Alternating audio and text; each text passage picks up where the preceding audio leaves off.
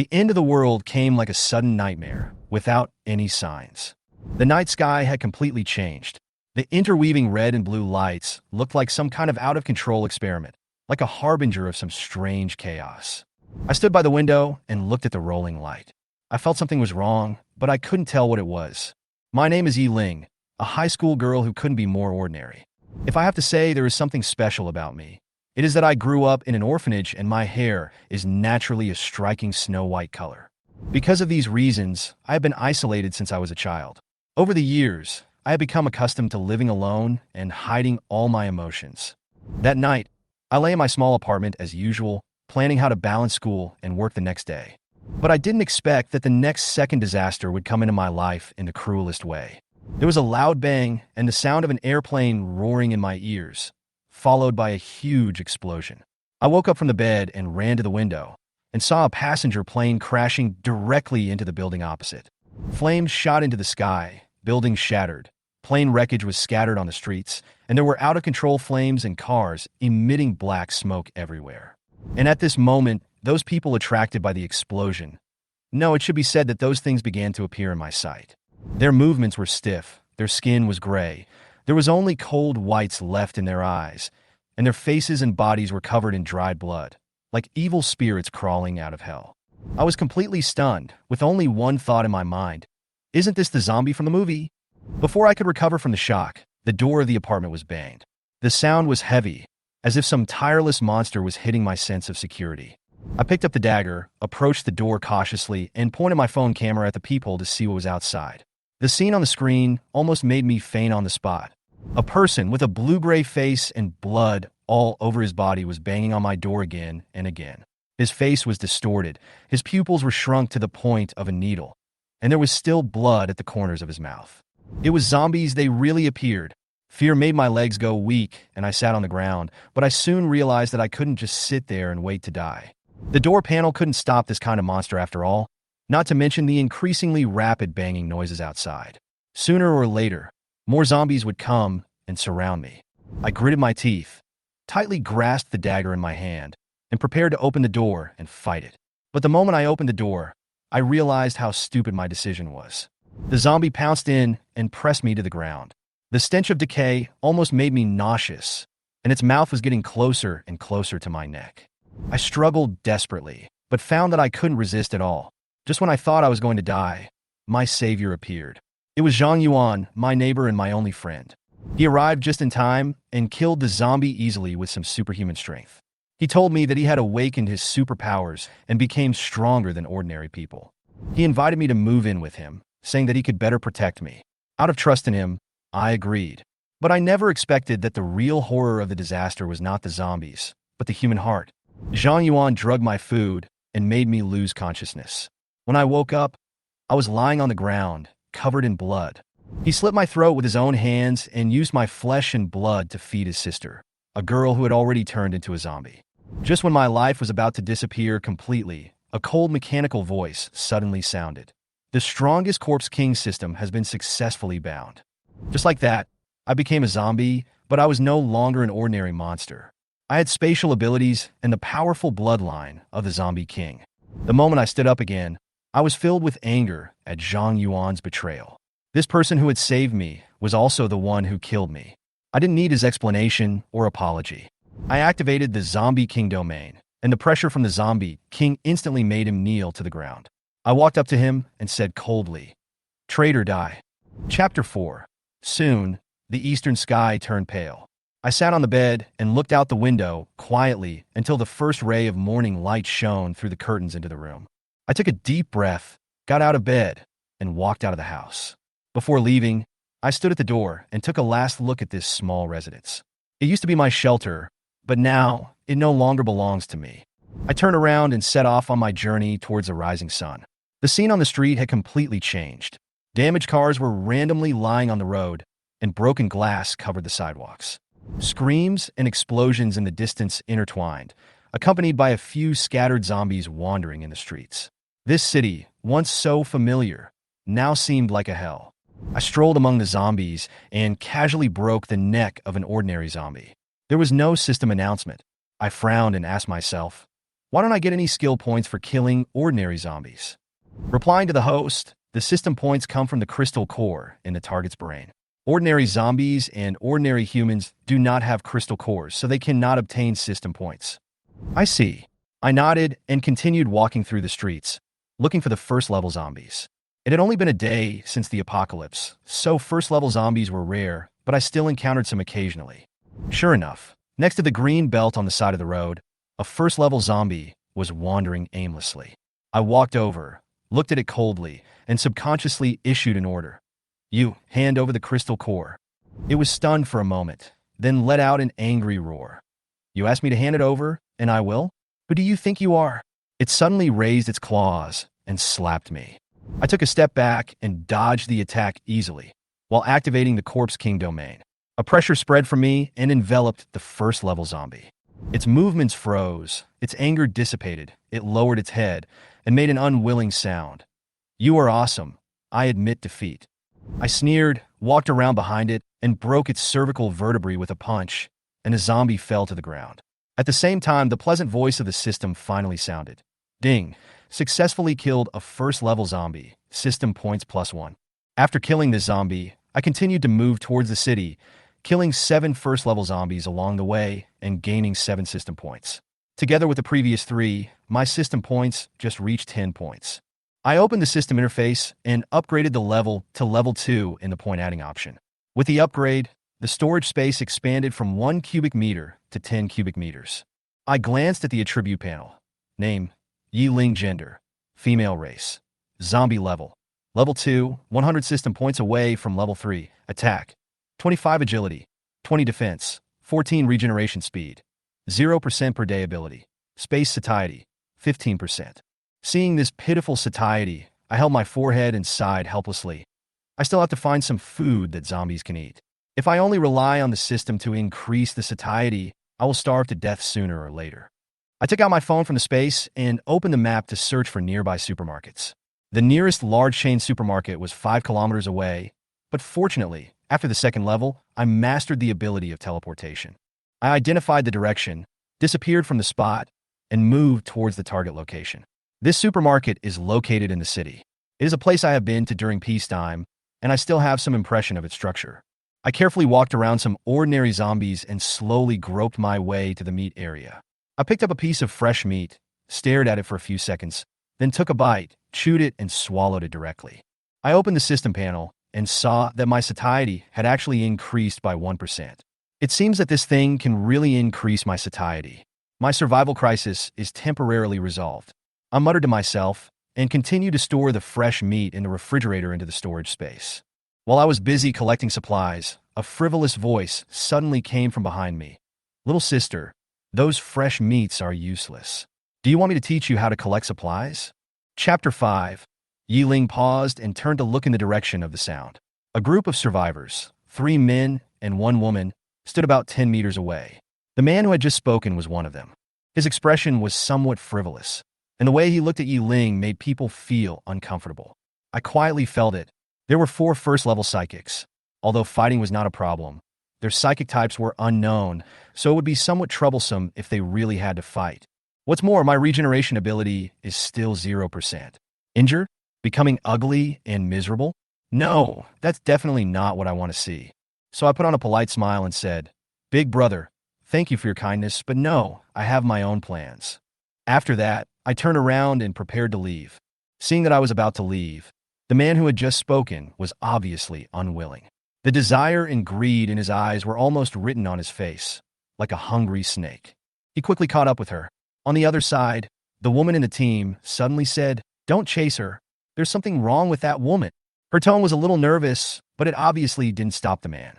He was very fast, and before she finished her words, he was behind me and grabbed my arm. Little sister, don't run around. There's still a lot of zombies in this supermarket. It's too dangerous. Why don't you follow me? I will take you to a safe place. I turned around and looked at him coldly, my charming red eyes piercing straight into his soul. Let go. He met my eyes and froze instantly, like a prey being spotted by a hunter. His fingers trembled slightly, as if he felt an irresistible pressure. He quickly let go and retreated at full speed until he returned to his teammates. and then he breathed a sigh of relief. I glanced at them, with a sneer on the corner of my lips, and disappeared in the next second. The four people stood there in a daze, staring at each other. The man just now looked terrified, and his voice was trembling. Her eyes were red, and her skin was cold, just like. He swallowed and lowered his voice, like a corpse. The only woman in the team frowned and analyzed calmly. White hair, red eyes, cold skin. She left the ready-made, edible food behind and took away the fresh meat that needed to be processed. She even took the frozen meat. She paused, her expression becoming more serious. Everyone, I suspect she is a zombie. Zombie?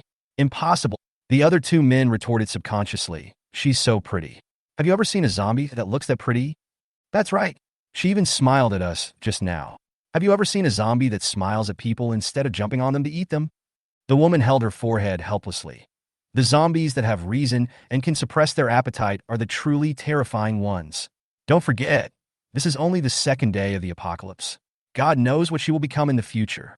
You mean we might have just encountered the future zombie boss? A man asked tentatively. The woman nodded and lowered her voice. It's very likely. We must quickly pass the news back to the camp, and it would be best if we could also let the main base know about the situation. At this time, I was too lazy to pay attention to these humans. I was selecting the necessary supplies in the supermarket because an hour had passed since the last time my satiety dropped, and the 16% I had saved had dropped back to 15%. I had to find the right food to fill my stomach as soon as possible. When I came to the clothing area, I picked out a black Lolita skirt paired with white over-the-knee socks, black leather shoes, and a pair of black fingerless gloves. After putting on the clothes, I turned around in front of the mirror and looked at myself in the mirror with a satisfied smile on my face. Even if I become a zombie, I still have to dress up well. After all, I'm a girl. For future convenience, I collected dozens of sets of clothes in the same size as backup, and also picked up a few knives as tools. Before leaving the supermarket, I passed by the pots and pans area and couldn't help but pick up a few more. I thought, as an elegant corpse king, of course I have to chew my food slowly. After leaving the supermarket, I found a nearby apartment building. Due to the limitation of teleportation, the distance could only be maintained at about 5 meters. So I chose a window on the second floor and entered the house in a flash. Inside the room, a girl about my age was staring at the door nervously. There was a rapid banging sound outside the door, and it was obvious that a group of zombies had discovered her presence. I released a little bit of the Corpse King's aura and used my brainwaves to convey an order. Get out of here, or I'll screw your heads off if you slam the door again. The banging sound outside the door stopped abruptly, and the zombies retreated quietly. The girl breathed a sigh of relief, but when she turned around and saw me, she froze instantly.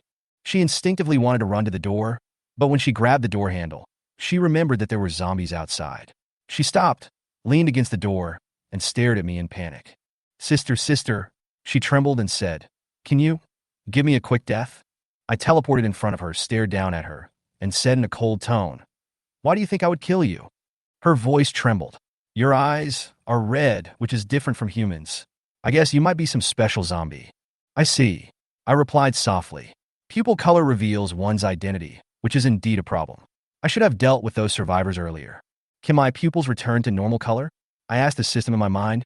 Yes, the host can try to control it by himself. I picked up the small mirror on the coffee table and tried a few times. Sure enough, the color of my pupils returned to black. I nodded and looked back at the girl in front of me, my expression as cold as ice. Under her horrified gaze, I grabbed her neck and raised the corners of my lips slightly. You guessed it right, I am indeed not human. I am the king of zombies, in short, Zombie King. Chapter 6. You don't have to be afraid, I promise it won't hurt at all. I smiled slightly, but suddenly exerted force with my palm. With a crisp sound, the girl's neck was easily crushed. Her body fell softly, and I let go of her hand, put her body into the space, and naturally occupied her house. After everything was over, I sat on the sofa, cut a piece of fresh meat into small pieces, and chewed it with relish. The smell of blood filled the air, but I didn't find it unpleasant. Time flies, and in the blink of an eye, another 3 days have passed. During these 3 days, I hunted a lot of first-level zombies and even ambushed and killed a second-level human with a team. The system points accumulated to 64. I began to think, I am already a corpse king. Why do I need to earn system points myself? It would be better to find a group of younger brothers and send them out to fight and kill, while I sit in a cool place and wait for the spoils to be delivered to my door. This is more in line with the identity of the big boss. So, I walked slowly on the streets of Jiangwei City with 10 obedient first-level zombies following behind me. Suddenly, a speed zombie came running from the front and pointed in a direction respectfully. My emperor, there are a few humans over there, and they have killed many of their kind. I nodded and walked in that direction with my zombie brother. At the door of a pharmacy not far away, a team of 5 survivors were clearing out zombies, trying to fight their way out. Each of them was carrying a backpack, and it seemed that they were here to collect medicine. The leader of the team was a woman in her early 20s. She raised her hand lightly, and a white laser shot out from her fingertips, accurately piercing the head of a zombie. There were 4 other men in the team: fire, wood, speed, and strength users, all at level 1. They worked well together, but there were too many zombies around, and every step forward was extremely difficult. Finally, they fought their way out, got into a van, and drove away quickly with the engine roaring. Phew, I was so scared. I thought I was going to die here today. The wood-type mutant patted his chest and breathed a sigh of relief, his tone of voice containing a hint of luck after surviving a calamity. Shut up, the strength-type psychic glared at him. You're not out of danger yet. Stop talking nonsense. The wood-type mutant shrugged and said, Teske, what arrow is this? Do you still believe in this? Besides, as long as the captain is here, nothing will happen to us, right? However, Captain Song Mingshi closed his eyes and quietly recovered his supernatural powers, not wanting to pay any attention to this group of noisy men. Just as they were chatting animatedly, there was a sudden loud bang from under the car, and the car suddenly lost control, swayed, and crashed into a lamppost. Fortunately, the car did not overturn, but a group of zombies heard the noise and surrounded the car densely, banging on the windows frantically. The car instantly fell into silence, and everyone's face was filled with despair. After 10 minutes of silence, cracks began to appear on the car window. The power man finally couldn't help but explode and yelled at his companion who was driving. How the hell do you drive? This can cause an accident. We are all doomed. I don't fucking want to. The man driving the car turned around and glared at him, his forehead oozing blood and his expression ferocious. Didn't you hear the rear tire explode? We were clearly attacked. That's enough, Song Mingshi said coldly. Arguing won't solve the problem. The most urgent thing now is to find a way to escape. The car returned to silence, and the man driving took a deep breath. I'll go up to the roof to see if there is a way out. He opened the sunroof and climbed up by stepping on the seat. As soon as he stuck his head out, he saw a pair of feet suddenly appear in front of him. What? Before he could finish his words, a clear female voice rang in his ears. Surprise. Then, a fruit knife was mercilessly inserted into his forehead. His body twitched and he slid softly down from the sunroof, but was caught by a slender hand, dragged onto the roof of the car, and then disappeared completely.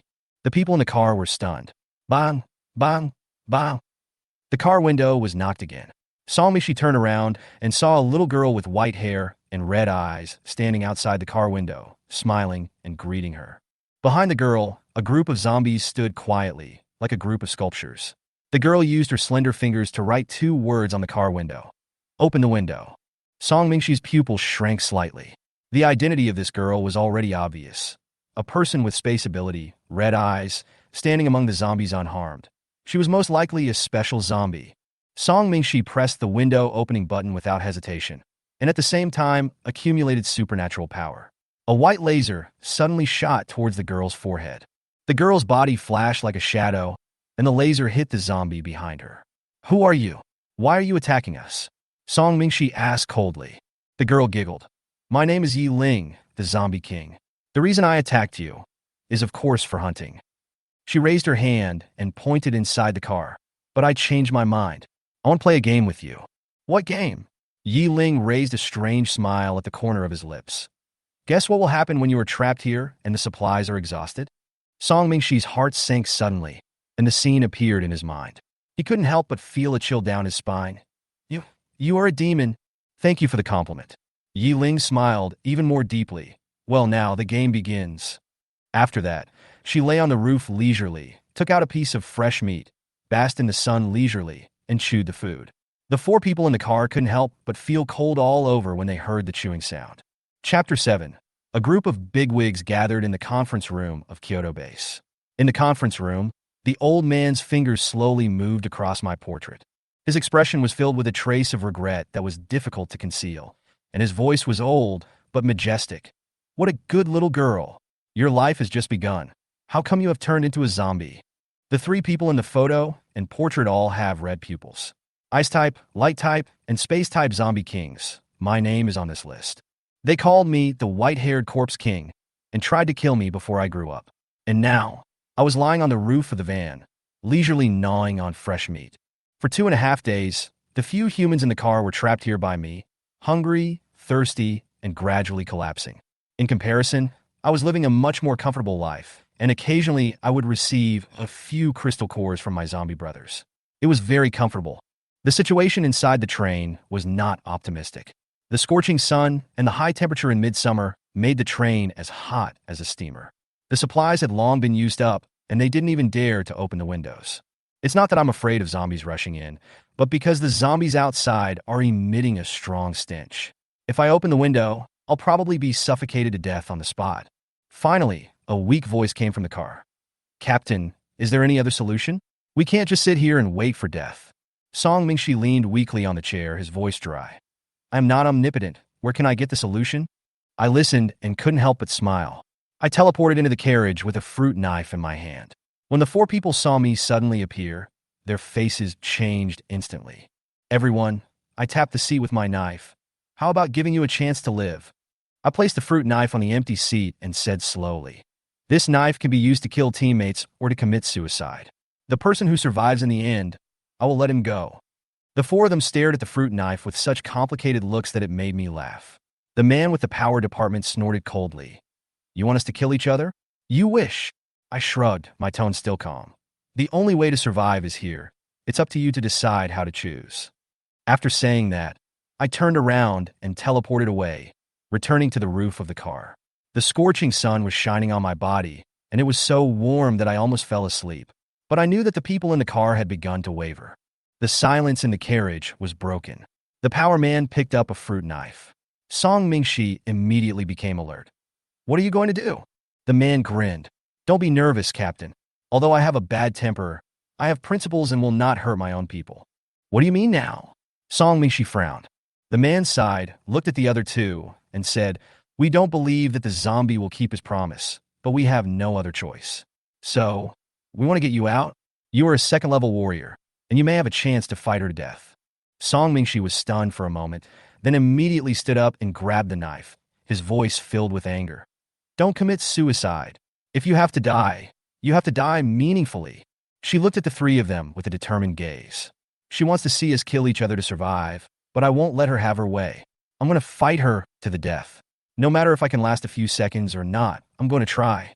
As she spoke, she stood up straight, glanced at the three people, and asked in a low voice, "Gentlemen, are you willing to join me in being a short but bright firework in this eternal night?" The three of them stood up without hesitation and shouted, "I'd like to go with you." The next second, the car door was flung open, and four people rushed out. Lasers, blades, flames, vines. All kinds of attacks poured out and landed among the zombies, and the shouts of killing shook the sky. The zombies fell one after another, and more than 20 zombies were quickly cleared. However, something strange happened. The remaining zombies actually began to retreat and turned to run away. "What's going on?" Song Mingshi was stunned. The other three also stopped what they were doing and looked at the zombies with confusion on their faces. At this moment, crisp applause came from behind. They turned around and saw me standing not far away with a playful smile on my face. The van had disappeared. Apparently, I had put it into the space. Song Mingshi stood at the front of the team, staring at me warily. "What tricks are you trying to play?" I smiled and shook my head. "Little sister, don't say that. It makes me sound like a villain. I wanted to see you guys killing each other, but I didn't expect you guys to be so united." I took a few steps closer, looking at you with some admiration in my eyes. "Your behavior earns me a lot of respect. So, I decided to give you a chance. Challenge me. Kill me, and you can live." Chapter 8. After hearing the challenge opportunity one offered, the four of them's eyes lit up and they rushed over without hesitation.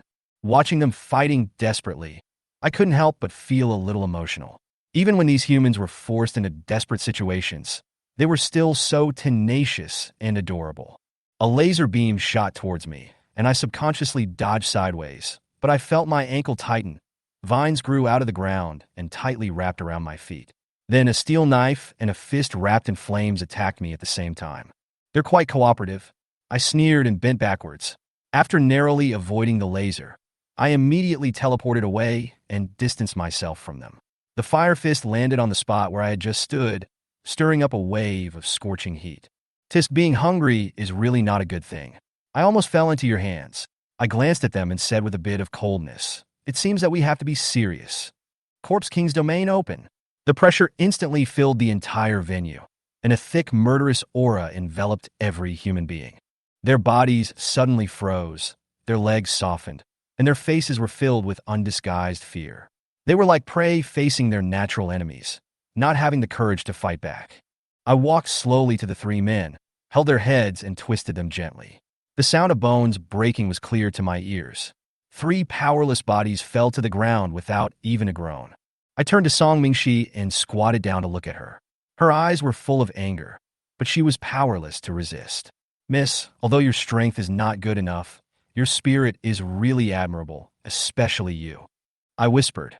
"You are worthy of admiration for organizing others to resist the Corpse King. Therefore, I decided not to kill you, but to make you my close follower." She gritted her teeth, stared at me coldly, and said firmly, "You wish. Even if I die, I will never serve you." I shook my head, not wanting to waste any more words with her, and reached out to pinch her chin, forcing her to open her mouth. A drop of bright red blood slid from my fingertips and fell into her mouth. She struggled violently, but couldn't break free. "You'll soon find out that this is not your choice." I stood up and looked at her coldly. "I really admire the courage of you humans. If I hadn't been able to teleport, I might have been defeated just now. You fought against the Corpse King, and even though you were defeated, it was still an honor." She smiled bitterly. "Thank you for your good wishes." The bright red blood of the Corpse King quickly seeped into her body. She began to struggle and scream frantically, and pain raged in every inch of her muscles. She fell to the ground and rolled over, her limbs twisted beyond recognition, like a dying insect. I stood quietly by her side, watching her transformation with cold eyes. 10 minutes later, she finally stopped screaming, with only occasional twitching. Another 5 minutes later, she calmed down and slowly opened her eyes. A pair of golden pupils caught my eye, cold and indifferent.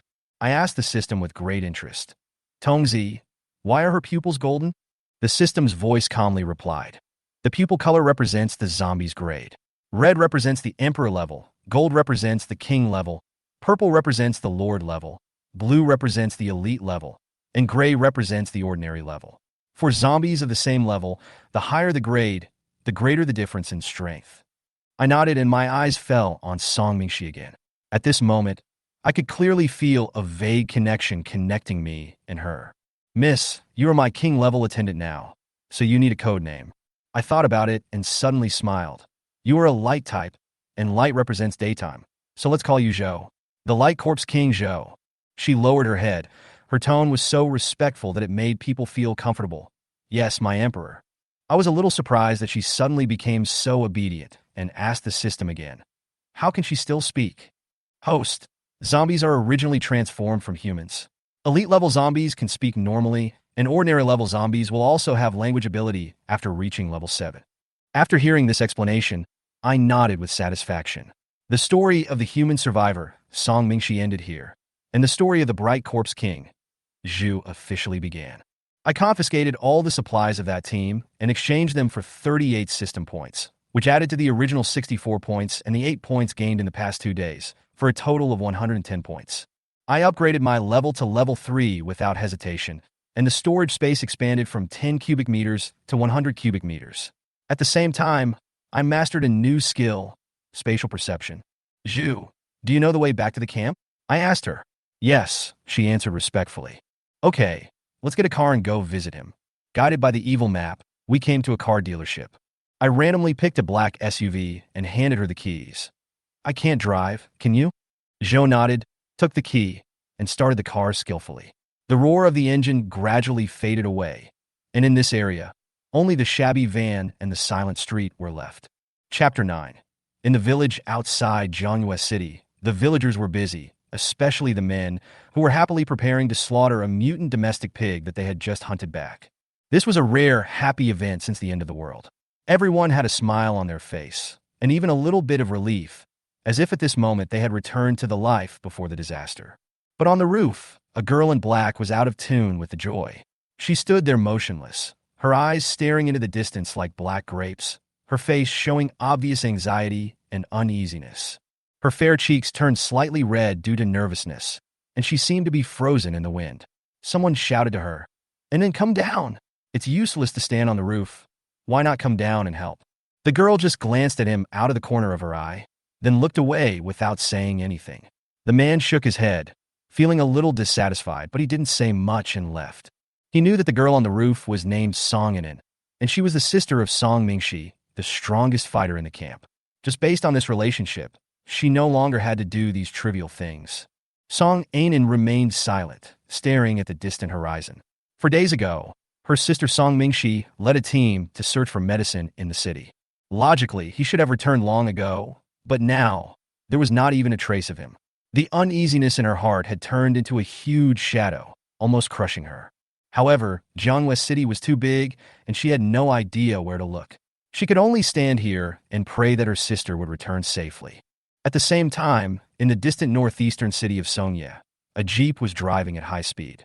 The muzzle of a gun sticking out of the window was spewing flames, constantly killing the approaching zombies. This was a team of 10 people, led by a second-stage early fire-type mutant, and the rest were all first-stage mutants. They had only one goal: to hunt down the Ice Zombie King. According to the intelligence, the Ice Zombie King appeared at the open-air ski resort in Songye City. They drove all the way there, and after arriving at the ski resort, they chose to get off the car and walk in. In the ski resort, zombies who sensed the presence of humans immediately swarmed in from all directions. At the captain's command, the team members quickly formed a defensive formation. Their superpowers and bullets intertwined into a deadly firepower network. The zombies were harvested like wheat, without any ability to resist. After killing the zombies, the team members began to collect crystal cores. Someone said disapprovingly, "This is the zombie under the Zombie King? It's nothing special. I guess we can carry his head back before the sun sets today." The captain glared at him and said coldly, "Don't get carried away.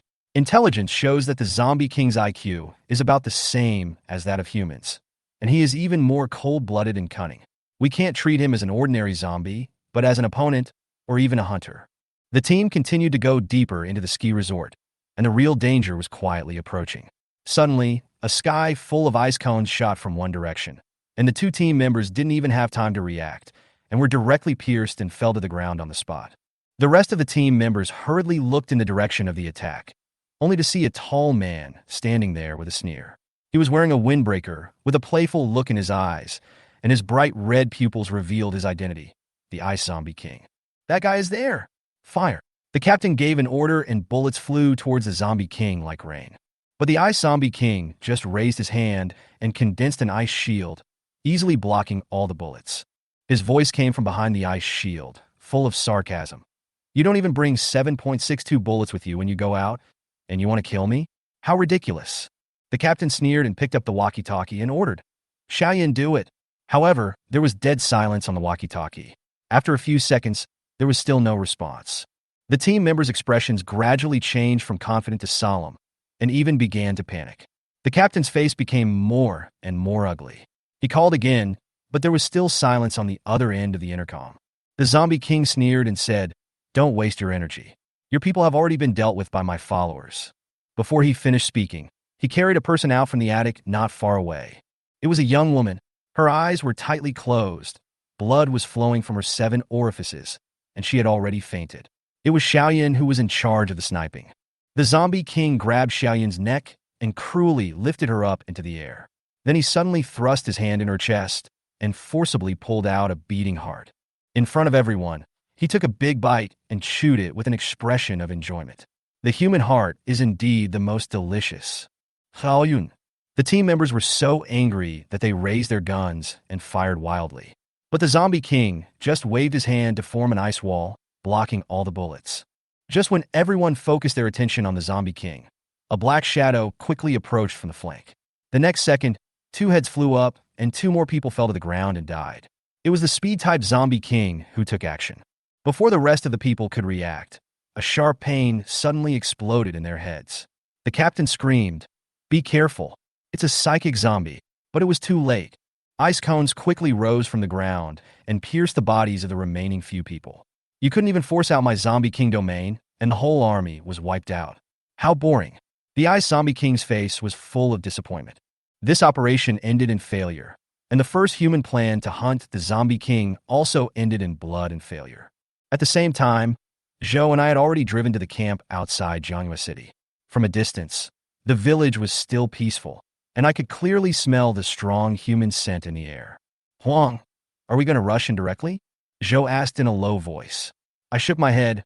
Wait, I'll go and deal with the sentry first. Before I finished speaking, I teleported to the dark and stood silently behind the two sentinels. My hand rose, the knife fell, and with two muffled groans, they fell to the ground.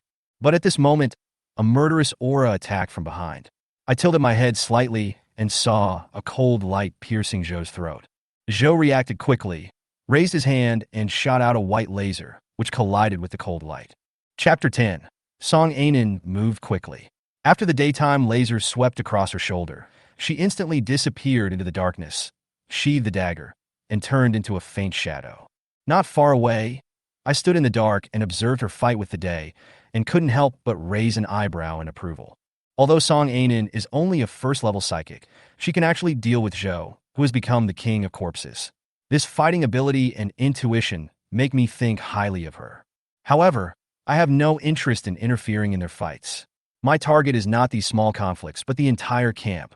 I teleported into a dim room, where a woman was sleeping peacefully on the bed.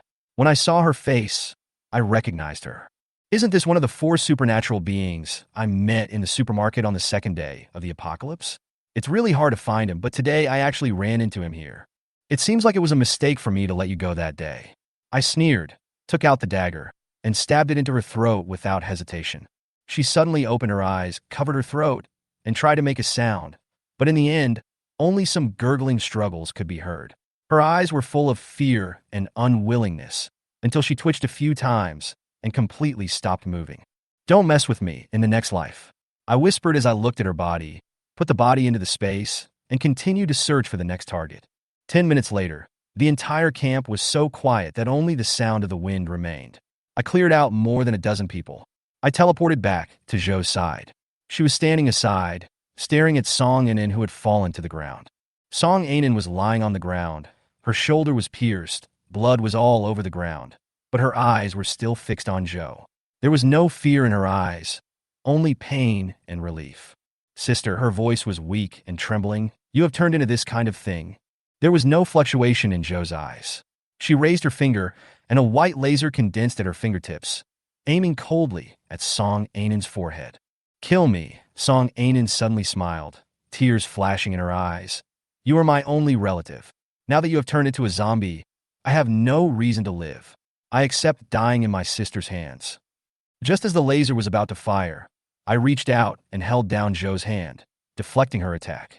The laser hit the wall, leaving a charred hole. I squatted down and looked directly into Song Ainen's painful eyes, with scrutiny in her red pupils. Song Ainen, you're a smart person. The fact that you can fight Zhou like this shows that you have great potential. I am impressed by your strength. Become my close follower, along with your sister. Song Ainen's eyes suddenly became sharp. She clenched her teeth and asked coldly, My sister, was it you who turned her into a zombie? That's right, I nodded without hiding anything. Her face turned pale instantly, and the hatred in her eyes almost became tangible. She gritted her teeth and said word by word, I hate you. I raised my eyebrows and said in a flat tone, It's up to you. After that, I forced her mouth open and put a drop of bright red Corpse King blood into her mouth. She struggled violently, her screams tearing through the silence of the night. Her body twitched wildly on the ground, her limbs twisted at incredible angles, the pain almost making her lose her human form. After more than 10 minutes, Song Ainen finally calmed down. She slowly opened her eyes, her golden pupils sparkling in the moonlight. She lowered her head and said respectfully, My emperor. I smiled with satisfaction and reached out to touch her hair. You two sisters are one light and one dark. Your elder sister's name is Day, and your name should be Night. The Dark Corpse King Night. Yes, my emperor. Song Ainen bowed his head respectfully. I waved my hands and said impatiently, Stop going through all this red tape. You just need to follow orders and don't do these formalities that make me uncomfortable. After dealing with the two sisters, I turned around and walked into a room. There was a computer that was still working properly. I turned it on, and the familiar startup sound made me feel nostalgic. After logging into the browser, I saw a familiar search result, the official website of the Chinese human base. I clicked on the page and started browsing the information inside. The official website is full of introductions to zombies, encouragement to survivors, and good news about the frequent success of various bases, such as how much supplies a certain base has collected, how many zombies a certain base has eliminated in a day. But what really caught my attention was a base distribution map. The map clearly marked the specific locations of China's 3 giant bases, more than a dozen large bases, and dozens of small and medium-sized bases. It's really convenient. It saves me from looking for them one by one. I curled the corners of my mouth and sneered. Continuing to read, I found that the owner of the computer had communicated with the authorities. In the chat records, I clearly saw that she reported intelligence about me to the authorities and even attached the pictures her team took that day. Finally, she mentioned the existence of the Zombie King. In the folder was an official Zombie King information directory. In addition to me, the directory also records information on 2 other Zombie Kings, the Ice type and the Light type. So China already has 3 Zombie Kings? I sneered and turned off the computer. Well, I will find them one day. After leaving the room, I threw out all the corpses in the camp and handed them to Day and Night. These are all yours, enjoy them. Then I said calmly, from now on, this is your base. Use this as a starting point to build a corpse nest, gradually expand your influence, and incorporate the entire Jiangyue city into your territory. The 2 bowed their heads and accepted the order, and I turned and left. As for me, I want to go and see the world of humans. Chapter 11. The internal fighting among humans can be so lively. TSK, the show is about to begin. I'll just watch the show first. I hid in the dark, watching the chase in front of me, observing with great interest. The woman being pursued was tall and well-proportioned, with a face so cold that it seemed to freeze the air. She was a true cold beauty. Behind her, there were 4 men in black suits, using all kinds of supernatural powers in a variety of colors, forcing her to retreat step by step. But what really caught my attention was the yellow-haired man.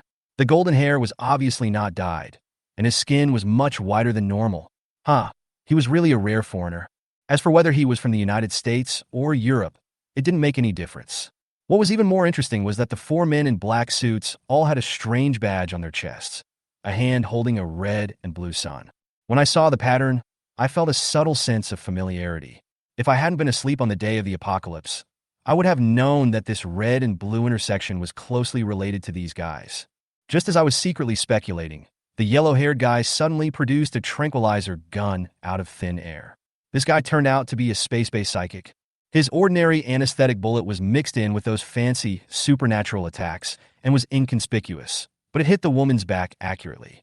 The woman was visibly startled, and the next second she felt a sharp pain in her back. She reached out her hand, but only felt an empty syringe. After realizing that she had been shot, she stopped, turned around, and stared coldly at the pursuers, her voice cold and full of murderous intent. Remember, you human bugs, if I have the chance in the future, I will crush you to death with my own hands. Before she finished speaking, the anesthetic bullet took effect quickly. She staggered a bit and finally fell down weakly. A moment later, a van roared in, and 4 men skillfully stuffed the woman into a body bag, lifted her into the van, and drove away. I stepped out of the shadows, watching the van's taillights gradually disappear, and whispered to myself, an organization that captures people with special abilities, and they bring foreign thugs with them? This place is no ordinary place. After thinking about it, I teleported and lay directly on the roof of the van. Let me, a curious baby, see what you were doing. 2.5 hours later, the van stopped in front of a luxurious villa on the mountainside. I continued to hide in the alien space, quietly followed them into the villa, took the elevator, and went down. The elevator finally stopped about 100 meters underground. As the elevator door opened, a brightly lit underground base appeared before us. Armed soldiers with live ammunition were everywhere, and it was obvious that they were not ordinary underworld organizations. The appearance and equipment of these soldiers showed that they were from foreign countries. Tisk, those Western bugs, the end of the world has come, and they have found the opportunity to sneak in and make a fortune. I smiled coldly and continued to follow them. The woman was carried to the laboratory by several researchers. Standing in the room was a white-haired old man, whom they called Professor James. His arrogant expression was extremely disgusting. Has he been caught? James glanced at the body bag and sneered. It's time for the experiment subject to escape. The experiment subject is an experiment subject, and being experimented on is its only fate. The woman was placed on the experimental table, with her limbs fixed with electric shock iron rings. She slowly woke up, stared at James coldly, and raised a mocking smile at the corner of her mouth. Bug. James didn't care and pressed a button. The next second, the current surged, and the woman's body convulsed violently, and her screams resounded throughout the laboratory. James looked at this scene with a perverted pleasure on his face. Bring the potion here, and we'll start the next round of experiments, he said, but no one responded. He frowned, looked up and looked around, only to find that the entire laboratory was empty, with only him left. His expression changed instantly. Where are the people? Are you looking for those people? A clear voice suddenly sounded. At the same time, I appeared from the void, with the dagger pointing directly at his throat. James stepped back repeatedly, his face full of fear. You? Who are you? How did you get in? Guess what? I smiled faintly, but the red pupils made him sweat instantly. Zombie King. He uttered a few words tremblingly. Smart. I approached him step by step, my tone as cold as a knife. Now, tell me, where is this place? What on earth is your organization doing? If your answer satisfies me, maybe I can let you die more quickly. However, just as I approached him, a metal structure suddenly popped up from the floor, instantly trapping me in it. The surface of the cage was flashing with electricity, and it was obviously electrified. James finally revealed a smug smile, and the fear on his face disappeared. Haha, I picked up a Zombie King for free. Do you think you can do whatever you want? This cage is made of the latest alloy, specially designed for you monsters with special powers. I raised my hand and tried to punch, and the electric current ran through my arm and all over my body. My body went limp, and I temporarily collapsed to the ground. James laughed even more wildly when he saw this scene. It seems that the Zombie King is no more than this. The woman on the experimental table suddenly spoke with a hint of sarcasm. James, you are too happy too early. This is our Chinese country's space zombie queen. Do you think this broken cage can trap her? I smiled slightly and lightly stroked with my finger. Ripples spread out in space, and the metal cage instantly broke into pieces. I stood up, staring at James with red eyes coldly. I said, answer my questions, otherwise I will make you regret giving birth to me. Chapter 12, The End of the World. Little sister, I can tell you what you want to know. This old man can be killed directly. Upon hearing this, Ye Ling disappeared from the spot and appeared in front of James the next second. You guys think you can capture me? You are overestimating your abilities. A cold light flashed, and James' head flew up. Ye Ling walked up to the woman and helped her untie the iron ring. Tell me, what do you know? The story begins before the end of the world. It turned out that the woman's name was Lung Yinxin, and she had studied in Gaolu country a few years ago. Half a month before the zombies appeared, I went to China with my mentor's team for academic exchanges.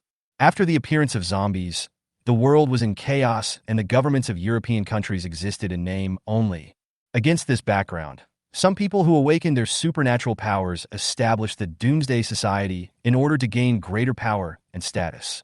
There are two factions within the Doomsday Society. One advocates gaining powerful strength through genetic modification. The other side advocates achieving the effect of one man forming an army by controlling zombies. The base where the two are currently located is the laboratory of the faction that advocates genetic modification. Ye Ling asked again. Just now the old man said that you are their experimental subject. What does that mean? Hearing this question, Lung Yinxin's eyes showed deep hatred. Some members of the Doomsday Society sneaked into the country while China was preoccupied with its own affairs. They found the mentor's team in China and built a base here. They have secretly captured some people with special abilities in the past few days, but the experiments have never made any progress. Just at this time, I broke through to the second level. They thought that if they used a second-level mutant for the experiment, the chances of success would be greater. After all, the second-level physique is better than the first level. Then I was put on the experimental table. Ye Ling asked curiously, and they succeeded? Lung Yinxin nodded. Yes, at least I made it through. Otherwise, I wouldn't be sitting here telling you this. After I got through it, I found that my strength and speed had improved significantly. I escaped with these, And when they found out, they sent people all over the world to catch me.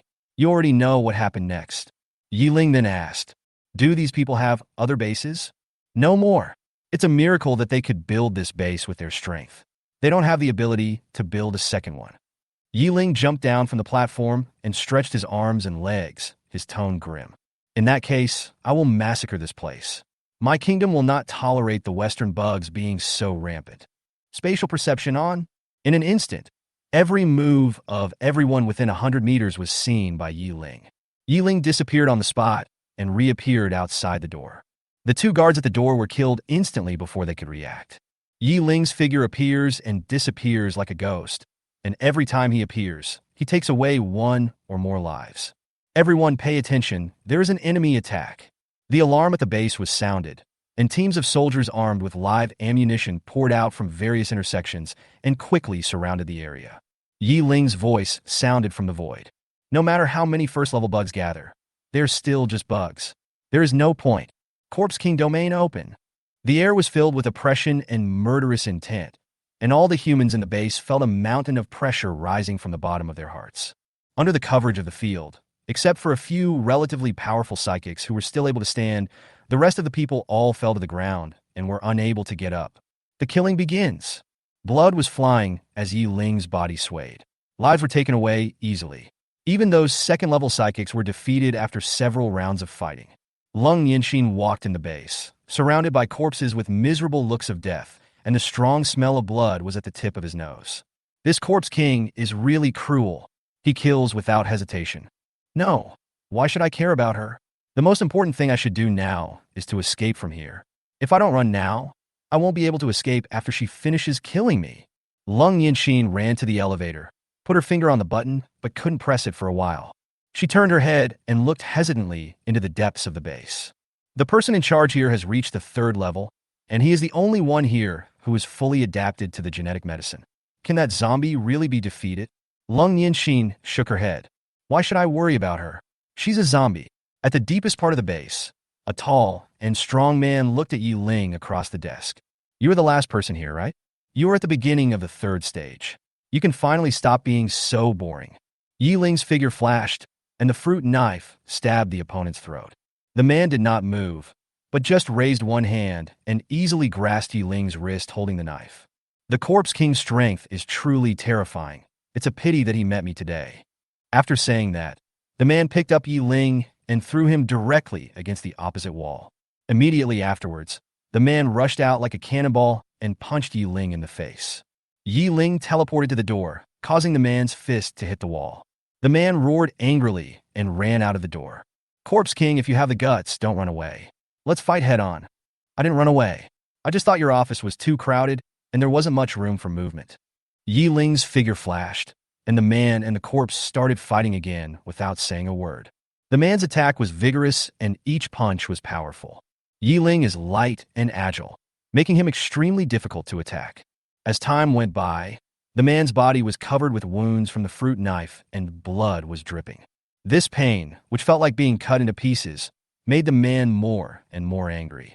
The man roared, and his height, which was originally 1.9 meters, suddenly increased to 3 meters, with his head almost touching the ceiling.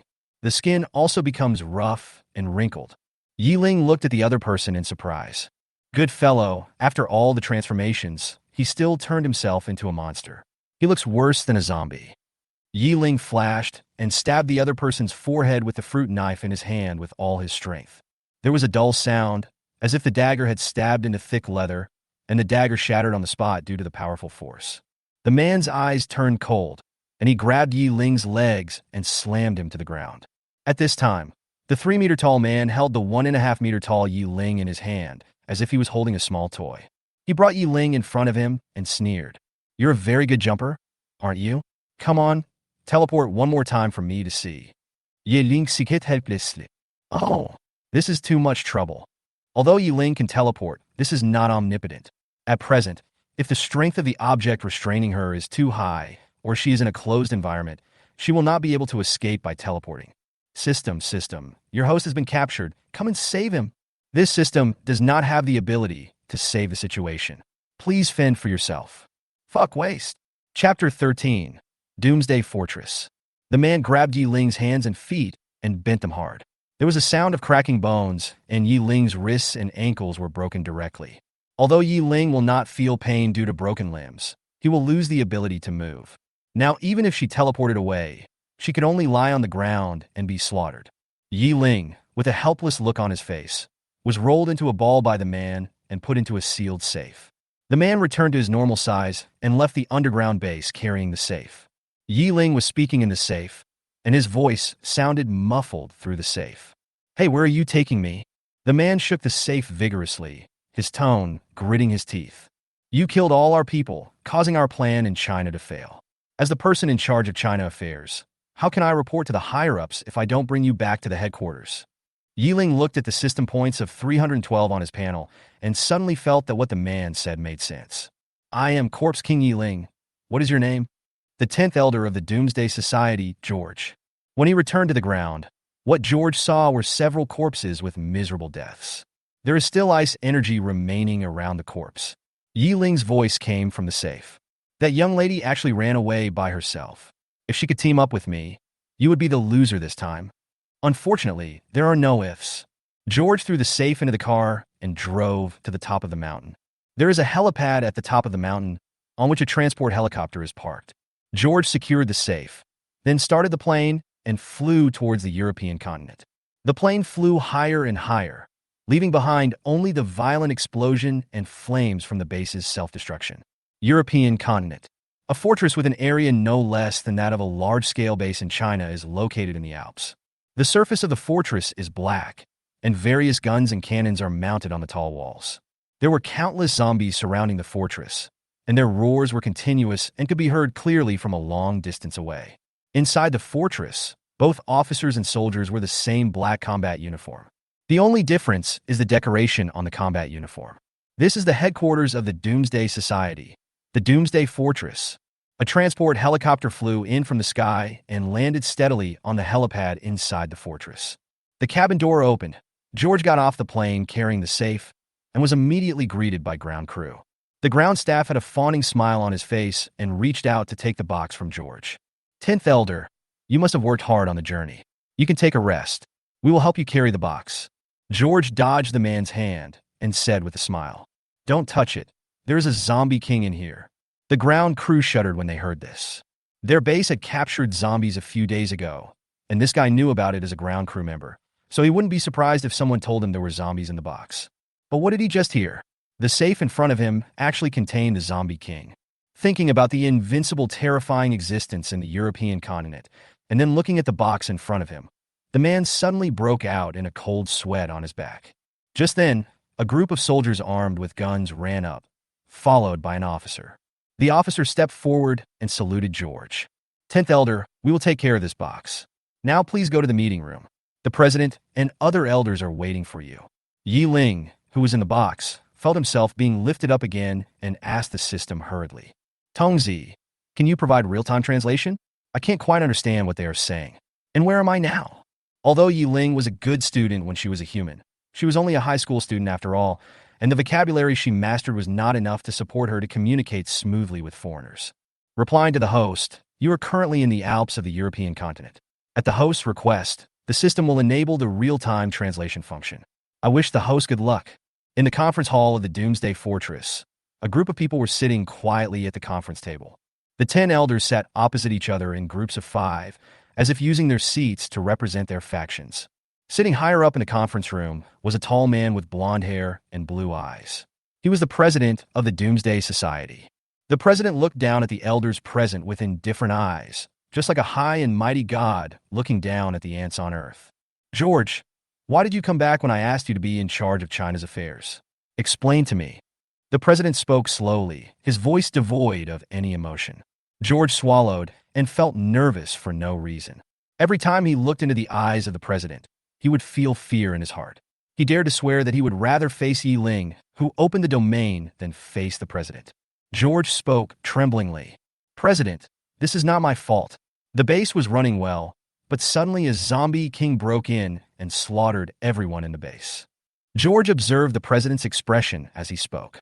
Seeing that the president's eyes were getting colder, he hurriedly added, "Although the base was lost, I still managed to cripple the corpse queen's limbs after a hard battle and brought her back. If we can control this corpse king and use it for our own benefit, we will become the most powerful force in Europe. This is what the Chinese call blessing and disaster go hand in hand. The president held his chin in deep thought. After a moment, he said, "If we can successfully control the corpse king, your contribution will outweigh your fault and you will be rewarded. If you can't control it, you can just wait to be punished." The president stood up. "Dismiss, do whatever you need to do. George, come with me to check out that zombie." The two men came to a room. George went forward, opened a safe, and pulled Ye Ling out.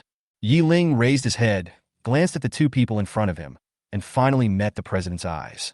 Two indifferent gazes collided in the air, and their auras were equally matched.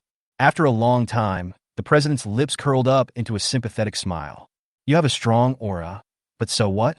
You will eventually become our prisoner." Ye Ling did not respond to his words. He looked at George and then at the president and asked tentatively, "If my guess is correct, you should be the core person here, right?" The president nodded. "Yes, to be exact. I'm the boss here, the president of the Doomsday Society, Smith." Smith squatted down and raised his hand to pinch Ye Ling's chin, his eyes full of excitement and possessiveness. "Corpse King from the East, are you willing to follow me?" Ye Ling showed a look of contempt, and a sneer appeared at the corner of his mouth. "I see possessiveness in your eyes. Could it be that Mr. Smith has such a strong taste that he doesn't even let zombies go?" Smith shook his head slightly, but the desire in his eyes did not diminish in the slightest. Chapter 14, Transformation. "No, you misunderstood. If you were a human, I would really be interested in knocking you down. But you are a zombie, and I have no interest in zombies in that aspect." Ye Ling couldn't help but become curious. The emotion in this man's eyes couldn't be faked. If this emotion wasn't caused by desire in that aspect, then what could it be? Facing Ye Ling's puzzled look, Smith waved his hand and asked George to go out first. After confirming that George was far away, he closed the door again. "What I want is the European continent. I want to control all the humans and zombies in the European continent in my own hands and truly become the master of the European continent." The fanaticism in Smith's eyes grew even stronger. "But I have no power to do so. It is almost a pipe dream to achieve my goal with my own strength. Until I saw you just now." Smith held Ye Ling's shoulders tightly with both hands, and his voice became more excited. "You are a zombie king who can control zombies. Getting you is like getting a powerful army. This army is enough for me to get everything I want. So I must hold you firmly in my hands and make you my private property." Upon hearing this, Ye Ling understood that the man in front of him was an ambitious guy. But his ambition is indeed a little small. "As an orphan, I have developed the habit of fighting for everything since I was a child. Becoming the Queen of Corpses has the goal of becoming the strongest zombie king and ruling over zombies all over the world." But the man in front of him only wanted to rule the European continent. Ye Ling said, I don't like it at all. Since you want to rule the European continent, then you should attract the outside world's attention for me. I will stay here to develop for a while. When the attack and defense are changed, it is still unknown who will own the European continent." Thinking this in my mind, I started to act cute. Ye Ling's big red eyes blinked, and his voice became sweet. "Do you have any crystal cores to eat? If you do, I'll hit you wherever you point." The Corpse King's IQ is really high. He even knows how to gain benefits by being cute. Smith grabbed Ye Ling's neck with an icy tone. "In my opinion, you are just a weapon. Weapons have no right to negotiate terms, let alone show off their cleverness." He exerted a little force with his palm and easily crushed Ye Ling's throat. Smith called the researchers in the base to send Ye Ling into the laboratory. In an underground laboratory somewhere in the Doomsday Fortress, Ye Ling was tied to a laboratory table, surrounded by a group of people in white coats. Seeing this scene, Ye Ling couldn't help but sigh in his heart. In the same situation, I can help others, but who can help me? I'm afraid there is no one. While I was thinking, a buzzing sound was heard. A man held an electric drill to Ye Ling's head. Under the high-speed rotation of the electric drill, a small hole was easily drilled in Ye Ling's skin and skull. Then, someone picked up a small chip with tweezers and accurately inserted it into Ye Ling's brain. Then, they used tools to pry open Ye Ling's mouth and pulled out all the teeth inside one by one. Finally, Ye Ling's arms and legs were cut off at the roots and replaced with strange limbs. After the alien limbs were installed, they quickly changed color according to Ye Ling's skin color. It was impossible to tell with the naked eye that Ye Ling's limbs were fake. A researcher took Ye Ling to find Smith's residence. President, this corpse king has been transformed. Then he handed Smith a black box. There is a small screen and a red button on the box, and at this moment there is a flashing red dot in the center of the screen. President, this is a positioning and detonation device. The center of the screen is the location of the device, and the red dot is the location of the corpse king. The button below is a detonator that can detonate the chip in the corpse king's brain. Smith took the device and waved for the other party to leave. Smith came in front of Ye Ling and shook the device in his hand, his face full of pride. From now on, you are my private property. Do your job well, or I will detonate the chip and make your head explode. Ye Ling nodded. Let's go to the city wall and subdue the zombies outside. Ye Ling followed Smith all the way to the city wall.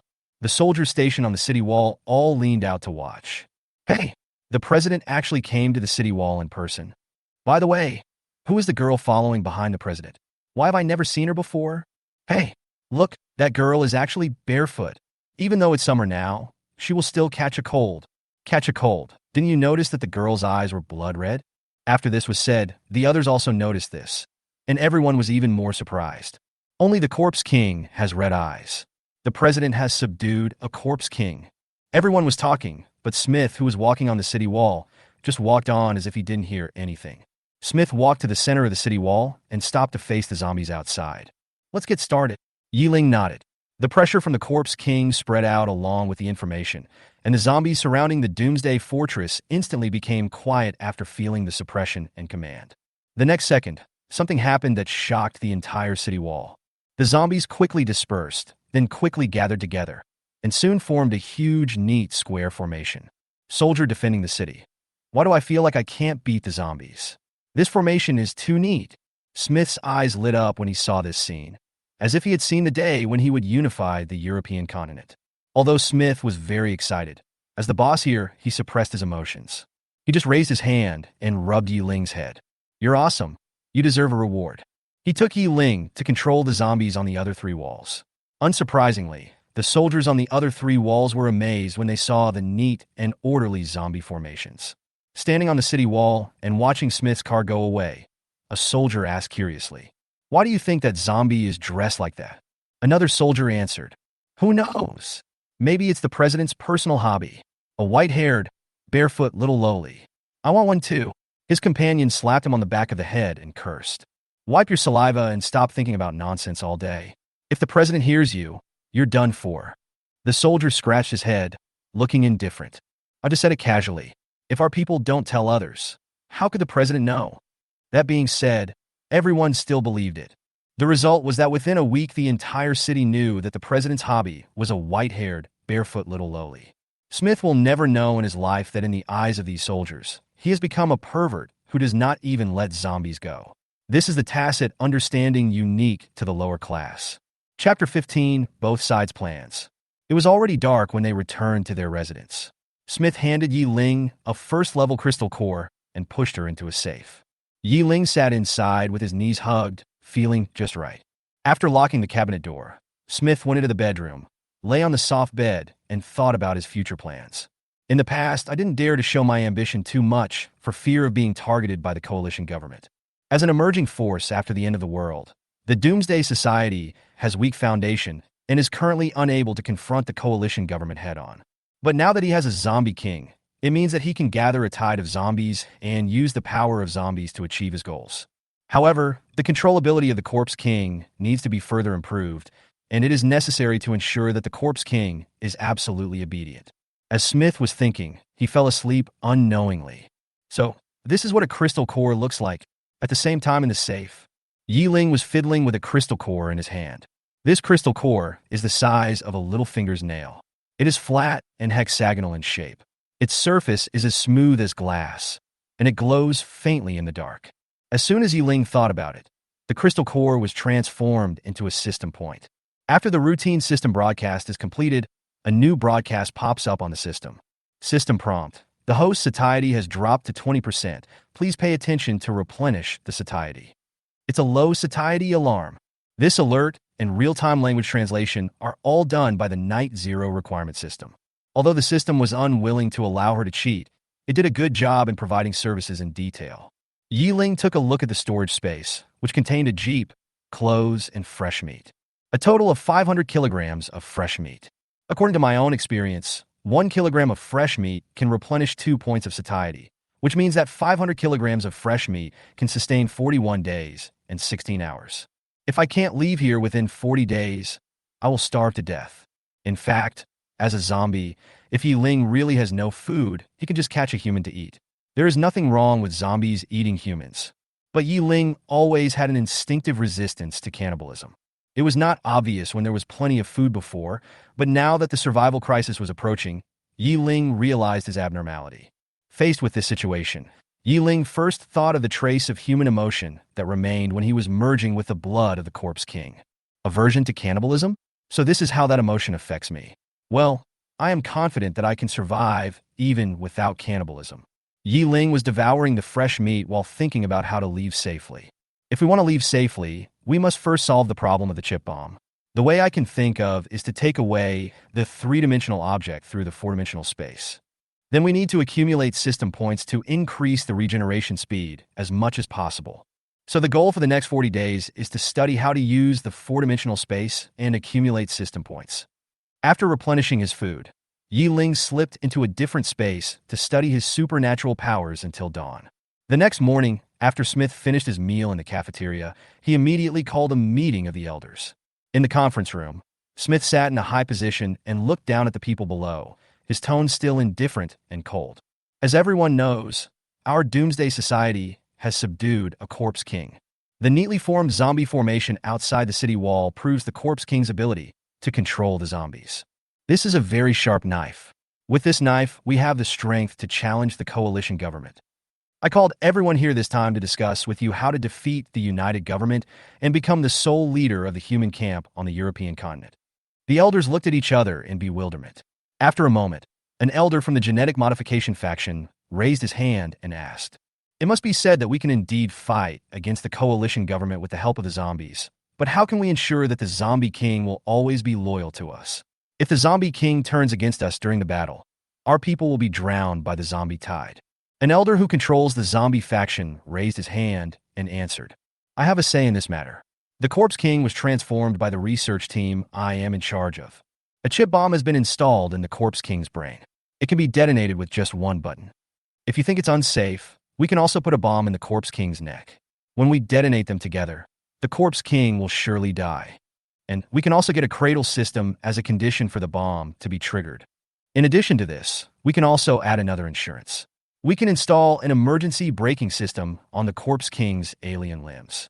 Just press a button to make the Corpse King lose his ability to move. We can do this in just one day." Smith nodded with satisfaction. "Since there is no problem with the Corpse King, we can discuss how to attack. My idea is to collect zombies in the next few days, and when there are enough zombies, drive directly to the doorstep of the coalition government and force them to step down. If they are unwilling, then we can just take them down. Of course, this is just my idea. The specific plan still needs everyone's brainstorming. And I just want one result: to replace the coalition government. Since the president has said that he will replace the coalition government, we have no choice but to fight. Anyway, it's zombies, not humans, who are going to the battlefield, so it doesn't matter even if we fail." The conference room suddenly became noisy and everyone was talking. A proposal is proposed and then rejected, and then another proposal is proposed. Finally, after several hours of discussion, a more detailed plan emerged. After the meeting, Smith pulled Ye Ling into the laboratory. According to the plan, they installed braking systems on Ye Ling's limbs and a microbomb on the back of his neck. After sending Ye Ling into the laboratory, Smith came to another laboratory by himself. "Dr. A.I. Lewin, have you developed the second generation of gene drugs?" Alan nodded. "President, the second generation of gene medicine has been successfully developed. Do you want to use it now?" Smith said, "Now that you've got it out, give it to me." A tube of green liquid was injected into Smith's body. A minute later, Smith's body began to grow visibly, and it grew all the way to 10 meters. If the roof here wasn't high enough, Smith would be stuck here. At this time, Smith was a living giant, and his body strength increased proportionally with his height. His skin was almost as strong as some metals. Smith manipulated his body to slowly return to its original size with a satisfied smile on his face. "The potion you developed is really good. I feel like I can punch the Hulk away, even if he comes." In the evening, The same researcher brought Ye Ling back from last time and gave Smith something contained in a watch. President, this is the latest device. This button has this function. And that button, Chapter 16 Attacked Enlightenment. Ye Ling stood aside and looked coldly at the two people in front of him, feeling a growing sense of urgency in his heart. She had a hunch that the sooner she could break free from their control, the more initiative she would have. If she couldn't break free, she might really become a tool of this group of white-skins one day. Early the next morning, Ye Ling got on a car. The car did nothing but drive around where there were zombies. The car drove along, with hundreds of zombies chasing behind it. The car dropped them off at the designated location and then went to find the next batch. This goes on over and over again. Just after the car left the gathering point of the zombie horde, a zombie in the horde was suddenly attacked by its own kind, and the one attacked was a second-level zombie. What's even more bizarre is that the zombie didn't put up any resistance at all after being attacked until it died. When Ye Ling returned to the base at night, he was locked back in the safe. In the dead of night, Ye Ling opened the system panel, and the system point displayed on it was 413. Ye Ling controls the zombies to kill their own kind during the day, and then gathers the exploded crystal cores together and collects them all on the last trip to transform them into system points. However, Ye Ling did not dare to make too much noise. He only dared to kill one level 2 zombie each time. 10 trips a day would only yield 10 level 2 crystal cores. After turning off the panel, Ye Ling continued to study his own special abilities. Time flies, and Ye Ling spent half a month collecting crystal cores during the day and practicing his supernatural powers at night. In the past half-month, Ye Ling's system points have increased to 1820, but his research on superpowers has not been successful yet. In fact, after half a month of research, Ye Ling has basically mastered the method of using four-dimensional space, but every time he uses it, he always fails at the last moment. What exactly is the problem? Ye Ling felt a little irritated and grabbed his hair with both hands until dawn. Sitting in the car, Ye Ling was still thinking about superpowers, giving orders to the zombies absent-mindedly. At this moment, a blazing fireball hit the car directly, causing a violent explosion. What's going on? The people in the car screamed and stopped the car in a panic. After the car stabilized, the person sitting next to Ye Ling put the dagger on Ye Ling's neck with trembling hands. Did you arrange for the zombies throwing fireballs outside? Do you want to kill us and run away? Ye Ling looked at him and shook his head, then pointed to his own head, meaning that there was a bomb in his head and he couldn't escape. At this time, another fireball flew over. Ye Ling opened the car door, teleported out, and clenched his fist to collide with the fireball. The fireball exploded with a bang, and Ye Ling was blown back a few steps and crashed into the car. This crappy alien limb is really useless. Ye Ling complained in his heart, then dodged and rushed towards the zombies again. When Ye Ling got closer, he found that the zombie opposite was actually a third-level fire zombie, and its strength had reached the late third level. More importantly, it was a Lord-level zombie with purple pupils. Tongzi, relying on the huge number of zombies. Is it possible to naturally breed Lord-level zombies? System. Impossible. Naturally occurring zombies can only be of the common grade. Zombies of other grades must be cultivated from the blood of higher-grade zombies. So this lord is a subordinate of the local emperor? The corners of Ye Ling's mouth curled up, and in an instant he thought of something interesting. In that case, if I kill this zombie and leave clues, won't the Doomsday Society have a grudge against the Zombie King? I'm looking forward to it just thinking about it. From the time Ye Ling pushed the door and got out of the car to asking the system about the Lord zombies, and then coming up with a plan to let the Doomsday Society and the local Zombie King fight each other, it seemed like a long time had passed, but in fact, only 3 seconds had passed. During these 3 seconds, Ye Ling and the zombie on the opposite side exchanged punches, and then both retreated. As soon as Ye Ling stabilized his body, he suddenly felt a warning in his heart and quickly teleported away. The moment she left the spot, a pillar of scorching fire suddenly spurted out from where she had been standing. Interesting skills. Ye Ling looked at the pillar of fire with something in mind. This pillar of fire is this guy's third-level skill. If it were a second-level skill, he would never be able to learn it. This brings me to my own situation. Is the reason why I keep failing at the new skill I'm researching related to my low level? Ye Ling suddenly felt enlightened. Yes, I can upgrade to level 4 first and then give it a try. Thinking of this, Ye Ling's depressed mood that had lasted for almost a whole day finally cleared up. Ye Ling was in a good mood and was more motivated to fight zombies. She appeared behind the zombie in a flash, raised her fist, and hit the zombie on the back of the head without hesitation, knocking the zombie away. Then teleport to the zombie's landing point and wait for her to land in advance. The zombie knew that he would definitely die today when facing the Emperor, so he simply cursed after landing. You are a noble corpse king, yet you are associating with humans. A traitor like you is unworthy of being called the king. Puff! Before the zombie could finish his words, Ye Ling stomped on his head. Bite! Congratulations to the host for killing a level 3 zombie and obtaining 100 system points. Ye Ling listened to the pleasant system broadcast, returned to the car happily, and upgraded his level to the 4th level. Name, Knight 0. Gender, female. Race, zombie.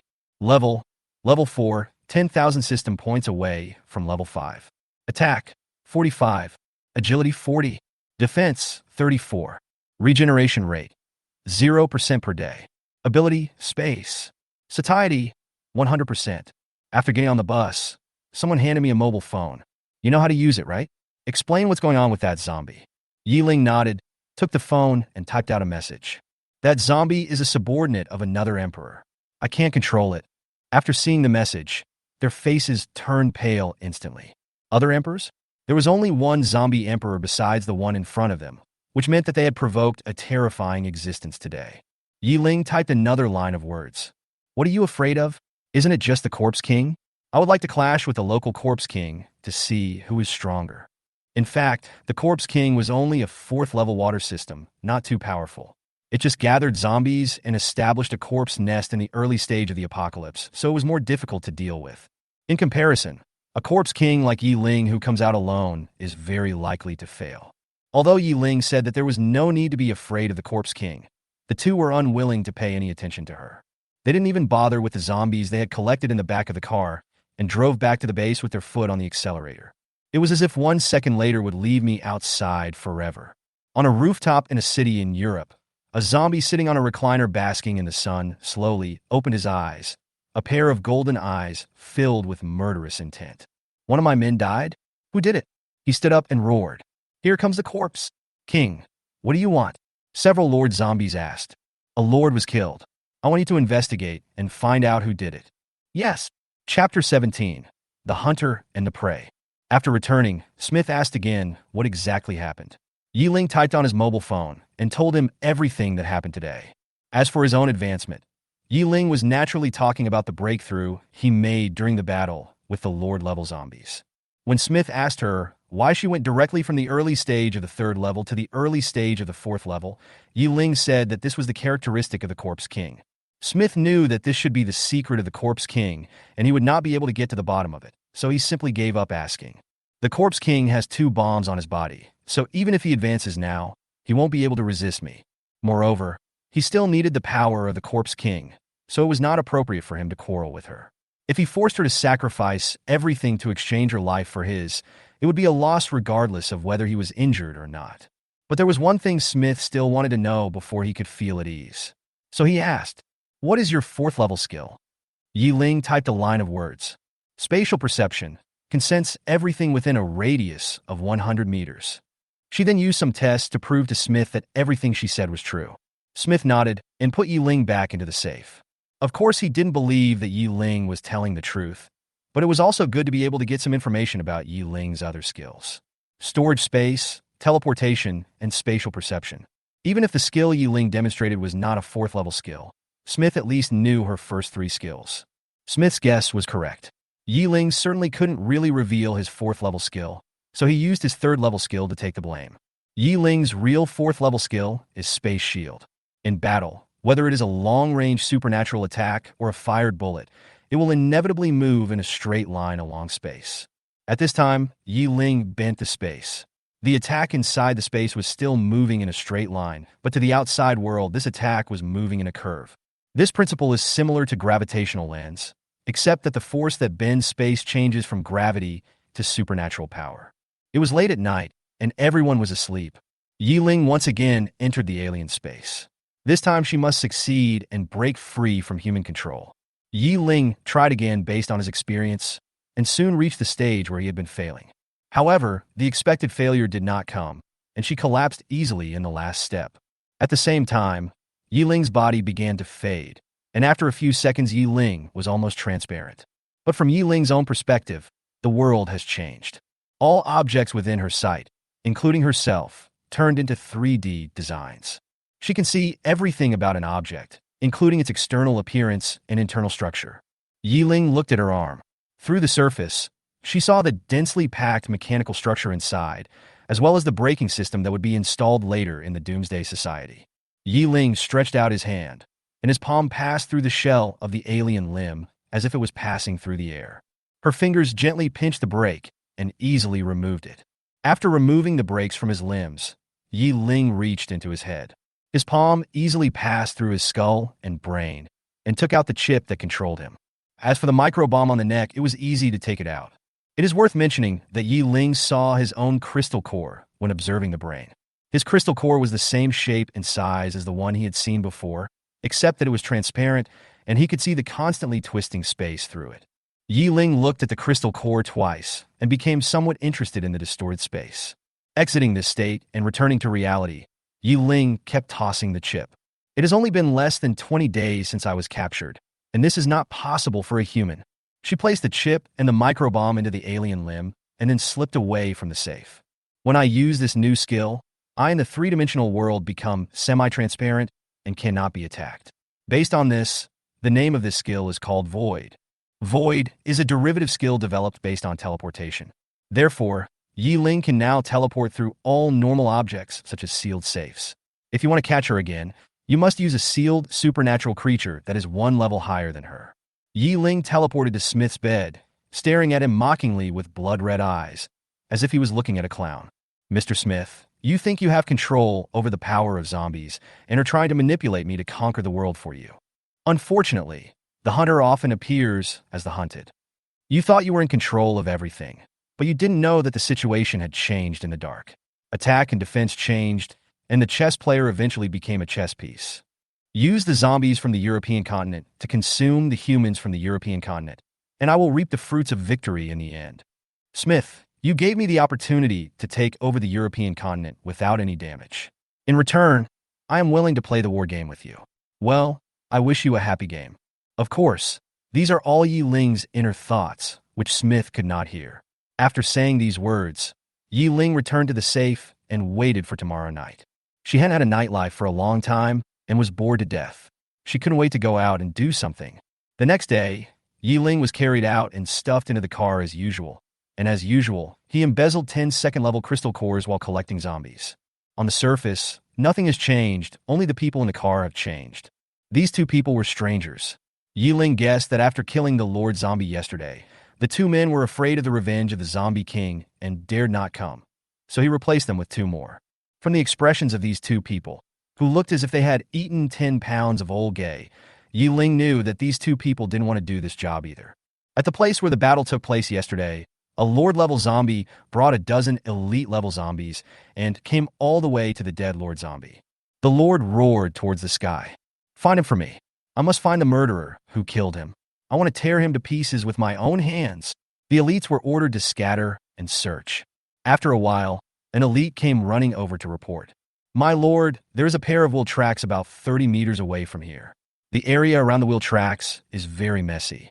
A dark light flashed in the zombie lord's eyes. Come on, take me to see it. When the zombie lord arrived at the location mentioned by the elite, he immediately understood what was going on when he saw the messy wheel marks on the ground and the traces of fireball bombardment around him. It seems that this guy was planning to launch a sneak attack on humans, but ended up getting himself killed. So the question is, which human force killed him? If he offended someone from the coalition government, then Chun Chun deserved it. If it was someone from other forces, the zombie lord had a cruel smile on his face. In a forest in Europe, a sparrow and an eagle stood side by side on a branch. The strange thing was that the eagle just stood there quietly, with no intention of eating the sparrow at all. Chapter 18, Provoking War. At night, everyone is asleep, and only some patrol officers are still active.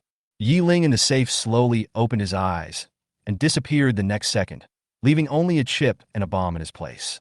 The fourth level Ye Ling's teleportation distance has also increased, and he can reach 150 meters in one step. Smith lives in a quiet, independent courtyard.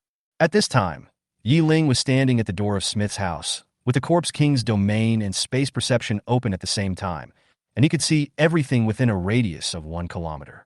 Ye Ling was like a ghost in the shadows. disappearing and reappearing within the Doomsday Fortress. In just over 10 minutes, the entire structure of the Doomsday Fortress was completely revealed. After surveying the terrain, Ye Ling directly locked onto their warehouse. A group of soldiers were patrolling the road when one of them suddenly complained in a low voice. "Damn it, why do I feel tonight is so eerie and scary?" Another soldier echoed, "Damn it, I felt it too, like something was watching me from the shadows." "Me too." Seeing the noise getting louder, the team leader decisively rebuked. "What are you arguing about? It's not our first day on patrol. What's there to be afraid of?" But before the man could refute, the fear lingering in his heart inexplicably disappeared. He scratched his head in confusion and muttered to himself, "That doesn't make sense. Was that feeling just now an illusion?" The captain slapped him on the head and said, "Don't be suspicious. We have guns in our hands. What are we afraid of?" The man staggered, and his train of thought was interrupted. Seeing the captain's unfriendly expression, he stopped thinking and continued patrolling. This is actually not the only case. That night, under the influence of the Corpse King's domain, those who were awake felt fear, while those who were asleep were destined to have nightmares all night. Only a lucky few felt nothing. As a medium-sized to large-scale base, the Doomsday Fortress has nearly 20,000 people. Therefore, its warehouse is also extremely large and is divided into 4 areas: clothing, food, military, and transportation. Ye Ling flashed to the place where clothes were stored and started a sensory search. He soon found the individual combat uniform among the massive amount of clothes. Logically speaking, considering Ye Ling's height, even the smallest combat uniform would not fit him at all. But the group of people who installed the alien limbs didn't take it seriously at all and forcibly turned Ye Ling, a little potato of 1.5 meters tall, into 1.65 meters tall.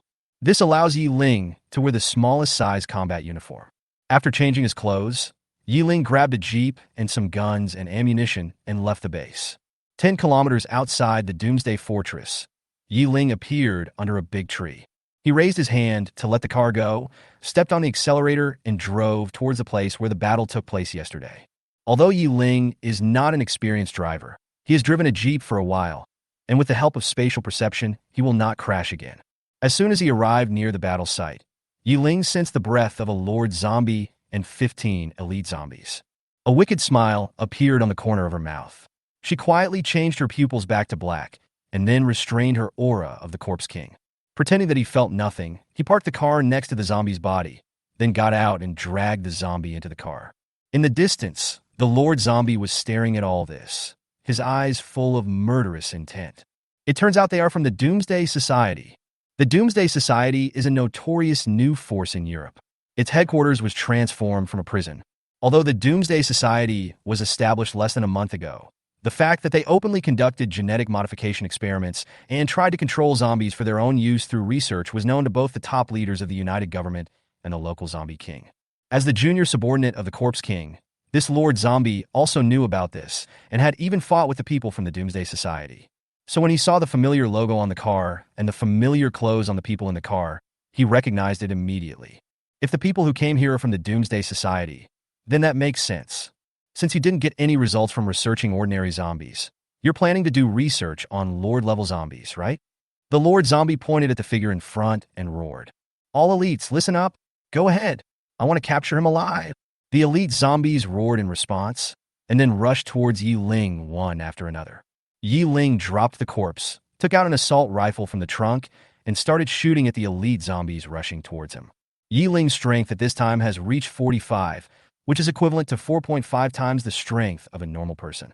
This made her hold the gun very steadily, and the assault rifle seemed to have no recoil in her hands. Burning fire snakes spewed out from the muzzle of the gun, and the elite zombies within 10 meters of Ye Ling were shot in the head one by one. 4 or 5 elites died in succession, and the angry Lord Zombies were jumping up and down behind them. "You're a bunch of idiots. Do you have to charge forward despite his bullets? What are your special abilities for?" After being yelled at by their boss, these zombies remembered that they seemed to have special powers. So they all stopped. The next second, colorful supernatural powers came towards Ye Ling like an overwhelming force. Ye Ling ran to the side, deliberately controlling the distance so that the opponent's supernatural power could narrowly pass by him from behind. The supernatural power just brushed past Ye Ling's body, but Ye Ling's bullets did not miss. He kept a steady record of killing 2 zombies in one burst. For a moment, superpowers and bullets intertwined in the air, creating a brilliant scene. A few minutes later, all 15 elite zombies were killed. Bye! Host killed 15 second-level elite zombies. Obtain 150 system points. Gain additional system points 15. Along with the pleasant system announcement sounded the Lord's roar of loss. Human, after fighting for so long, you must have run out of bullets, right? Ye Ling smiled slightly and threw the used gun and magazine back into the car, indicating that you are right, I have no bullets. The next second, Ye Ling disappeared from the spot, and when he reappeared, he was already behind the zombie. Ye Ling used the same trick again and punched the zombie on the head, causing a sound of metal clashing. The zombie was pushed forward 2 steps by the huge force, and Ye Ling took the opportunity to distance himself. Looking at the shiny metallic luster on the zombie's head, Ye Ling complained in his heart. Oh my god, a gold zombie! Why is it a tank again? It seems like assassins are at a disadvantage against tanks. I guess I have to change my fighting style from now on. Ye Ling flashed towards the zombies again, and the zombies simply turned their entire bodies into metal upon seeing this. No matter how Ye Ling attacked, he could only repel the zombies, but could not cause any substantial damage. Ye Ling takes the assassin route. All 4 of her skills are auxiliary defense skills. She can only attack with her fists or dagger. Therefore, at this stage, if your physical body is not strong enough, you will be completely helpless when you encounter someone with high defense. The zombie lord sneered grimly and activated his supernatural power when Ye Ling punched again. Ye Ling only felt a powerful force imprisoning him, and then he was floating in the air, unable to move. Chapter 19 Birds Attack. Your limbs are all made of metal. It's your bad luck to meet me. Go to hell. As the Lord Zombie spoke, his sharp claws grabbed towards Ye Ling's face. Then, his claws passed through Ye Ling's body and caught nothing. Ye Ling's body slowly became transparent, and then she teleported away with the jeep, leaving the zombie lord alone in a daze. After a long time, the zombie lord roared angrily towards the sky. Apocalypse Society, just wait for me. The sky in the east was turning pale. Ye Ling returned to the Doomsday Fortress, put the jeep back in its place, then changed his clothes and returned to the safe. Looking at the information displayed by the system, Ye Ling was confused. Where do these extra 15 system points come from? The system did not speak, but just displayed a list.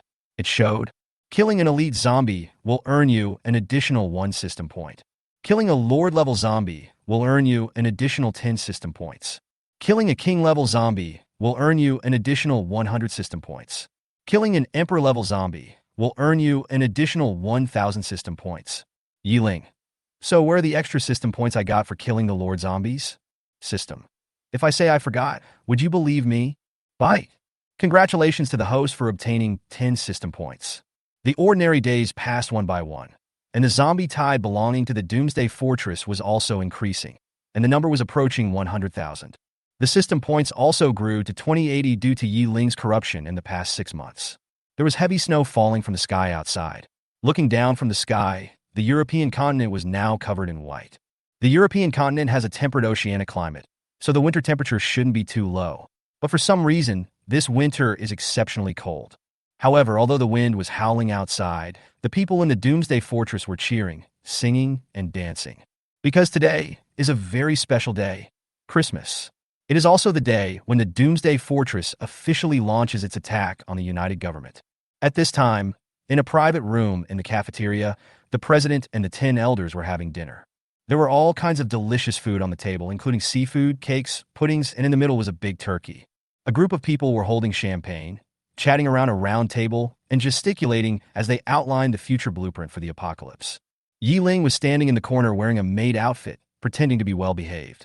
After everyone had eaten and drunk their fill, Smith picked up a plate of pudding and handed it to Ye Ling. Today is Christmas, and as believers in God, we must have love, so this pudding is yours. Ye Ling took the pudding and couldn't help but complain in his heart. You have love in your heart, so you give zombies pudding, right? It's better to give me a few shrimps than pudding. Facing the gazes of the group of people, Ye Ling had to eat the pudding. The time has almost come. She cannot show any resistance at this critical moment to avoid all her efforts going to waste. Ye Ling opened his mouth and swallowed the pudding in one gulp, and then he heard the system's announcement. It is detected that the host's food does not have the required energy and the satiety level increases by 0. Please pay attention to your diet. Really? Ye Ling felt helpless. Smith, just wait for me. Smith brought Ye Ling to the outside of the Doomsday Fortress. Can you teleport people all the way there? Smith asked. Ye Ling nodded, grabbed Smith's sleeve, and teleported towards the base of the United Government. The base where the European Continental United Government is located includes the entire John Kingdom and the South AI Kingdom. It is a truly giant base. Its total population is as high as 20 million, which almost includes all the survivors in the entire European continent. The base is full of tall buildings, like a forest made of concrete. The 20-meter-high wall surrounds the base, like a barrier to isolate danger or a fence in a pasture. The soldiers on the city wall were leaning against the wall and taking a nap, looking at the people coming and going in the base with longing. A soldier whispered, "Today is Christmas, and the higher-ups actually want us to guard the city walls. There's the sea outside this base. Even if a zombie has 10 legs, he can't run over here. What's there to guard? I really want to go back to the base and roast turkey by the fireplace." As he thought about it, his saliva started to flow involuntarily. There were many soldiers who thought the same way as him. In fact, almost everyone thought the same way. The base is 34 kilometers away from the European continent at its closest point. How is it possible that zombies could come here? People on the street greeted each other, wished each other well, and celebrated the first Christmas after the end of the world in their own way. The entire base was filled with laughter, peace, and tranquility. Look, there's a huge dark cloud in the sky in the distance. A soldier guarding the city pointed to the sky in the distance and said. Upon hearing what he said, several of his companions looked in the direction of his finger and indeed saw dark clouds rushing towards them in the distant sky. A few people didn't take it seriously. After taking a quick glance, they continued to look enviously towards the interior of the base. At this moment, a small black separated from the dark cloud and flew rapidly towards the base, getting closer and closer. It was not until the small black that was dozens of meters away from the city wall that a soldier who happened to look back saw its appearance. That was not a small black dot at all, but a bird of prey with a wingspan of 5 meters, a third-order mutant bird of the speed system. The soldier opened his mouth, and before he could react, he was caught by the mutant bird. The mutant bird flew over the city wall, grabbed one with its claws, and flew back into the sky. A dark cloud composed of countless birds of various kinds approached rapidly, and in an instant, it devoured the two confused soldiers until nothing was left. The soldiers didn't react until they saw countless mutant birds approaching. Everyone hurriedly set up guns on the city walls and shot at the flock of birds. Although they hit some of them, it was meaningless. The flock of birds still broke through the defense line with unstoppable force. Someone used the speaker on the wall to shout, "Everyone, please pay attention. The base has been attacked by a flock of mutant birds. Soldiers, please prepare for battle. Residents, please find shelter and hide." The broadcast sounded from loudspeakers throughout the base. The entire base was silent for a second. A second later, those who were still outside began to scream and run around, hiding in the nearest place. Those who were inside quickly closed the doors and windows as fast as they could. Some quick-witted people tried to squeeze in before the doors and windows were closed, but were killed on the spot by the homeowner using his supernatural powers. When the first person killed the others with his superpowers, the others also began to attack. Colorful superpowers appeared all over the base, like dominoes, becoming more and more numerous and dense. In just a few minutes, the situation gradually got out of control. Chapter 20, Bloody Christmas, Part 1. On a high ground by the sea, Smith looked toward the base with a telescope. Fuck! So many birds. Everywhere Smith looked, he saw a black mass of mutant birds. Ye Ling didn't even need a telescope to know that it must be a flock of mutant birds. There was a dark mass of things gathered in the sky, emitting huge fluctuations of supernatural power. It was obvious that it must be a flock of birds. Since there are mutant birds attacking the base, there is no need for me to take action. Let them fight first. Ye Ling took out his cell phone and typed a message. I can go over and take a look at the situation. Once the mutant birds are consumed to a number that I can defeat, we can use our help in dealing with the birds as a bargaining chip to get the coalition government to hand over power. Smith shook his head. No need. You don't really think this flock of birds can destroy this base. Be patient and wait until they have cleared out the mutant birds before we attack them. This is called the mantis stalks the cicada, unaware of the oriole behind. Night Zero Road. Then we should set off now. The distance between the two banks is not close, and it will take a lot of time for the ice zombies to lay the ice road. Smith said nothing, but raised his hand and pointed at the dozens of cruise ships parked in the distance. Ye Ling was shocked. I didn't expect that people would be so wealthy in the apocalypse. These cruise ships can transport all the zombies in one trip. Inside the United Government base, flocks of mutant birds wreaked havoc on the city walls and bases. The rattling of guns and the chirping of birds intertwined with the screams and howls of humans, together playing a doomsday movement called Bloody Christmas. The mutant birds flew in overwhelming numbers and easily broke through the firepower network hastily set up by the soldiers. The mutant birds grabbed the soldiers and tore them to pieces easily. The machine guns mounted on the city walls were also knocked over, and some even fell under the walls. After the city wall was captured, the large mutant birds landed on the wall, and the small and medium-sized mutant birds following behind rushed straight into the base. The soldiers on the city wall that were not attacked saw the situation and rushed over with weapons to support. As soon as they arrived, they were confronted by the big bird that was parked there. Although they killed a few birds, they also suffered heavy losses and angered the birds. The mutant birds chased them to other sections of the city wall. Most of the mutant birds that entered the base were speed type, and a few were wind type.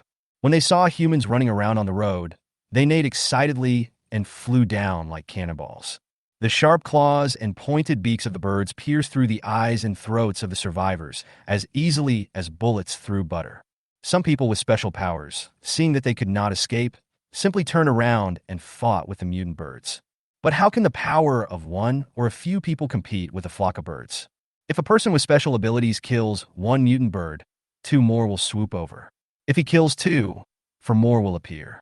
The final outcome is nothing more than being killed by the mutant bird due to a mistake, or being killed helplessly by the mutant bird due to exhaustion of superpowers and physical strength.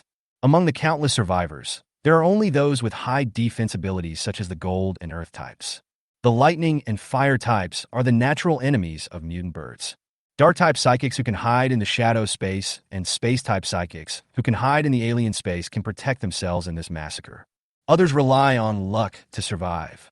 These people with special abilities who could protect themselves did not think about protecting others.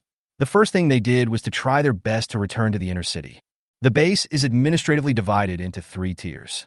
North AI and South AI together constitute the core area, where the United Government and its subordinate forces live, about 300,000 people. At the same time, this group of forces is also the core combat power of this base. The large island near the mainland was divided into 2 parts. The northern part was the inner city, where the first-level psychics and some second-level psychics who were unwilling to submit to the coalition government lived. There were about 1 million people. To the south is the outer city area, where more than 18 million ordinary people live. The place where the mutant birds invaded this time was the outer city wall, 10 kilometers away from the junction of the inner and outer cities. In the basement of the core area of the base, senior officials of the United Government are holding a meeting. We just received a request for help from the outer city. The outer city was attacked by a flock of mutant birds and suffered heavy casualties. Should we send armed forces to deal with the flock of birds? One of the attendees asked. Another person said with a smile, "Deal with the mutant birds? Whose people should we send? Yours?" Wen Yin, who asked the question just now, was suddenly speechless. Who would be willing to do such a thankless task? Spending manpower and material resources to deal with the mutant birds would only earn praise from ordinary people, while wasting one's own hard power. If the power in your hands is not strong enough, you will eventually be swallowed up. In peacetime, being annexed would lead to death, bankruptcy, and debt. But now is the end of the world, and being annexed means death. Then a younger man spoke up. In fact, the invasion of mutant birds is not a bad thing. On the contrary, it is a good thing. He then explained, now that the apocalypse has arrived, resources are in short supply. The tens of millions of ordinary people in our base consume a huge amount of resources every day. If we can clean up some of them, our material pressure will be reduced. But we can't clean it up ourselves because that would be against humanitarian principles. So we need to use mutant beasts and zombies to complete the cleanup. Of course, we don't need to worry about ordinary people being killed, because there are too many of them. In addition, the place where the attack happened is very close to the inner city. The inner city will send people to kill those birds. In this way, while clearing the population, we can also weaken the destabilizing factors to a certain extent, which can be said to kill 2 birds with 1 stone. Please don't think I'm cold-blooded. I'm also a very kind person. Unfortunately, I have to become cold-blooded in the face of survival. The people in the conference room all gave the speaker a smile that I understood, with no intention of exposing him at all. Of course, everyone thought so. It was just that someone spoke it out before they did. Since someone is acting as my mouthpiece, I just have to accept it. There's nothing more to say. In this way, the bigwigs decided the fate of tens of millions of people in the outer city with just a few words. It was already dark when these bigwigs came out of the conference room. They smiled at each other and went back to their own residences. They ate and drank as usual and had already forgotten about the so-called mutant bird attack. In a building in the outer city, an official anxiously asked his subordinates, "Karen, when will the core area send support?" The subordinate sighed and shook his head, saying everything. The killing continues that night. Chapter 21. Crazy Outer City. Rod, the manager of the outer city, stood by the window. Outside the window was a pitch-black night. This is the core of the outer city area, not far from the mutant bird flock, so no screams or bird calls can be heard. But the outer city area is full of ordinary people, and only the manager himself is a first-level psychic. How long can these ordinary people hold out with guns? What if they can't hold out and the flock of birds comes flying over? Indeed, the mutant bird flock appeared at the junction of the inner and outer cities, and based on probability, there is at least a 50% chance that they will attack the inner city area. But since it was a matter of life and death, Rhodes didn't want to gamble on the odds at all. At present, it seems that the group of high-ranking officials in the core area do not want to care about their life or death. All they can do is to find ways to save themselves. After thinking it over again and again, Rhodes finally called the inner city manager. "Hello, Mr. Robert. I am Rod, the manager of the outer city." An angry voice came from the phone. "I'm not feeling well at all. I just took great pains to quell the riots in the inner city." Rhodes sighed helplessly. The base was suddenly attacked, and the attack site was so close to the inner city. A riot was bound to break out. It was not easy to quell the riot of the psychics. But Rhodes no longer had the energy to empathize with the other party. The most urgent task was to find a way to survive. So he continued, "Robert, I contacted the core area, but it seems that the core area doesn't want to care about us. So we have to unite to save ourselves." Robert's voice on the phone was a little hesitant. "In fact, there is no need to save ourselves. There are so many people in the base. Even if we let them pile up their lives, they can kill those birds. We just need to hide in our own houses." Hearing this suggestion, Rhodes was somewhat tempted. But then he thought again, there are millions of people with special abilities in the inner city, and even if those mutant birds have supernatural powers, they will not be able to hit Robert. Even if we take a step back, even if we really defeat them, there will be more than one second-level mutants like Robert. As long as Robert hides well, the flock of birds will most likely turn its target to other second-level mutants. But my situation is completely different. As the only person with superpowers in the outer city area, the fluctuations of his superpowers are like a lighthouse on the sea. As long as a flock of birds comes, they will lock onto him immediately. Thinking of this, Rhodes became anxious, fearing that Robert would refuse to help him. He hurriedly tried to persuade. "Although we can hide, who can guarantee that the flock of birds will not find us? My suggestion is that I use the guns and you use your superpowers, and we work together to fight off these birds. This is the only way to truly ensure our own safety." Robert on the other end of the phone gave a meaningful smile. Those who can sit in their positions are all smart people. How could Robert not think of what Rhodes can think of? Robert asked Rod, "What if the flock's target was originally the outer city area, and the attack in the inner city caused the flock to change direction?" "Mr. Rhodes, I want to help you, but I have to think about my own life first." "Okay, that's it. I need to find a place to hide." Robert's words directly made his attitude clear. In a word, if it doesn't hit me, I won't hit it. "You." After being hung up on, Rhodes was so angry that he was shaking all over and kept cursing. The subordinates were so frightened when they saw Rhodes' ferocious face that they dared not breathe. After a long time, Rhodes finally calmed down. "Fuck. If no one comes to support us, then we'll just fight on our own. I don't believe these bastards can kill tens of millions of people in my outer city." Rhodes' face was ferocious, his eyes were red, and his tone was crazy. "Pass my order to open the outer city armory. All adult males under the age of 50 must take up arms and fight the enemy. Anyone over 50, regardless of gender, must use themselves as bait, pull the grenade and die together with a mutant bird." The subordinates were horrified when they heard this, thinking that Rhodes might be crazy. Facing his subordinates' gazes as if he were a monster, Rhodes laughed heartily. Do you think the orders I issued are incredible? Do you think I have turned into a madman or a devil? Rhodes' voice suddenly rose an octave and shouted.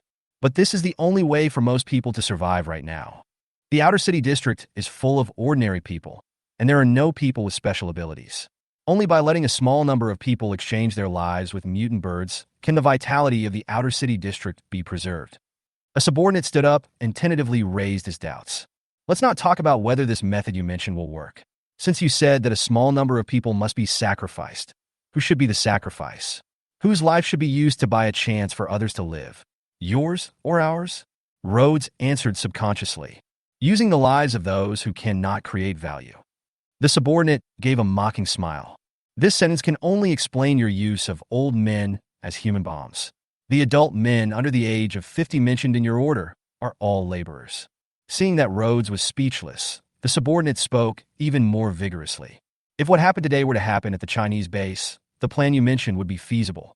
There would definitely be a group of people in China who would go forward one after another to exchange their lives with the mutant birds just to allow more people to survive.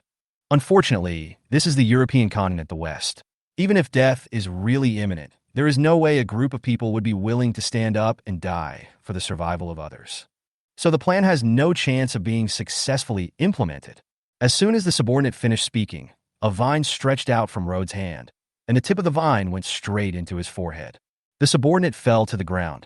Rhodes' sinister voice echoed in the building. Anyone else who refuses to obey?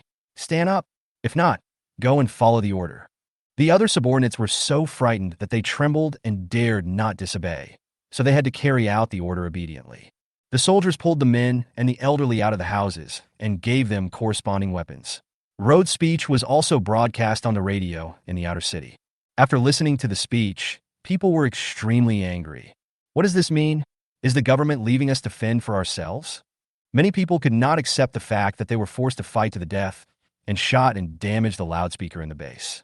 Some radical elderly people even detonated grenades in the crowded crowd. Violent explosions occurred, killing and injuring a large number of people.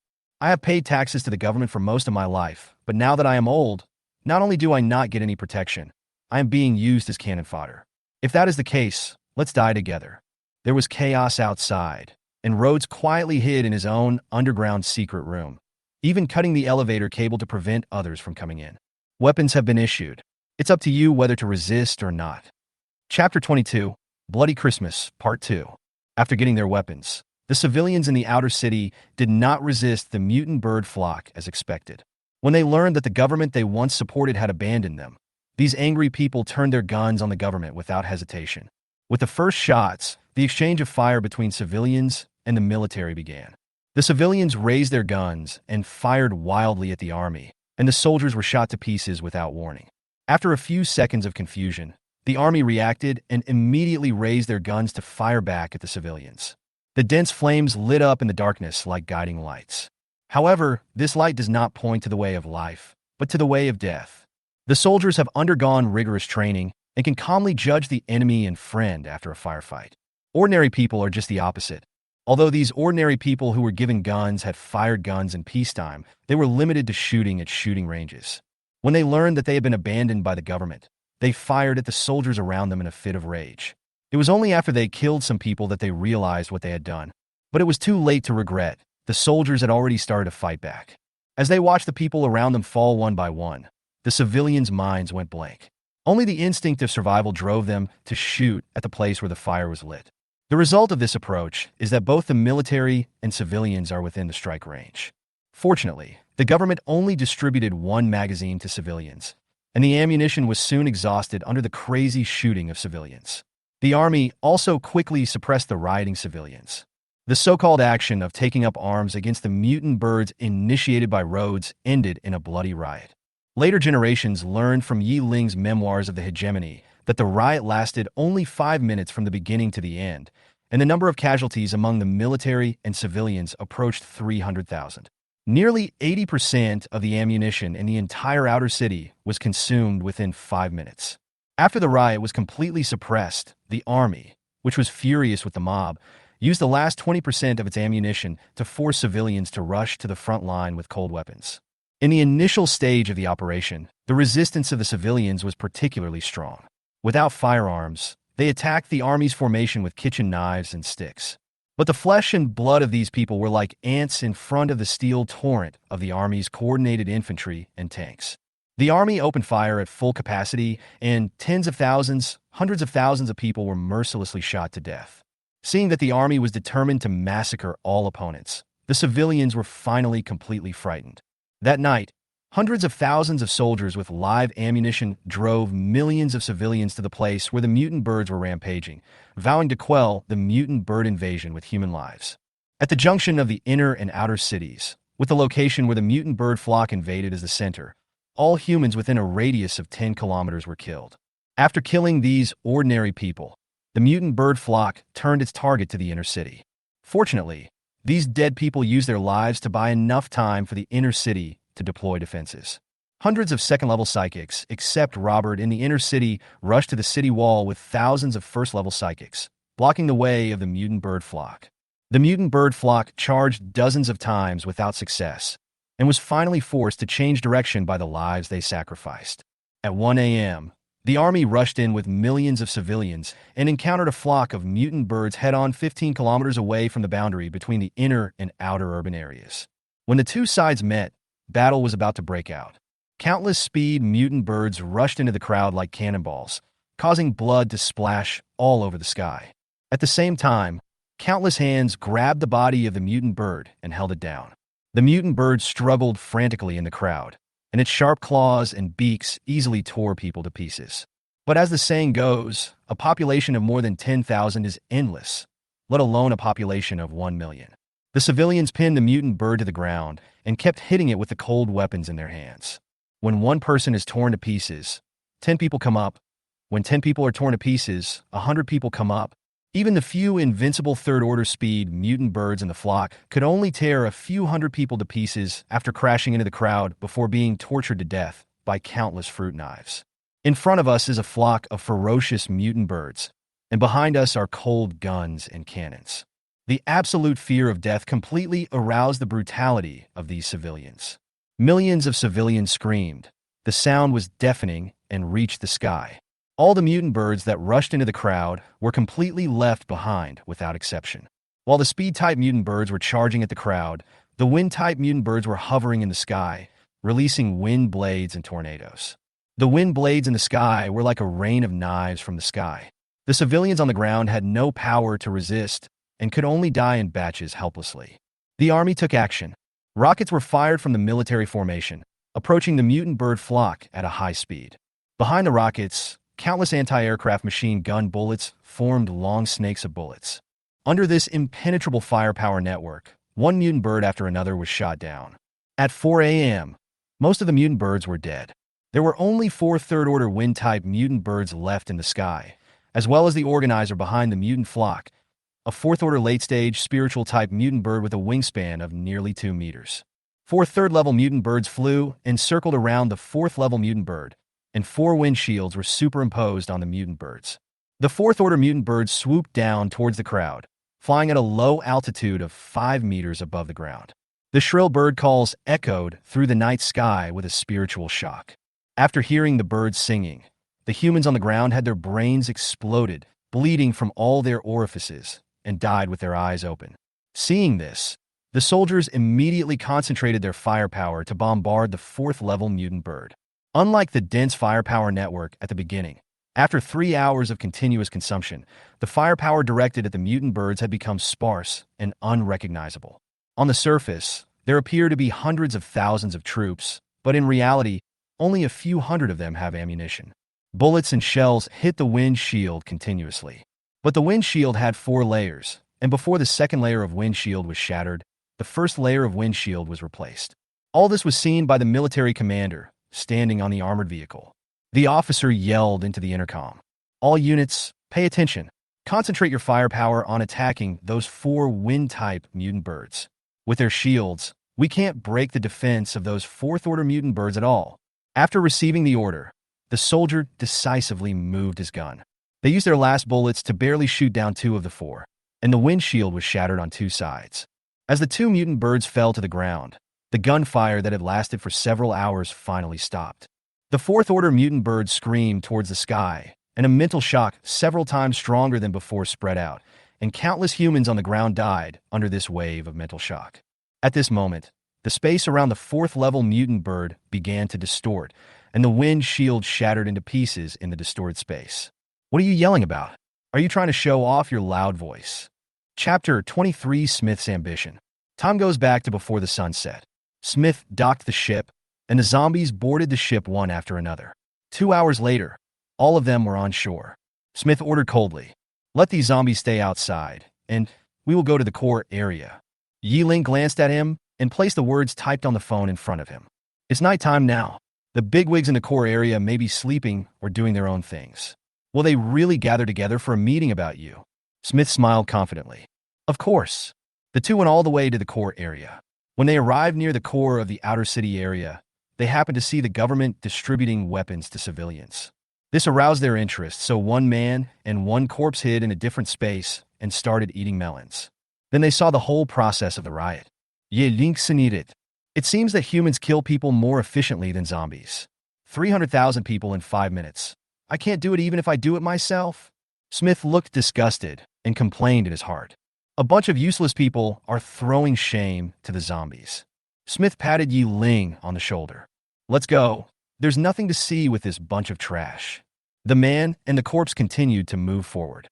They crossed the inner city area and the battlefield with the mutant bird flock and headed straight for the core area. No one on the battlefield noticed that the crystal cores on the bird and human corpses lying on the ground turned into ashes and dissipated after Ye Ling left. Core area. This is a place that is completely different from the inner and outer suburbs. If the outer city area is a slum, the inner city area is a normal city, and the core area is a place of luxury. The city wall in the core area is 50 meters high, with guns and cannons everywhere on the wall. The guarding soldiers stand upright, looking forward. This is completely different from the situation on the city wall in the outer city. Entering the core area, the surfaces of the buildings are flashing with colorful lights, and the large screens on the exterior walls of the buildings are playing a variety of content. On the street, cars are speeding, and pedestrians on the roadside are laughing and sharing their experiences of the day with friends. There are various wreaths hanging in front of the shops on the street. They made their way to the central building in the core area. In the broadcasting room of the building, a middle-aged man was leisurely drinking coffee and reading a book. The job of the base announcer is to broadcast the manuscripts sent by the United Government in accordance with instructions. When there are no manuscripts, this job is just a sinecure. The middle-aged man always felt that he was very lucky that he could find such a leisurely job even in the end of the world. Until a gun was pressed against the back of his head. The man put the book and coffee back on the table and asked in a trembling voice, "Who are you?" "The end of the world, Smith." Hearing this name, the man's body trembled involuntarily. Everyone in the core area knows what the Doomsday Society is, and he once broadcast an article about the Doomsday Society. The man looked terrified but asked in a calm tone, "Mr. Smith, how can I help you?" Smith said coldly, "Can I borrow your radio room?" A gunshot rang out, and the man fell to the ground and was taken into the space by Ye Ling. Smith sat in front of the instrument, fiddled with it for a while, and began to speak. At the same time, the loudspeakers installed in various parts of the core area sounded Smith's voice synchronously. "Good evening, gentlemen and ladies from the core area. I am Smith, president of the Doomsday Society." The sudden broadcast stunned everyone in the core area for a moment. What did the loudspeakers say? Doomsday Society? This is the core area. How could someone from Doomsday Society come here? And they even entered the central building. Smith continued, "Perhaps you have some bad opinions about my end-time society, but I want to say that those are slanders and smears by the coalition government. Compared to us, the coalition government is the real cold-blooded devil. You may not know that this base is not as harmonious and peaceful as you see. This afternoon, the outer city wall was breached by a flock of mutant birds. The birds entered the outer city and killed people everywhere. At this moment, the death toll in the outer city has far exceeded 300,000. The United Government is selfish and unwilling to send forces to protect ordinary people. This is not the case with the Doomsday Fortress. It is clear that only our Doomsday Association is the best destination for the survivors." At the entrance of the central building, Ye Ling asked in confusion, "Those who can live in the core area must be the vested interests. What's the point of you giving a speech in the core area?" Smith glanced at the phone screen and said, The content of the speech is useless. Its only purpose is to lure those old guys out. Sure enough, just as Smith expected, the enemy's armed forces arrived less than 5 minutes after they stood at the door of the central building. One by one, the third-level psychics exuded powerful aura and pressed towards Ye Ling and Smith. Fortunately, both of them are level 4, so they are not afraid of facing a group of level 3 psychics. At this time, a white-haired old man walked out of the crowd, followed by several people. It was the top brass of the coalition government. The old man looked at the man and the corpse in front of him with a serious face. "Smith, what do you mean by bringing a corpse king to cause trouble here?" Smith laughed. There is a phrase in China called the age of great contention. In a world of great contention, the most important thing is contention. Now I have successfully controlled a zombie king. As long as I can gain control of this base, I can combine the power of the 2 human bases and the zombie king to kill the local zombie king. By then, I, Smith, will be the co-leader of humans and zombies on the European continent.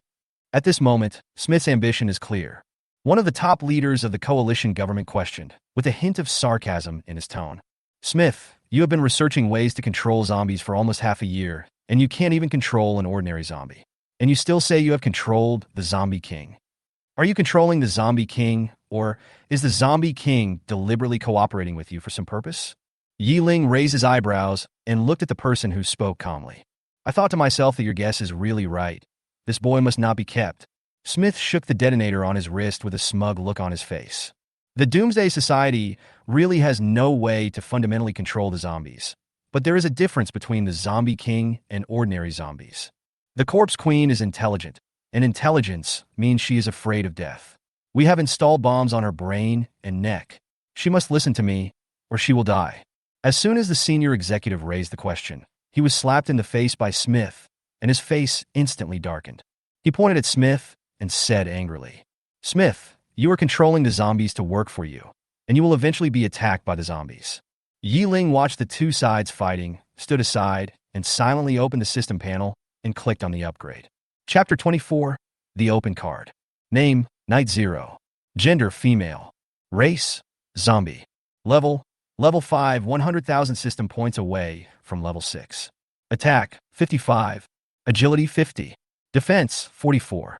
Regeneration rate, 0% per day. Ability, space. Satiety, 100%. After entering the base, Ye Ling activated his domain and space perception, picking up crystal cores while traveling. The system points accumulated along the way are exactly 10,000. Ye Ling found it boring to watch them fighting, so he directly upgraded to level 5 to end the game. It seems like Chinese New Year is coming. Although I have become a zombie, my nationality is still China. Let this emperor conquer the European continent as a New Year's gift to our motherland, the elder who heads the coalition government said. The Doomsday Society wants to get involved in our power? It's just a pipe dream. Even if you have a corpse king with you, it is just a corpse king. The reason why the local one is difficult to deal with is that she controls millions of corpses and has countless elite soldiers and generals under her command. The one next to you is just a lone commander. It won't be difficult for us to kill her. Smith snorted. You don't really think that we are the only 2 here, do you? Let me tell you, our 100,000 zombies have already gathered outside the city, and they will charge in at the first command. The old man spread his hands, looking indifferent. So, what if they break in? Even if the zombies kill everyone in the inner and outer cities, what does it have to do with our core area? Besides, we originally planned to rely on mutants and zombies to clear out the excess population. Your attack on the base is actually helping us. Time passed by minute, and both sides argued with each other, neither of them giving in. At this moment, a clear voice that had not been heard for a long time reached everyone's ears. Shut up! Your quarrel is meaningless. I am the final winner. At the same time, the surrounding space began to distort, and the psychics in the distorted space were easily twisted, deformed, and shattered like dough. This is Ye Ling's 5th level skill, Space Distortion. The attack purpose is achieved through the distortion and deformation of space. The top leaders of the coalition government looked serious as they watched the strong men around them die one after another. They guessed correctly. This corpse king was really pretending to obey. As for the reason for pretending to obey, even a fool could guess it. Although these people looked nervous and serious, they were not surprised that the corpse king lost control. After all, they never fully believed that Doomsday would be able to control the Corpse King. Smith's expression was quite the opposite. His expression at this moment was almost full of disbelief. Smith subconsciously grasped the detonator and shouted fiercely, "Corpse King, you dare to betray me? Don't you want to live? Don't forget that you still have 2 bombs on you." "Bomb?" Ye Ling smiled playfully, reached through his other arm, took out 2 objects and threw them at Smith. "Is this it?" Smith subconsciously dodged sideways and then looked down at something on the ground. It was the chip and micro bomb on Ye Ling's body. Smith bent down, picked up the 2 small things, and stared at them in a daze. Because the chips and bombs were installed in vulnerable areas, the explosion caused great damage. But in fact, their equivalent is only equivalent to a big firecracker. Without the brain and the jugular cone, they are useless. Smith was so angry that he threw the thing to the ground. Then he raised his head and stared at Ye Ling with fierce eyes. "When did you escape from my control?" Ye Ling's temperament suddenly changed from cold to well-behaved, with an innocent expression, soft voice, and innocent eyes. "When you get out of control?" Ye Ling's index finger and thumb poked each other. "It was the day I broke through to the 4th level. I gained some insights from the battle with the zombie lord that day, and I escaped from your control with the new skills I gained." Ye Ling suddenly gave another mischievous smile. "That is to say, it took less than 20 days from the time you successfully captured it to the time you lost control of it." Smith's usually cold and indifferent eyes slowly dimmed. He kept muttering in a low voice. "Is the so-called co-ruler of the European continent just a dream? In fact, in the eyes of the Corpse King, I'm just a clown performing in a circus." Smith, you're just a pawn? It's time to wake up from your dream of hegemony." Seeing that Smith's mental state seemed a little abnormal, Ye Ling stabbed him again in a mean way. "Mr. Smith, I still want to thank you. I have calculated that according to my development speed in China, it will take at least 4 years to conquer the European continent. I don't know how much time and zombies it will take to occupy the European continent. It was the Doomsday Society that gave me the opportunity to annex the European continent without any loss. Thank you." After he finished speaking, Ye Ling bowed sincerely to Smith. Poof! Smith was so angry that he spat out blood. Ye Ling finally added, "There's one more thing. Half a year ago, my killing of the Lord Zombie attracted the attention of another emperor.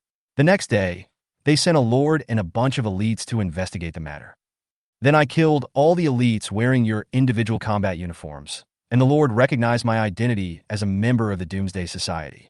So it is very likely that the guy is going to attack the Doomsday Fortress recently. Corpse Emperor, I'm going to kill you."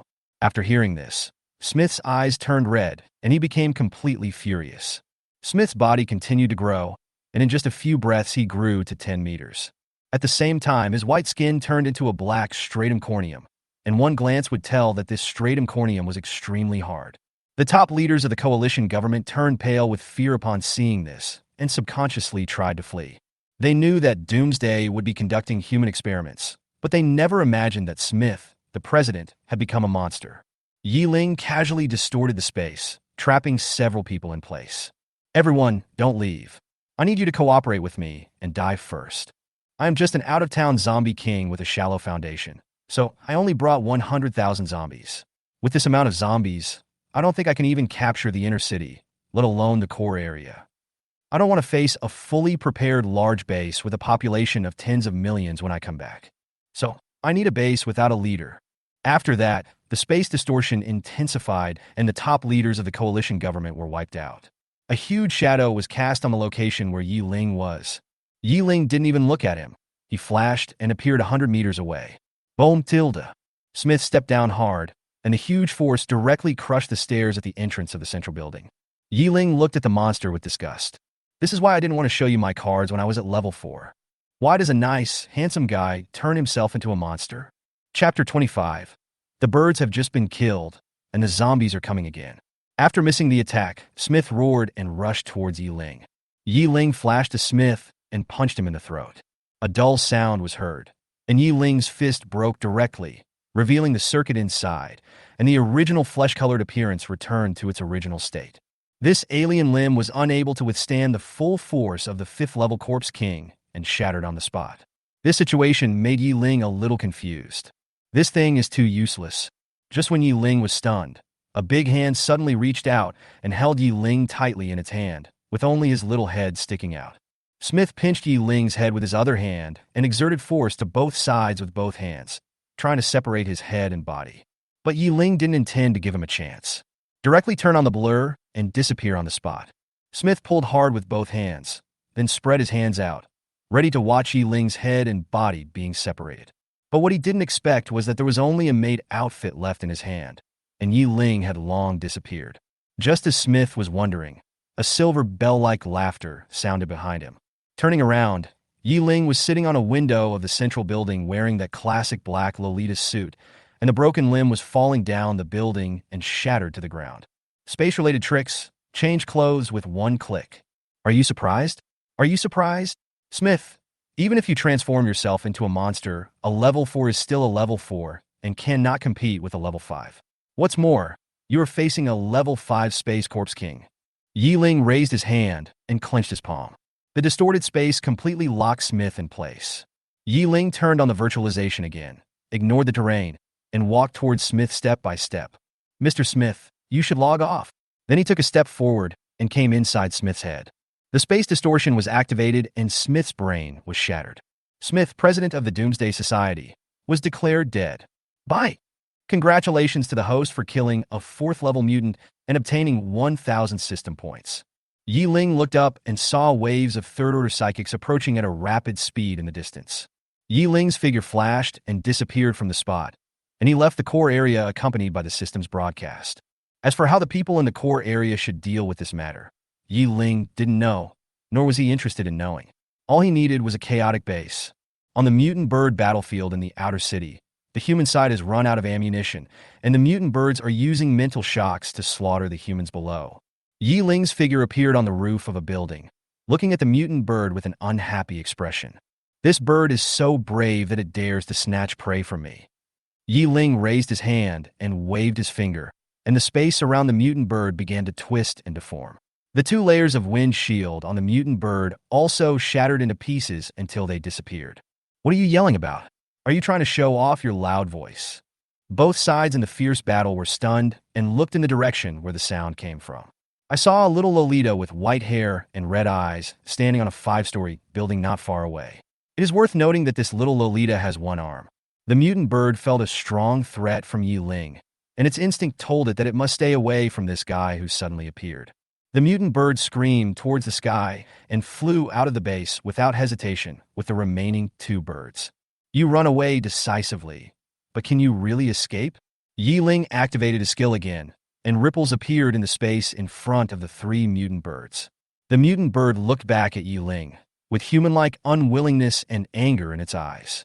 The mutant bird screamed, and the other 2 mutant birds received the order and rushed directly towards Ye Ling. As they flapped their wings, wind blades fell from the sky, trying to cut the uninvited guest into pieces. Ye Ling's expression was calm. When he raised his hand, the space in front of him bent into an arc, forming a space shield. The wind blade hit the space shield and shot to other directions along the curved space. Just after blocking this wave of attacks, Ye Ling suddenly felt a sharp pain in his head, as if someone was stirring his brain with something. Is this a mental attack? Ye Ling, who felt a mental attack for the first time, knelt on the ground uncomfortably, his eyes becoming dull. The mutant bird swooped down, grabbed Ye Ling's head with its claws, and carried her high into the sky. The humans on the ground looked up at all this, their faces filled with shock. If they were not mistaken, the girl just now was a corpse king, although they didn't know where this corpse king came from. The fact that the mutant bird could catch the corpse king showed its terrifying strength. At this moment, high in the sky, Ye Ling allowed himself to be grabbed by the mutant bird with a dull look in his eyes. The other 2 birds swooped towards her quickly, pecking at Ye Ling's limbs with their sharp beaks. The remaining alien limbs were soon torn into several holes. After experiencing the initial pain, Ye Ling gradually adapted to the discomfort brought by the mental attack, and his eyes became clear again. Ye Ling expanded his spatial perception, confirmed his own condition and environment, and then decisively initiated space distortion. The wings of the 3 birds were forcibly broken by the distorted space. After the space was restored, the 3 birds lost their ability to fly and fell from a height of 1,000 meters and died on the spot. Ye Ling fell down with the 3 birds, and just before landing, he teleported and stood steadily on the ground. The humans not far away looked at Ye Ling in fear. She was clearly carried to a height of 1,000 meters by the mutant birds, but in the end it was the 3 mutant birds that died.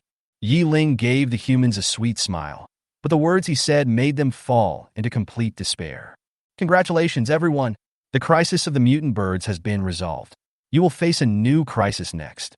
Let me introduce myself first. My name is Ye Ling, and I am the Space Zombie King of China. I destroyed a base of the Doomsday Society in China, but was beaten by the person in charge there and taken back to the headquarters of the Doomsday Society. They tried to control me through various means and use me for their own purposes. Half a year has passed, and I have broken free from control and have grown stronger. What I have to do now is to turn all the humans in the European continent into zombies, and then challenge the local zombie king to completely rule the European continent. After hearing this sudden bad news, the remaining humans collapse to the ground with despair on their faces. Appropriate pressure can arouse people's desire to resist, but excessive pressure will only make people feel powerless and desperate, just like the people sitting on the ground at this moment. Ye Ling moved along the way to the gate of the city wall. She was too lazy to find a way to open the door, so she directly distorted the space and smashed the gate. 100,000 zombies swarmed into the base like wolves entering a sheepfold. Tens of millions of ordinary people in the outer city areas will eventually become companions or nutrients for these 100,000 zombies. As soon as the flock of birds was killed, zombies arrived. For the survivors on the European continent, this winter is destined to be a season of killing. Chapter 26. Thousands of floating corpses, bloody skulls. At 5 a.m., Ye Ling sat on the city wall, watching the zombies slaughter quietly. Although the area of this base is not large when viewed on the world map, it is at least the size of a province in China. Imagine if a flock of mutant birds invaded a province in China. People on the other side of the province would not know about it without the internet. This situation in this base means that people who are far away from the battlefield eat and sleep as they please and do not pay too much attention to the mutant birds. Although they heard about the mutant birds from the base broadcast, the only measures they took were to go home early and close the doors and windows. This phenomenon became more obvious the farther away from the battlefield. The people in the southernmost part of the outer city didn't even take it seriously. Coincidentally, Ye Ling's zombie army started its advance from the southeast corner. So when the zombies attack, the diligent people have just woken up while the lazier ones are still snoring. Then the zombies broke in through their doors and windows. They either became food or zombies. When the sun rose again, the core area fell into chaos due to the annihilation of the bigwigs of the ruling class. It was discovered in the inner city that the mutant bird flock had been eliminated, and order was restored. The outer city area is still in a state of slaughter, but the situation has changed from being killed by mutant birds to being killed by zombies. At 8 o'clock in the morning, Robert had a delicious breakfast and returned to the ground to continue to preside over the situation. He went to his office and called Rod, the manager of the outer city area. The call was connected, and Robert said with a smile, "Mr. Rhodes, are you okay?" When Rhodes heard this familiar voice, hatred flashed in his eyes and his face turned cold, but he still spoke in a cheerful tone. "It's okay. The mutant bird has been dealt with, and I hid myself long ago." "That's good. I was worried about you all night last night. I feel relieved to know that you are okay," Robert said with feigned concern. The two chatted for a while and then hung up the phone. Although the mutant bird flock was indeed dealt with, something more terrifying than the mutant bird flock has arrived. The surveillance equipment that Rhodes installed in various locations in the outer city area clearly recorded Ye Ling standing on the city wall, with countless zombies below. Rhodes watched with his own eyes as residential buildings were occupied one after another in front of the screen, and heard with his own ears the screams and wails of human beings. But he didn't tell Robert about the Corpse King's invasion, who told him not to send help when he was in danger. Let him experience what he feels now. Because the outer city was full of ordinary people and their ammunition had been exhausted before, the zombies pushed all the way over, and the original team had almost no casualties. After infecting other humans, the total number rose sharply. 2 days later, all humans on the ground in the South City area were slaughtered, and Ye Ling's zombie army officially exceeded the 10 million mark. At 1 o'clock in the morning on December 28th, more than 8,000 third-level zombies attacked at the same time, blasting a kilometer-wide gap in the city wall that separated the inner and outer urban areas. The zombies swarmed into the inner city. Ever since the mutant birds invaded, the people in the base have become deeply aware that this base is not absolutely safe. As a result, the inner city strengthened its defenses. As the zombies blew open the city walls, Sharp wartime alarms sounded throughout the inner city. Everyone in the inner city was awakened from their sleep. As soon as people came out of the house, they were faced with a tide of zombies. Since that night, people in the inner city began a desperate fight with zombies. Guns and supernatural powers are intertwined, and screams and roars echo continuously. On the core area's city wall, soldiers held binoculars and looked out at everything in the inner city from afar. They have special powers and carry weapons. Although there are only 300,000 of them, their overall strength is far greater than the 1 million people in the inner city. But faced with a tide of tens of millions of zombies, they also had the same concerns as Robert in the inner city. If the zombies only want to attack the inner city area, what if the zombies change their targets once the core area is attacked?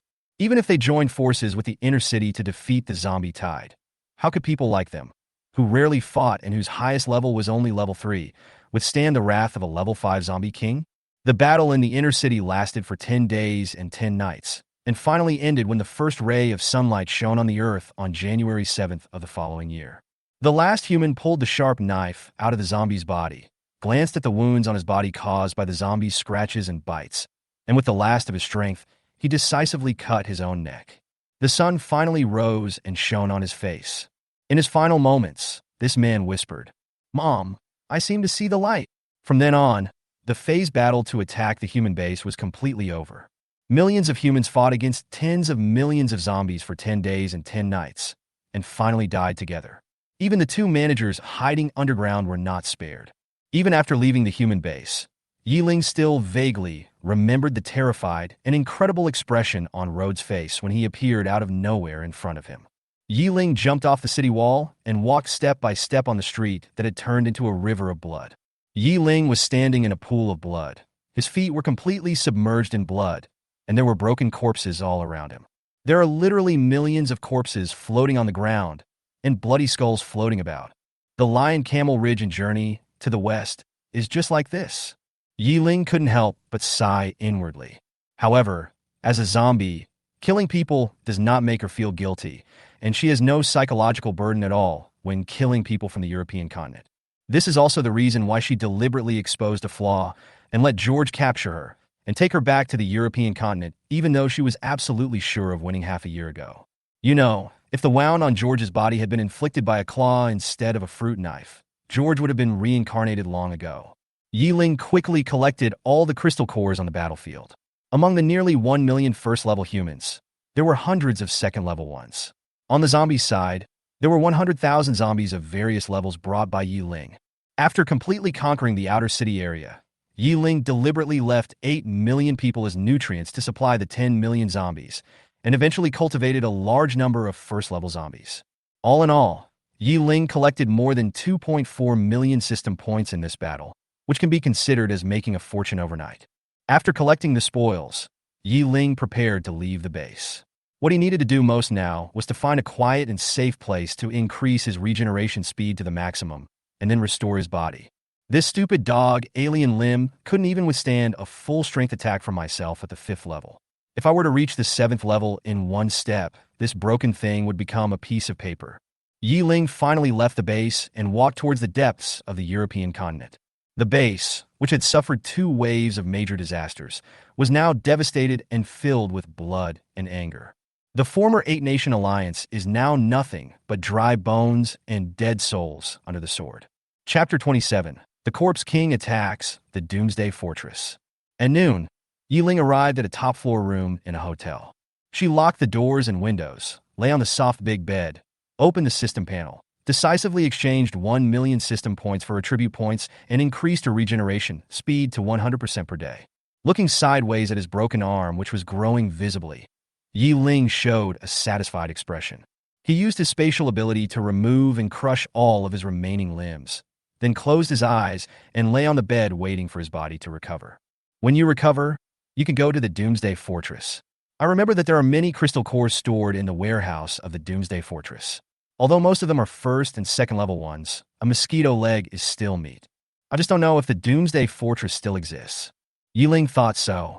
At the same time, the apocalyptic fortress was suffering from the impact of a tide of zombies.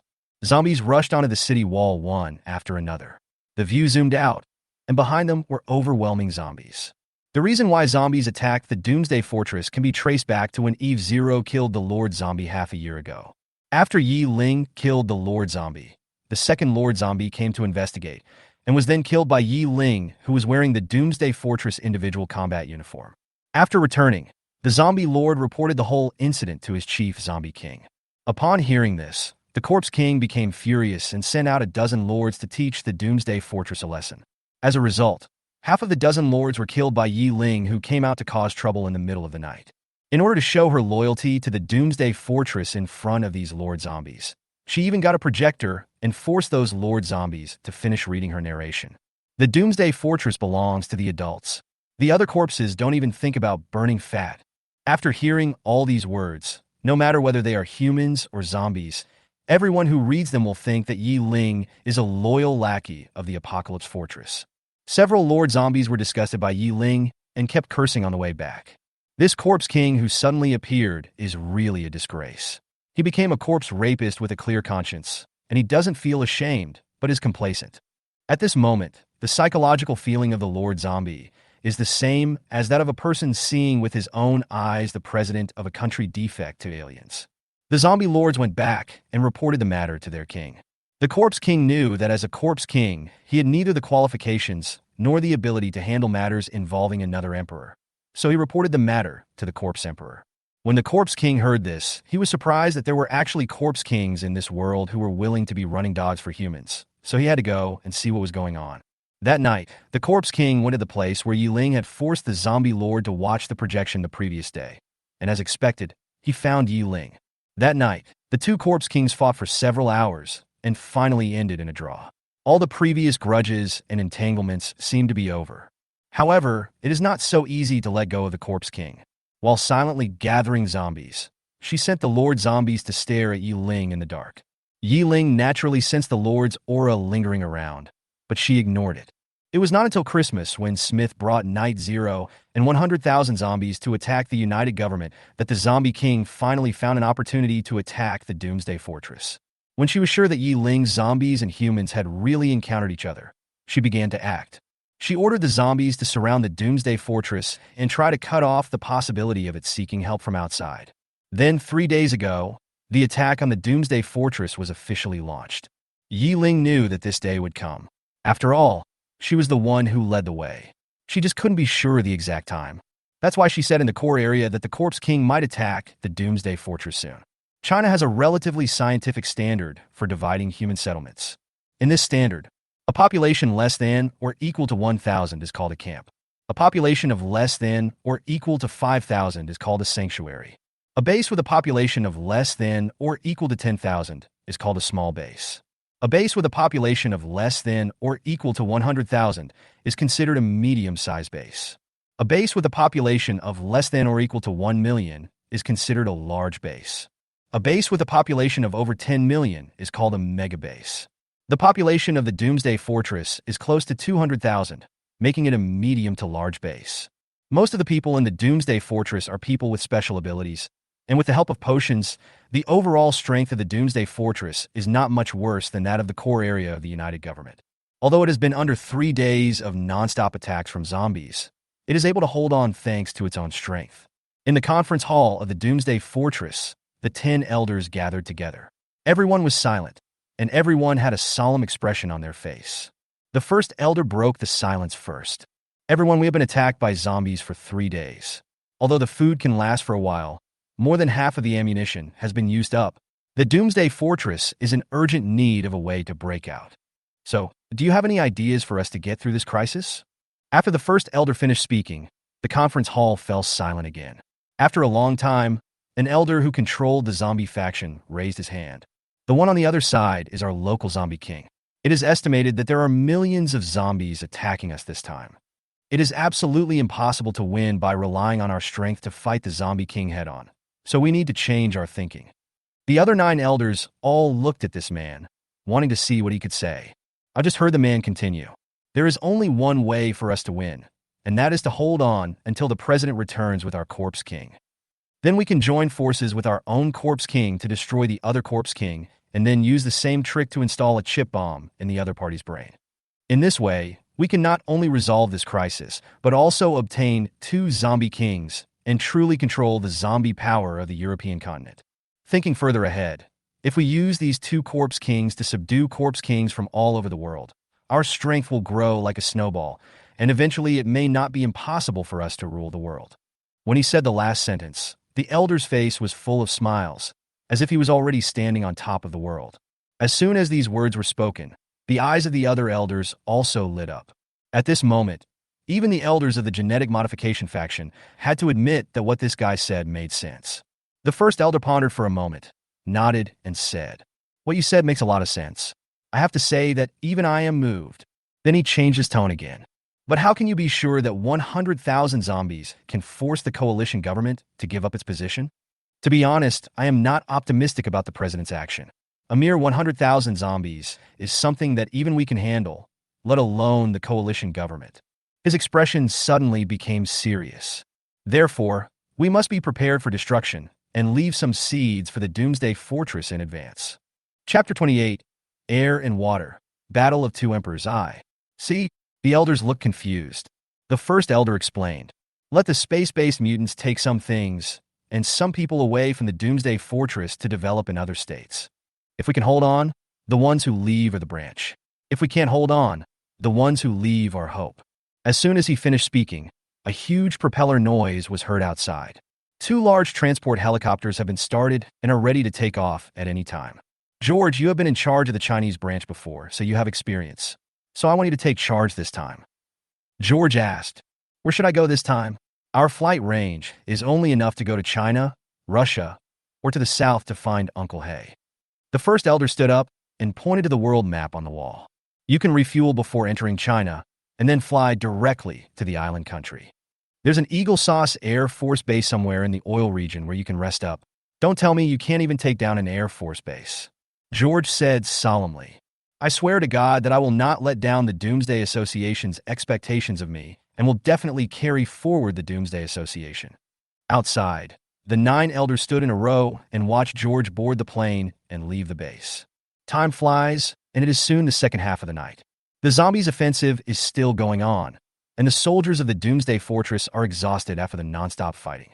At this moment, a clear female voice suddenly came from the void. The voice seemed to come from the sky and spread very far away. "Am I a long time no see?" Emilia is the name of the native water zombie king of the European continent. At this moment, she was looking up in confusion to find the owner of the voice. "Who is talking? Come out here, don't play tricks in the dark." As soon as Emilia finished her words, a figure appeared on the rooftop 100 meters away from her. Amaya raised an eyebrow. "It's you? Why? Are you here to protect the master?"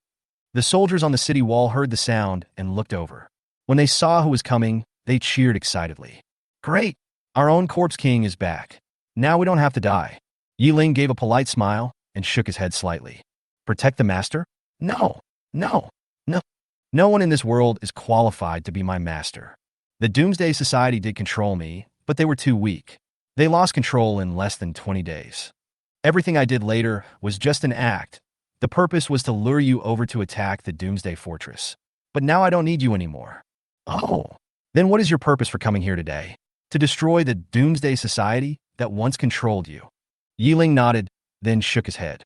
"Yes, I do have that plan, but since you're here, I might as well kill you first." Emilia covered her mouth and chuckled. "Little sister, you can't kill me with just level 5. As soon as the voice fell, Emilia's aura suddenly surged, directly climbing from the early 4th level to the early 5th level. Ye Ling's beautiful eyes widened, then returned to normal, and she smiled knowingly. This scene happened to be seen by 9 elders who had just arrived on the city wall. When they saw Ye Ling standing on the roof, they couldn't help but be ecstatic. As long as they could destroy the Corpse King and the Doomsday Society together with Ye Ling, they would have a chance to dominate the world. But when they felt the surging breath of the zombies on the opposite side, their faces suddenly changed. The Corpse King actually advanced temporarily. The upper limit of the level that a psychic can sense is 1 major level higher than himself. If it exceeds this range, the psychic will not be able to sense the other party's psychic fluctuations. The first elder, who had just broken through to the 4th level yesterday, watched helplessly as the aura of the Corpse King on the opposite side soared from the early 4th level all the way to the 5th level without any hindrance. The first Yuan elder was dumbfounded. Are they really qualified to join in the fight between two level 5 corpse kings? They might be killed instantly. At this time, a soldier nearby said inappropriately. In fact, the corpse king's on-the-spot advancement is not the worst thing. The first elder turned around and asked, "What's the worst thing that could happen to you?" "The worst thing is..." The soldier repeated everything Ye Ling had just said. The 9 elders looked even uglier. They thought, it's over. Currently, these two corpse kings are the only ones in the European continent, and they have been provoked by them. Now the only hope for survival is that they can die together. After all, both of them are at level 5, so it is not impossible for them to die together. The people on the city wall were watching the battle nervously. The moment Ye Ling appeared, Emilia had already ordered the zombies to stop attacking, so the people on the city wall could watch the show with peace of mind. The two corpse kings naturally did not focus their attention on the city walls. At this moment, they only had each other in their eyes. They both knew that one of them would die in the battle tonight.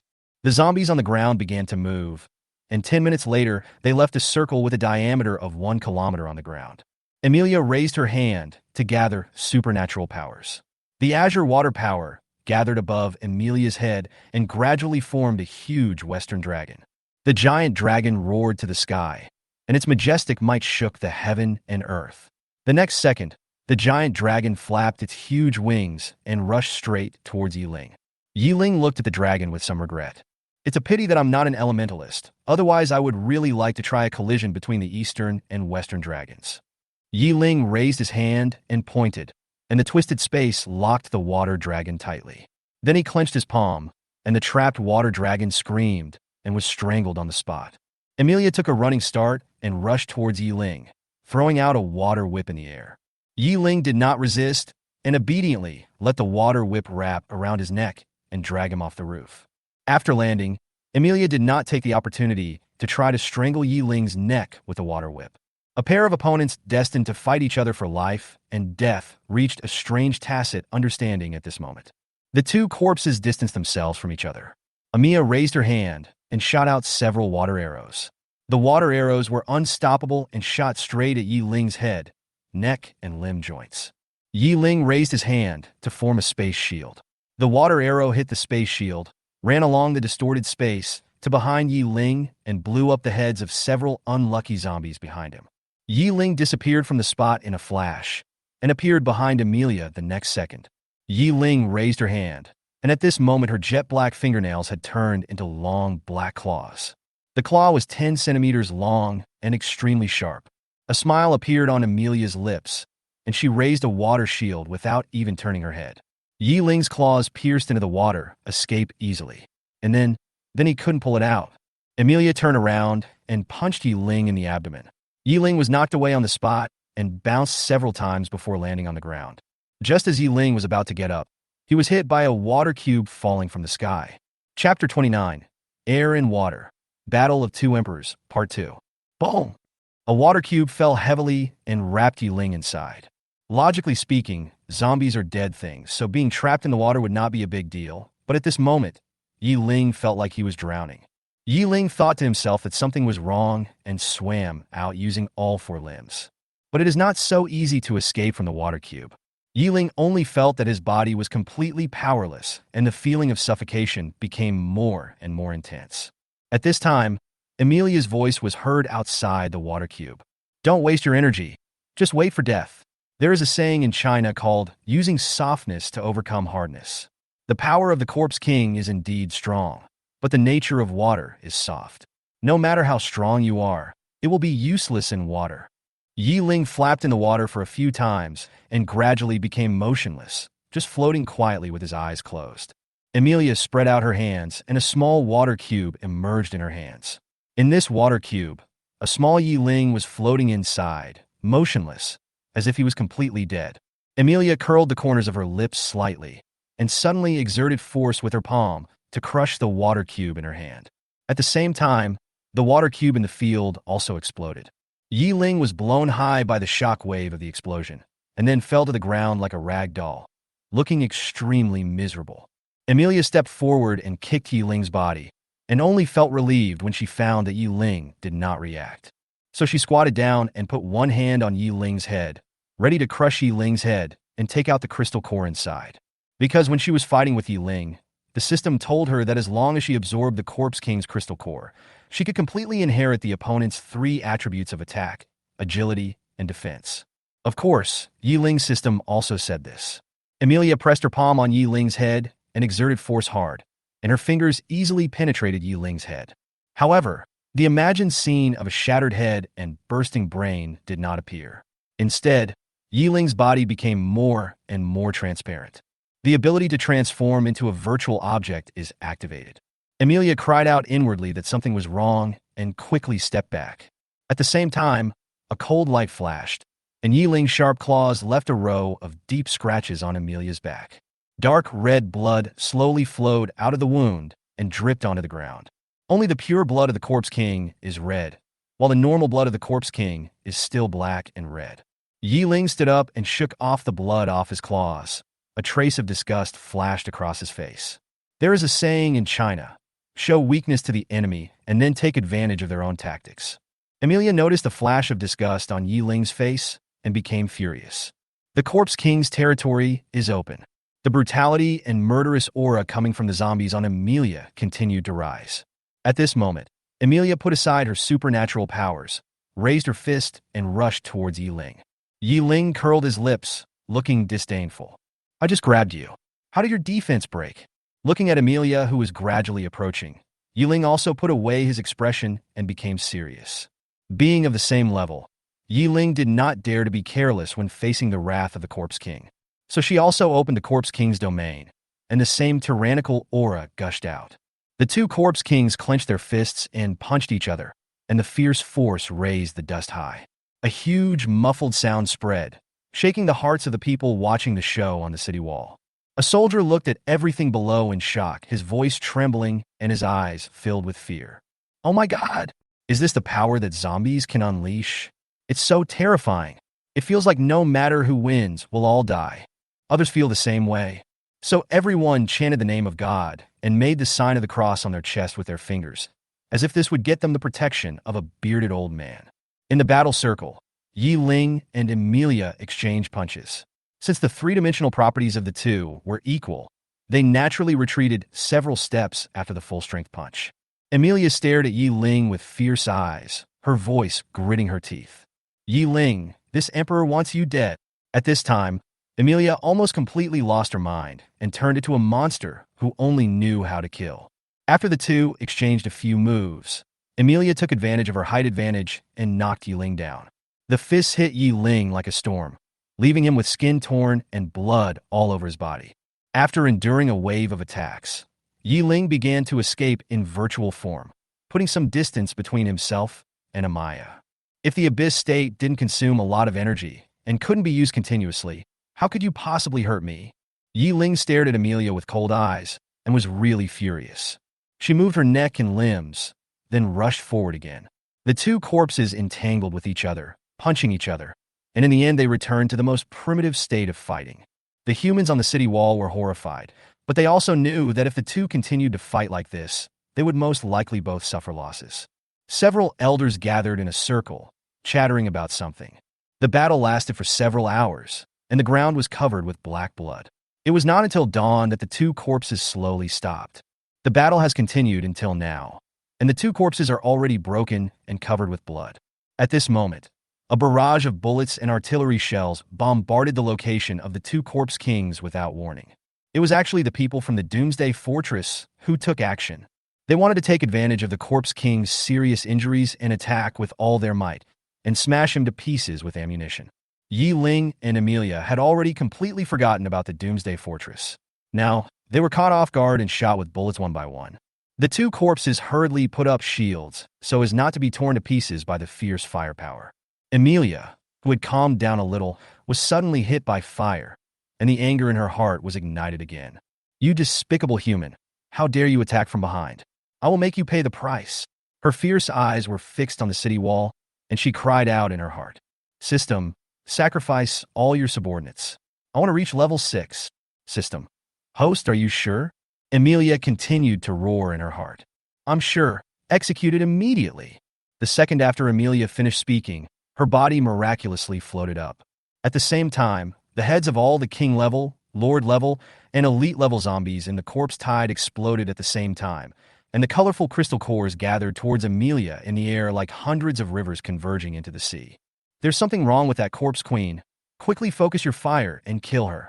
The first elder saw Amelia's condition and felt that it was not good, so he immediately ordered an attack.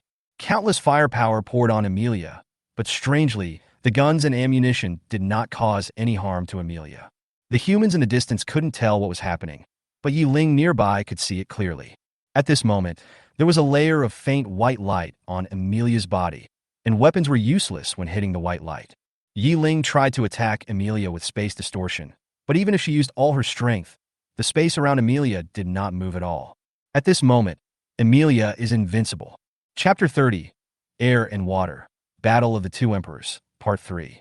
5 minutes later, all the crystal cores were integrated into Amelia's body, and Amelia's aura began to surge wildly, reaching the 6th level in an instant. Amelia landed slowly, and then water-based energy gathered under her feet. The next second, a giant hand made of water rose from the ground and lifted Amelia into the air. Amelia raised her hand, and a western dragon that was even larger than before appeared. The dragon flapped its wings and crashed straight into the city wall. With a loud bang, the dragon knocked a hole in the city wall, and the people who were originally standing on the city wall fell straight down from a height of 20 meters. The huge hand of water instantly turned into a wave, carrying Amelia towards the fortress of the end of the world. Ye Ling, who was left behind, opened the panel and silently upgraded himself. Name, Knight 0. Gender, female. Race, zombie. Level 6, 1 million system points away from level 7. Attack, 65. Agility, 60. Defense, 54. Regeneration rate, 100% per day. Ability, space. Satiety, 100%. After upgrading, Ye Ling took a step forward and walked to the city wall. Then he waved his hand and blocked the entire base. This is Ye Ling's 6th level skill, Space Blockade. Using spatial abilities to isolate and block a space can be understood as an air wall in the game. I will find a place to recover. You two can just fight each other.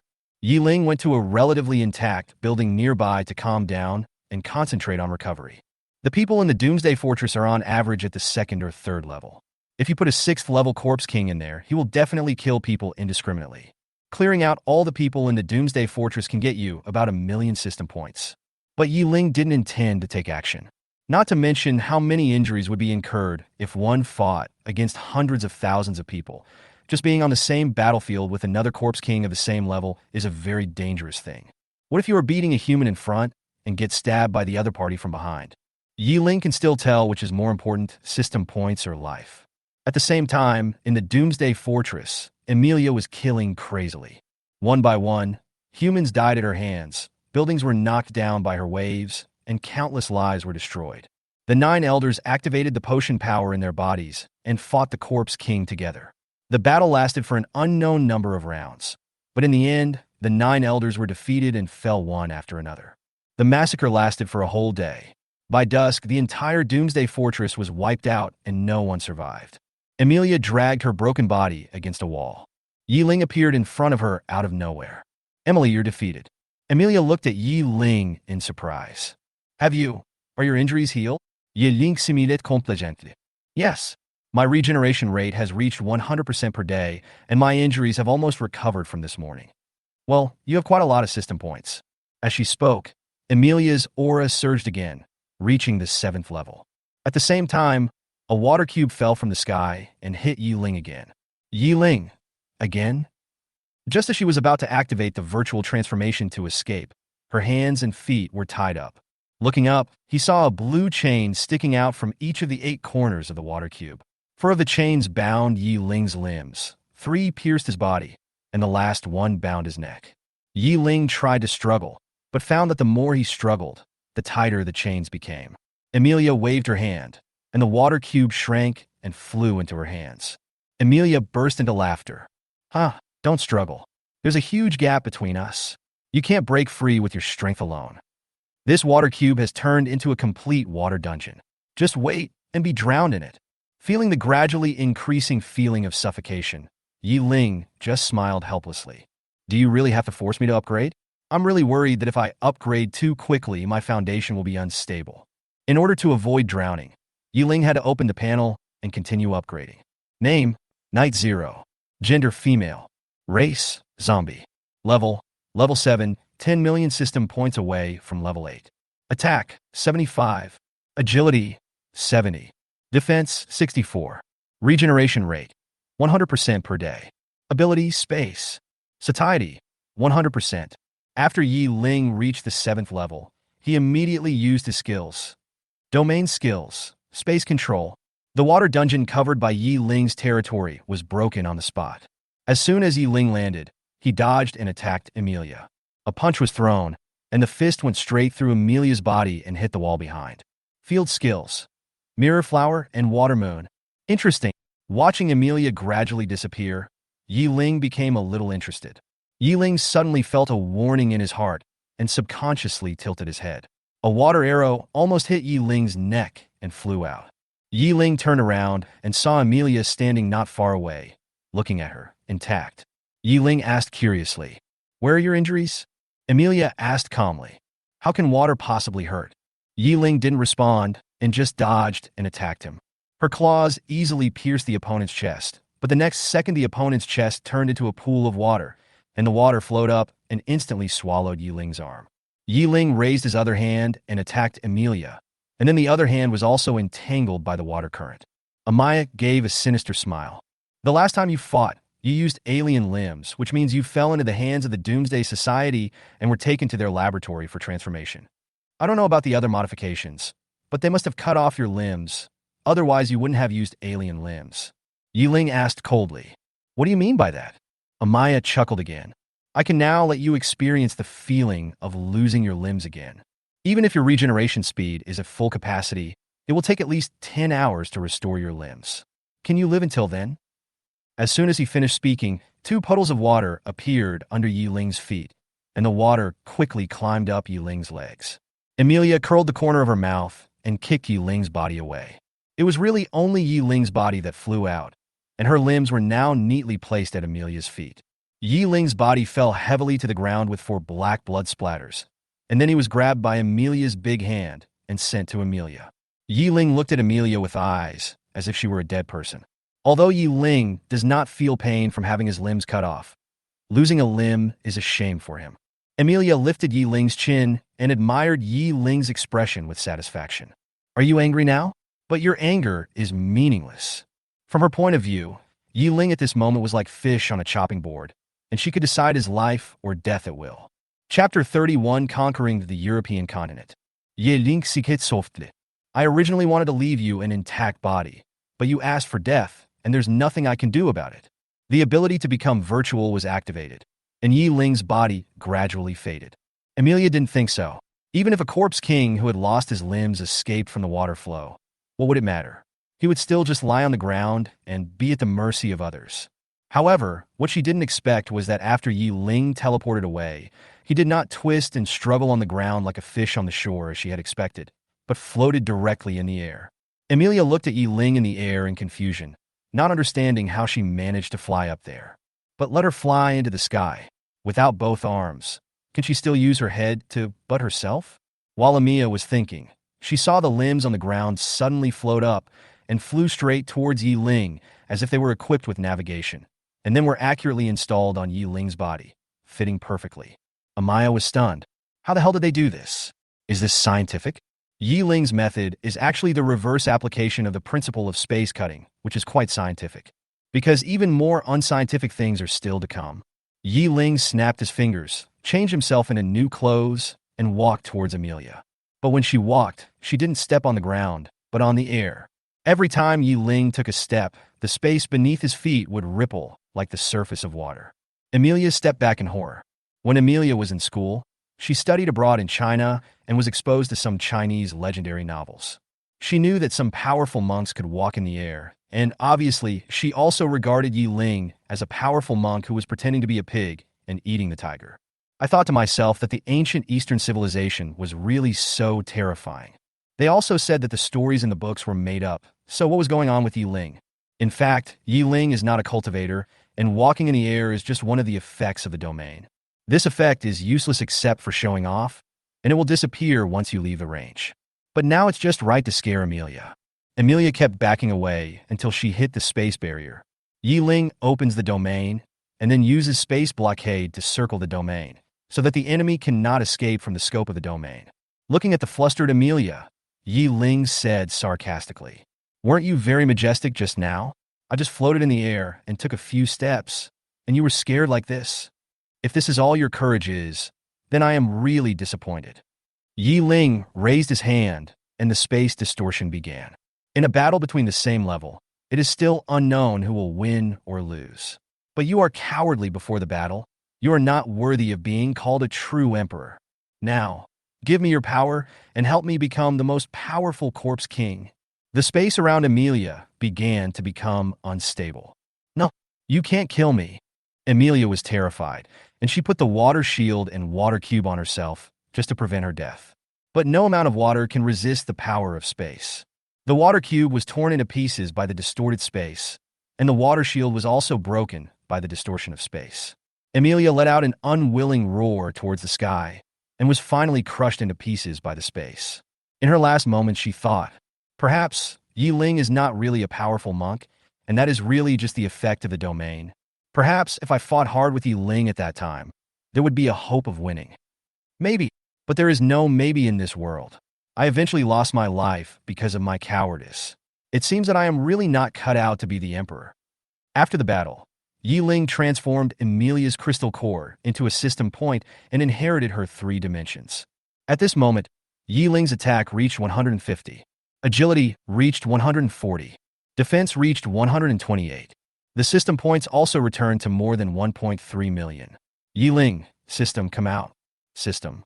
What's the matter? Ye Ling. Why does Amelia also have a system? System. I don't know. Ye Ling. Zombies, superpowers, systems. What is the connection between these? System. No contact. Ye Ling. If I am the only one who owns the system, it can be said that it is because I am lucky and have encountered an opportunity. But if all corpse kings have systems, then chance can't explain it. I suspect this apocalypse is a man-made disaster rather than a natural one. System. Host, please work hard to become stronger. Don't think too much. This is your chance. Ye Ling's heart turned cold. Chance? I don't think so. As soon as Ye Ling finished speaking, a red exclamation mark appeared on his system panel, dominating the screen. The next second, Ye Ling's eyes became dull and returned to normal after a moment, and the exclamation mark on the panel also disappeared.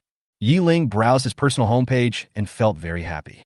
Wow, the 3-dimensional attributes have doubled, plus the more than 1.3 million system points balance. It's another wave of sudden wealth. Ye Ling turned off the system panel and began to gradually receive the tide of zombies brought by Amelia.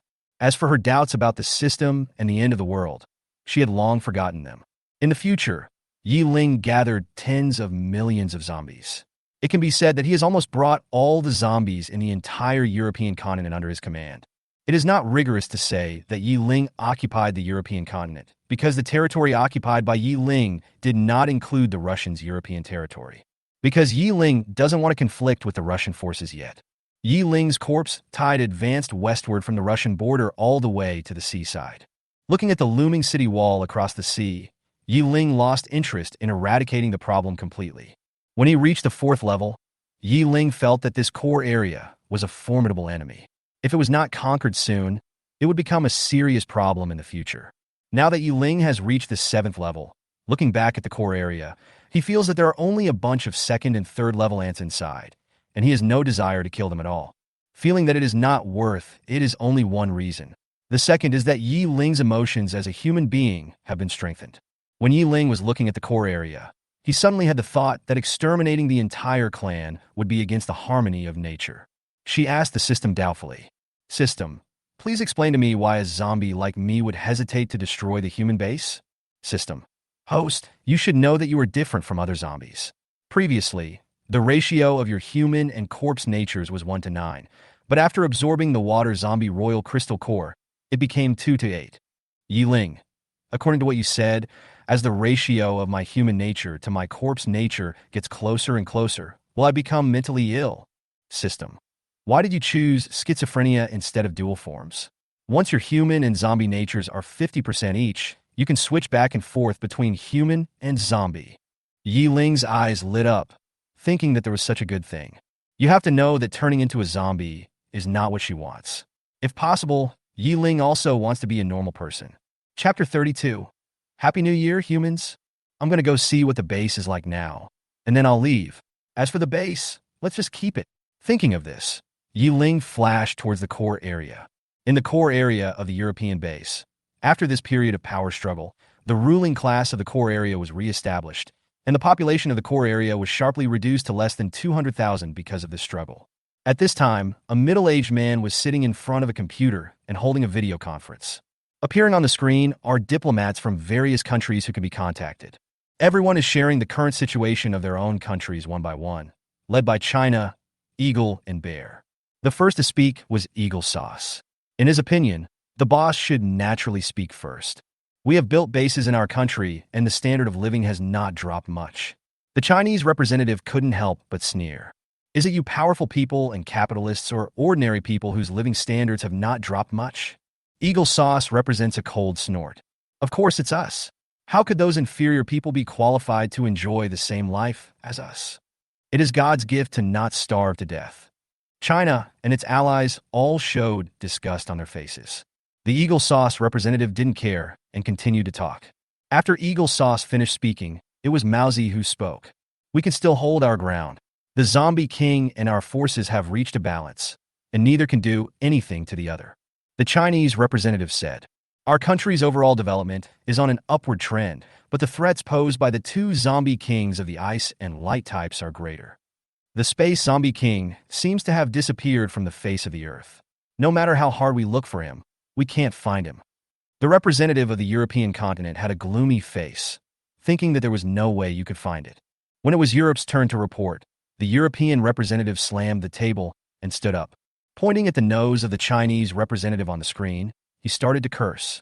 Of course you can't find the zombie queen, because she ran to us? Do you know why I'm the one sitting here in this meeting?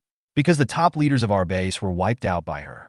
Our base had a population of 20 million, but now there are less than 200,000 left. Our European continent is almost destroyed. The Chinese representative was confused by his scolding. How come the zombie king of our country went to your place? Just when this man was angry, Ye Ling appeared beside him without warning and knocked him against the wall with one punch, killing him to death. Noisy, under the gaze of shocked eyes on the screen, Ye Ling sat in front of the computer and greeted them with a smile. Leaders of all countries, Happy New Year's Eve. Ye Ling, the Space Corps King of China, wishes everyone a Happy New Year. Everyone. Zombies wishing a Happy New Year? That's so weird. The Chinese representative asked hesitantly. Well, how did you get to Europe? It's like this, Ye Ling told how he destroyed the base of the Doomsday Society, how he was brought to the European continent by the Doomsday Society, and his experiences in Europe over the past 6 months. I see. The Chinese representative nodded in sudden realization. After telling his story, Ye Ling said, from now on, all the land on the European continent except for the European territory of Russia and this base belongs to China. Do you have any objections? The people on the screen stared at each other for a long time, and then the representative of the island country spoke angrily. Zombie King, do you know that you are invading? You killed so many people in the European continent. This is genocide. Ye Ling just smiled and didn't refute. Anyone else has any comments? Seeing that Ye Ling did not refute, the representative of South Korea also jumped out. That's right, this is genocide. You should be judged by the whole world. As soon as the representative of the Korean country finished speaking, several representatives of the monkey country began to whisper. Ye Ling took all the attitudes of these people into consideration, and a cruel smile appeared on the corner of his mouth. To all the nations present here that hold opposing views, you may now enjoy yourself, for this emperor will soon come over to destroy you. I know there are more opponents than just those who are talking. I can't guess who they are until you open your mouth, so I'll let you go for now. As soon as these words were spoken, the whole place fell silent. When they met Ye Ling's blood-red pupils, they suddenly realized that the person sitting opposite them was not a human, but a zombie. All those who had clearly expressed their opposition felt their scalps tingle instantly. The representatives from the island country and the Korean country, who were the first to express their opposition, turned pale and even peed their pants in a place that could not be captured by the screen. One of the two countries is a sworn enemy, and the other is just a neighbor. Other countries dare not say anything, but the demise of these two countries is a foregone conclusion. The representative of the island country is madly tagging the representative of the Chinese country. Don't you care about the corpse emperor of your country? The Chinese representative said with a smile. The corpse king is fighting the devils. We won't stop him. The representative of South Korea is madly tagging the representative of China. Your two countries have a feud, but we don't, the Chinese representative said with a sad face. As fellow human beings, we also don't want to see your country destroyed, but China is currently focusing on dealing with two corpse kings and no longer has the energy to deal with a third one. The poor remnants of the Doomsday Society would never have imagined that their destination had already offended the corpse king to death before they even landed. Ye Ling said again, "Tomorrow I will leave the European continent and return home from the oil region. Do you need me to take over the oil region?" The representative of the oil region's face changed drastically and he looked pleading. "Our oil region is China's friend. Can we not fight?" Ye Ling smiled slightly. "Of course, I can even help you with the zombie problem. What are you willing to pay?" The oil region representative said, "We will take care of all the oil in China for the next 100 years, and we won't charge you a penny." Ye Ling nodded with satisfaction. "Okay, you guys continue chatting. I'm going offline." "Oh, and one last thing. Please change the Zombie King's information directory for me. My code name is Sui Kong." Ye Ling turned off the computer and came to the familiar broadcasting room again. After killing the announcer, Ye Ling said to the device, "My fellow citizens in the core area, Happy New Year! I am the Zombie King." The people in the core area were stunned for a moment, and when they reacted, it felt like 10,000 alpacas were galloping through everyone's heart. I only heard Ye Ling say, "Don't be nervous. No one will die this time. I need your help." Under Ye Ling's abduction, a group of people placed a large number of fireworks in various places near the clock tower. Time passed by minute, and soon it was midnight. The bells in the clock tower rang on time, and thousands of barrels of fireworks exploded at the same time. In an instant, the sky was lit up just like daytime. Ye Ling stood on the rooftop of the central building in the core area and took a picture of this scene with the mobile phone that had always been with her. Amid the brilliant fireworks, Ye Ling's voice spread throughout the core area through the radio. "I ruined your Christmas before, and now I give you a new year. Happy New Year, humans!" Chapter 33. Your cake is too expensive. On the morning of the first day of the Lunar New Year, Ye Ling led the tide of zombies all the way to the oil area. Looking at the huge tide of zombies following behind him, Ye Ling, who usually keeps to himself, feels as if he is carrying a group of burdens. Fortunately, the zombie tide was moving at a fast speed. Otherwise, Ye Ling would have wanted to abandon them. Half a month later, Ye Ling officially entered the oil area. Ye Ling tried to control the zombies in the oil area, only to find that the zombies here all belong to another emperor. The terrain of the oil region is mainly desert and mountainous, and there are not many people. Ye Ling estimated that it would be good if there were 50 million zombies here. Thinking of this, she no longer hesitated and simply used the zombies to plow the area and find the Zombie King first. After discovering that the Water Zombie King also had a system, Ye Ling began to doubt the origin of the end of the world. The fact that the system forcibly interfered with her mind and erased her doubts further showed that there was something wrong with this apocalypse. Originally, Ye Ling no longer had any doubts, but when the New Year's bell rang, Ye Ling's mind suddenly became clear, and the interference caused by the system disappeared. Although Ye Ling already knew that there was something else behind the apocalypse, she had no other options now, and she didn't even dare to act rashly, fearing that the system would find out and completely control her. The system said that every time a zombie king was killed, the percentage of one's own humanity would increase by 10%, and this became the only direction of Ye Ling's efforts. Ye Ling had no choice but to become stronger while searching for the zombie king so that he would have the strength to deal with the unexpected events. Ye Ling's behavior of killing wherever he went naturally attracted the attention of the local zombie king. To be more precise, it attracted the attention of all forces. Inside the Yucca people base, a middle-aged man was making a report. Reporting to the base commander, "Our people staying at sea have discovered that a huge wave of zombies has entered the oil region from the European continent." The base commander frowned and looked serious.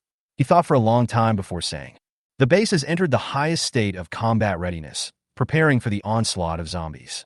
Yes, somewhere in the oil region lies a large base with a population of just over 1 million. This is the base where the oil region representatives from the previous video conference were located. At this time, Someone in the base was also reporting.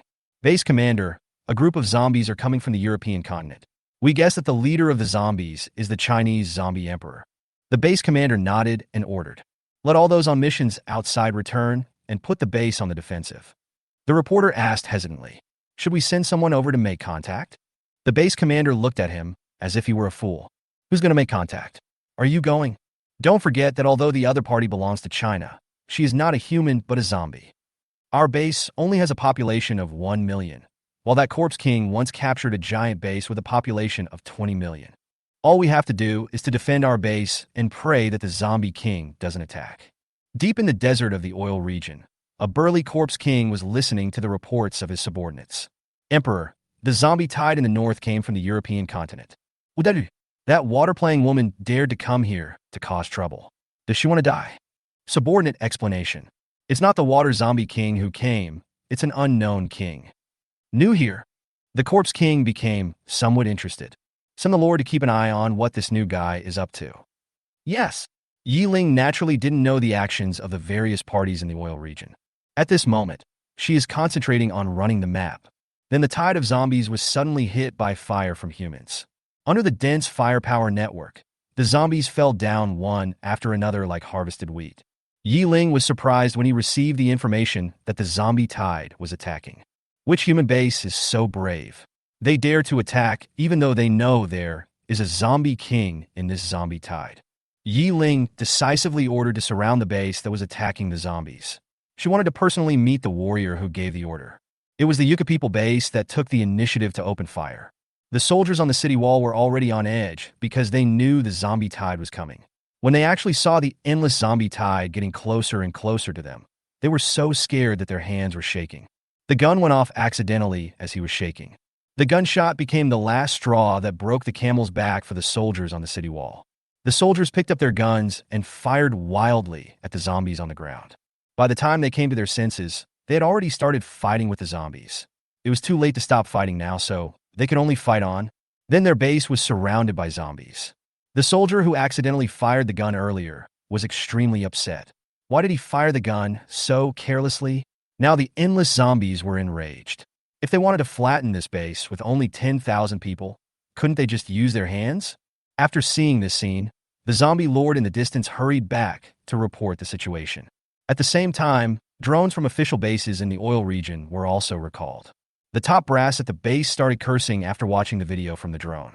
Stupid dog. Why are you attacking those zombies? Someone asked nervously. Everyone, what should we do now? The corpse king will think that we are not sincere and push us away. The conference room fell into a brief commotion. After a moment, the base commander slammed the table and said, stop arguing. Now we only have one solution, and that is to use something eye-catching to prove that we are in the same group with her. Inside the command room of the Ukraine base, the top brass of the base looked confused. I thought to myself, we haven't even given the order to attack. Why are you guys starting it already? At this time, Ye Ling just happened to sneak into their command room. How can you be so brave? Who gave you the courage to fight my zombies? The old man with a big beard. The senior executives looked in the direction of the voice, and their faces turned pale. The corpse king is here. They're doomed. A senior oil card executive could not bear the fear of death and shouted emotionally. We are the noble Yucca people. Not only can you not kill us, but you must also give us good living conditions. This is God's will, and you cannot violate it. Ye Ling laughed out loud when he heard this. The oil card people? They should be killed even more. Everyone looked confused. Night Zero explained. First, you hit me first. Second, your cakes are too expensive. The space warp was activated, and all the senior executives of Oil Card went to meet the bearded man. The zombie tide launched a full-scale attack on the Yucca base. The Yucca base put up a futile resistance and was destroyed 2 days later. In this battle, Ye Ling inadvertently put a cap on the unfinished building.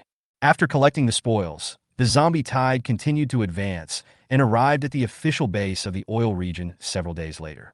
Although the base was also filled with soldiers defending the city, the soldiers did not fire accidentally. There was no friction between the two until the tide of zombies had gone away. Seeing the bright red hanging at the highest point of the base, Ye Ling couldn't help but laugh. This base is really sensible. Chapter 34. Battle against the Earth Corpse King. Two huge phalanxes stood in a vast desert. In front of the square formation, two corpse kings looked at each other. They are China's space-type corpse king Ye Ling and the oil region's earth-type corpse king with a super long name. The earth corpse king spoke first. When did a corpse king like you appear in the European continent? How could Amelia allow you to exist? So Amelia is gone. And I'm not the corpse king of the European continent, but the corpse king of China. I was captured by the Doomsday Society. Ye Ling answered it. The earth corpse king asked curiously. Why are you, the Chinese corpse king, coming to me instead of returning to your country? I'm on my way back home now, but Ye Ling pointed in the direction of the official base in the oil region. Those humans promised me that they could exchange your life for China's oil supply for the next 100 years. This deal is a win-win for both of us, so I came. The Earth Zombie King had a calm expression. When he met Ye Ling, the system told him about the benefits of killing the Zombie King. So he was not surprised at all that Ye Ling wanted to kill him. You, a 7th level corpse king, come to kill me. It seems that I will definitely die today. I heard that the 7th level skill is a domain. Can we discuss it? You fight me without the domain. Before I die, I want to see how big the gap is between the 7th and 6th levels without the domain. Ye Ling nodded. Okay, I'll give you this chance. The zombies on both sides retreated far away. The Earth Corpse King floated into the air, and countless crystal cores gathered towards him. A few minutes later, the Earth Corpse King successfully reached the 6th level. At the same time as the Earth Corpse King landed, Ye Ling used his 6th skill to create a circle with a diameter of 1 kilometer. The Earth Corpse King waved his hand, and several conical stone pillars flew towards Ye Ling. Ye Ling raised his hand, the space distortion started, and the stone pillar was shattered. The Earth Corpse King couldn't help but exclaimed, "Is this the power of space? It seems that Amelia deserved to die." The Earth Corpse King's supernatural powers surged, and his body was immediately covered with a layer of hard stone armor. His hands also turned into 2 huge stone balls with spikes. After stacking armor for himself, the Earth Corpse King roared and rushed towards Ye Ling. At the same time, stone cones began to grow under Ye Ling's feet. Ye Ling dodged the stone spikes left and right, and clenched his fist to collide with the Earth Corpse King. Ye Ling's 3-dimensional strength was not low, so naturally he did not retreat. But what surprised Ye Ling was that he used the conventional 7th level power and was only able to repel the Earth Corpse King without even breaking its defense. This means that the Earth Corpse King's defense has exceeded 75 at this moment, and may have reached over 80. Ye Ling sighed in his heart. The Earth element's defensive power is indeed well-deserved. After stabilizing its body, the Earth Corpse King sank into the ground without any warning. Ye Ling activated his spatial perception to investigate, and was surprised to find that he could not find the location of the Earth Corpse King at all. This situation could only be that the Corpse King and the ground were completely integrated. Really? Just as Ye Ling looked around in confusion, the ground under his feet suddenly turned into soft quicksand. Ye Ling's legs sank into the sand without her noticing. Then a dozen sand tentacles wrapped around Ye Ling's wrists and dragged her completely underground. Ye Ling only felt himself being dragged and sliding underground.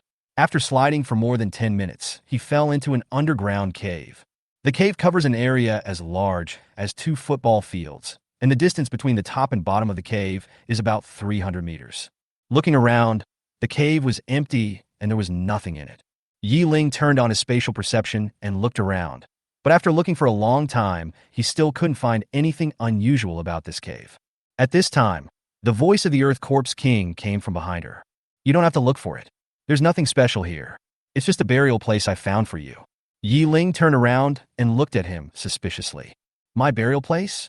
Where do you get the confidence to kill me?" The Earth Corpse King opened his arms, making a gesture of embracing nature, and said confidently, "The top of this cave is more than 1,000 meters above the ground. There is no way you can escape. Besides, there is only soil all around here. This is my home turf. This soil is not a territory, but it is better than a territory. You are no match for me here." The courage of the Yucca people was given by the bearded old man. "Who gave you the courage?" Ye Ling said disdainfully, stretching out his claws and rushing towards the Earth-type Corpse King. However, just as Ye Ling rushed to the front of the Earth Element Corpse King, he suddenly stumbled and was hit in the chest by a punch from the Earth Element Corpse King while he was losing his balance. Ye Ling was knocked backwards by the huge force and hit the wall hard. The next second, the wall suddenly turned into a quagmire, and countless muds gushed out madly, completely submerging Ye Ling. When the mud turned back into stone, a lifelike stone sculpture of a lowly suddenly appeared on the wall.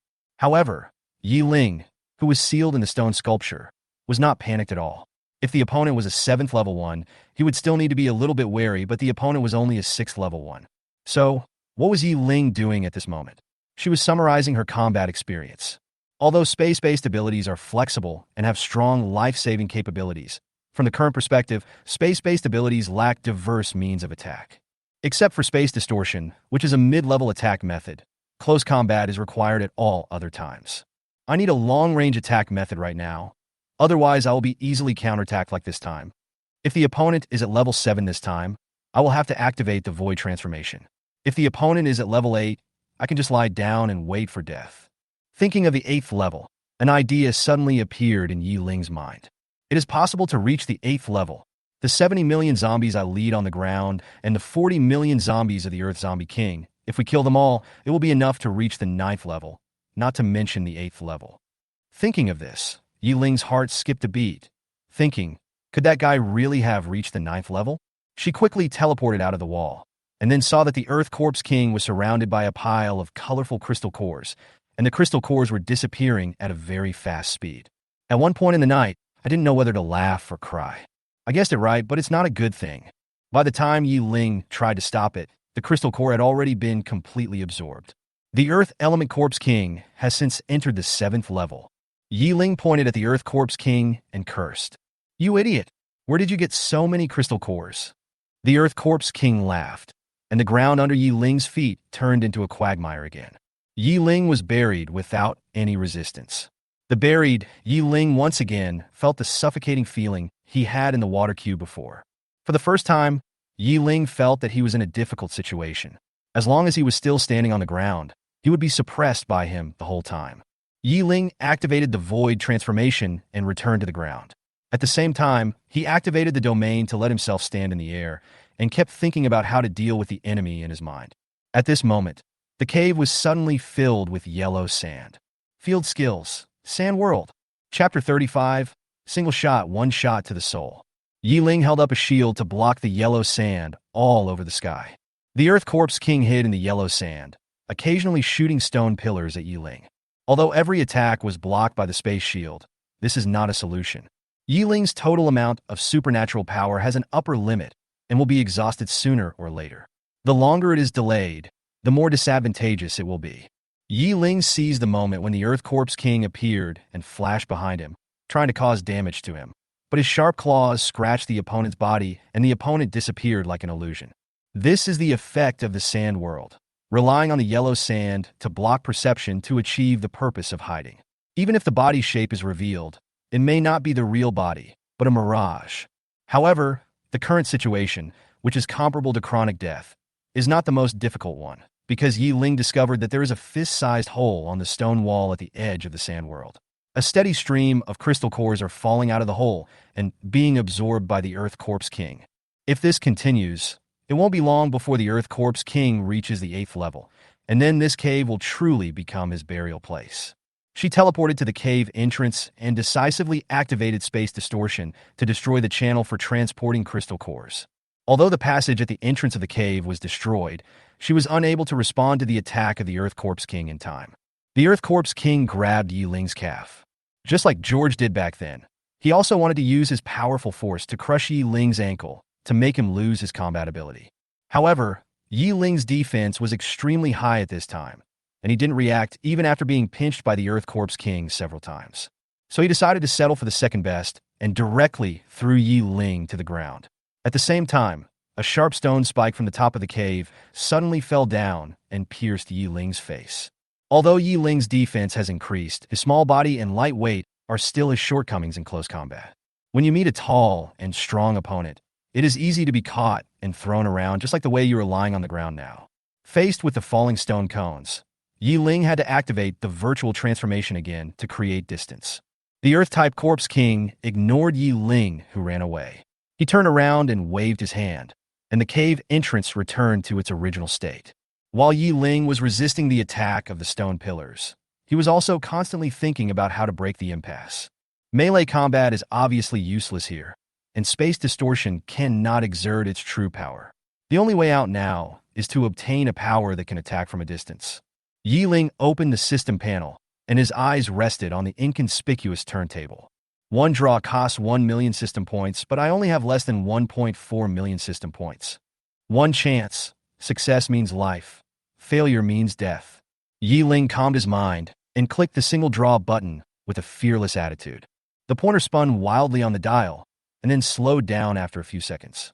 Ye Ling stared at the pointer, watching it pass over the blocks representing attributes. Thunder, wind, fire. Every time the pointer passed over a block, Ye Ling's heart skipped a beat, and he quickly thought about the possibility of using this ability to break the impasse. The pointer moved slower and slower, and almost stopped when it reached the power area. Ye Ling's heart instantly sank.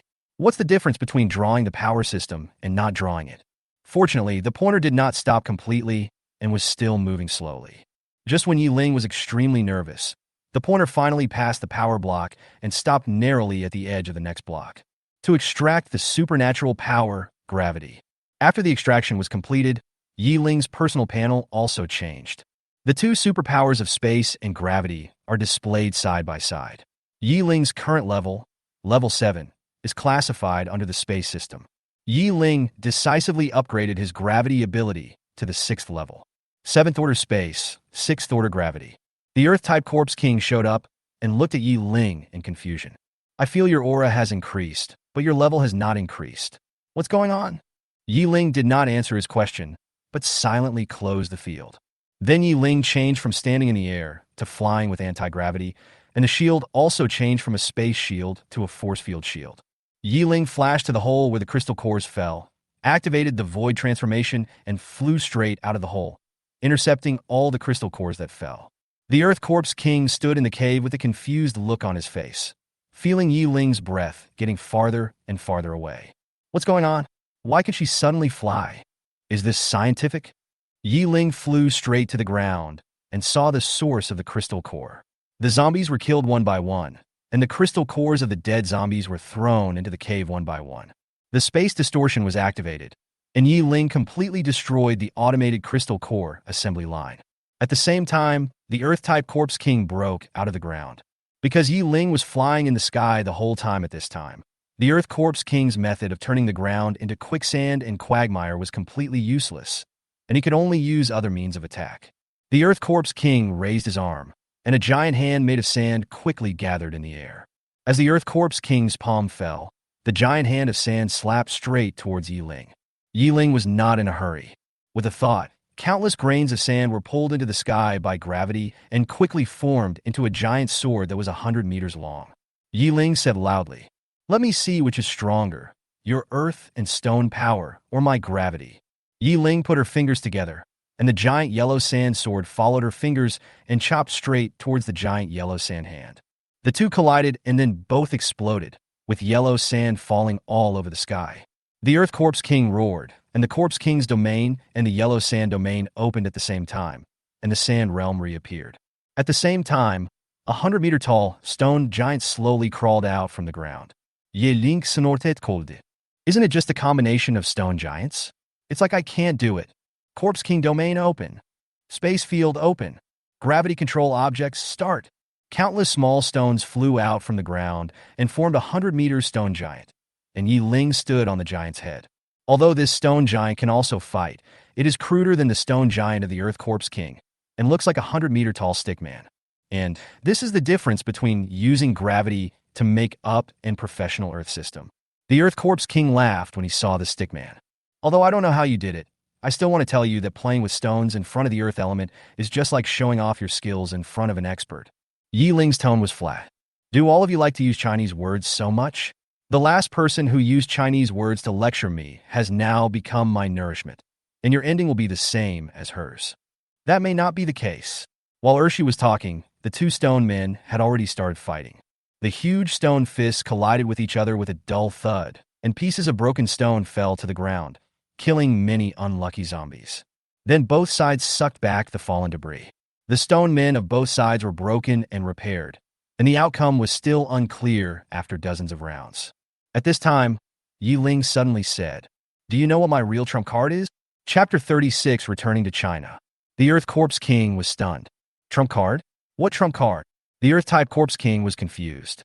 Ye Ling stone giant raised his hands high, and countless sands gathered together, forming a giant sword in a short while. Look carefully, this is my final trump card. Ye Ling shouted loudly and flashed in front of the giant sword. Countless streams of sand emerged from the giant sword and rolled towards Ye Ling. Ye Ling's body was swallowed by the giant's sword in an instant. The next second, the stone giant raised his giant sword and slashed at the stone giant of the Earth-type Corpse King. The Earth Corpse King was nervous for a long time, but found out that Ye Ling's so-called ultimate trump card was just a giant yellow sand sword, and he immediately burst into laughter. No, this is your final trump card? This giant sword doesn't seem to be as big as the previous one, right? Ye Ling ignored the other party's ridicule and concentrated on controlling the stone giant to slash the yellow sand giant sword at the other stone giant. Just when the giant sword was about to hit the stone giant, the tip of the sword disappeared inexplicably. Then the Earth Corpse King saw a giant sword without a tip brushing against the body of his stone giant and slashing past it. The sword fell and shattered. Ye Ling also came out of the sword, standing on the ground, propping up his knees and gasping for breath. This sword directly drained away 80% of Ye Ling's remaining supernatural powers, and even the stone giant behind him could not hold on and collapsed. The Earth Corpse King was stunned for 2 seconds and then burst into laughter. Huaguo Corpse Emperor, are you here to make fun of me? What is the purpose of your sword? Ye Ling stood up with a relaxed smile, then raised his hand and snapped his fingers. With the sound of the finger snap, the sky and the earth changed color. A spatial crack extended from the stone giant's left shoulder to his right rib, exactly where the sword had just been cut. It turned out that the tip of the sword did not disappear out of thin air, but was erased by the void after cutting through space. After the space crack appeared, the lower half of the stone giant's body fell to the ground with a loud bang, while the upper half of his body hung in the void. Seeing that the situation was not good, the Earth Corpse King hurriedly got up and left, but he already had no way to escape. Just as the Earth Corpse King was about to jump off the stone giant, his legs suddenly felt as if they were filled with lead and he couldn't lift them. The Earth Corpse King watched helplessly as he fell into the space crack and watched his body being destroyed bit by bit. At the last moment of his life, the Earth Corpse King witnessed the true power of space. The power of space obliterates everything, and it is simply not something a strong body can resist. The space crack lasted for 2.5 seconds before it closed automatically, leaving behind the head of the Earth Corpse King. With Ye Ling's strength, it is already very difficult to cut out a space crack. To make the space crack created casually last for a long time is a magical skill that cannot be achieved by supernatural powers. Ye Ling picked up the head from the ground. Compared with other zombies, the Zombie King's life is extremely tenacious. So at this moment, the Earth Zombie King, with only a head left, is not completely dead. He looked at Ye Ling with horror in his eyes, and he did not really die until Ye Ling took away his crystal core. After absorbing the crystal core of the Earth Corpse King, Ye Ling's attack reached 225. Agility reached 210. The defense came to 192. She added the 1 million system points she had just obtained to her gravitational ability, achieving double 7th level and 3 domains. At the same time, her humanity accounts for 30%. After doing all this, Ye Ling led the 100 million or so zombies in the field towards the official base of the oil country. A tide of zombies marched through the base in a mighty manner, while Ye Ling flew directly into the base. The soldiers guarding the city were terrified when they saw Ye Ling flying in, but they did not dare to shoot. Not only because of the order from above, but also because of the 100 million zombies surrounding the city. Ye Ling stood in the square at the center of the base and shouted, "I am the Zombie King of the Space Department of China. Where is the person in charge of the base?" "Me. I am the boss of the base." Ye Ling looked in the direction of the sound and saw several middle-aged men walking out of a building near the square. Ye Ling flashed in front of them and frightened them. But one person still stood up. He extended his hand, gave a formal smile, and said, "I am the commander of this base. What business does His Majesty the Corpse King have with us?"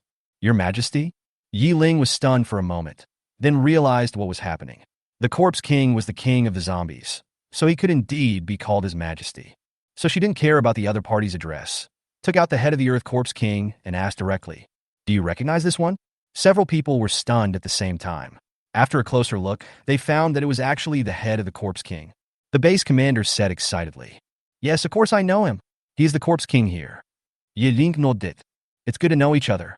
I will take all the zombies here away, and you must abide by the previous agreement." The base commander nodded and said, "We are trustworthy. We will contact China tomorrow to determine the oil delivery route. It's just that." He paused and continued. "As you can see, our people are only at level 3 and are relatively weak. The safety of the oil transportation channel." Ye Ling said calmly, "Just plan the route. I will send zombies to guard it.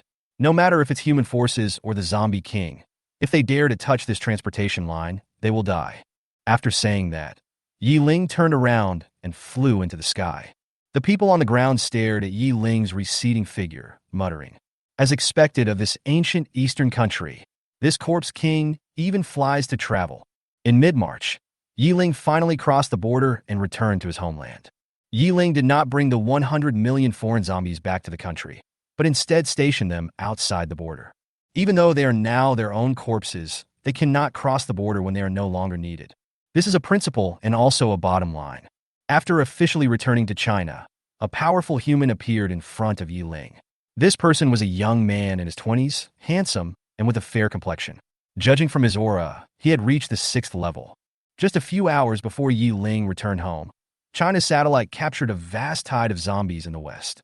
After intense discussions, the top management of the Kyoto Survival Base decided to send someone to contact Ye Ling to decide whether to win over Ye Ling or eliminate him in the future. The Chinese people can make such a decision because of the benefits that Ye Ling has won for China.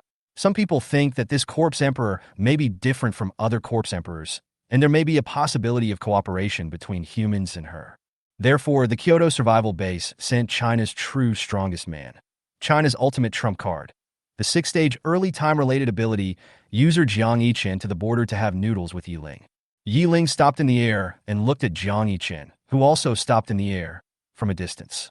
Ye Ling looked at this person and said calmly, "Human, are you here to see me? It's not easy to stay in the air at the early stage of the 6th level. Tell me your name." Chapter 37. First Contact with Chinese Officials. I'd like to explain to the readers who are following the update that the name of the new character in the last chapter was chosen on the spot, but it didn't sound good. So I changed it. The level was also raised to make him keep up with the version. Next, the main text continues. The man stood with his hands behind his back, his tone calm as water, neither humble nor arrogant. "I am the captain of the Chinese Sky Team, Jiang Yichen, a 6th-stage early-stage time-based psychic. This mission is to contact you on behalf of the Chinese government and determine your attitude towards humans." Ye Ling responded in the same calm tone. "I am Ye Ling, the Space Zombie King. You should already know my information." Jiang Yichen said, "Things are constantly evolving. What we know is only part of your information from when you were at level 2. But now you are at least level 7, so that information is no longer useful." Night 0 Road. Let's get back to your mission. My attitude towards humans changes depending on the situation. Jiang Yichen's expression became more serious, and he asked, "Can you tell me more about this?" Night 0 Road. As we all know, humans are prey to zombies. As the Zombie King, I classify prey differently. My attitude towards foreigners is that whether to kill or not depends entirely on my mood and needs. For example, that unfortunate European continent base. Jiang Yichen asked curiously, "Then what is your purpose in slaughtering the European continental base?" "Upgrade." Ye Ling still said these 2 words calmly, just like eating and drinking. I was only at level 5 at the time. After I killed Smith and all the top brass at the base, I started the killing. After I killed everyone in the inner and outer city areas, the energy from those crystal cores was enough for me to break through to level 7. As for why there are less than 200,000 people left out of 300,000 in the core area, even a fool can see that it was caused by the coup, not by me. Jiang Yichen nodded and continued to ask, "What is your attitude towards the Chinese people?" Night 0 Road. Compared to foreigners, I will be more patient and kind to Chinese people. After all, I am also a patriot as a human being. Then her tone changed. Of course, my patience and kindness are not for nothing. If you treat me with kindness, I will also return it with kindness. If you stab me in the back, then I will not be polite. In fact, Ye Ling didn't say one more thing. As his humanity continues to increase, his goodwill towards the Chinese people will also continue to increase. Ye Ling didn't intend to say this, or didn't intend to say it now, because for humans, this was a way to control him. While the 2 sides were talking, a convoy drove over from a distance. Ye Ling recognized at a glance that these were all genuine military vehicles. Seeing Ye Ling's puzzled look, Jiang Yichen explained, "You have secured a huge amount of oil for China, as well as a large tract of land in Europe. The top leaders are very optimistic about you. So, another purpose of my coming here is to try to win you over. It would be best if we can convince you to serve the country, but if not, we would also like to strive for long-term cooperation with you." Ye Ling looked at Jiang Yichen in surprise. "It's impossible for me to submit to you. As for cooperation, don't you think cooperating with the Corpse King is courting disaster?" Jiang Yichen showed a kind smile and stretched out his hand. "Of course we know what you said, but this world itself is a big casino. Now the Chinese are starting to place bets, betting that you are different from other Corpse Kings." Ye Ling flashed in front of Jiang Yichen and stabbed his face with his pitch-black claws. Faced with the sudden attack, Jiang Yichen didn't move, not even blinking. Ye Ling's sharp claws stopped in front of him, and there was a bit more appreciation in his eyes. "Good. You didn't dodge or evade my attack. You have guts. This emperor agrees to try to cooperate with you." Ye Ling stretched out his hand, touched him, and then separated, then retreated to a safe distance. In fact, Jiang Yichen was not as brave as Ye Ling thought. He was completely stunned when Ye Ling's sharp claws stabbed his face. At that time, all he could think about was that he was doomed. It was not until Ye Ling distanced himself from him that he realized that it was a test from the Corpse King. After realizing this, Jiang Yichen felt so ashamed, but fortunately he was misunderstood, so he laughed dryly to cover it up. After adjusting his mood, he continued, "We have already negotiated a transportation route with the oil region. The people in the military vehicle are here to survey the route for road construction, and this road requires your zombies to be stationed." Ye Ling nodded. "That's what I thought too. Having these zombies stationed on both sides of the route can not only accommodate the zombies, but also prevent the Russians in the north. It's killing two birds with one stone." In the next week, Ye Ling commanded the zombie tide to split into two halves, stationed 1 kilometer on both sides of the planned road. As for the issue of road construction, that is human beings' own business, and Ye Ling is too lazy to care about it. "Where are you going?" Seeing Ye Ling turn around and leave, Jiang Yichen hurried forward to ask, "I am the Corpse King of Jiangyue City. Where can I go after returning to my country?" "Of course I will go back to Jiangyue City." After saying this, Ye Ling turned and flew away. Jiang Yichen shouted loudly, "Let's go to the Kyoto Survival Base on April 1st and discuss the specific form of cooperation." A voice floated back from afar. "No. More than half a year after the apocalypse, there is no trace of human beings in Jiangyue City. Now it is full of zombies of various levels. There were groups of people who explored Jiangyue City, but the number of people who managed to walk out alive can be counted on one hand. Gradually, the name of Jiangyue City as a human-restricted area became known throughout the country. The resounding name makes the weak avoid it, but also attracts the attention of the strong. After learning about the situation in Jiangyue City, the other two Corpse Kings of China immediately sent their subordinate Corpse Kings to investigate, and finally determined that the two Corpse Kings in Jiangyue City belonged to the Third Emperor of China. They intend to contact the Third Emperor and establish China's Corpse Emperor Alliance in order to fight against humans and foreign Corpse Emperors. But no matter how hard they searched, they could not find any trace of the Third Emperor. Eventually, they concluded that even if the Emperor was not dead, he was currently unable to show up for some reason. Faced with a corpse nest without an Emperor in charge, their attitude gradually changed from winning over to suppression. Because there was a time when the two Corpse Kings of Ice and Light met, and their system sent out prompts at the same time, and the content of the prompts was the benefits of killing the Corpse King. The two emperors fought for 3 days and 3 nights without a clear winner, and finally decided to work together to suppress the power of the Third Emperor. Whoever devours the Third Emperor's crystal core will become the master of the Chinese zombies. From then on, the subordinates of the two Corpse Kings began to target Jiangyue City. From the initial harassment on the edge, to the later troublemaking in the city, to the direct killing of the Lord of Jiangyue City. Each time was more excessive than the last. And today, they wanted to play a big one. Chapter 38 Crisis in Jiangyue City. To the west of Jiangyue City, a 5th-level fire zombie king led a dozen Lord zombies and dozens of elite zombies to launch a surprise attack on Jiangyue City. Also taking action at the same time were the 5th-level Gold Corpse King in the north and his lords and elite subordinates. Because of the interference of the two Corpse Kings, Jiangyue City is unable to produce any lords and elite zombies. Once they are discovered by the Corpse King stationed nearby, they will be killed immediately. Therefore, at this moment, Jiangyue City can't offer any resistance except the two Corpse Kings. In order to prevent all the zombies in Jiangyue City from being slaughtered, the two zombie kings, day and night, had to go into battle personally to fight the enemy. Arriving at the battlefield, Zhou raised his hand and fired 10 lasers, killing 10 elite zombies instantly.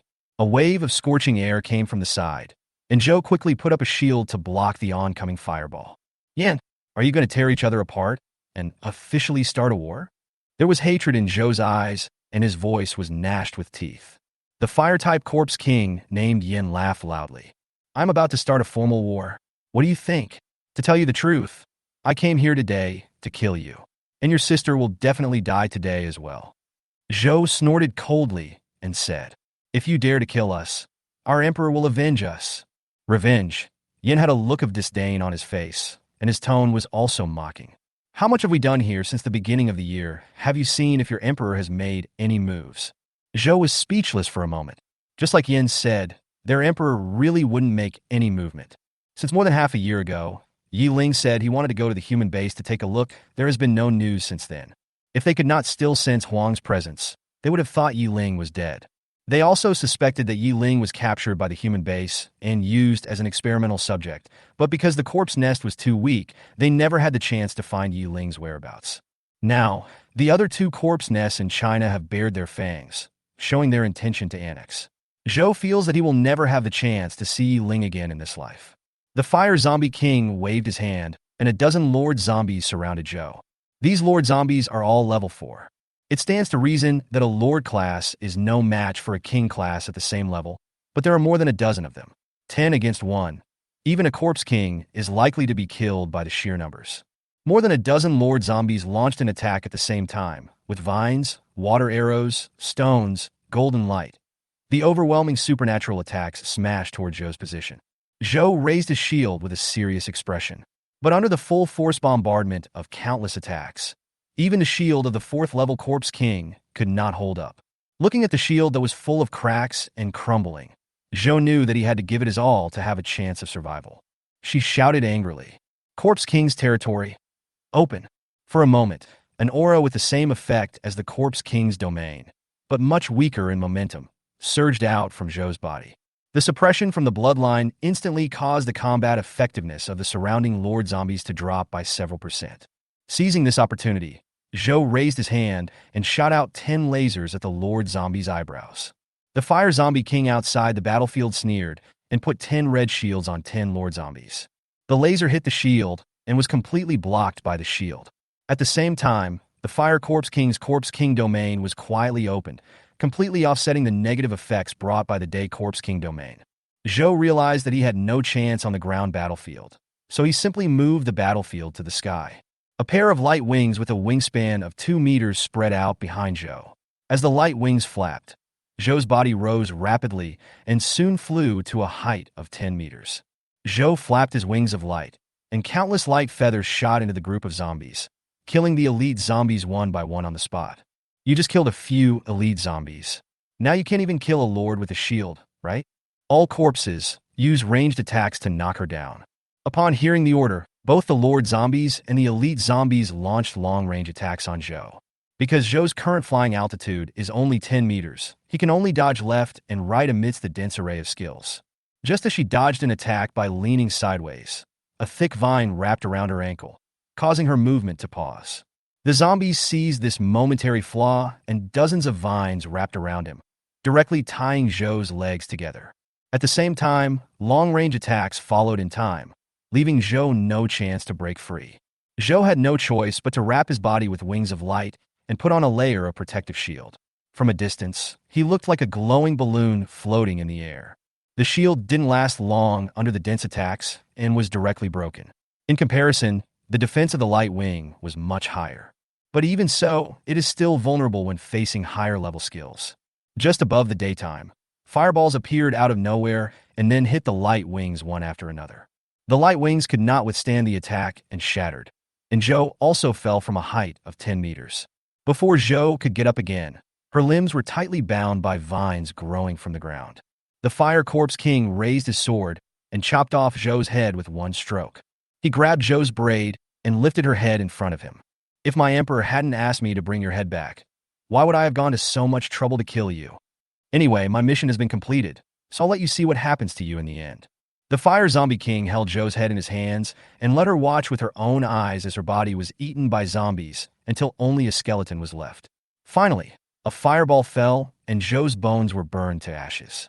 The Fire Corpse King took Zhou's head and turned away, happily preparing to report. Just as day arrived at the battlefield, night also arrived at the battlefield. I saw a shadow quickly entering the battlefield and instantly killing more than a dozen elite zombies.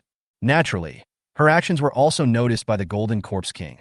Ye took the route of a shadow assassin, and her target was always the Gold Zombie King. Coincidentally, the Gold Zombie King also planned to take action himself to quickly eliminate this target. The Light Zombie King and his subordinates have always believed that the reason for Ye Ling's disappearance might be that he encountered danger outside and died, or was trapped outside and would never come back. But the Ice Zombie King and his subordinates hold the opposite view. They believe that Ye Ling, as the Corpse King, would never die quietly. She could return at any time. Therefore, in order to avoid the situation in novels where the Corpse King appears during a fight, the Gold Zombie King decided to end the battle quickly to avoid any changes that might occur due to dragging it out for too long.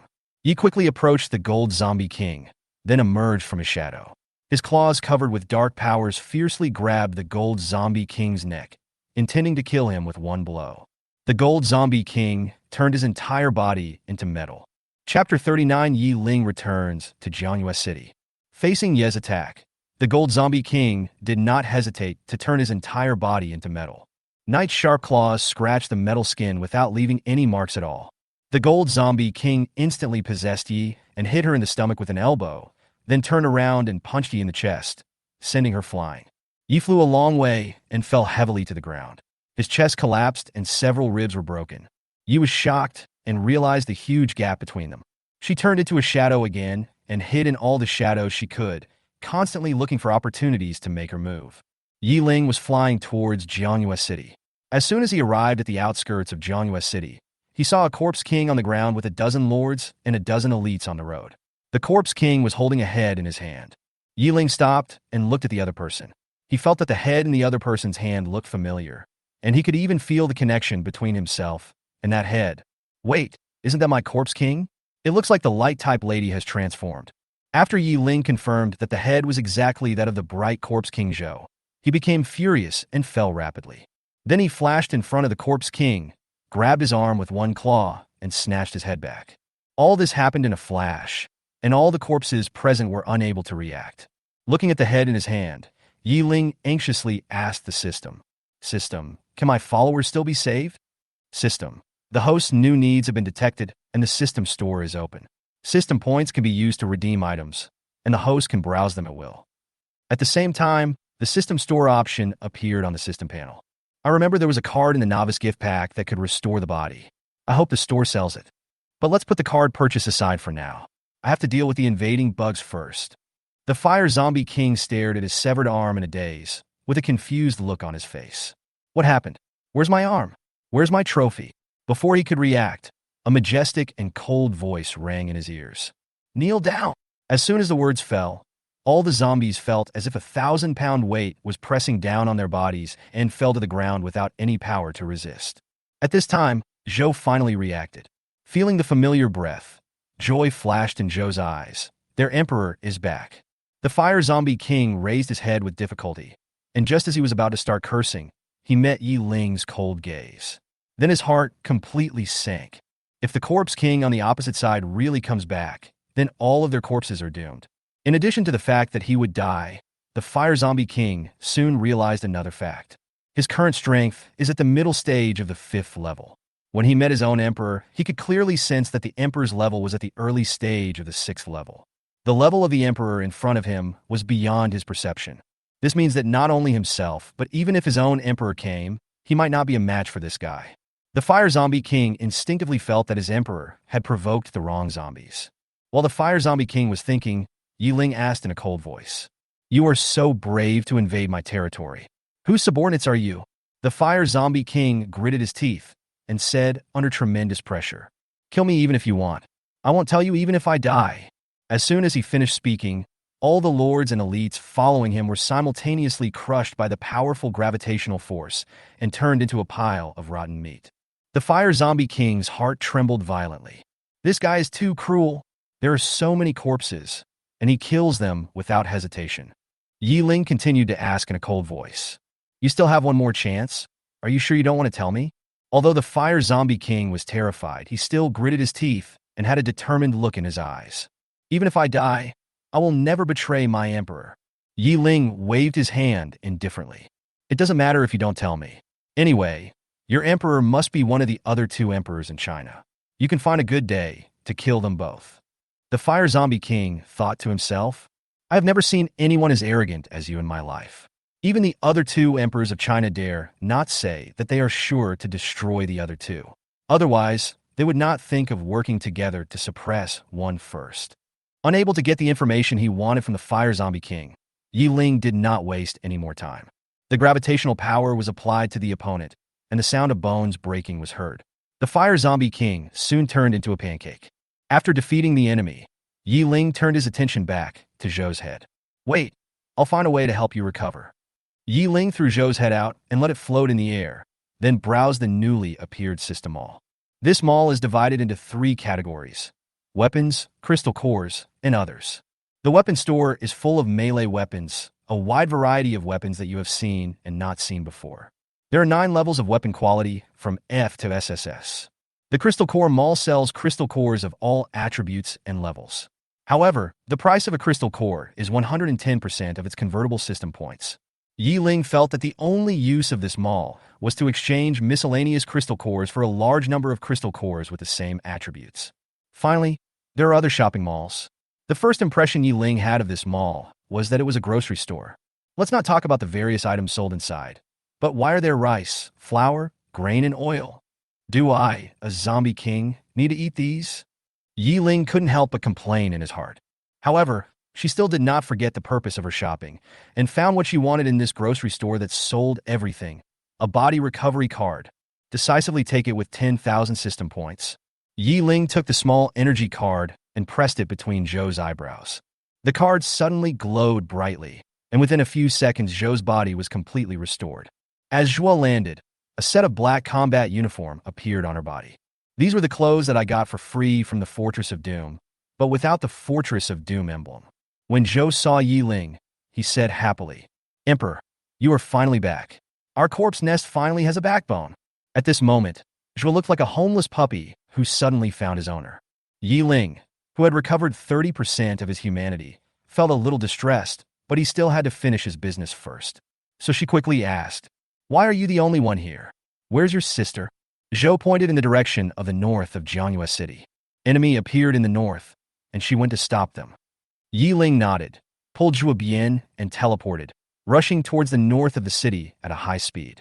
At this time, on the battlefield in the north of the city, Ye had been fighting with the Gold Zombie King for a long time, and many scars appeared on his body. Fortunately, Ye's body movements are extremely flexible, and he has not been killed by the Gold Zombie King yet. The Gold Zombie King is now very distressed. He thought that he would be able to win quickly because he was 1 level higher than the opponent. But who could have thought that she would be so difficult to kill? Chapter 40. Listen.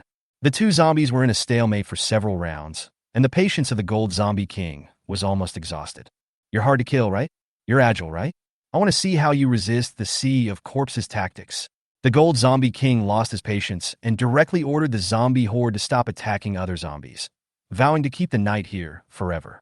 When Ye saw a group of zombies rushing towards her, she called them unsportsmanlike and immediately hid in the zombie shadows. Ye in the shadow space knew that he might not be able to kill the Zombie King on the opposite side today, so he simply adopted the spirit of killing one to make up for the loss, killing 2 to get 1 back, and picking the weak ones to squeeze and set his target on the elite zombie. Ye emerged from the shadows, raised his claws, and chopped off the head of a zombie, then crawled into the shadow of another zombie. After several elites died in succession, the zombies in the field collectively opened their shields. But those elite zombies were already 1 level lower than Ye and 2 levels lower in grade. Even with their shields on, they couldn't withstand Ye's full-strength attack. The pitch-black claws easily broke through the elite's shields and physical defenses, taking their lives. Ye roamed around the battlefield. The gold zombie king wanted to stop Ye's killing, but his own speed could not keep up and his long-range attacks could not hit. He could only watch his subordinates die one by one.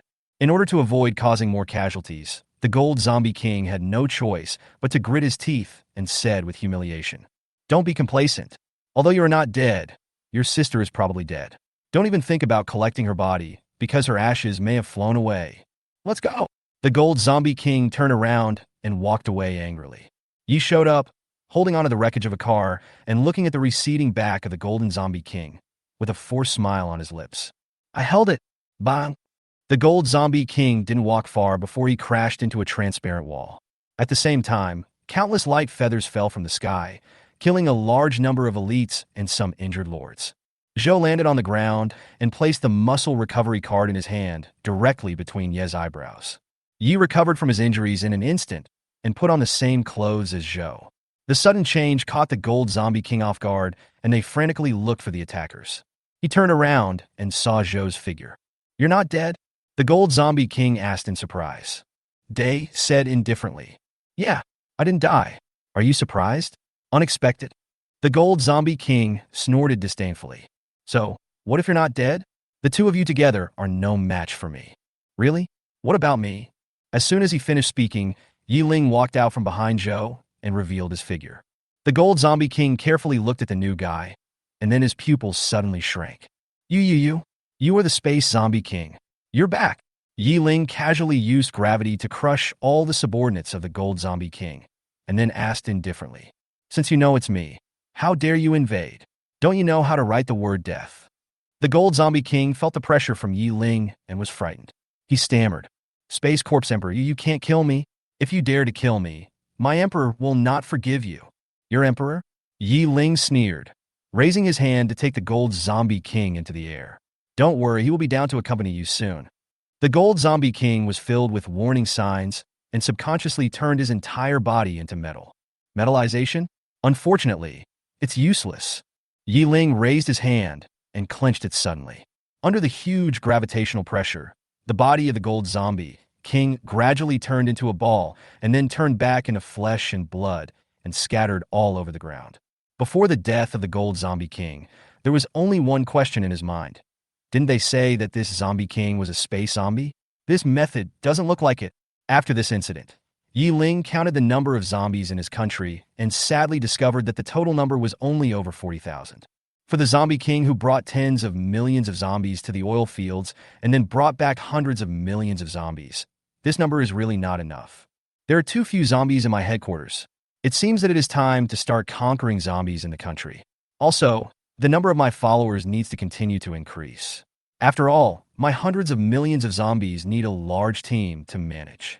The next day, in Ye Ling's rental house as a human, Ye Ling and her two sisters, Day and Yi, were sitting in the living room eating fresh meat. The weak little zombie who left the rental house that year would never have thought that when he returned here, he would have become a top-notch warrior among the 7th level. "Huang, where have you been for the past 6 months? Why can't we find you?" If Zhuo was a subordinate of another corpse king and dared to ask the king directly questions, he would be severely beaten even if he did not die, because this was a provocation to the king. But Ye Ling's side is particularly relaxed. One reason is that Ye Ling doesn't like red tape, and the other reason is that Ye Ling has the highest level of humanity compared to other corpse kings. There is only one requirement for following Ye Ling. As long as you don't betray her, you can do whatever you want. Of course, the followers cultivated by the corpse king's blood are absolutely loyal. Anyway, I have nothing to do, and you want to hear my story, so I will tell you the whole story. The two sisters blinked their eyes curiously, as if to say, "Talk quickly and listen carefully." "Me," Ye Ling exhaled. "That day I woke up from the bed." Ye Ling told everything that had happened since the end of the world. No one could understand how much she wanted to find someone to talk to about her inner loneliness as a zombie with only memories and emotions. The two sisters listened quietly to Ye Ling's story, how she was killed by someone she trusted. Listen to how she killed the opponent after getting the chance. Listen to how she spent the early stages and her motivation for turning the two of them into zombies. Listening to her apologize to both of them and promise a better future. Listen to how she learned to drive. Listen to how he slaughtered all the bases of the Doomsday Society in China. Listen to how she pretended to be defeated and successfully entered the European continent. Listen to how she escaped from control, how she secretly planned step by step, and finally conquered the European continent. Listening to her story of killing the Water Corpse King and the Earth Corpse King, hearing her promise to the two of them, she would avenge yesterday's bullying with the heads of the two Corpse Kings of Light and Ice in the near future. Song Mingxi and Song Anan, who have turned into zombies, cannot empathize with Ye Ling's feelings, but they subconsciously remember these stories deeply in their minds. The story is over, and it's getting dark. Ye Ling stood by the window, quietly watching the setting sun. The last time I stood here to watch the sunset, I was still a little girl, but this time I turned into the zombie king. Time intertwined, space overlapped. At this moment, Ye Ling felt as if he was in another world. Chapter 41, Entering the Human Base. On the rooftop of the tallest building in Ning City, a zombie king was reporting to the light zombie king. Emperor, we have found out what you asked us to investigate. The Space Corpse King of Jiangyue City has returned, and Yin Ji was most likely killed by the Corpse King. What? The Light Corpse King roared, and a laser as thick as an arm hit a nearby building, making a big hole in the roof. Space Corpse King? Who gave her the courage to touch my Corpse King? Just as the Light Corpse King was furious, the Ice Corpse King in the Northeast region also received a report from the Zombie King. After learning that his own Corpse King was killed by Ye Ling, he did not react much and continued to do what he was supposed to do. The Corpse King asked tentatively, Emperor, our Corpse King has been killed, and we are not going to do anything? The Ice Corpse King's eyes turned cold, and the Zombie King instantly shrank his head like a quail. The Ice Corpse King was very satisfied with his subordinates' reactions, so he explained. The Space Corpse Queen disappeared for more than half a year. We don't know what she went through during this period. We also don't know whether she encountered any opportunities. Therefore, revenge must be taken, but now is not the time. In Jiangyue City, Ye Ling exchanged 10 5th-level light crystal cores and 10 5th-level dark crystal cores in the mall. The remaining system points were less than 100,000. Take these and absorb them. Raise your level as soon as possible. If your level is too low, you won't even be able to defend your home. The two sisters looked at the crystal cores in their hands with shining eyes and immediately nodded in agreement. After the two sisters absorbed the crystal core, their level directly reached the early 6th level. Ye Ling nodded in satisfaction and ignored them, browsing the weapons mall on his own. If you want to use gravity to attack from a distance, you need to manipulate objects. Manipulating a dagger made of high-quality materials is obviously more lethal than manipulating stone. If you want to cause instant damage, manipulating metal marbles is also better than manipulating stones. Ye Ling called up all the dagger information in the mall. I took a glance at the daggers with S on them and saw that the prices were all 1 followed by a string of zeros. Poor guy Ye Ling said he couldn't afford it at all, so she chose to start from the lowest level F. F-level Iron Dagger, 100 system points / dagger, has a high cost-effectiveness in fighting against humans in the early stage of Doomsday. E-level Alloy Dagger, 1,000 system points / dagger, equivalent to China's standard dagger. D-level Nano Dagger, 10,000 system points per dagger, 10 times sharper than an E-level dagger. As for higher grade ones, they are not something a poor Corpse King like me can get my hands on. After thinking it over again and again, Ye Ling directly exchanged 5 D-level daggers, and then began to try to control objects with gravity. In fact, it is not difficult to control objects with gravity. The gravity power is the source of gravity. If you want objects to move, you just need to change the position of the gravity source. If you want an object to move forward, place the source of gravity in front of it. If you want an object to move backward, place the source of gravity behind it. The difficulty lies in the micromanagement.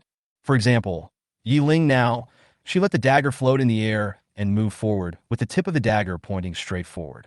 She controlled the dagger to come back, and it just flew back horizontally with the tip of the dagger showing no sign of turning.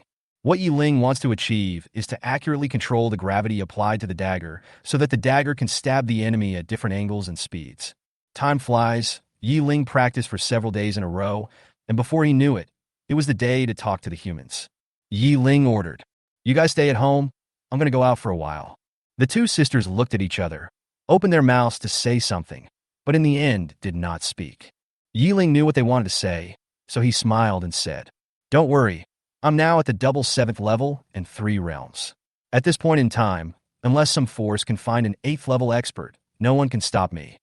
Of course, if you're still worried, You can let Ye hide in the shadows and follow. Those guys would never have thought that there was a 6th-level corpse king hiding in my shadow. After hearing this, Ye said nothing and quickly merged into the shadow. Ye Ling flew at low altitude all the way straight to the Kyoto survival base. After flying for most of the day, Ye Ling finally saw the wall of the Kyoto survival base before 4 p.m. Compared with the Doomsday Fortress and the official base of the European continent, the walls of the Kyoto base are taller and more magnificent. The soldiers on the city wall stood like javelins, their spirit and energy far surpassing that of the soldiers defending the core area of the European continental base. All I can say is that although they are both armies, the feeling they give people is really different if they have a military spirit or if they don't. A military vehicle drove out of the base and stopped in front of Ye Ling. A young soldier in his 20s got off the military vehicle. The little soldier looked nervous and asked in a trembling voice, "Are you the Space Corps King?" Ye Ling looked at the little soldier with a childish look on his face and said teasingly, "Did your base just send you here to be cannon fodder?" The young soldier was confused by the question and thought to himself, he just came to pick up a corpse. How could he be cannon fodder? Ye Ling flashed behind him, put his chin on his shoulder, and whispered, "If your leader's judgment is wrong, then you will be the first person I kill." The little soldier's body was stiff, not daring to move. The zombie king that humans feared so much was right behind him, even speaking on his shoulder. The little soldier dares to swear that he is unique in the entire human civilization. The little soldier felt so miserable. He didn't want to come, but who made him win the lottery? Fortunately, Ye Ling didn't go too far. He just scared him and then got into the car. This military vehicle has been modified, with very small windows and glass that is not very light transmissive, making the interior of the vehicle unusually dark. The car started, and Ye Ling asked casually, "Did the little soldier just join the army?" The young soldier was stunned for a moment. He didn't expect the Corpse King to take the initiative to talk to him, so he continued, "No, I've been in the army for 2.5 years. Ye Ling shook his head. "You don't act like you've been a soldier before. You look more like a rookie." The little soldier was a little dissatisfied and asked back, "Then tell me, what is it like to be a former soldier?" Ye Ling pointed at him and said, "That's what it's like now. The Corpse King sitting next to you said you're not good enough, and you dare to talk back. This is what a soldier should be like. When we first met, you spoke tremblingly, like a newbie who knew nothing." Only then did the young soldier realize that he had indeed been too nervous. Good guy, he brought shame upon himself in front of the zombies, and was even taught a lesson by them. The young soldier felt ashamed, so he quickly completed the task and went back to write his self-criticism. The car accelerated towards the destination. Chapter 42, Alliances. The military vehicle drove all the way into an underground parking lot. After getting off the car, the young soldier took Ye Ling to the elevator directly underground. After walking out of the elevator, Ye Ling came to a conference room. An old man was sitting at the first seat in the conference room. Zhang Yichen was standing behind the old man. There were only devices on the other seats. The young soldier turned on the main switch of these devices, and the lights on the devices lit up, and holographic projections of people appeared in front of the conference table. After doing all this, the little soldier left quietly. Ye Ling glanced at everyone with a look of disgust. "Zhang Yichen, right? Didn't you say that humans bet that I am different from other corpse kings? What's the matter with this circle of people holding online meetings with holographic projections? Do you have to be so cowardly?" When they heard Ye Ling's question, everyone in the conference room looked embarrassed. Although they said they wanted to bet on Ye Ling's specialness, how many people dared to really gamble with their own lives? Only this dying old man in front of him dared to do that. The old man knew that his time was running out, and China was facing the threat of 2 corpse kings at the same time. So he wanted to use his life to win a powerful ally for China. The old man noticed that the atmosphere was a little strange and coughed twice. "Girl, they didn't come for a reason. And you see." The old man pointed to the holographic projection on the table. "Although they didn't come to this conference room, everyone was online. This shows that we did not take this meeting lightly. Can you please give me, an old man, some face and not take this matter to heart?" Ye Ling smiled slightly and found an empty seat to sit down. Mr. Wei has always been a good leader who works for the country and the people. He was and is still a good leader now. I always respect people who work for the country and the people. So, I will give him this honor today. That's right. The old man in the conference room is Wei Zhenghua, the current leader of the Kyoto base. Wei Zhenghua looked at Ye Ling with bright eyes. He laughed and said, "Did you all see it? This girl doll seems to be really different. Ye Ling said calmly. Mr. Wei, I don't like to ramble on. Let's get straight to the point. How do you want to cooperate with me? Wei Zhengwa smiled and said, It's very simple. Our purpose in looking for you is to find an ally for the Chinese people so that they can get effective support when China encounters danger. So our demands are as follows. Wei Zhengwa's tone began to become serious. 1. Your corpse nest cannot attack China's base. If you want to fight, go abroad. We won't care if you beat your dog brains out abroad. 2. If the Chinese base is attacked, no matter if it is from another corpse nest or a group of mutant beasts, your corpse nest must provide support. 3. If you happen to see a human superpower team in danger, please help if you can. Of course, you don't have to help. This is just a small request and is not a requirement. If you can accept this, please state your request. As long as it is within the acceptable range for humans, we will satisfy you. Ye Ling thought for a moment and said, I have only 2 requests. One is that humans should send a team of superpowers to help me contain the zombie kings when I attack the other zombie kings. Currently, I only have 2 king-level followers, which is not as many as the other 2 zombie kings. The second is that after the zombies in the country are unified, you will give me the cities near the border as the zombie marching routes until the end of the world. When there is nothing left to fight in the country, I will go abroad to develop. Until the end of the world? Wei Zhengwa's heartbeat quickened a little, and he asked tentatively, Is it really possible that the apocalypse could end? It's no wonder that Wei Zhengwa asked this question. As time goes by, the corpse kings all over the world are getting stronger and stronger, as if they have been given cheats. One country after another fell or half fell. If China did not have a relatively complete backup industrial chain, it would not be able to face 2 corpse kings at the same time. The former powers on other continents are not doing well either. Leaders of various countries all feel that humanity may not be able to survive this end of the world. Ye Ling nodded, his tone extremely affirmative. Able. Wei Zhengwa stood up suddenly. His eyes became fiery, and the expression of the person in the holographic projection was also extremely positive. Everyone in the conference room asked in unison, How long will it take? Ye Ling shook his head, looking somewhat regretful. I don't know how long it will take. I just know that I can, and I will try my best. In fact, Ye Ling was also helpless because she really didn't know how long it would take. I remember when I first bound the system, Ye Ling once asked the system whether it was possible for the apocalypse to end. The system was silent for a long time, and finally answered yes. Then, no matter how much Ye Ling asked, the system would not reveal anything. It just reminded Ye Ling to become stronger as soon as possible. The stronger the better. So at this time Ye Ling could only answer yes, and he couldn't answer anything else. People were disappointed that they didn't get the answers they wanted. But fortunately, there was still some hope. At least Ye Ling, the zombie king, firmly said that the apocalypse could end. Even if Ye Ling was just teasing them, the fact is that the end of the apocalypse means the extinction of mankind. But at least there is still hope before the truth comes out. Everyone looked at each other, and finally Wei Zhengwa made the final decision to establish the Human Corpse Cooperation Agreement. Jiang Yichen took out a box from the corner of the meeting room and pushed it to Ye Ling. It contains a communicator that can connect to satellite signals. It can be used in the same way as a smartphone. Unlike smartphones, this thing is durable and has a long battery life. It is specially designed for the apocalyptic environment. This communicator is the communication device between you and humans. Ye Ling opened the box and took a look. There was indeed a brick-shaped mobile phone inside. The shell of the phone was made entirely of alloy and was extremely hard. After the meeting, Ye Ling was sent out of the base by a military vehicle. By this time, it was already completely dark. Ye Ling flew towards Jiangyue City in the night. After hiding in the shadows for a day, Ye finally couldn't help but speak. Emperor, why did you agree to cooperate with humans? I remember you said you had a 100 million zombie horde. If you want something in the terms, you can just launch a zombie horde to rob it yourself. Ye Ling explained, I can rob it myself, and I can indeed rob it. But have you ever thought that killing people and corpses on sight will make you the public enemy of the whole world?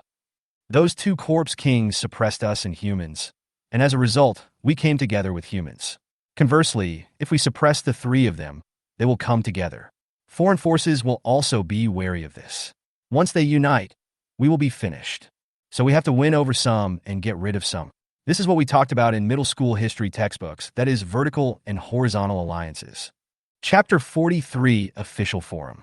Because Ye Ling's upgrade speed was a bit too fast, he had many abilities but was unable to master them well, such as the power of gravity.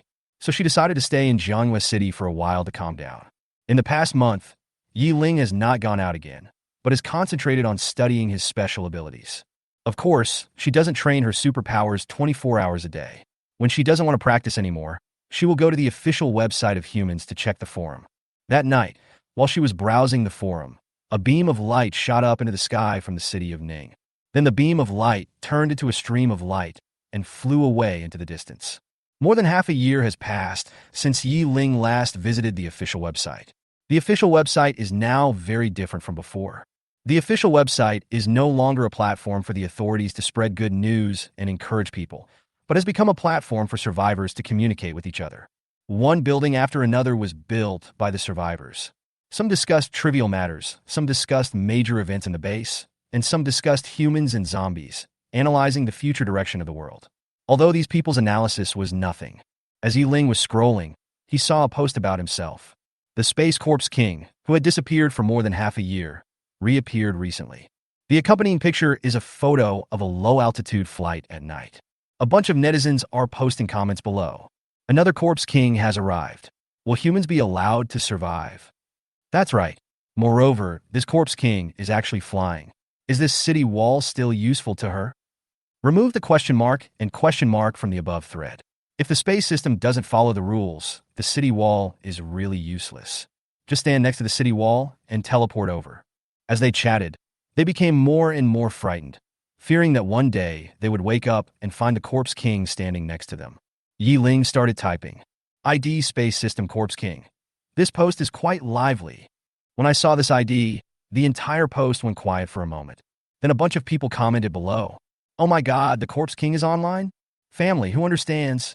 This is the first time I've seen a zombie surf the internet. Of course, there are doubts in the post. Everyone calm down. This zombie king might be fake.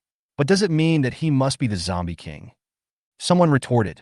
But the IP address of this account is Jiangyue City. Jiangyue City is the lair of the Space Corps King.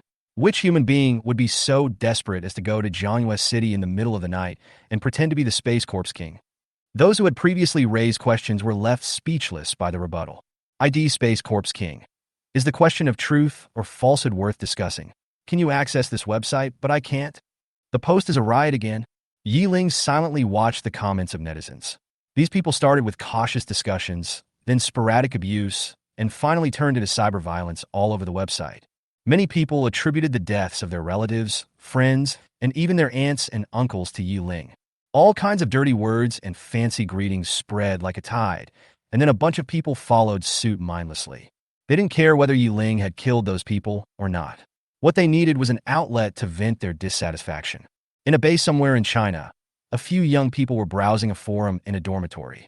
They were surrounded by their roommates, who were hurling abuse at them online. Several young people looked at each other. They recognized that the so-called Space Corps King was the white-haired little Lolita who was often isolated and excluded in their class. They didn't dare to acknowledge her because they were afraid of being cyberbullied. At the same time, they also felt unbalanced. They were all in the same class, and compared to them, she was an unpopular person. Why do they have to live in a dormitory with a bunch of strangers at night and work hard during the day after the apocalypse, while she can be the zombie queen who is admired by zombies and feared by humans?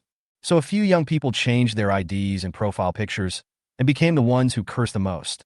In a conference room of Kyoto base, a group of people are having a meeting.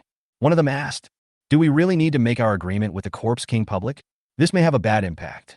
Someone answered, "That's right. And if we announce that the Space Corpse King is our ally, if the Corpse King turns against us one day, no one will be able to react." Some people countered. But even though Ye Ling turned into a zombie, he never forgot to expand the country's territory. That's right.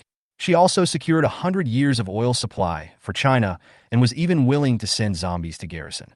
Her contribution is there for us to see. We can't just pretend we don't see it.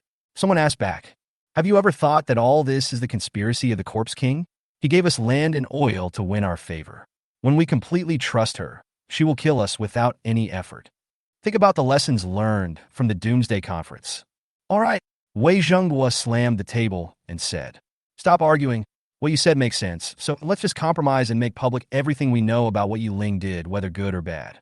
Whether Ye Ling is a hero of China or a terrifying Corpse King, Let the people judge for themselves. 2.5 hours after Ye Ling appeared on the official website, the official on the internet finally took action. They first banned the entire network, and then asked the entire network, "You're cursing like this. Aren't you afraid that the Corpse King will bring a wave of zombies to destroy your base?" It was not until they were reminded by the authorities that these people realized what they had just done. If the Corpse King really sends troops to attack the base's top leaders will definitely pull out these cyberbullies to apologize to the Corpse King in order to preserve the base. Realizing this, these cyberbullies broke out in cold sweats, and they always felt that the Corpse King was standing right behind them. They probably couldn't sleep that night. Just after the online turmoil subsided, the official released a new message. The content of the message was a new world map. On the map, all the land and territorial waters in the European continent, except for the former John and Allen countries and the Russians' European territory, have been incorporated into China's territory. Below the map is a paragraph of text. The text describes Ye Ling's achievements: killing the Doomsday Society, conquering the European continent, striving for oil interests, and eliminating the two Corpse Kings. The text also describes Ye Ling's faults. For example, he massacred the official base of the European continent. Of course, these so-called merits and demerits are all judged from a human perspective. Just as netizens were discussing the official information, Zhonghua City was suddenly hit by a laser and a small building collapsed. The official Chinese official mentioned the Space Corps Emperor. "We will handle the online report incident and prohibit attacking human bases." Space Corps Emperor at China official. "Not only will I not care, I will also perform for you." Put my live broadcast on the homepage. Chapter 44. Live Fighting the Corpse King. Just when humans were confused, Ye Ling really started the live broadcast. The entrance to the live broadcast room is directly posted in the lobby of the official website. Ye Ling took out a drone and connected it to the live broadcast. "Humans, what I'm going to perform today is tearing the zombie king apart with my bare hands." After saying that, she released the drone. Night. Ye emerged from the shadows and took the remote control and the brick-sized phone. "I'll leave the drone and the live broadcast room to you." After explaining the situation, Ye Ling flashed outside. There was no title for the live broadcast room, but the commotion was so big that any survivor who had access to the internet knew who opened the room. As a result, within just a few minutes, millions of people flooded into the live broadcast room. In the live broadcast room, someone who just came in asked curiously, "What is this live broadcast room for?" "I don't know, but the Space Corps King said she was going to perform a show of tearing the zombie king apart with her bare hands." The person who asked the question was shocked. He actually entered a live broadcast room where the zombie king was fighting. At this time, someone sent a barrage reminder. "Stop posting comments. The Corpse King is about to start a fight." At this time, outside, the Light Corpse King stood on the rooftop, and Ye Ling was flying in the sky. The two Corpse Kings were facing each other. Ye Ling asked coldly, "Light Corpse King, you came to my territory in the middle of the night and blew up my building. Don't you deserve an explanation?" The Light Corpse King snorted coldly. "Explanation? My Corpse King was killed by you, and I haven't asked for an explanation yet." Ye Ling sneered and asked angrily, "Your subordinates injured my Corpse King, killed my lord, and suppressed my corpse nest, but now you, an invader who was killed in return, come to me for an explanation? Is this reasonable?" "Ha! It is true that I invaded your territory. But don't forget that this is the end of the world, and only those with the bigger fists are right. I have now broken through to the 7th level, and I control tens of millions of zombies, and I have countless elite soldiers and generals. Although you are also at the 7th level, how many zombie kings do you have? How many zombie tides are there? Do you have 500,000? Space Corpse King, if you fall behind, you will be beaten, so you must give me an explanation for killing me, the Corpse King." After saying that, the Light Corpse King raised his hand and shot a laser at Ye Ling. Ye Ling opened the space shield to block the attack. His tone was cold. "Since you are unreasonable, I will talk to you about physics. Let's go and fight outside the city." The Light Corpse King gave a wicked smile. "It's too troublesome to go outside the city. I suggest that we just fight here." Ye Ling also smiled, and there was something sinister and crazy in his smile. "We can fight here. However, if the buildings here are destroyed during the fight, I will bury you here even if it costs me my life." The Light Corpse King was silent for a moment and finally turned into a stream of light and flew out of the city. Ye Ling's figure flashed and he followed closely, followed by Yi, who was hiding in the shadows. Day. Create a point light source so that humans can see clearly. When the day comes, a huge ball of light rises into the sky, illuminating the night like day. In the live broadcast room, the audience's discussion continues. Audience A, no way. It's really a fight between corpse kings. Audience B, from what I heard from their conversation, do zombies also attack each other? Audience C, this is not hard to understand. Human countries also invade each other. It is normal for them to invade other territories as corpse kings.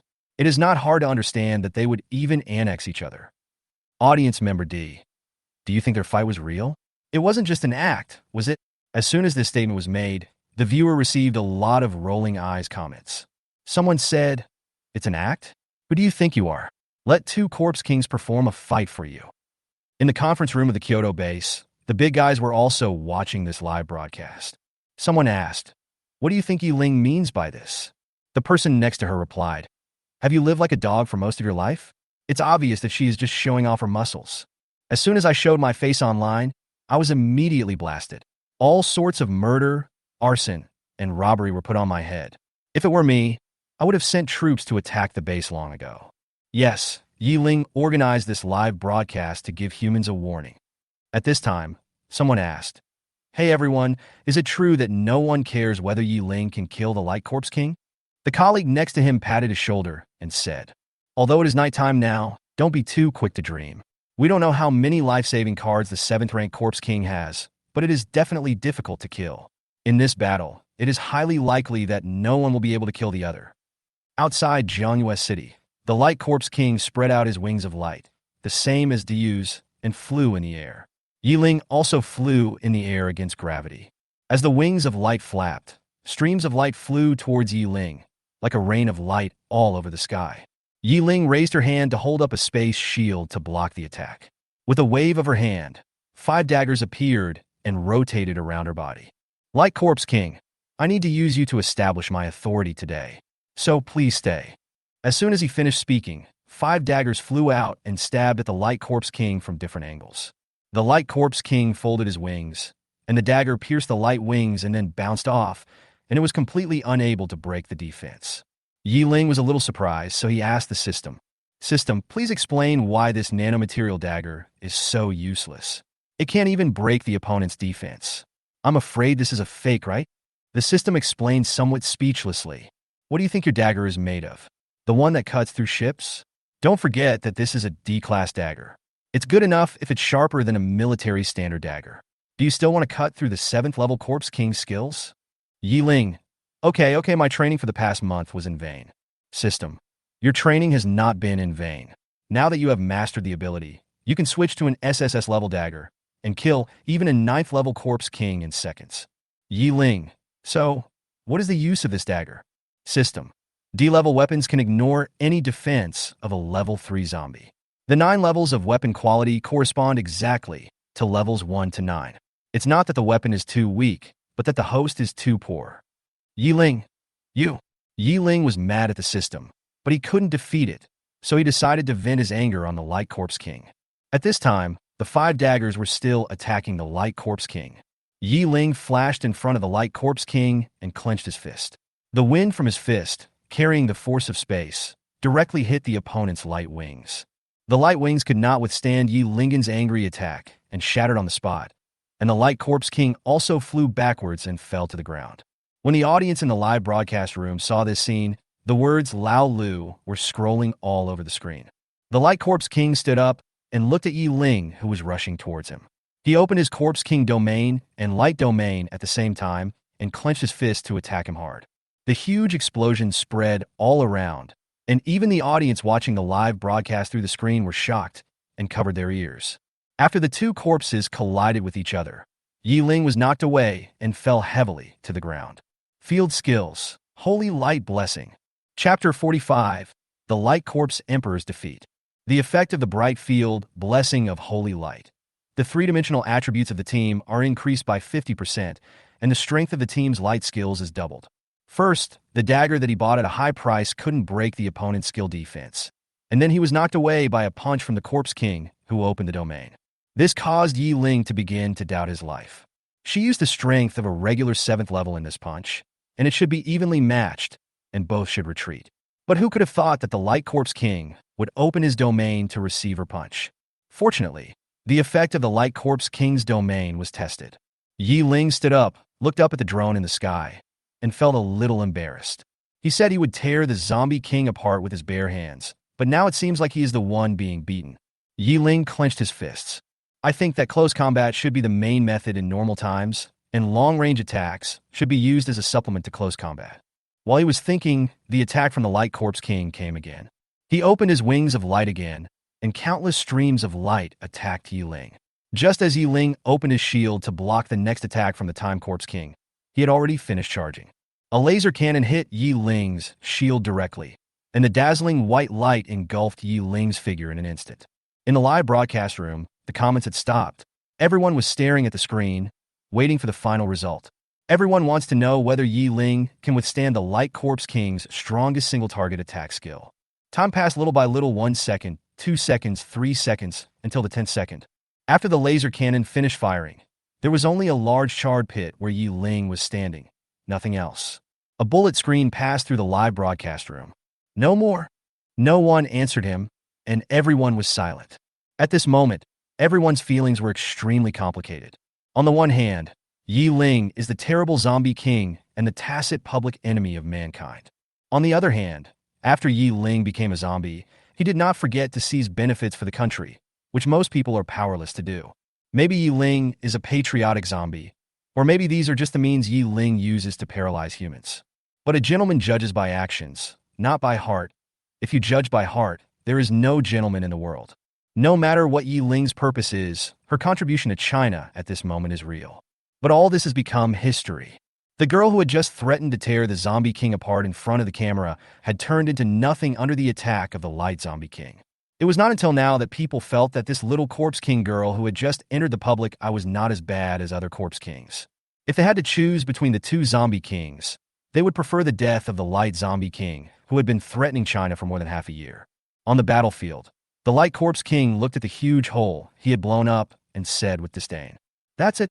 Then he came to the pit, squatted down, and started searching for Ye Ling's crystal core. At this moment, Ye Ling's voice suddenly came from the void. Ye Ling's voice was a little vague and echoed because he was speaking in a different space.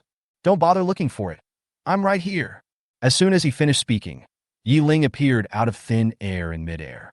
It is worth mentioning that the laser cannon of the Light Corpse King has very high damage. If Ye Ling chooses to use the space shield and force field shield to resist it, although he can block it, the consumption for Ye Ling will definitely not be small. Therefore, Ye Ling chose to turn on the virtualization and hide in the different space when he was covered by the laser cannon. The Light Corpse King flapped its wings and flew into the air, looking at Ye Ling with a little more interest. An opponent who could survive his cannon deserves his attention. As expected of a Space Corpse King, it is really hard to kill. You're also very good. The Chinese Corpse King is indeed much stronger than foreign ones. Ye Ling showed his sharp claws and approached the Light Corpse King step by step. It seems that this king has to use his real strength. In the live broadcast room, when the audience heard Ye Ling's voice, they were stunned for a moment. Then they looked at the screen and saw that there was no one there. Where did the voice come from? Was it a ghost? Then they saw Ye Ling appear out of nowhere, walking directly into the air towards the Light Corpse King while talking to him. Influenced by online literature, many people noticed the water wave-like spatial fluctuations under Ye Ling's feet at the first moment. The screen was instantly filled with "walking in the air" and 666. The space-powered user in front of the screen exclaimed it was outrageous. In the meeting room of the Kyoto base, all the bigwigs had mixed expressions of relief and solemnity on their faces. Fortunately, they signed a cooperation agreement with Ye Ling. The seriousness lies in the fact that Ye Ling's strength is far beyond their estimation. If they turn against each other, there will be endless troubles. Someone asked, "Do we need to impose some restrictions on Ye Ling?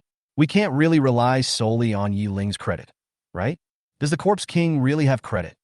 Another person answered, "We can only trust Ye Ling's credit. The lessons learned from the Doomsday Society tell us that all physical limitations are meaningless to Ye Ling today."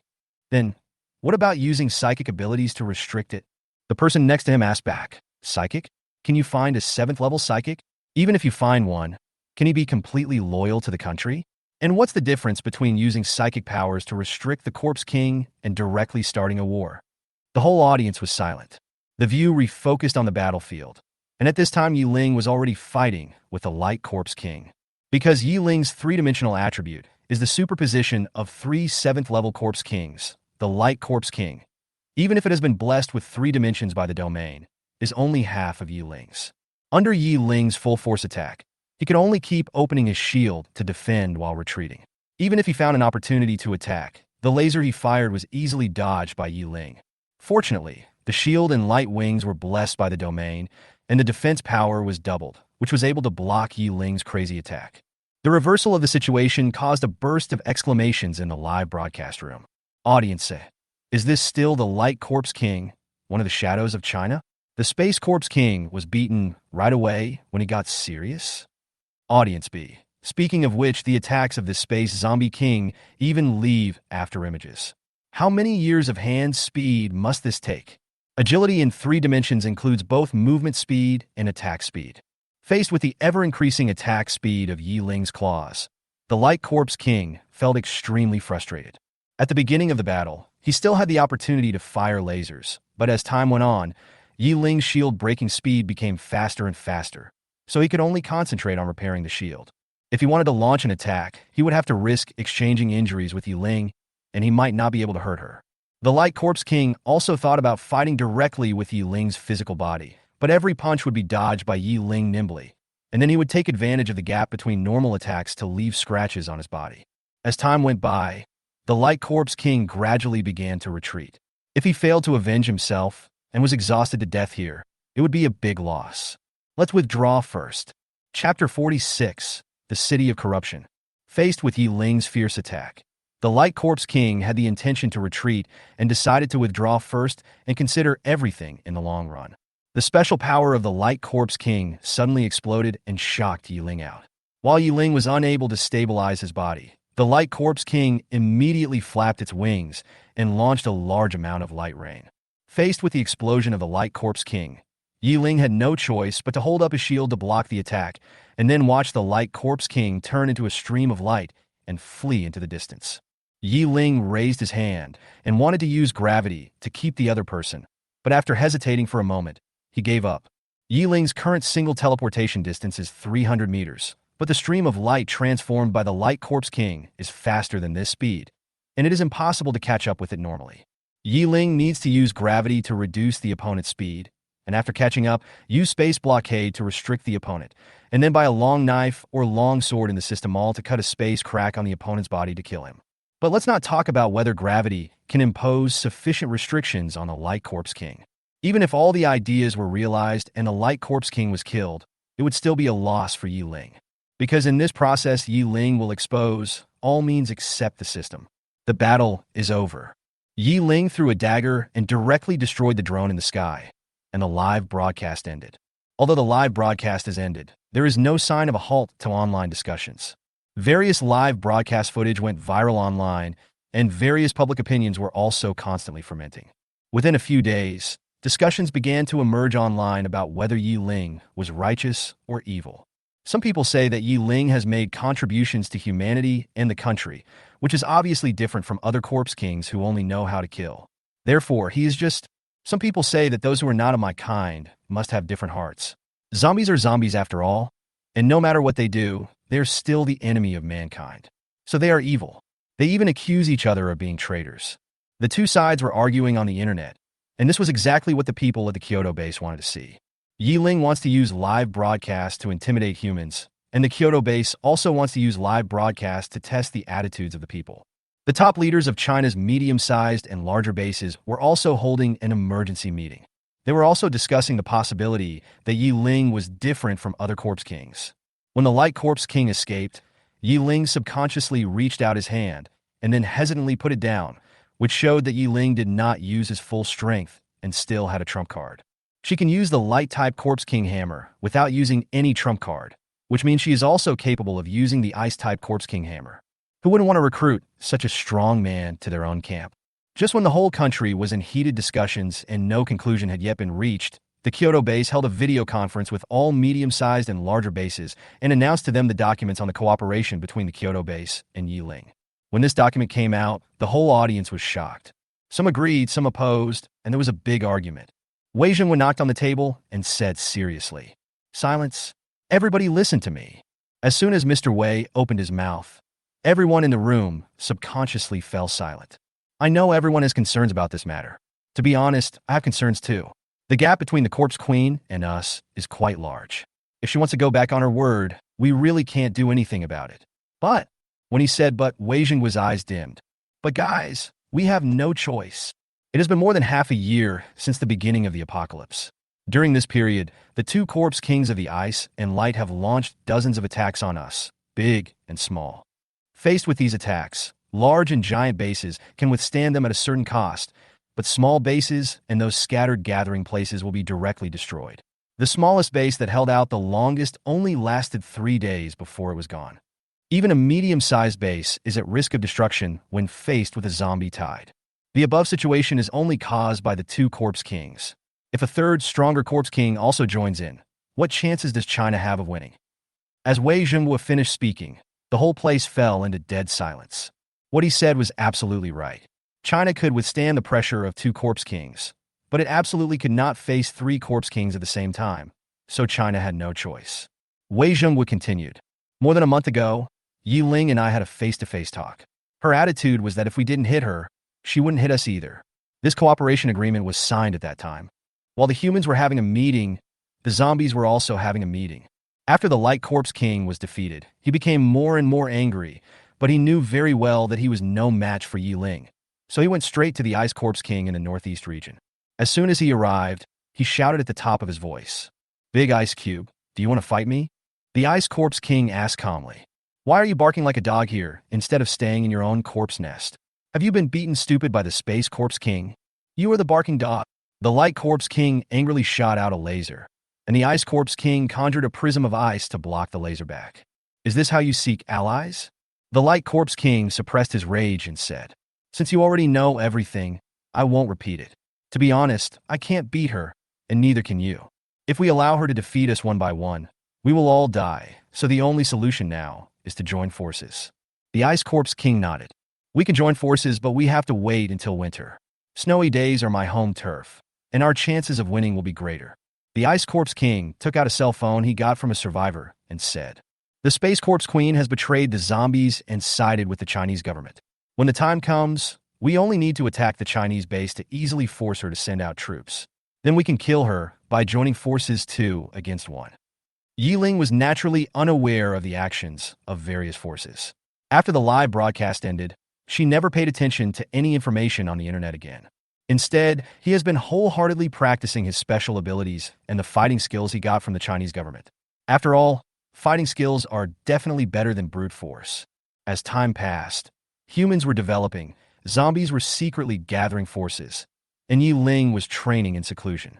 On June 1st, after discussion, the cooperation agreement between the Chinese humans and the Corpse King Ye Ling was made public. Ye Ling assured in the live broadcast that as long as humans did not enter the area she designated and did not actively attack zombies, the zombie tide would not actively attack humans. This live broadcast caused a sensation across the country, and the discussion about whether Ye Ling was good or evil was once again sparked online. On the morning of July 16th, the first day of the second year of the apocalypse, China's official website announced that the Kyoto Survival Base was renamed Kyoto Base City. Rongqing Survival Base was renamed Rongqing Base City. The Shuzhong Survival Base was renamed Shuzhong Base City. That afternoon, Ye Ling also issued an announcement on its official website. The corpse nest is centered in Jiangyue City with a radius of 100 kilometers. The corpse nest is officially named the City of Corruption, or simply the City of Corruption for short. Chapter 47 Lung Nianxin's Experience. There is an east-west small town on the edge of the corrupted city. Because of its remote location, far away from the base and located in a hilly area, the town was not affected when the zombies attacked the base. The survivors of this town and the people who chose to stay here after fleeing cleared out the zombies in the town and occupied both ends of the town with the center of the town as the dividing line. Outsiders live on the east side, and the town's native residents live on the west side. There is a river to the east of the town, so the camp on the east side is called Eastwater Camp. Less than 30 kilometers east across the river is a small county town. Those outsiders make a living by fishing and collecting supplies in the county town. Not far to the west of the town is a large forest, so the camp on the west is called Shishan Camp. In the peaceful times, the Aborigines liked to go hunting in the mountains. Although the country later banned hunting, these skills were not lost. The natives lived on hunting. The two camps have also maintained mutual trade since the end of the world. They used a park square in the center of the town as a trading place and developed it into a small market. Of course, it is unknown to outsiders what the small market sells besides daily necessities and food. As time went on, the two camps began to absorb new survivors, and the number of people gradually expanded from dozens to hundreds. Of course, the Shishan camp was still mostly populated by its own people, and most of the outsiders recruited were women. Lung Yinxin, who escaped from the experimental base that year, joined the Shishan camp at the end of August. On the morning of July 2nd, Lung Yinxin, who had just finished his meal, was called out by a burly man in his 30s who was as strong as a bear. This sturdy man is the captain of one of the three major hunting teams in Shishan camp and a third-level peak strength-type psychic. Lung Yinxin is a member of this hunting team and also the only female member of the entire Shishan camp. Lung Yinxin didn't know his full name. He only knew that his peers called him Old Bear and his subordinates called him Brother Bear. At that time, Lung Yinxin, as one of the first group of psychics to reach the second level, was definitely one of the strongest in China. The dual identities of a returned overseas talent and a person with great powers made her feel superior. She did not want to do laundry, cooking, farming, and housekeeping in the camp like other women. She even looked down on those women who got married directly and took care of children at home. She believes that in an age of great strife, one should strive to make a career. So Lung Yinxin approached the hunting team and tried to join them to hone himself through day-to-day battles. When he was strong enough, he would be able to go to the big base. When she found the hunting team, everyone present looked at her as if she were an alien. Lung Yinxin felt very uncomfortable being looked at, so she asked angrily, "Why are you looking at me like that? Am I, a level 2 ice-type psychic, not qualified to join the hunting team? Isn't the strongest person here also level 2? The hunting team ignored her and went straight up the mountain to hunt when the time came. Finally, a woman who couldn't stand it anymore came out to persuade her. "Girl, all the women here are in logistics. You are the first one who asked to join the hunting team, so everyone will find it very strange." Lung Yin retorted unconvincingly. "A great man once said that women hold up half the sky. I have the ability and the means. Hunting is something that men can do, but why can't I?" The woman shook her head helplessly. "You are right. There were female generals in ancient times. But female generals are a minority after all. The vast majority of women are still weak. Big sister, listen to my advice. Let's find a job in logistics. Although logistics work is repetitive labor, it is not tiring for a superpower, and you can chat when you have nothing to do.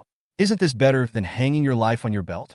The woman came closer and whispered, "Don't underestimate those hunting teams because they look so impressive. But their prestige is earned at the cost of their lives. To put it bluntly, those lucky team members can come back alive, but those who are unlucky will die outside and be eaten by mutant beasts one day." Lung Yinxin sighed deeply and said, "Big sister, I know you are doing this for my own good. I also know it's dangerous outside, but this is the end of the world. The end of the world is like sailing against the current. If you don't move forward, you will die. If you don't work hard to become stronger in the early stage of the end of the world, you will still become food in the future. The only difference is whether you end up in the stomachs of zombies or mutant beasts." The woman saw that the girl in front of her was a strong-willed person. If she was given a chance, perhaps she could really become a female general one day. The woman sighed, shook her head, and walked away, not trying to persuade him. She just muttered, "The golden scales are originally in the pond, but once they encounter wind and clouds, they will turn into dragons. Unfortunately, for a woman, there are no wind and clouds here, and she cannot turn into a dragon. This woman is destined to become an alien." In the following period of time, Lung Yinxin tried every possible means and repeatedly asked to join the hunting team. Lung Yinxin had been making trouble so many times that the hunting team was annoyed, but they were reluctant to give up such a beautiful woman to the opposite camp. After all, which man in the camp has not thought about eating Lung Yinxin one day? One day, Lung Yinxin came to make trouble as usual. One of the captains named Eru spoke directly. "Lung Yinxin, right? You've been making such a fuss for so long, and you're not tired, but we are all tired." Then he sighed softly. "You can join if you want. If you are willing to be my wife, I can take you into my team." How could Lung Yinxin possibly agree to him? If she agreed to be his wife during the day, she would be taken by him at night. Even if I joined the hunting team, I would only work until the end of the year, and my belly would probably get big. By then, my life would be ruined. That day, Lung Yinxin was very angry. In this camp, one has to work to get food. In order to fill his stomach, Lung Yinxin had to do logistics work. This work lasted until January of the following year. When Lung Yinxin came to the camp in August, she was in the middle stage of the second stage. It was not until January of the following year that she reached the late stage of the second stage. It can be said that she has been doing nothing in the past few months. Brother Xiong, as the strongest of the three captains, broke through to the third level after the Spring Festival and is now infinitely close to the middle stage of the third level. The other two captains are also close to the third level. There are 30 people in the three hunting teams, and 40% of them have reached the second level. Lung Yinxin's intuition told her that with her current strength, she could only be ranked in the third echelon of Chinese superpowers at best, and her path to becoming a superpower was half ruined. Lung Yinxin knew that he couldn't stay there any longer. Otherwise, he would at best stay at the fourth level in this life, with no hope of reaching the fifth level. Just as she was about to leave, bad news suddenly came from the camp next door. More than 20 expedition members went deep into the center of the county, but only one person returned with a broken arm. When this incident happened, the whole town was in an uproar. Chapter 48: The Proud Heart Finally Compromises. The guard at the Dongshui camp was frightened when he saw the strong man from their camp limping over with blood flowing from his broken arm. He hurried over to help him. When the psychic saw the guard coming, he used up his last bit of strength to shout, "County Town Center, Level 4, don't go." After saying this, his body went limp and he died. The guard put the body against the wall and immediately went back to report the situation to the camp. When the camp learned of the situation, there was chaos. The noise attracted the attention of the West Mountain camp, and then both camps started to riot. More than 200 people gathered around the corpse, talking in a flurry, their faces filled with fear. These were the only two level 3 soldiers in the base, and they died just like that. None of his 19 teammates came back. Based on the last words of this psychic, people easily concluded that there was a fourth level zombie lurking in the center of the county. When he returned to his residence, Lung Yinxin's heart was as cold as his name. A fourth level zombie has appeared in just a small county town. It is estimated that the entire country is already full of fifth level zombies who are worse than dogs. What about the world? Are there any sixth level or even seventh level beings? Lung Yinxin guessed right. In China and even in the world, there are many level 4 and level 5 people, but most of them are lords and zombie kings. In places where the emperor's influence cannot reach, the level 4 is still quite powerful. Only Ye Ling and the newly promoted Ice Corpse King are at the 7th level, while the rest of the Corpse Kings are all at the 6th level. The Light Corpse King will be promoted 3 months later. The world is becoming more and more dangerous. In order to avoid being crushed by the flood of the end of the world, the only way is to become stronger. That night, Lung Yinxin stayed awake all night, and her proud heart began to waver. Should I agree to the captain's conditions? As long as we negotiate the conditions so that he won't want me so soon, it will be fine. But even if he agrees, will he keep his promise? But then again, if I don't quickly join the hunting team and get a chance to train, with my current strength, I'll become their plaything within a year and won't be able to resist at all. This end of the world is really cruel. The next day, Lung Yinxin went to the hunting team again. Eru showed an expression that every man would understand and asked, "How is it? A few months have passed. Have you figured it out?"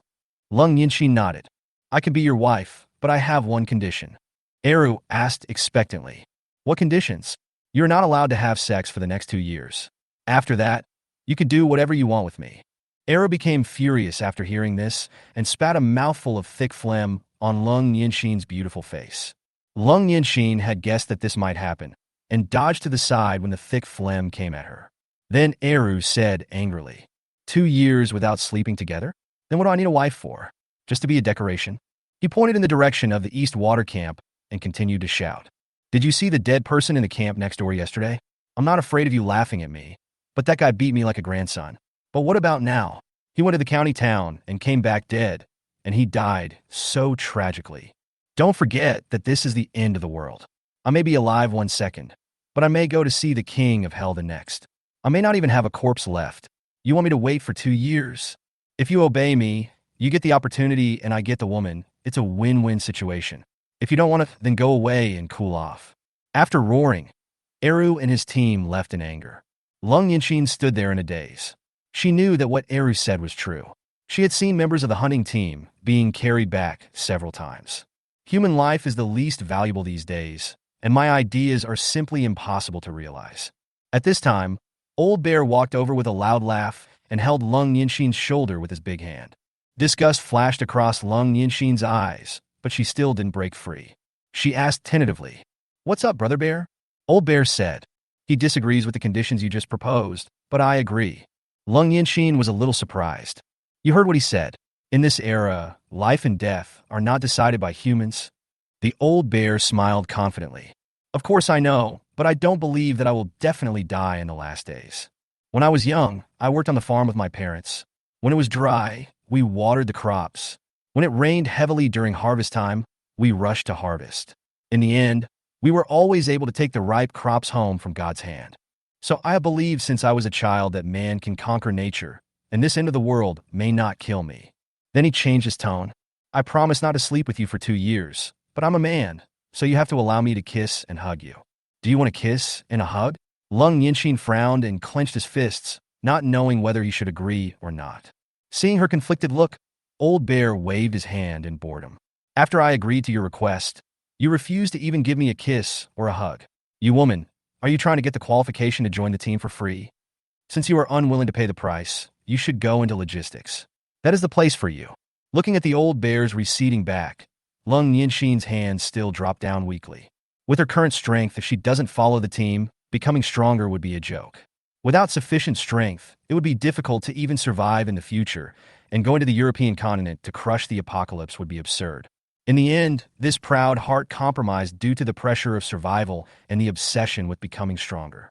She shouted at the Old Bear's back. Brother Xiong, wait a minute. She trotted to the Old Bear, her face flushed, and said in a shy tone, No kissing, but you can hug, as long as you let me join the team and fight. After she finished speaking, Lung Yinxin's eyes completely dimmed. She knew that from now on, she was dead. Deal. Old Bear looked serious on the outside, but he was very happy inside, thinking that the woman had really compromised. Let me hug you now, let me kiss you later. And then, it's just, the Old Bear was a little confused. This woman has been pestering the hunting team for almost half a year. What on earth made a woman so obsessed with becoming stronger? Even at the cost of her body, she was willing to do so. So he asked. Lung Yinxin clenched his fists and his face turned cold. I want to become stronger and take revenge. Lao Xiong understood. It turned out that there was an enemy. No wonder they fought so hard. He changed his mind and thought that enemies were good things. If he could help her get revenge, she might even marry him. So the Old Bear asked, Who is your enemy? Maybe I can help you. Lung Yinxin shook her head. Don't ask about things you shouldn't ask about. The Old Bear was not convinced and said, You have agreed to be my wife. Your hatred is my hatred. Lung Yinxin had no choice but to say it out. My enemy is the Doomsday Society of the European continent. One day I will go to the European continent and personally crush that organization. Lao Xiong was stunned. It was obvious that the Doomsday Society was not a good organization, and it was also a foreign force. Lao Xiong is a farmer from a nearby village. He is somewhat frightened by being suddenly associated with foreign forces. Chapter 49, Living Up to the Name of Corpse King. Lao Xiong looked Lung Yinxin carefully from head to toe again, feeling puzzled. As expected, everything beautiful is dangerous. Nature never deceives me. Lao Xiong is just an ordinary citizen and doesn't want to have anything to do with foreign forces. What if that damn apocalypse comes to kill this woman one day? Will he be implicated? He now doubted whether he should touch the woman in front of him.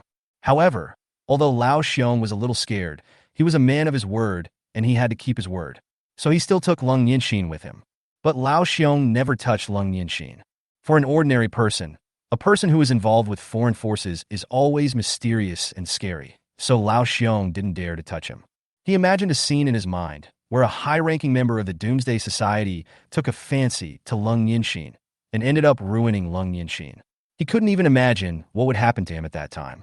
Lung Yinxin joined the hunting team too late, so she has never had any outstanding performance. Facing a third-order mutant beast, Lung Yinxin's attacks were difficult to break through unless they hit its vital points, so he could only serve as a control unit in the team, using ice cones all over the sky to restrict the mutant beast's movement. But there was a second-level wood-type ability user in the team. Before Lung Yinxin mastered the range-freezing ability, wood-type users of the same level were more suitable for control than her. The mountainous terrain was the home ground of the wood-type, which gradually reduced her to a vase. 3 months passed in the blink of an eye. In the evening, more than 200 people in the town gathered in the center of the town, and a projector projected images onto a wall. This scene is the live broadcast of the battle against the Corpse King. The whole town was holding its breath. In their cognition, a fourth-order zombie is already invincible. But what is shown in the picture is a battle between 2 seventh-order emperors, which is tantamount to a fight between gods. When the ball of light rose and the 2 emperors started fighting, Lung Yinxin in the crowd recognized Ye Ling's figure at a glance. Her pupils suddenly shrank in disbelief. The last time we met, I was in the early stage of the 2nd level, and the little zombie was in the early stage of the 3rd level. Now, I am in the early stage of the 3rd level, but the little zombie has already entered the 7th level. What is the 7th level like? She didn't know and didn't dare to think about it. She just watched the screen quietly. Watching Ye Ling controlling the dagger as if it were his own arm. Watching Ye Ling knock the Light Corpse King away with one punch. Watching when Ye Ling's voice sounded from the void, and when Ye Ling stepped on the void towards the Light Corpse King, Lung Yinxin truly felt the power of the Emperor from Ye Ling. In the past, Ye Ling was just a small zombie with the blood of the Corpse King, and could only be considered the juvenile form of the Corpse King. Today, Ye Ling stands in the air, looking down at all living beings. He has begun to possess the power of an emperor and lives up to the name of Corpse King. The Light Corpse King was defeated and the live broadcast ended, but Lung Yinxin's heart could not calm down for a long time. The gap between me and Ye Ling is so huge that I will never be able to catch up in my entire life. There was no hunting mission the next day, so Lung Yinxin slept well.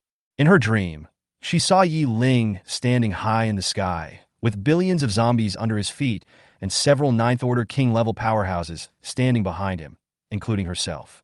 She couldn't see the faces of the Corpse Kings clearly. She could only see the golden light in their eyes. It seems that the Space Corpse Queen has had a great impact on me. I can even dream of following her to the top. With my strength, I don't think anyone would want me even if I were offered to her. Lung Yinxin muttered to herself after waking up. At this time, the old bear's voice came from outside the door. "Wife, come out quickly." Lung Yinxin was puzzled and wondered what this guy was yelling for so early in the morning. As Lung Yinxin just walked out of the door, a big hand hugged her waist, and she was picked up sideways the next second. Lung Yinxin was so scared that she screamed, and when she looked carefully, she found out who it was. "What's wrong with you so early in the morning?" The old bear said with excitement on his face. "I have good news for you. The apocalypse you mentioned before will be destroyed." Lung Yinxin looked incredulous. "Who destroyed it? When?" Old Bear said, "Just last night we watched the live broadcast. The Doomsday Society was destroyed by that white-haired Corpse King. It is said that it was destroyed before the new year. Now almost the entire European continent has become China's territory." Hearing that the world would be destroyed at the end of the world, Lung Yinxin's mind was a little dazed. The enemy she had hated for almost a year was destroyed just like that. Then who could she seek revenge for being put on the experimental table? My realm is too far behind, and it is impossible to become a top strongman. Now that I don't even have enemies, what is the point of becoming stronger? Is it for survival? But there were many first-level psychics, and even ordinary people in the camp. They were not afraid of being eaten. So what should they be afraid of? Even if they were at the peak of the 9th level, they still had to die when it was time to die. Thinking of this, Lung Yinxin's body, which was stiff due to nervousness, gradually softened. She just let the man hold her and no longer resisted. From a top-notch potential warrior to an ordinary superpower, her lofty heart finally fell into the dust, and she accepted her own ordinariness. Lao Xiong noticed the change in Lung Yinxin's expression. The belief in becoming stronger was no longer in her eyes, and her eyes became the same as those of other women. He lowered his head and tentatively kissed Lung Yinxin's cheek. Seeing that Lung Yinxin did not resist, he was overjoyed. He put Lung Yinxin back on the ground and kissed her lips. Lung Yinxin finally realized what had just happened and pushed him away with a red face. "Don't worry, I'm so upset. I need to go back and calm down." After saying that, she ran back to the house. Lao Xiong smiled and expressed his understanding. If the goal you have been pursuing is suddenly gone one day, anyone would become confused. Give her a few days to think about it, and she will figure it out. The old bear looked up at the sky with tears in his eyes. He murmured to himself, "Dad, Mom, did you see it in heaven? The bear kid found a wife. The bear kid didn't let you down." The old bear clenched his teeth. If it weren't for this damn apocalypse, you would have seen it with your own eyes. He suddenly thought, it seems that I would not have met her if there was no apocalypse. It is true that you can't have both parents and a wife. Through the hazy tears, the old bear seemed to see the kind smiles of his parents in heaven. The old bear wiped away his tears and said in his heart, "Dad, Mom, Bear Boy will live well and live a good life with his wife. So you can rest assured." A head popped up from behind the wall of a house. It was Eru, who asked Lung Yinxin to be his wife. It was already enough to make him angry that Lung Yinxin was taken by Lao Xiong, but he actually saw Lao Xiong holding Lung Yinxin and spinning around, and even kissing her.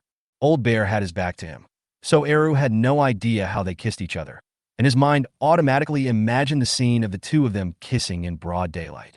The way Lung Yinxin pushed Lao Xiong away with a red face later confirmed his imagination.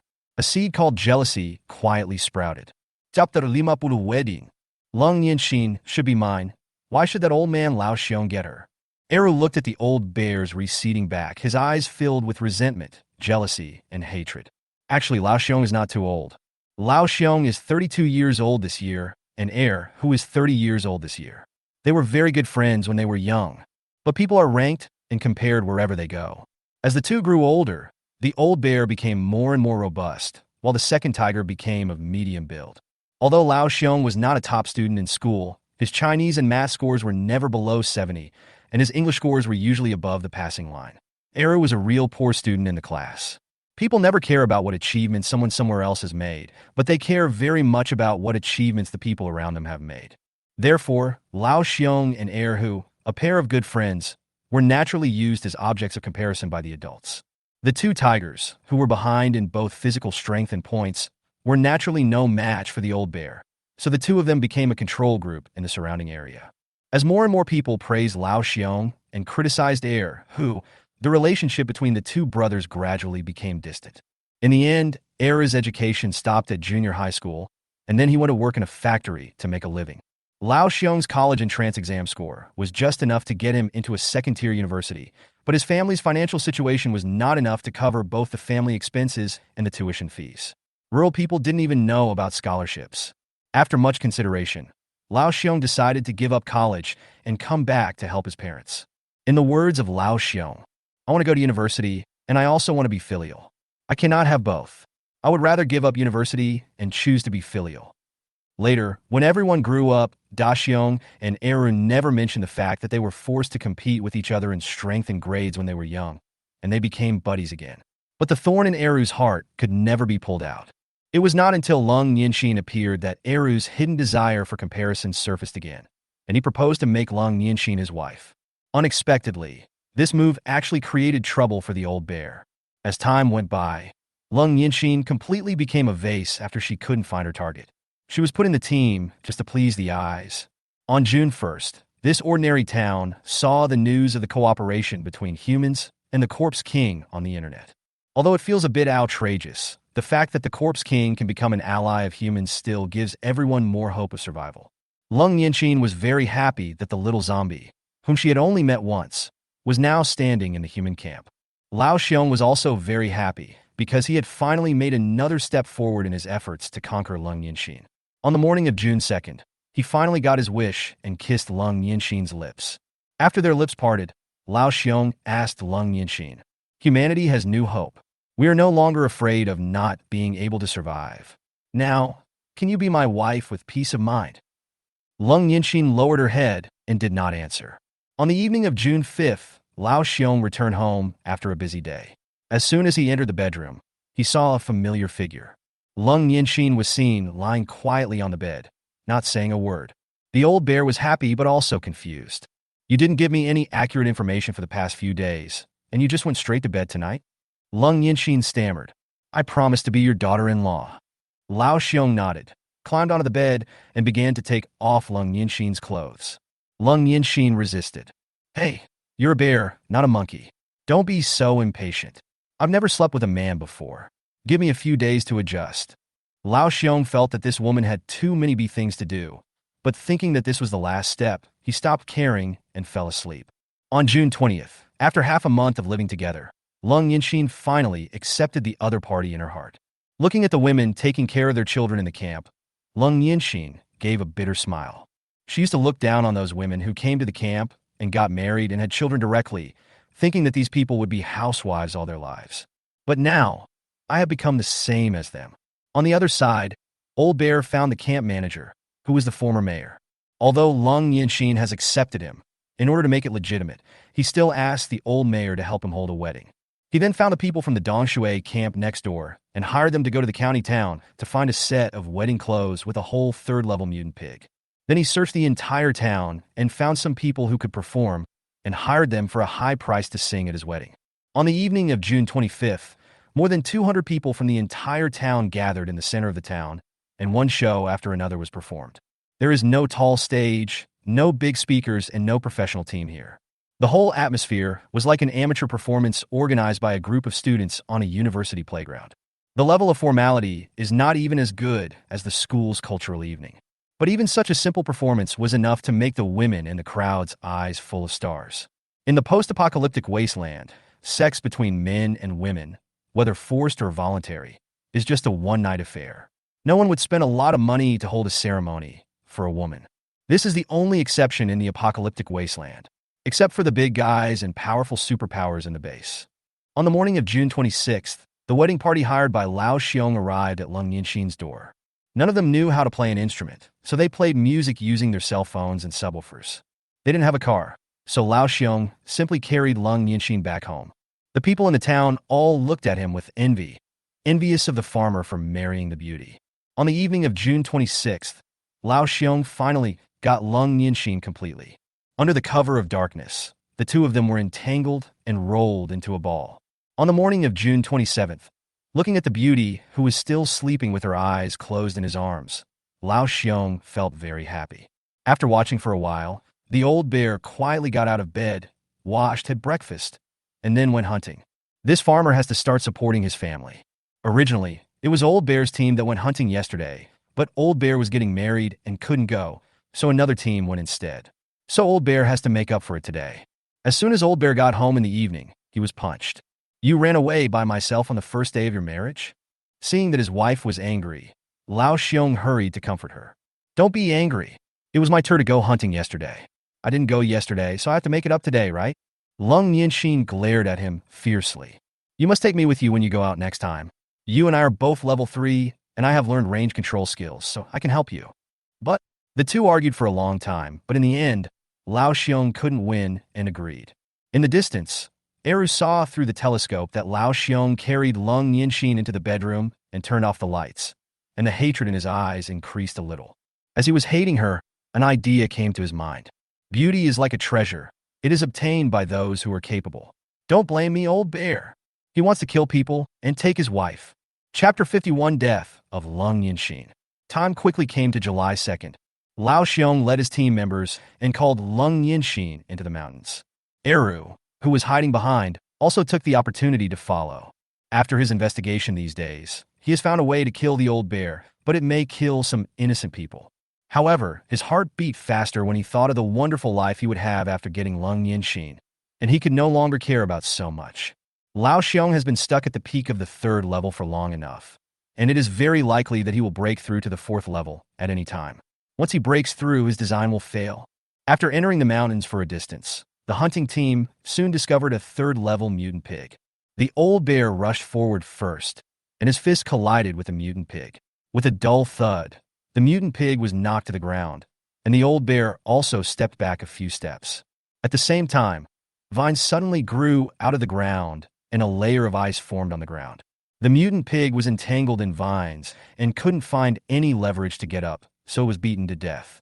The group was delighted and were about to drag the body back to the camp when an uninvited guest appeared in the bushes. A 4th-order mid-stage gold-type mutant python with a completely black body. Era spent several days searching for this snake, and it was just the right thing to use to deal with the Old Bear. So use some things to lure the snake to this place. After Lao Xiong and his group killed the mutant pig, the smell of blood would naturally drive the python to attack them. Humans and snakes confronted each other. Everyone be careful. This snake is in the middle stage of the fourth stage. The team member asked in horror. What should we do? The old bear said seriously. We don't want this pig. Our lives are more important. Let's retreat immediately. Just as everyone was about to leave, a golden light pierced the snake's belly fiercely, causing the snake to hiss in pain. Era took action. He used his supernatural power to condense a metal needle, which stretched out from the ground and pierced into the snake's abdomen. As he wished, the mutant python went crazy and rushed straight towards the crowd. The others scattered, while Lao Xiong took up his weapon and faced the mutant python. If he didn't block it, there would be a loss of troops today. Just as Eru thought, the old bear picked up the sledgehammer and hit the python on the vital point, and the python wrapped itself around the old bear and tightened it. What Eru didn't expect was that Lung Yinxin ran for a distance, looked back and saw this scene, and turned back on the spot.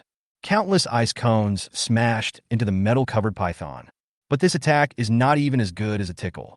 Just when the old bear was about to be strangled to death, he broke through to the fourth level in desperation. The old bear broke free from the restraints, and the mutant python's heart rang with alarm, and it quickly fled into the distance. The old bear cursed loudly, and the hammer flew out and hit the opponent on the vital point, and the mutant python was instantly dead or alive. Eru watched from the dark, cursing in his heart. This stupid dog python is so useless. However, just when everyone thought the crisis was over, dozens of identical snakes suddenly emerged from the woods, all of them second and third level. At the end of these snakes, a fifth-order mutant python slowly emerged. The old bear shouted, "Run! Run!" The team members wanted to run, but facing the fifth-level mutant python, they were so scared that their legs became limp. In addition, there were a bunch of second and third-level small snakes attacking the crowd. Who could run?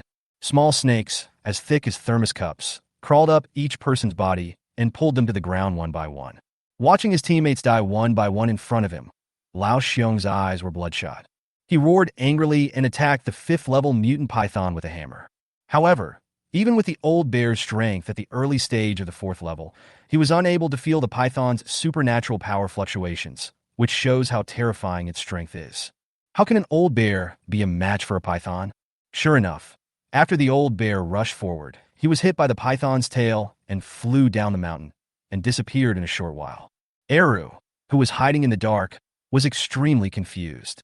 He had only attracted a fourth-order mutant python, so how could he attract a whole nest of pythons? And there was a stronger one in this nest.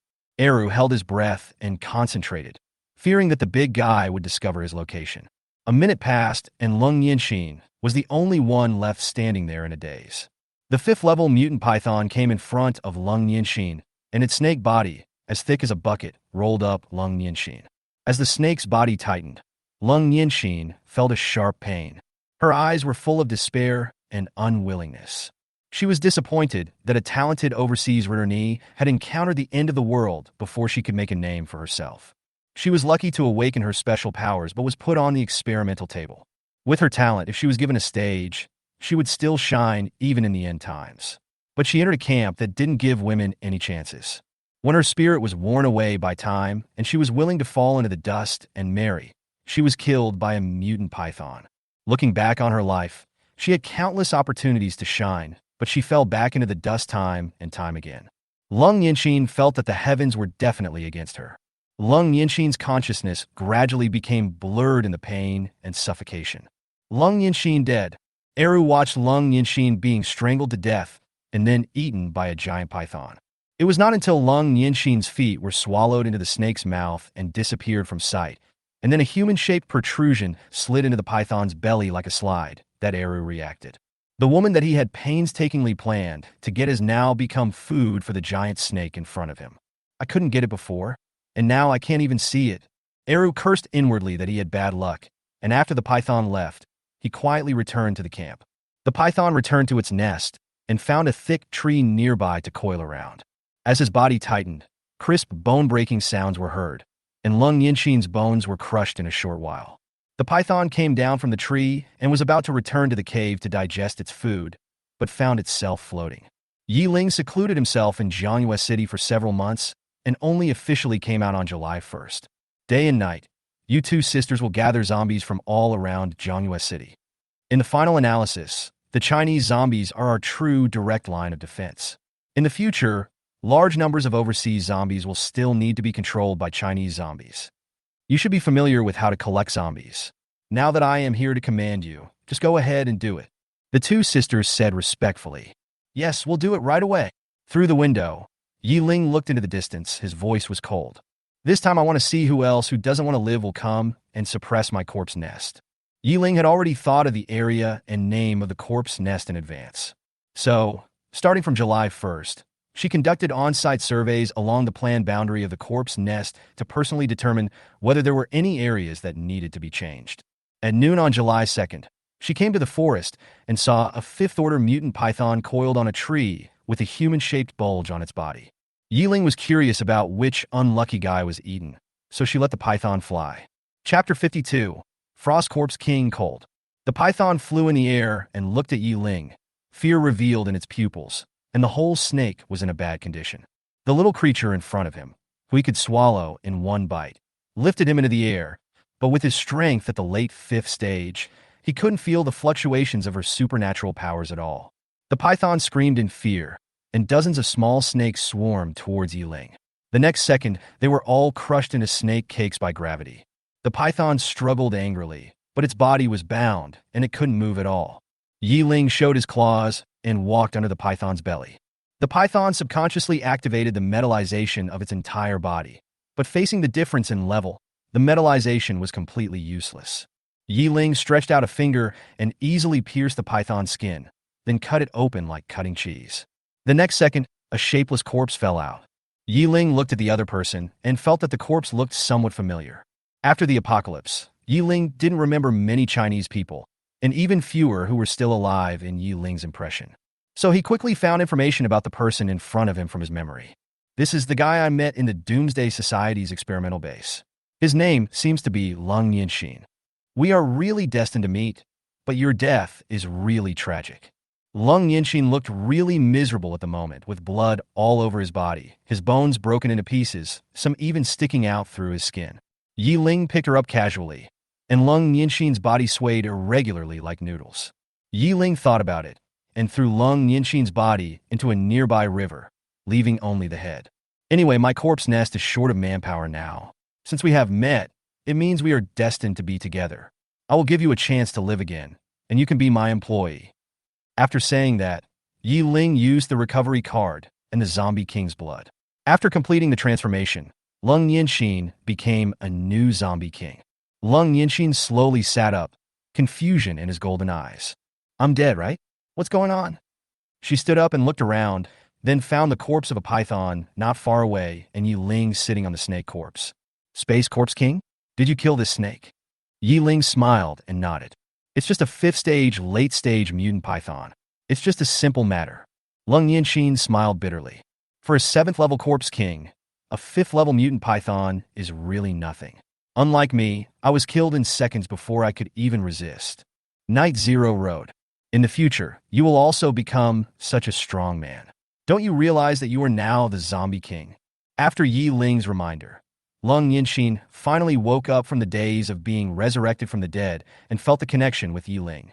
Lung Yinxin's expression became respectful, and he nodded and said, I once had a dream in which I and several corpse kings accompanied you to the top. I never thought that I would become a corpse king now. Ye Ling was a little surprised that she could have such a dream, but then he thought it was a good thing. It seems that it is God's will that I should be the emperor.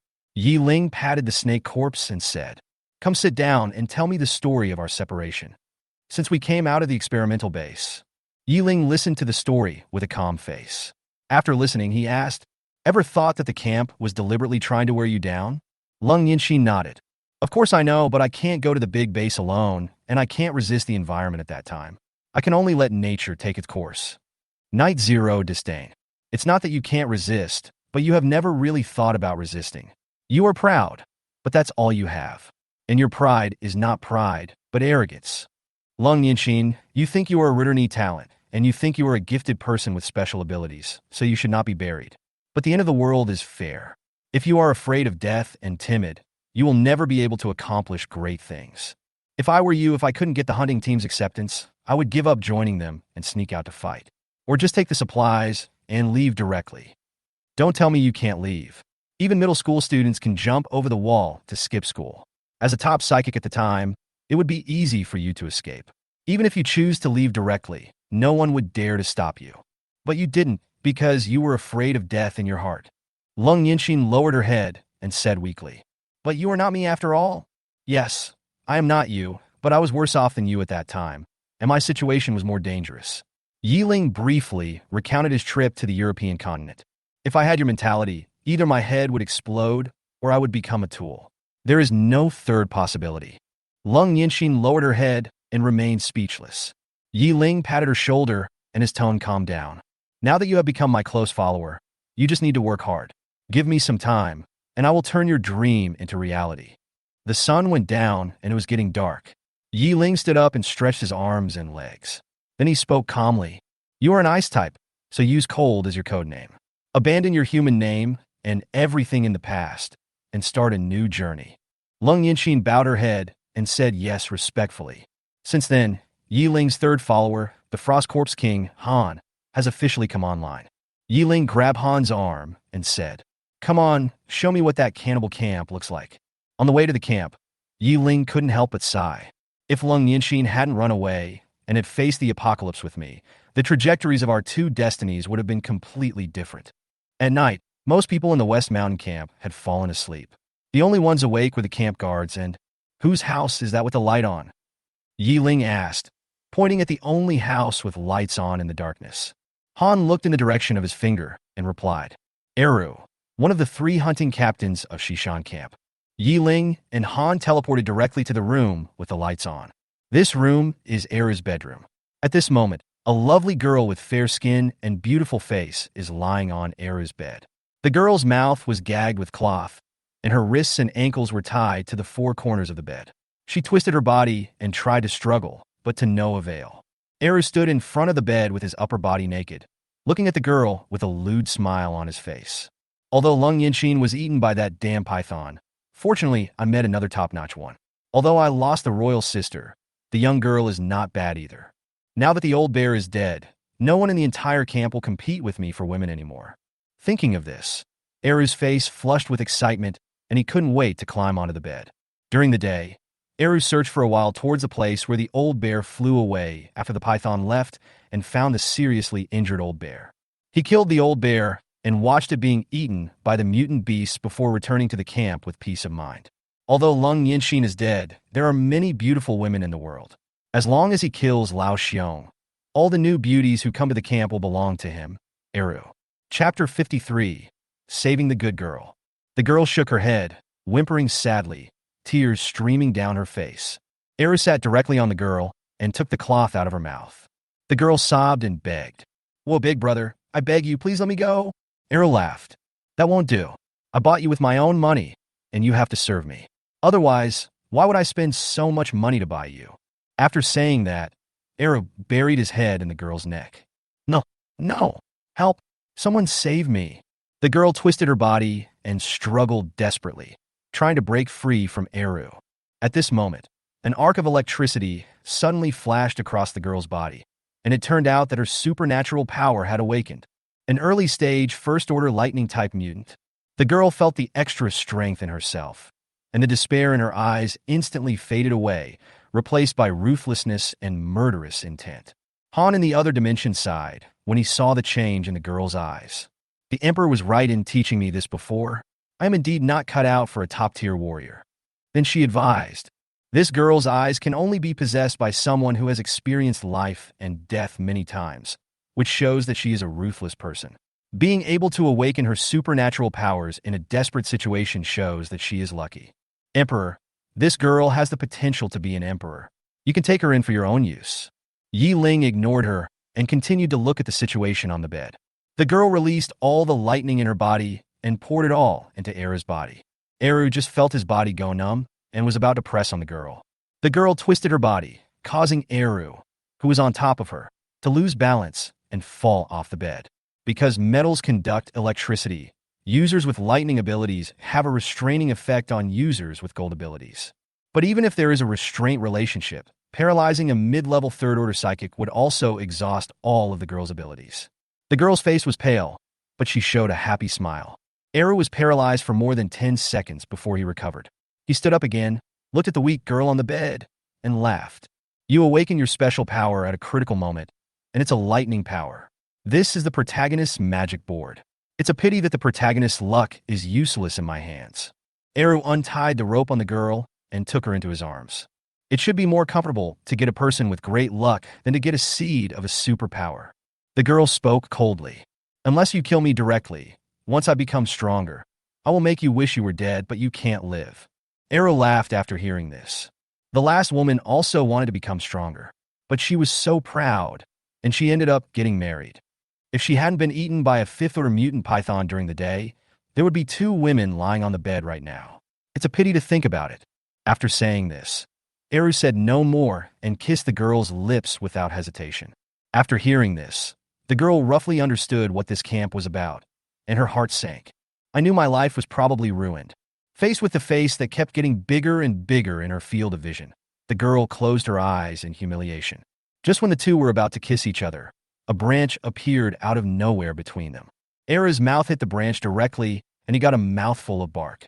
He raised his head and looked at the branches floating in the air with a confused look on his face. The girl opened her eyes in confusion because she hadn't been kissed for a long time.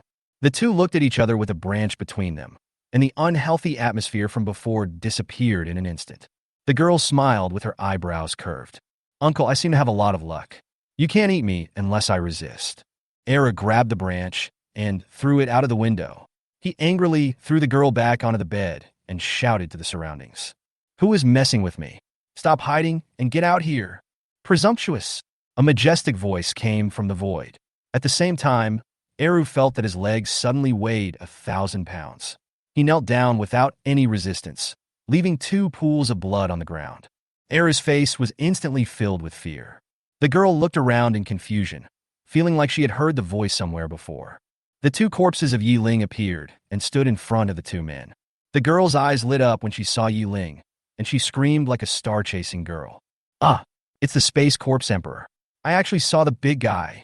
Ever since she saw the live broadcast and Ye Ling's deeds, she has become a little fangirl. How could she not be excited to see the real person now? She was excited, but Eru was not excited at all. With horror on his face, he said in a trembling voice, You signed an agreement with humans. You can't kill me. Ye Ling sneered. First, you designed to lure the 4th-order mutant python to kill Lao Xiong, but it resulted in the 5th-order mutant python appearing and killing Lao Xiong's entire team. Second, you raped a young girl in the middle of the night. Third, my agreement is that we cannot attack human bases. If I encounter someone who deserves to be killed, or someone I don't like, I will kill them, and humans won't say anything. Based on these 3 points, you will die. As soon as he finished speaking, Ye Ling clenched his fists, and Eru, who had already floated out of the house, was crushed on the spot without any resistance. The next day, the first scene that the people from the Shishan camp saw when they came out was a pool of blood in front of Eru's house and Eru's clothes on the ground. At this point, Eru died. Lao Xiong's entire team was wiped out, and the combat effectiveness of the Shishan camp dropped by 40%. At the turn of autumn and winter, the Dongshui camp successfully annexed the Shishan camp. Ideas from outside were introduced into this decadent and backward cannibalistic camp, and this town became no different from other human settlements in China.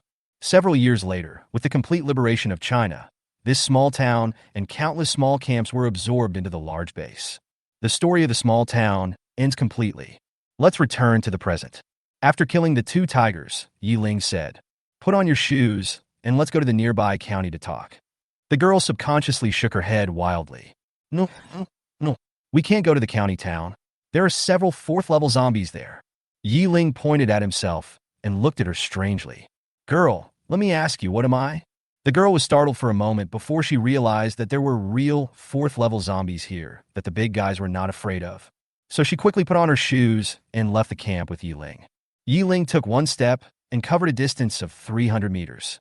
In less than a minute, he arrived at a hotel room in the center of the county town. You rest here first, I'll go and take over this county. In the center of the county, a zombie that was infinitely close to level 5 raised its eyes and looked into the distance. Ismail Humans. How dare a human come in here? Then, he felt the powerful aura of the Corpse King. Corpse King? That's fine.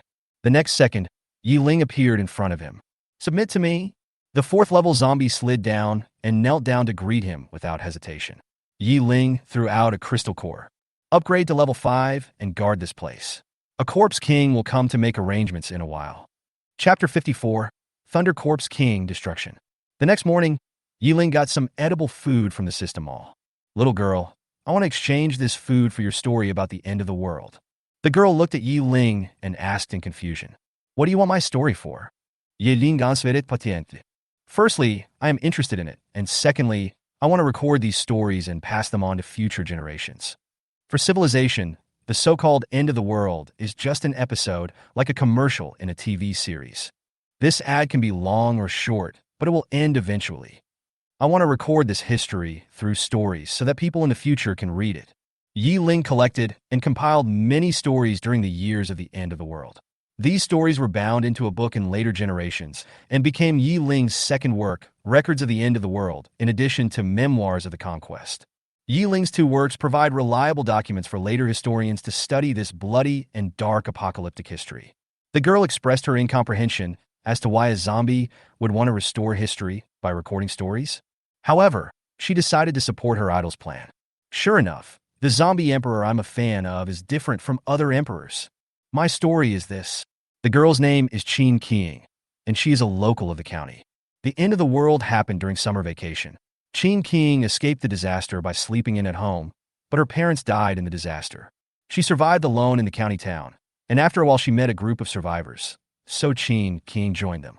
After a period of getting to know each other, Ying's cute appearance finally attracted some men's attention.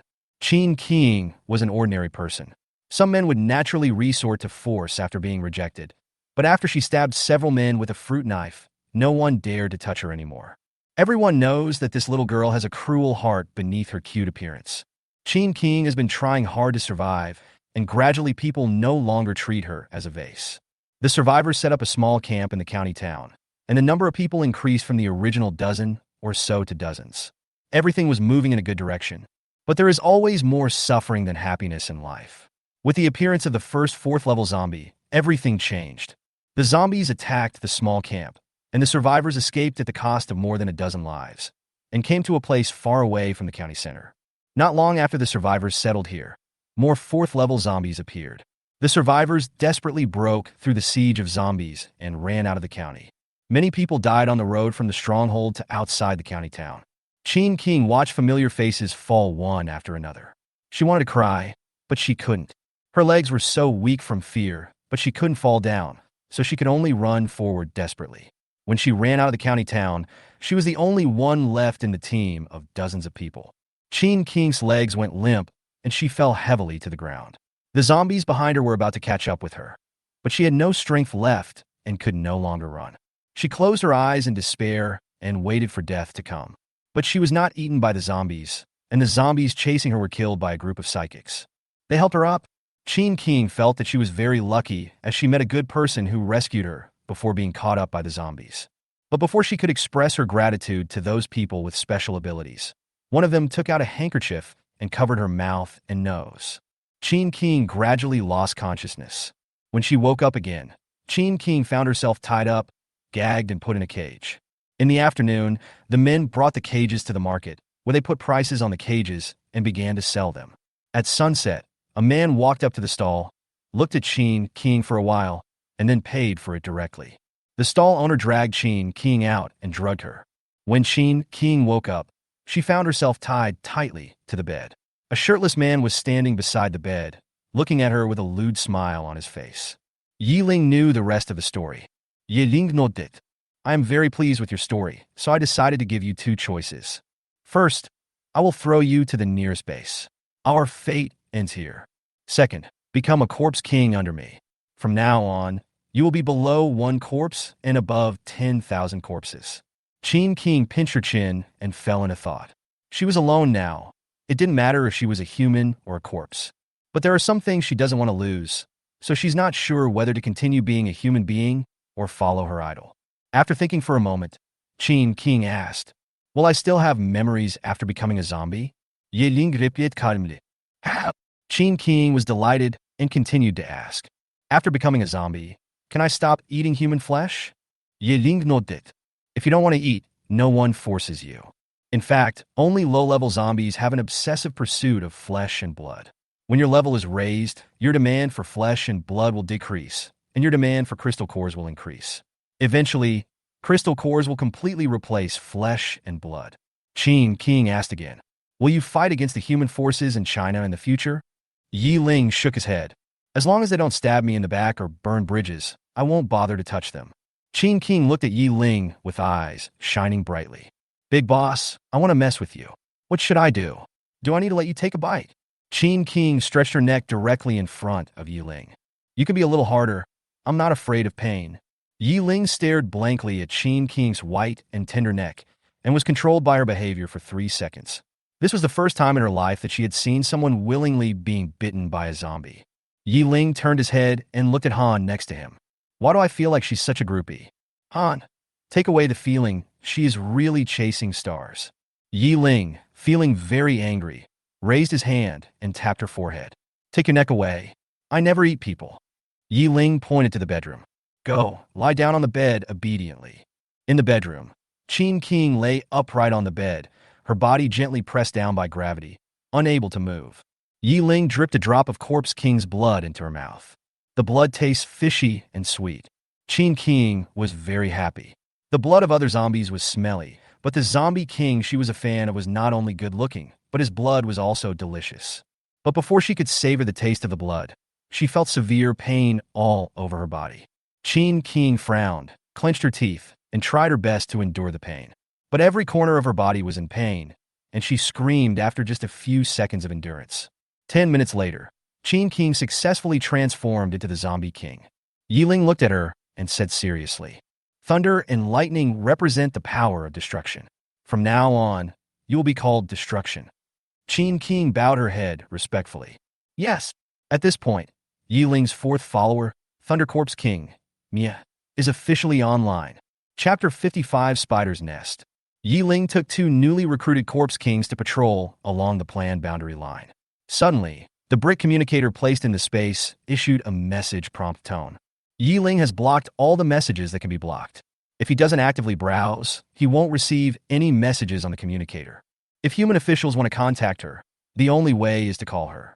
However, there is one type of information that cannot be blocked in any way, and that is the distress signal from another brick communicator. Ye Ling paused, and the 2 Corpse Kings looked at her in confusion.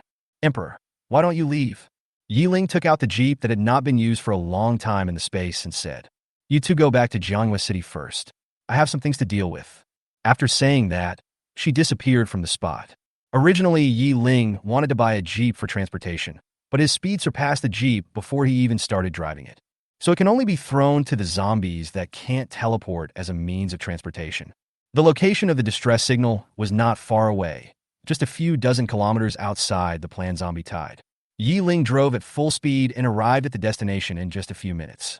Ye Ling arrived at the gate of a large hospital, and the distress signal came from inside. As soon as he walked into the door, a spider about the size of a billiard ball fell from the roof and crawled quickly towards Ye Ling.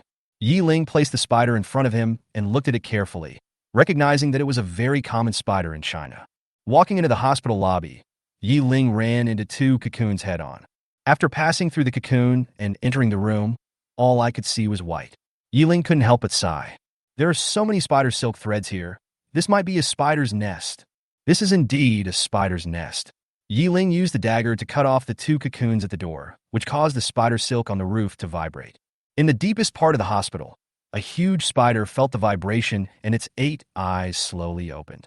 Ye Ling cut open the 2 cocoons, and as expected, both cocoons were filled with human-shaped skeletons. It was unclear whether they were humans or zombies. It was obvious that the substances in their bodies that were useful to the mutant spiders had been eaten. Ye Ling continued to walk inside. Snow-white cocoons were hanging in the halls, corridors, and even in the departments and wards. Just as she walked to the middle of a corridor, she heard 2 bangs, and the ceiling on both sides of the corridor suddenly fell down.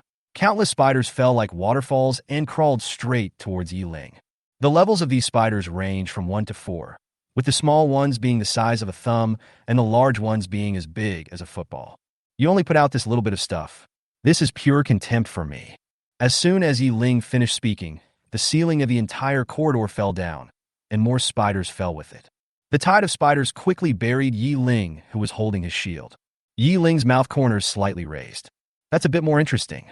I'll use you to test this field that I've never explored before. Gravity field on. The field expanded instantly, and all the spiders in the corridor exploded in an instant. Even the spiders in other corridors fell to the ground and exploded. The field skill in the gravity field is called gravity enhancement, which means enhancing the gravity in the field. The lowest gravity in the domain is 2 times the gravity of the blue planet, and the highest gravity is 10 times the upper limit of the level. For example, Ye Ling is now at the 7th level, and the upper limit of the gravity added by the domain is 70 times the gravity of the blue planet. This time Ye Ling only used 4 times the gravity, and all the spiders exploded.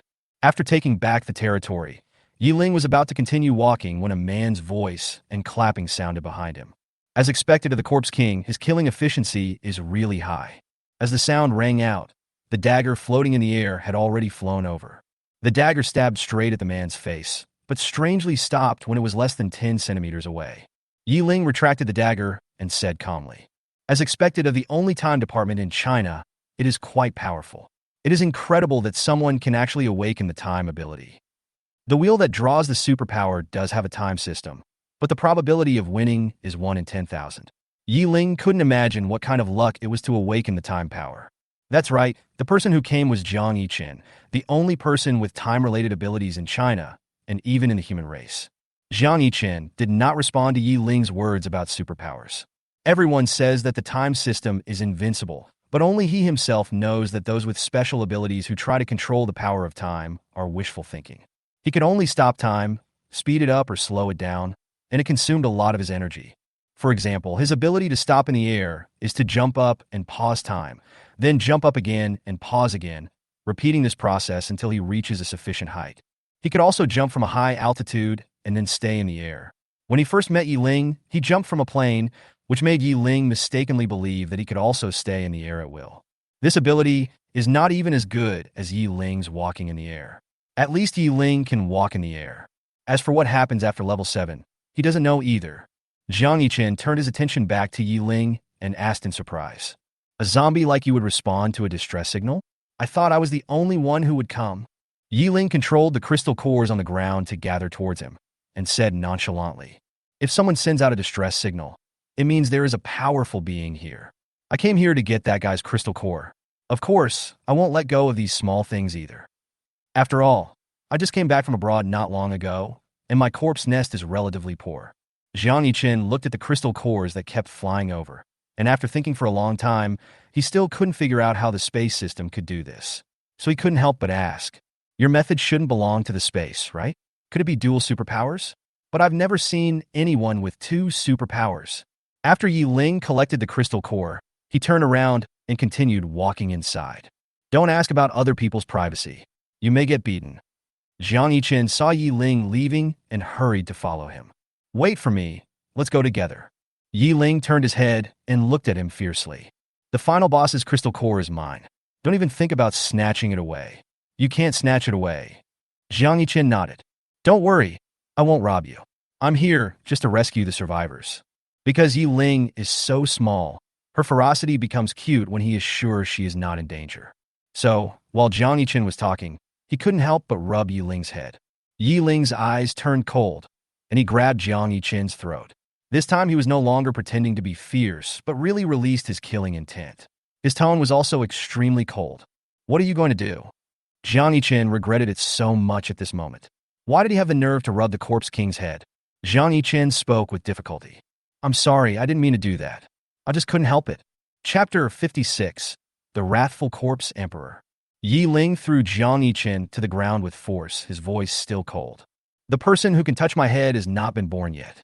If it happens again, I won't mind killing you." Jiang Yichen climbed up in pain. Although Ye Ling had restrained her strength at this moment had reached 225, which was 22.5 times her strength as a human. With such force, just one throw would be enough to get Jiang Yichen in trouble. But Jiang Yichen looked at Ye Ling's receding back. Her hair feels really nice, but it's a pity that she's a violent and dangerous zombie king. After the little episode, just now, they continued to walk deeper into the hospital. Because Ye Ling had just killed most of the mutant spiders in the hospital with one field, the road ahead was filled with only the exploded corpses of spiders and some human bodies. These corpses were wearing black combat uniforms, which were a new style designed by China after the apocalypse. Judging from their appearance, these people had died not long ago. Ye Ling pointed at one of the corpses and asked, "Are these the people you're looking for?" Zhang Yichen looked at the corpse on the ground. Yes. They walked forward for dozens of meters and encountered several corpses lying in all directions. Zhang Yichen's expression became more and more solemn. The mission of these people is to come to this hospital to get some equipment to expand the base hospital. Their leader is a strong man in the middle stage of the 5th stage. Ye Ling continued. Even though a level 5 leader could still have so many deaths, that means there is at least one level 6 guy in this hospital. They continued to move deeper into the hospital and eventually found the brick communicator next to a corpse in the lobby of the inpatient department. Obviously, the distress signal was sent by the person in front of him, but unfortunately he is dead now. Zhang Yichen picked up the communicator and put it back in his backpack, then said to Ye Ling, "There is still one person in this team that we haven't found yet, but there is a high probability that he is in danger. Our base needs a batch of equipment. After we find the last person, I hope you can help us transport a batch of equipment back. We will also pay some crystal cores as compensation." Ye Ling showed no interest in this deal. His voice was still cold, as if he was still dissatisfied with the fact that he was touched on the head before. "There's no rush to move things. We have more important things to do right now." "What's up?" Zhang Yichen asked doubtfully. Ye Ling pointed the way he came. Zhang Yichen looked in the direction of Ye Ling's finger and found that the road he came from was blocked by thick spider webs. Not only the road he came from, Zhang Yichen looked around and found that the entire hall of the inpatient department was covered with spider webs, like a room woven by spider webs. At this time, there was a huge spider 130 centimeters tall lying on each of the 4 walls. What was more troublesome was that these 4 spiders were all level 6, and there were dozens of level 5 mutant spiders the size of desks approaching them. Zhang Yichen drew his sword and assumed a fighting stance. "Did you know that the spider was coming?" Ye Ling also summoned 5 daggers to surround his body and showed his sharp claws. "That's nonsense. While you were observing the corpse, I was observing the surroundings. I saw with my own eyes those 6th-level beings spit out spider silk to cover the wall," Zhang Yichen said as he chopped down the mutant spider that pounced on him. "Why didn't you warn me when you saw it?" Ye Ling's 5 daggers pierced into the spider's eyes like threading a needle, then passed through the brain and flew out from the other eye. Anyway, this trick has been used during the live broadcast, so there is no need to worry about Zhang Yichen knowing it, and even less worry about humans guessing it. If humans can guess it correctly, it is their ability. Several spiders approached Ye Ling and tried to attack him, but Ye Ling just struck them lightly with his claws, and the spiders were immediately torn apart. Ye Ling killed the spider while replying to Zhang Yichen. "Killing a 5th-level creature is easy for me, and killing a 6th-level creature is not difficult either, so I don't think there's any need to remind you." In fact, it was because Ye Ling was still angry. The Great Corpse King was offended, but he couldn't kill him. Ye Ling felt that his thoughts today were particularly unreasonable. So she transformed herself into a little vengeful spirit and strengthened Zhang Yichen whenever she got the chance. As long as she could make sure he didn't die, that would be enough. Therefore, she didn't even dodge when the 4 6th-level spiders attacked her. 4 spider silks stuck to Ye Ling's limbs and pulled her into the air. Ye Ling screamed in fear. "Oh my God! I miscalculated. Zhang Yichen, please save me." After Zhang Yichen killed the last 5th-level spider, he looked up and saw Ye Ling had been wrapped up in spider silk, with a terrified expression on his exposed face. But in an instant, he was completely wrapped into a cocoon and fell onto the roof. Zhang Yichen looked at the cocoon on the roof speechlessly. How can a 7th-level corpse king like you be controlled by a 6th-level spider? No one would believe it. Didn't I just rub your head because I couldn't help it? It's not like I didn't apologize. Is it necessary to be so magnanimous? Zhang Yichen stared at the cocoon on the roof for several seconds, but Ye Ling did not appear. In addition, 4 6th-level spiders were attacking him. Zhang Yichen had no choice but to ignore Ye Ling and concentrate on fighting the enemy. Ye Ling didn't hear a word Zhang Yichen said. She teleported away when she was completely wrapped up. What the spiders delivered to the roof was an empty cocoon. What was Ye Ling doing? She went to look for the 7th-order spider. It is impossible for any animal to have 4 bosses in one nest. So if there are 4 6th-level spiders here, there must be a 7th-level spider above them. This is the deepest part of the hospital. Logically, if there is the 6th level downstairs, then there must be the 7th level upstairs. So Ye Ling went all the way up to the top of the building. On the rooftop, a 2-meter-tall giant spider was lying on the roof basking in the sun. The summer afternoon sun is scorching, but it seems just right for this spider. In front of the spider is a cocoon that is more than 1 meter tall. The spider has been protecting the cocoon with its forelimbs. It is obvious that this cocoon is very important to it. After determining the location of the final boss, Ye Ling returned to the lobby of the inpatient department. She turned the cocoon that was used to wrap her up horizontally and used it as a bench, sitting in the air and watching Jiang Yichen being brutally tortured by 4 spiders. After a while, Jiang Yichen struggled to deal with the 4 6th level spiders. Ye Ling curled up the corners of his mouth and revealed an evil smile. Not bad, not bad. Being able to fight 4 people of the same level and win, you are worthy of being a trump card. But you don't think it's over, do you? Ye Ling flashed back to the rooftop, snatched the cocoon in front of the 7th level spider, and then brought the 7th level spider to the large yard next to the inpatient department. Jiang Yichen heard the roar, looked up at the cocoon on the roof, then cut through the spider's silk and came to the yard.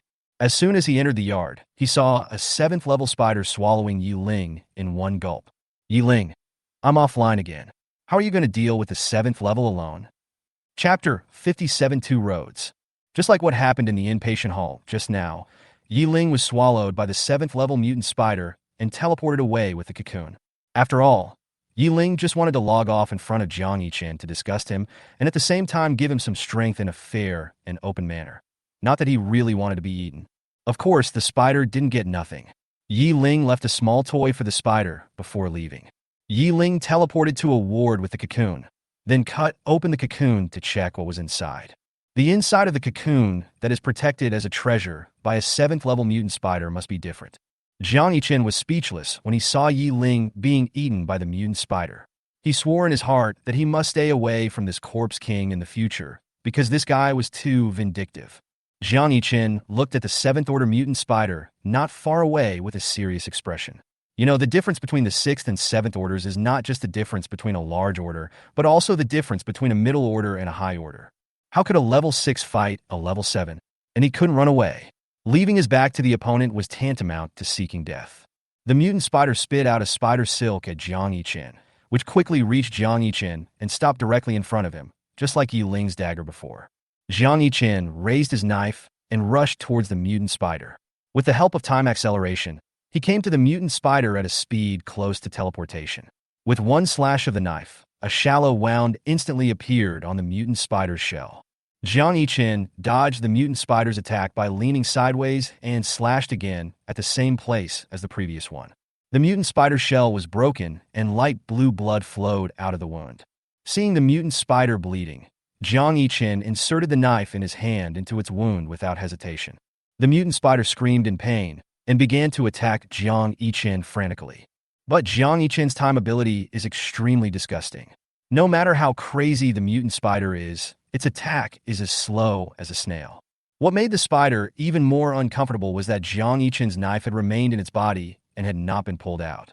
As long as the mutant spider moved its body, it would be cut by the knife, causing more damage. The mutant spider finally couldn't stand this torture and went completely berserk. The mutant spider screamed towards the sky. The next second, the ground beneath it began to freeze, and the ice surface quickly expanded and soon covered the entire yard. Field skill. Freeze! When the expanding ice surface exceeded where Jiang Yichen was standing, Jiang Yichen's legs were immediately frozen like the nearby flower bed. Jiang Yichen activated his supernatural power, trying to forcibly stop the spread of freezing. As expected, he succeeded, but as a 6th level player, the cost of using domain skills head-on was huge. In addition, he had already consumed a certain amount of energy in the previous 1v4 fight at the same level, which resulted in his ability only being able to last for about 2 minutes. What's worse is that the mutant spider, which has gone completely berserk, can't give him 2 minutes. The mutant spider raised its forelimbs and rushed towards Jiang Yichen quickly. Jiang Yichen's scalp tingled. After he had imposed time stop on himself, he could not move, otherwise the time stop would end. Of course, he was frozen in place at this moment and couldn't move. In the final moments of life and death, he could only tentatively shout into the air. Ye Ling, I was wrong. I shouldn't have touched your head. Stop watching the show in the dark. Come out and save me. After shouting this, the mutant spider's sharp forelimbs appeared in front of him. Jiang Yichen closed his eyes subconsciously, but the expected severe pain did not appear. When he opened his eyes, what he saw was no longer the ferocious and sharp spider legs, but a white and tender little hand. Just such a small hand, which he could hold in one hand, stood in front of him, blocking the hideous and sharp spider legs. Ye Ling snorted coldly, and with one hand, he directly threw the mutant spider away. It fell heavily to the ground far away and died. The toy that Ye Ling left for the mutant spider when she left was the fourth skill of her gravitational ability, gravitational collapse. Gravitational collapse is a small black ball the size of a marble. The black ball is neither matter nor energy, but a gravitational field. After the small ball is activated, its gravity increases significantly and sucks the surrounding matter into the small black ball. Although the mutant spider's shell was somewhat hard, its internal organs were still soft. Now that the mutant spider's internal organs had all collapsed into the small black ball, it was naturally dead. With the death of the seventh-order mutant spider, its domain collapsed on the spot, and all the ice on the field instantly vaporized and disappeared. Jiang Yichen's legs were frozen to the point of losing feeling. After thawing, he lost his balance and fell directly towards Ye Ling. Ye Ling dodged sideways, and Jiang Yichen fell directly to the ground. Fortunately, Ye Ling used gravity to support him so that he would not fall hard. "Hey, can you give me a hand?" The good impression Jiang Yichen had just accumulated towards Ye Ling disappeared on the spot. Ye Ling's indifferent face. "Didn't you notice that you weren't hurt?" Jiang Yichen was stunned. It seemed that he was not really hurt from the fall. "I only heard Ye Ling say, 'You want to fall on me and let me hold you up?' You're dreaming. Don't get close to me." After a few seconds, Ye Ling felt that it was not a good idea to talk like this. So he raised his foot and turned Jiang Yichen over and asked, "The last person is upstairs. Do you want to go check it out?" Jiang Yichen nodded. "Help me up. I want to see." Ye Ling grabbed Jiang Yichen by the collar, teleported directly to the ward, and threw him onto the bed. At this moment, a young woman was lying next to Jiang Yichen. The woman had delicate features, but a haggard face. Although she was still alive, she was extremely weak and could die at any moment. The woman's belly was round and bigger than that of a pregnant woman in her 10th month of pregnancy, as if there was a ball in her belly. Jiang Yichen turned his head to look at the woman in the next bed and saw that the woman's belly was bulging, so he asked Ye Ling, what happened to her? In fact, Jiang Yichen knew the woman's current condition at a glance, but he still couldn't believe that his colleague who was chatting and laughing a few days ago was now lying here dying in pain. Ye Ling was not moved by Jiang Yichen and just replied calmly, "Isn't it obvious at a glance? This woman's stomach is full of spider eggs. She is now both a breeding ground for the little spiders and a source of nourishment for them." Jiang Yichen sighed, with sadness in his eyes. "Ye Ling, please do her a favor and give her a quick death. Don't let her suffer anymore." Ye Ling stared at the woman's weak and painful face and said, "She doesn't necessarily have to die. In fact, she has two paths to choose from." Jiang Yichen asked doubtfully, "Two roads? One road leads to death, so what is the other road?" Ye Ling smiled slightly and said in a calm voice, "Become my zombie follower." Chapter 58, Monsters and Patience. "No," Jiang Yichen objected subconsciously. "Why not? She can survive by becoming a zombie, and she doesn't have to die in such a miserable way." Ye Ling asked, "No, that's different. What's the difference?" Ye Ling stood in front of Jiang Yichen's bed, a dangerous light flashing in his red eyes. "Do you think it's better to die than to become a zombie?" Ye Ling stared at Jiang Yichen intently until he was terrified, and then he looked away. "Whether you are a human or a corpse, you are making contributions to China.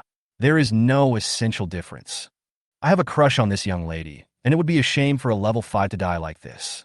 Jiang Yichen knew that Ye Ling was determined to turn this woman into a zombie, so he stopped trying to stop her. He just asked a question that no one had ever asked before. "Ye Ling, is it possible for her to turn back into a human being someday in the future?" Ye Ling was silent. She didn't know if it was possible. So she threw this question to the system. "System, can you give an answer to Jiang Yichen's question?" "System, zombies can turn back into humans." Ye Ling was a little surprised by this answer, so he asked, "How?" "System, the solution is to become stronger. As long as you are strong enough, it will be possible to turn zombies back into humans. As for the inevitable connection between these two things, you are not authorized to know yet." Seeing that Ye Ling remained silent, Jiang Yichen sighed at his heart. It seemed that people who turned into zombies could not turn back. Just as I was thinking about it, I heard Ye Ling speak. Jiang Yichen, your idea is very dangerous. If zombies can't change back, your question is meaningless. If zombies can change back, then everyone who has killed zombies now is a murderer. You, me, and everyone in the world is a murderer. Jiang Yichen asked in confusion. How can they be considered murderers? Even if the zombies can transform back, they are still monsters until we find a way to do it. It is only natural to kill them. It has been almost a year since the apocalypse, and most people have become qualified apocalypse survivors. Although they still remember the morals of peacetime, those have long become history and no longer apply. Those who still stick to the old ways have now almost been eliminated. So Jiang Yichen was unable to understand the meaning of Ye Ling's words for a moment. Ye Ling looked at his puzzled eyes and asked a soul-searching question. If zombies can be cured, then are we killing monsters or sick people? Buzz! Jiang Yichen's mind suddenly went blank, leaving only a scale, with the monster and the patient on either side of the scale. Suddenly, Jiang Yichen felt the breath of death. The instincts he had developed from long-term fighting made him come back to his senses immediately, and he attacked the source of danger at the same time. It wasn't until Ye Ling raised his hand to block his fist that Jiang Yichen finally came to his senses. I only heard Ye Ling say, as long as it is proven that zombies can transform back, then all of them are murderers. But society can neither put everyone in jail, nor turn a blind eye to the deaths of those patients. So humans have to find a scapegoat to blame for the entire civilization. And no one can bear this huge scapegoat. Ye Ling patted Jiang Yichen on the shoulder and said earnestly, zombies will always be zombies. Don't even think about trying to change them back.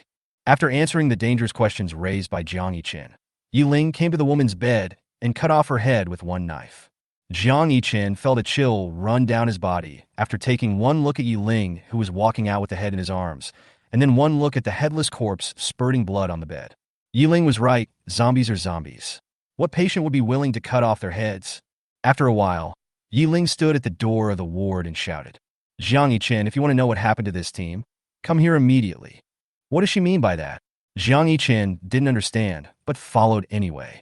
They came to an office and saw the woman who had just been beheaded sitting at the desk intact, except that her pupils had turned golden. Jiang Yichen pointed at the woman with an expression as if he had seen a ghost. Zhou, you only have a head left, right? Why are you sitting here so peacefully? Zhou glanced at him and ignored him. Ye Ling pressed Jiang Yichen's arm down and reminded him, this is my corpse king now, not your companion. Ye Ling looked at Zhou and said, tell this gentleman what happened after your team entered the hospital. Zhou team is a 5th-level team affiliated with the military department of the Kyoto Survival Base. 3 days ago, the team received a mission. The mission goal was to come to this hospital to move some instruments to improve the equipment of the base hospital. The team arrived here after 3 days of travel, only to find that this hospital was completely different from what they had imagined. They had carried out missions in hospitals before. It could be said that every hospital was like a den of zombies. As long as they made a sound, a bunch of zombies would rush towards them howling. But there was not a single zombie in this hospital. There were only spider webs all over the walls and the floor and cocoons hanging in the air.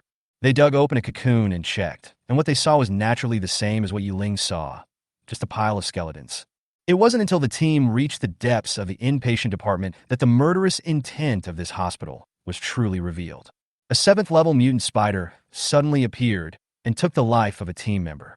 Zhou knew very well that she and others could never be a match for this 7th-level mutant spider, so she decisively handed the brick communicator to the deputy captain and asked him to lead everyone to escape.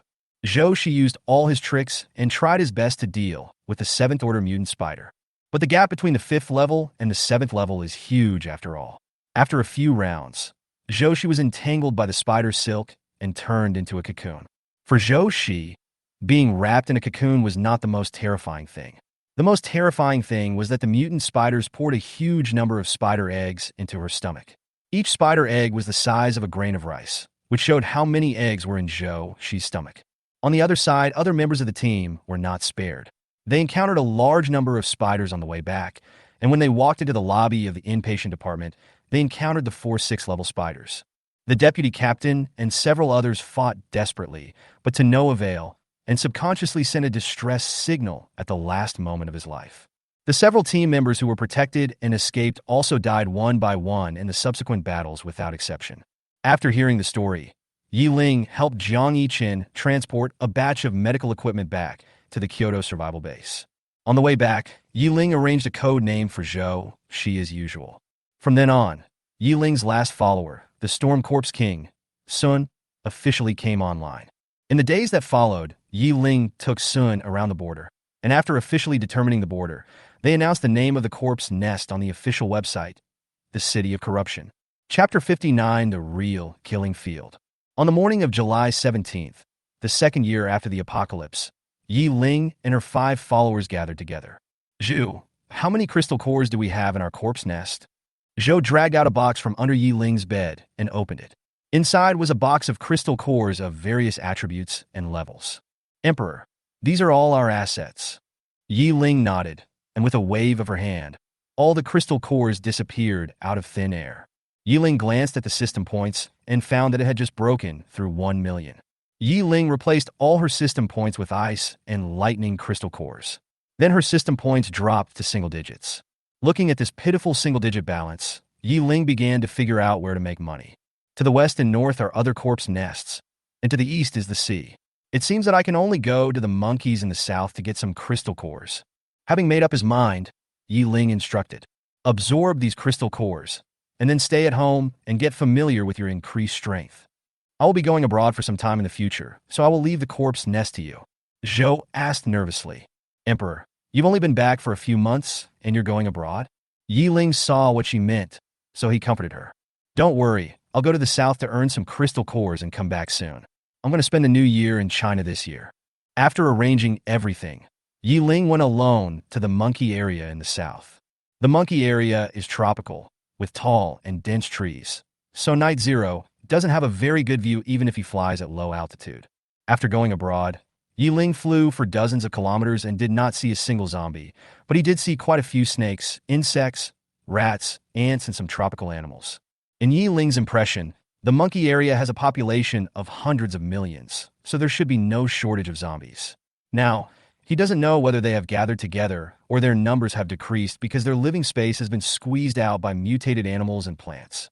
The aura of these mutated animals was mostly first and second order, and Ye Ling had encountered no more than 100 third-order beings.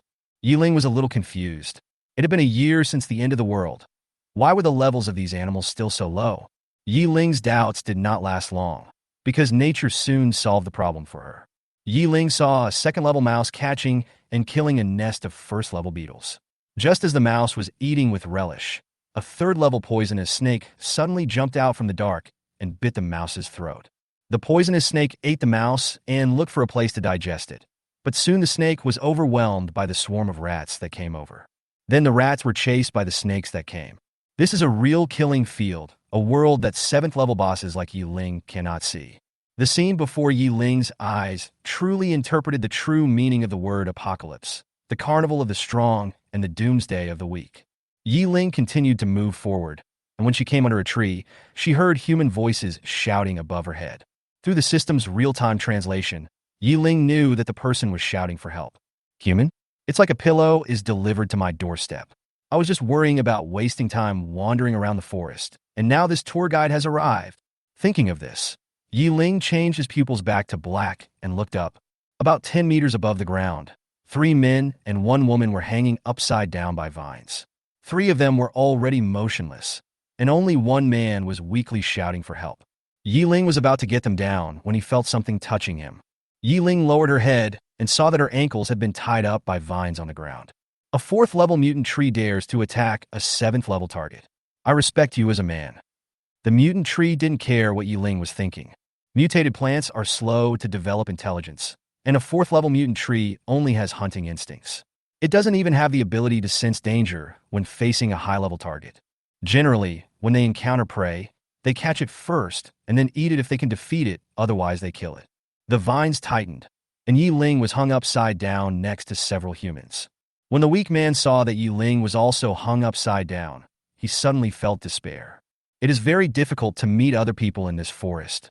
I finally met one, but we are both hanging here together. It seems that I am doomed this time.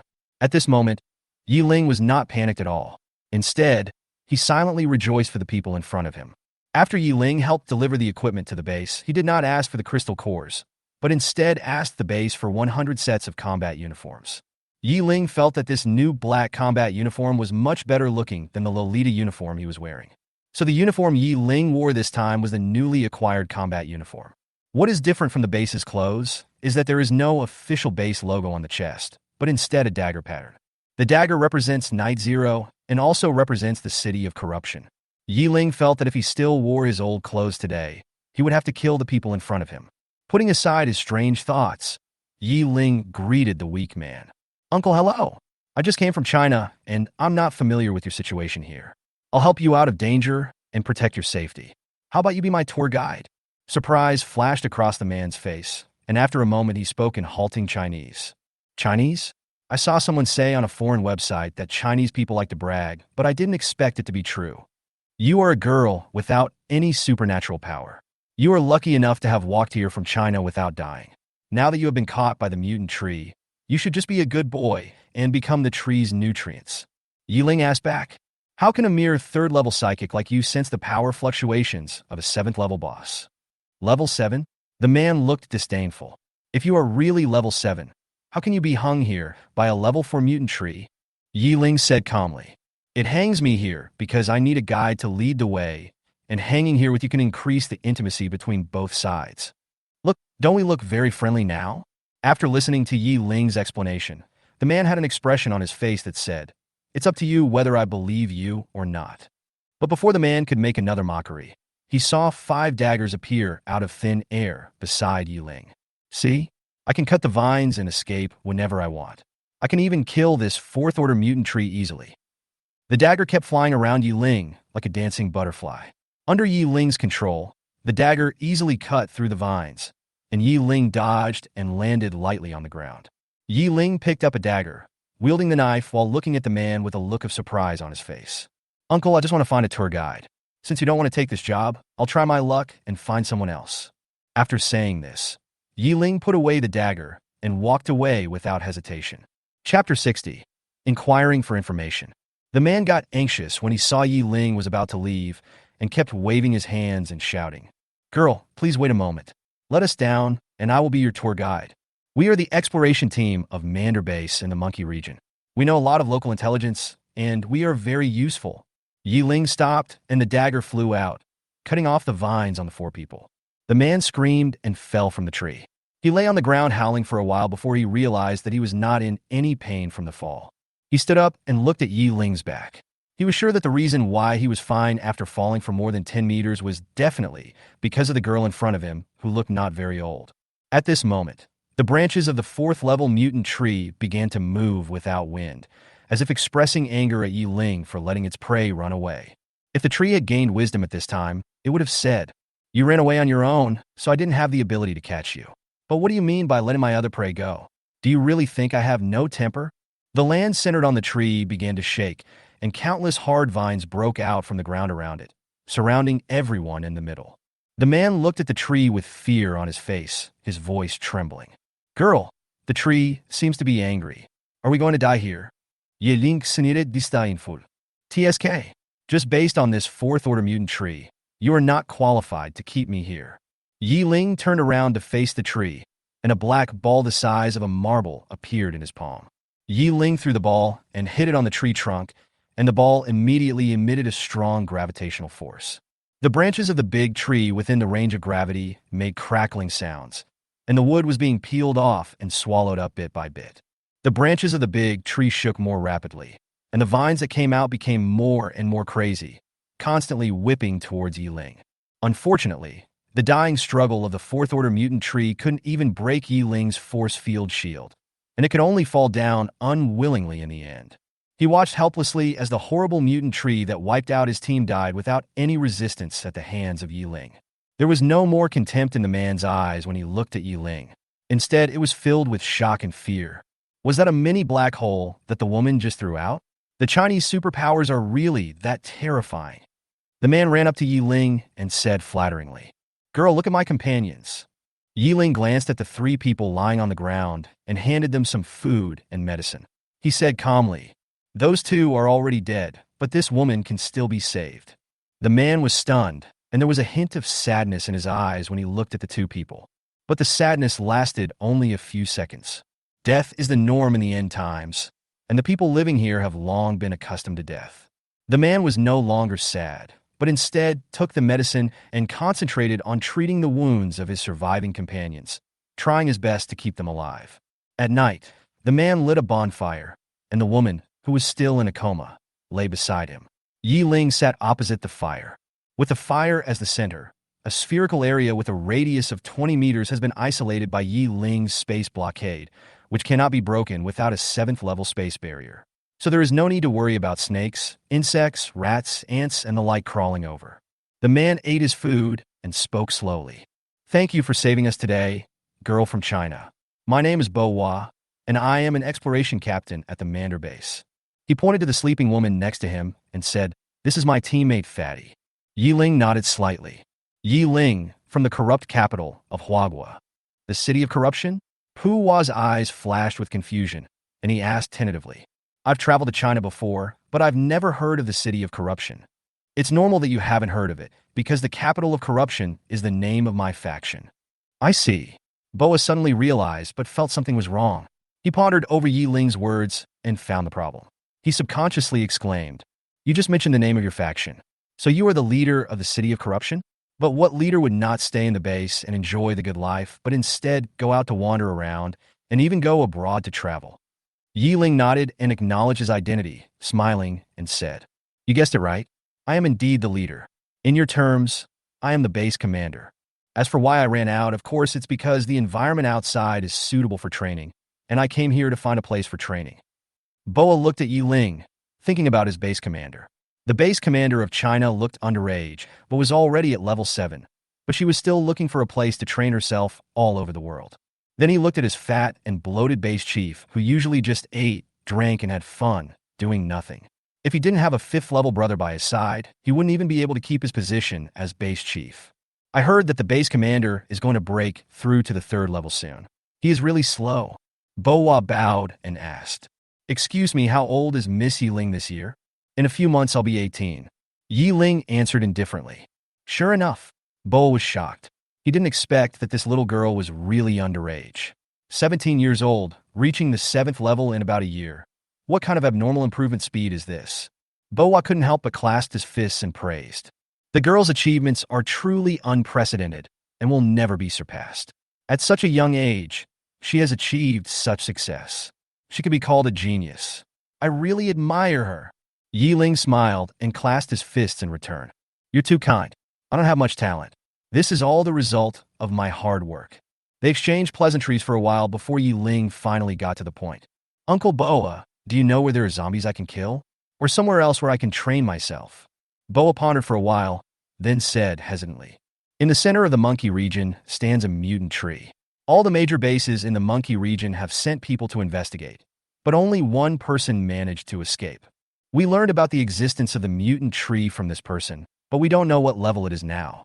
We don't dare to explore it anymore, so we can only set a restricted area of 100 kilometers around the mutant tree.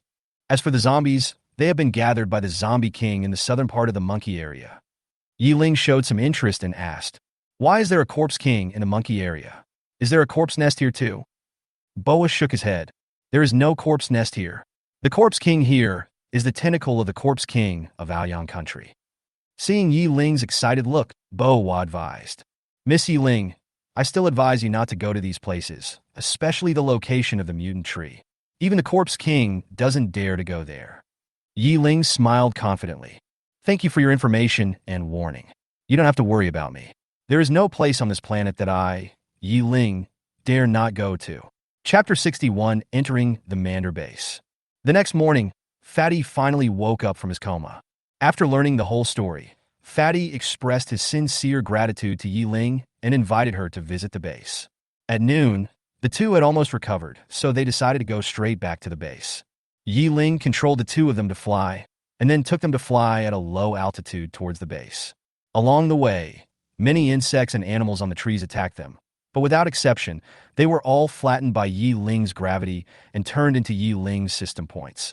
Escorting them back to the base was agreed upon at the beginning, and Ye Ling would naturally do his best to complete it. In the evening, as the sun set, the group finally reached the base. Ye Ling dropped them off 5 kilometers away from the base. After landing, the two looked unsatisfied. After all, it was really great to fly all the way back. Ye Ling was originally going to leave after sending them off. After all, she also wanted to find the zombies as soon as possible to earn enough system points and return home as soon as possible. But since the two of them kept inviting him, and Ye Ling's research on derivative technology was not completed, he agreed to enter the base as a scattered survivor. Ye Ling snapped his fingers, and his combat uniform immediately turned into a set of slightly dirty casual clothes. The two of them watched with shining eyes. The ability to change clothes with just one click really made them envious. Who would believe that I am a sparsely populated survivor if I entered the base wearing combat uniforms with the logo of my faction? I'd be lucky if I wasn't arrested as a spy. After saying that, Ye Ling didn't waste any more time and walked straight towards the gate of the base. The Mander base is a medium-sized base with a population of more than 500,000. It is only slightly larger than the Doomsday Fortress at its peak. Its strength is not even comparable to the core area of the European continental base at its peak. The wall of the Mander base is not high, only about 10 meters. The soldiers guarding the city still looked like soldiers, but the security staff disappointed Ye Ling. The group walked to the security checkpoint, and Puwa presented his team certificate. The security officer yawned, took the certificate, and glanced at it lazily. After confirming everything was correct, he waved his hand to let them pass. Then he tilted his head and continued to snore on the recliner. Ye Ling was speechless. If there was a corpse like this in his corpse nest, he would crush it to death and replace it with another one. Puwa looked at the staff, then at Ye Ling beside him. He saw deep contempt and disgust in Ye Ling's eyes. Boa's fists were itching. He really wanted to beat up this staff member who had embarrassed himself abroad. Boa knocked on the counter with a dark face and said loudly, "Hey, don't sleep anymore. There are new people in the base. Please register them." The staff member got up from the recliner listlessly and took out the personnel registration book while cursing. However, when he looked up and saw Ye Ling's appearance, his sleepiness disappeared immediately. The fair little face, delicate facial features, eyes sparkling like black grapes, and long white hair made the staff stare in amazement. He stared blankly for several seconds before realizing his mistake, so he swallowed hard and said awkwardly, "Girl, please fill out this form before entering our camp." Ye Ling handed the watch to Boa. "I can't write your words. I say you write." Boa took the form with a smile and started filling it out carefully. Ye Ling came to the base, mainly to find a safe and quiet environment to develop derivative technologies, and he did not want to be too high profile. So she lied about her level to the early second stage, and also lied about her identity as a Chinese traveler stranded in the monkey area. Ye Ling is not afraid of Boa's random writing.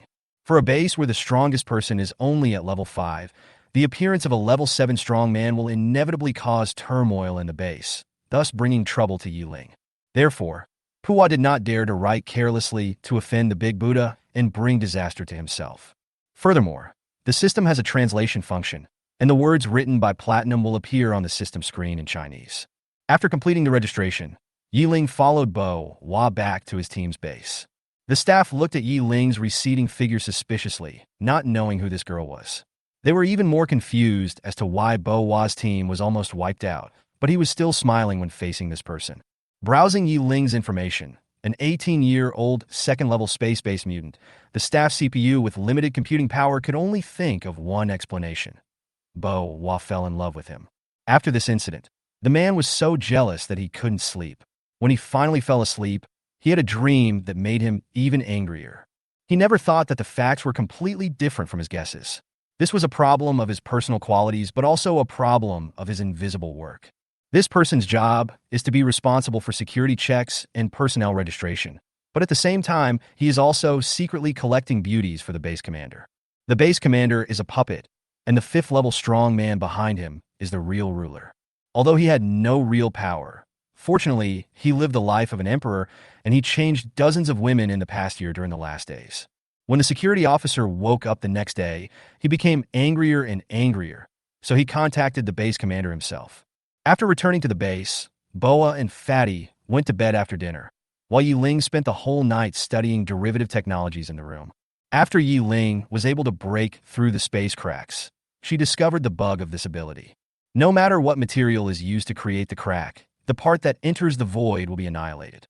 Ye Ling once thought of using a space shield to prevent annihilation, but how could he attack if the weapon was wrapped in the shield? One day, she had a flash of inspiration. She thought that if she could merge the shield with the weapon, so that the weapon itself had the ability to resist annihilation, wouldn't she be able to avoid annihilation? Once his mind was opened, Ye Ling began to explore and try again and again. In the residence room, Ye Ling studied until mid-morning when he was interrupted by the sound of banging on the door. She stood up unhappily and opened the door, and what came into her sight were several burly men. Seeing Ye Ling open the door, one of the sturdy men reached out and grabbed her. Ye Ling frowned slightly, dodged lightly, stared at the burly men, and asked, "Anyone help me?" The sturdy men were a little surprised that Ye Ling was able to dodge, but they still said seriously, "The base commander wants to see you. Come with us?" Ye Ling asked doubtfully, "I'm just a nobody. How can the high and mighty base commander have time to see me?" The leading strong man said impatiently, "Just leave when I tell you to. Why are you talking so much nonsense?" Ye Ling spread his hands. "You guys are here to arrest me. I have no choice but to go. Lead the way." Bowa looked at Ye Ling's back, his eyes full of worry. He was not worried about Ye Ling's safety. He was worried that the base would be in danger if it provoked such a big guy. Chapter 62 Wasted. The strong men took Ye Ling into a remote single-family villa. There stood a fat man in the villa, his body size comparable to that of the sparring athletes from the island country. After Ye Ling entered the house, the strong men considerately locked the door. "You are the base commander here. What do you want from me?" Ye Ling looked at the man and asked. The man did not answer Ye Ling's question. He walked in front of Ye Ling and looked her up and down with greedy eyes, as if he wanted to engrave Ye Ling's appearance in his mind. The more he looked, the hotter the man's eyes became. His mouth drooled uncontrollably, and his fat hands reached out to touch Ye Ling's face. Ye Ling took a step back and dodged it easily. Unable to touch that delicate face, the man was a little angry and threatened. "Woman, you'd better be obedient and don't resist. I am the base commander here, and that old man Boa is not capable of protecting you." Then he tempted. "This base is mine. If you serve me well in the future, I can ensure that you will have good food and drink. As for Boa, you don't have to worry. I will give him a large sum of money so that he will have no worries about food and clothing in his life." After the man's words, the carrot and stick method was indeed effective in dealing with a real second-level psychic, but unfortunately Ye Ling was not a second-level psychic. In Ye Ling's eyes, this man was like a clown who directed and acted in his own show. Ye Ling lost interest, snorted coldly, and disappeared on the spot. The man's brain froze for a moment. It was the first time in his life that he had seen a person disappear. I looked around and found Ye Ling sitting on the sofa with his legs crossed. The worn-out casual outfit was gone, replaced by a brand new combat uniform. Ye Ling spoke in a cold voice. "I am passing by your base and will stay here for a short while. I will leave automatically in a few days and will not disturb your normal order." After saying this, Ye Ling did not stay any longer and teleported away. Red eyes, white hair, one-click dressing, plus someone unknown gave her the title of queen. All the labels attached to Ye Ling made men very excited. As for Ye Ling's words about leaving after a while, the man simply ignored them. What could a mere second-level early-stage mutant use to escape? The man showed an expression of confidence and said to the strong man outside the door, "Go and capture Boa and his team. I don't believe that the woman will still not obey us after we capture them." "Yes." After receiving the order, several strong men immediately went to the base of Puwa's team. At noon, Boa and Fatty, who were having lunch, were forcibly taken away by several strong men. Ye Ling stood in the dark and watched the whole process, with murderous intent flashing in his eyes. This base commander is so annoying. Why not just kill him? Inside the villa, Boa and Fatty were tied up and thrown to the ground. The man asked his subordinates, "Has the woman been found?" "Not yet." The man was furious and shouted, "A bunch of useless things, why do I keep you? Go find them. I will make them surrender tonight." Boa sneered and said, "And you asked her to submit? That's ridiculous. You are a piece of shit who only thinks with your lower body. You don't even know what kind of person you have offended."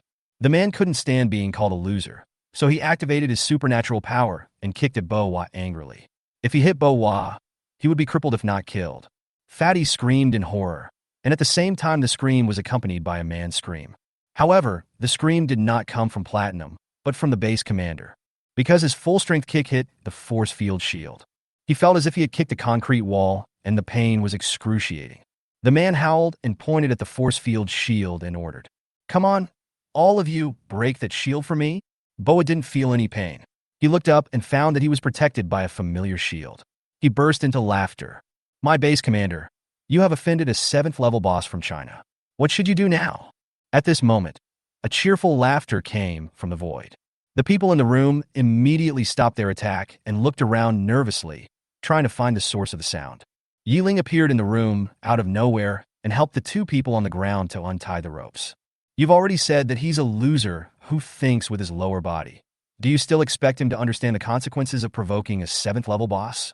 The man became excited when he saw Ye Ling. "There is a road to heaven, but you don't take it. There is no door to hell, but you throw yourself into it. Everyone, come together and capture her."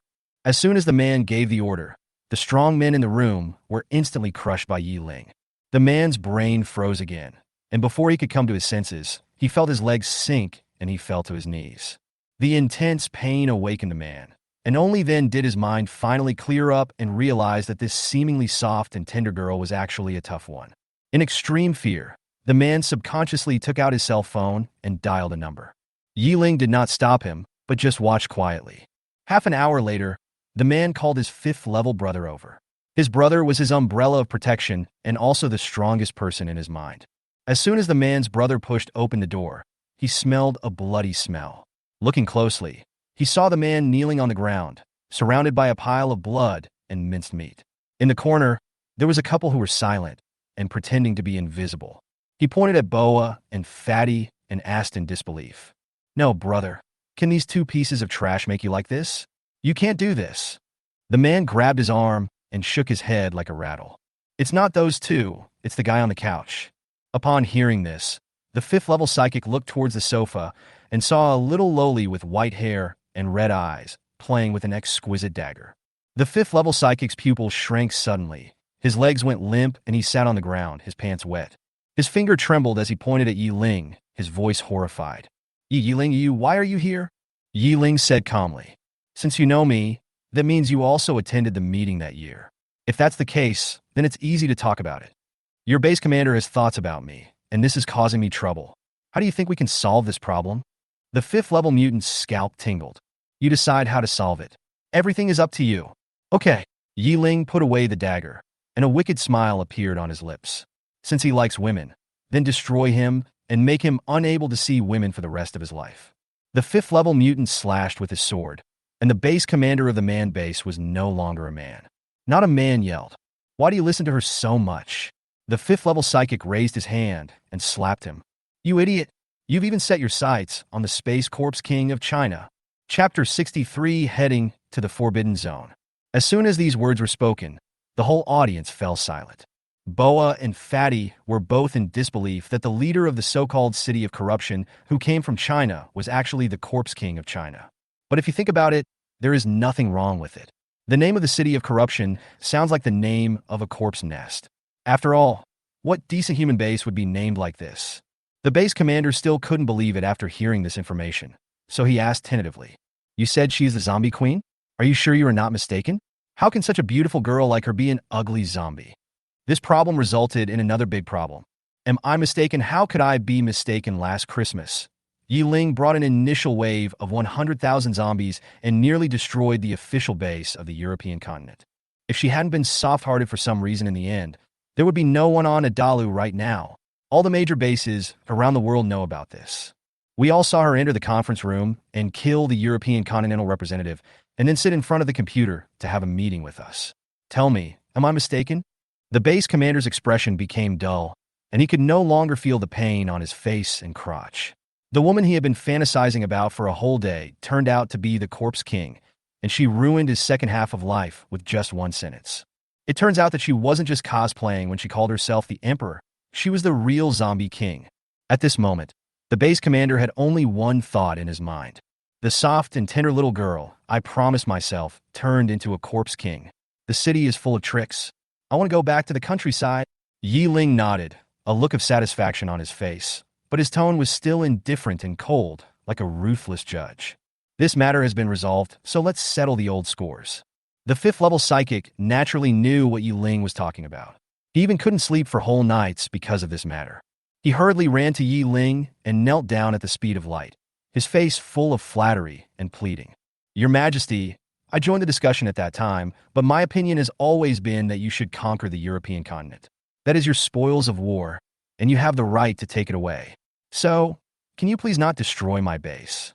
Seeing the strongest man in his mind kneeling and begging so humbly, the base commander's faith completely collapsed and his heart was completely dead.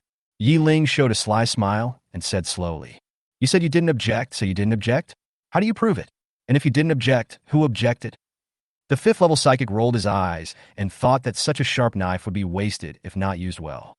So he said respectfully, "I know who is against you, and I will point out the forces that are against you tonight.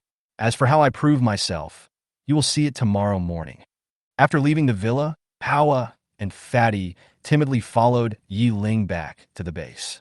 After the sun set, someone brought a map of the monkey area, which marked the coordinates of several bases, as well as their names and sizes. Looking at this map, Ye Ling couldn't help but laugh out loud. Bullshit opponents. Those marked here are probably your strongest enemies. You want to use my knife to kill your opponent or enemy. But what's the difference between betraying your own people and reporting to the zombies and raping someone? In the middle of the night, Fatty sat in front of the door and stared at the sky in a trance. What happened today was too outrageous, and she was still a little overwhelmed. Ye Ling appeared beside her and asked, "It's already late at night. Why aren't you sleeping yet?" Fatty screamed, and as soon as she looked into Ye Ling's red eyes, she was so frightened that her eyes rolled back and she fainted. Ye Ling reached out and helped her, laying her flat on the ground. This scene happened to be seen by Puwa, who came out after hearing the noise. Boa rushed over and picked up Fatty, looking at Ye Ling with a wary look. "What did you do to her?" Ye Ling spread his hands innocently. "I didn't do anything. She fainted because of my appearance. I'm not ugly after all. How could I scare her?" Boa ignored Ye Ling and silently carried Fatty into the room. Ye Ling used his spatial perception to explore and found that Platinum had locked all the doors and windows, and even blocked the door with a cabinet. Ye Ling curled his lips and went straight back to his room. Human beings' stereotypes about zombies determine the occurrence of this situation, and Ye Ling has neither the ability nor the interest to change it. The next morning, Ye Ling found that the base was much busier than before, and everyone was looking in one direction. Ye Ling followed their line of sight and discovered a hint of red at the highest point of the base. It is obvious that the man base also chose to express its position by hanging red flags. The Chinese living in the man base were all confused. When they woke up, the national flag was hung on the top of the base. However, although they were confused, they were still very proud. Wherever the red flag is, there is China. Wherever the 5 stars shine, there is faith. With this flag as a guide, wanderers abroad also have the confidence to live well. Ye Ling nodded with satisfaction, then turned around to look at Boa and Fatty, who were hiding in the dark. Ye Ling smiled and waved goodbye to them, then turned and walked towards the base gate and soon disappeared in the crowd. Ye Ling finally decided to leave. The performance of Boa and Fatty last night made Ye Ling realize that as a zombie, he was more suitable for an abandoned city. As for how they will feel when they realize that Ye Ling has no ill intentions, that has nothing to do with Ye Ling. Ye Ling flew at a low altitude all the way to a small town. She found a relatively comfortable environment, set up a space barrier, and continued to study derivative technologies. Time flies. After a month of exploration, Ye Ling finally mastered the method of integrating the space shield with objects. She spent 100 system points to buy the worst sword in them all. She opened the domain, activated the third-order derivative skills, and then slashed with the sword. Suddenly, a space crack appeared. Ye Ling took a look at the sword body. Because of the anti-annihilation effect of the shield, the sword body was intact. After completing the creation of the derivative skills, Ye Ling rested for a few days, restored his consumed abilities, energy, and satiety to their peak state, and then set off for the restricted area of the monkey area mentioned by Plato. Ye Ling was not worried that she could not defeat the so-called powerful mutant tree. She was very confident in her own strength. She was only worried that the tree was too low level and it would be boring to fight it. If the tree was level 7, it wouldn't be boring to fight it. Ye Ling rushed at full speed and soon entered the restricted area. Ye Ling flew around the restricted area while observing the situation in the restricted area. After looking around, I found that there was nothing except the giant tree in the center, as if this area belonged only to the giant tree. At this moment, a voice suddenly sounded in Ye Ling's mind. Chapter 64, Fantasy World. The sound was very strange. It did not belong to any human language system, nor was it the cry of an animal known to Ye Ling. It was a sound that he had never heard before. What's even more strange is that although Ye Ling couldn't understand the meaning of the voice, he could clearly understand what the owner of the voice was saying. The voice repeated one word again, "Come here." Ye Ling took a step forward uncontrollably, but then a warning signal suddenly arose in his heart, and he pulled his foot back. This sound that is transmitted directly into the brain actually has the effect of mind control. Ye Ling looked at the lonely giant tree. With the giant tree as the center, there were no other trees within a kilometer radius, only some green grass a few centimeters high. And the place the voice in her mind told her to go was the location of the giant tree. A 7th-order peak mutant tree with the ability to control minds? You are considered an opponent. You should not bore me anymore. After saying that, Ye Ling stepped into the giant tree's territory without hesitation. Ye Ling had just walked less than 10 meters when the giant tree started to move. Several vines shot out from the swaying branches, instantly binding Ye Ling tightly. The vines quickly retracted and hung Ye Ling on the branch. There were many corpses hanging around Ye Ling, including humans, animals, and zombies. These corpses were blocked by leaves, so Ye Ling could not see them from outside. The vines continued to tighten, as if they wanted to crush Ye Ling, and several vines with sharp heads tried to pierce Ye Ling's body.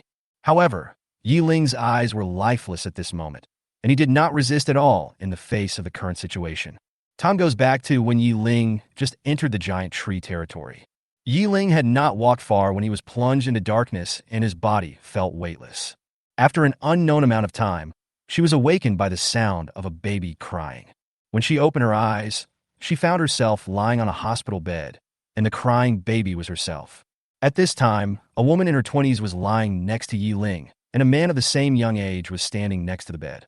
The two looked at Ye Ling with eyes full of tenderness and joy. Is this an illusion?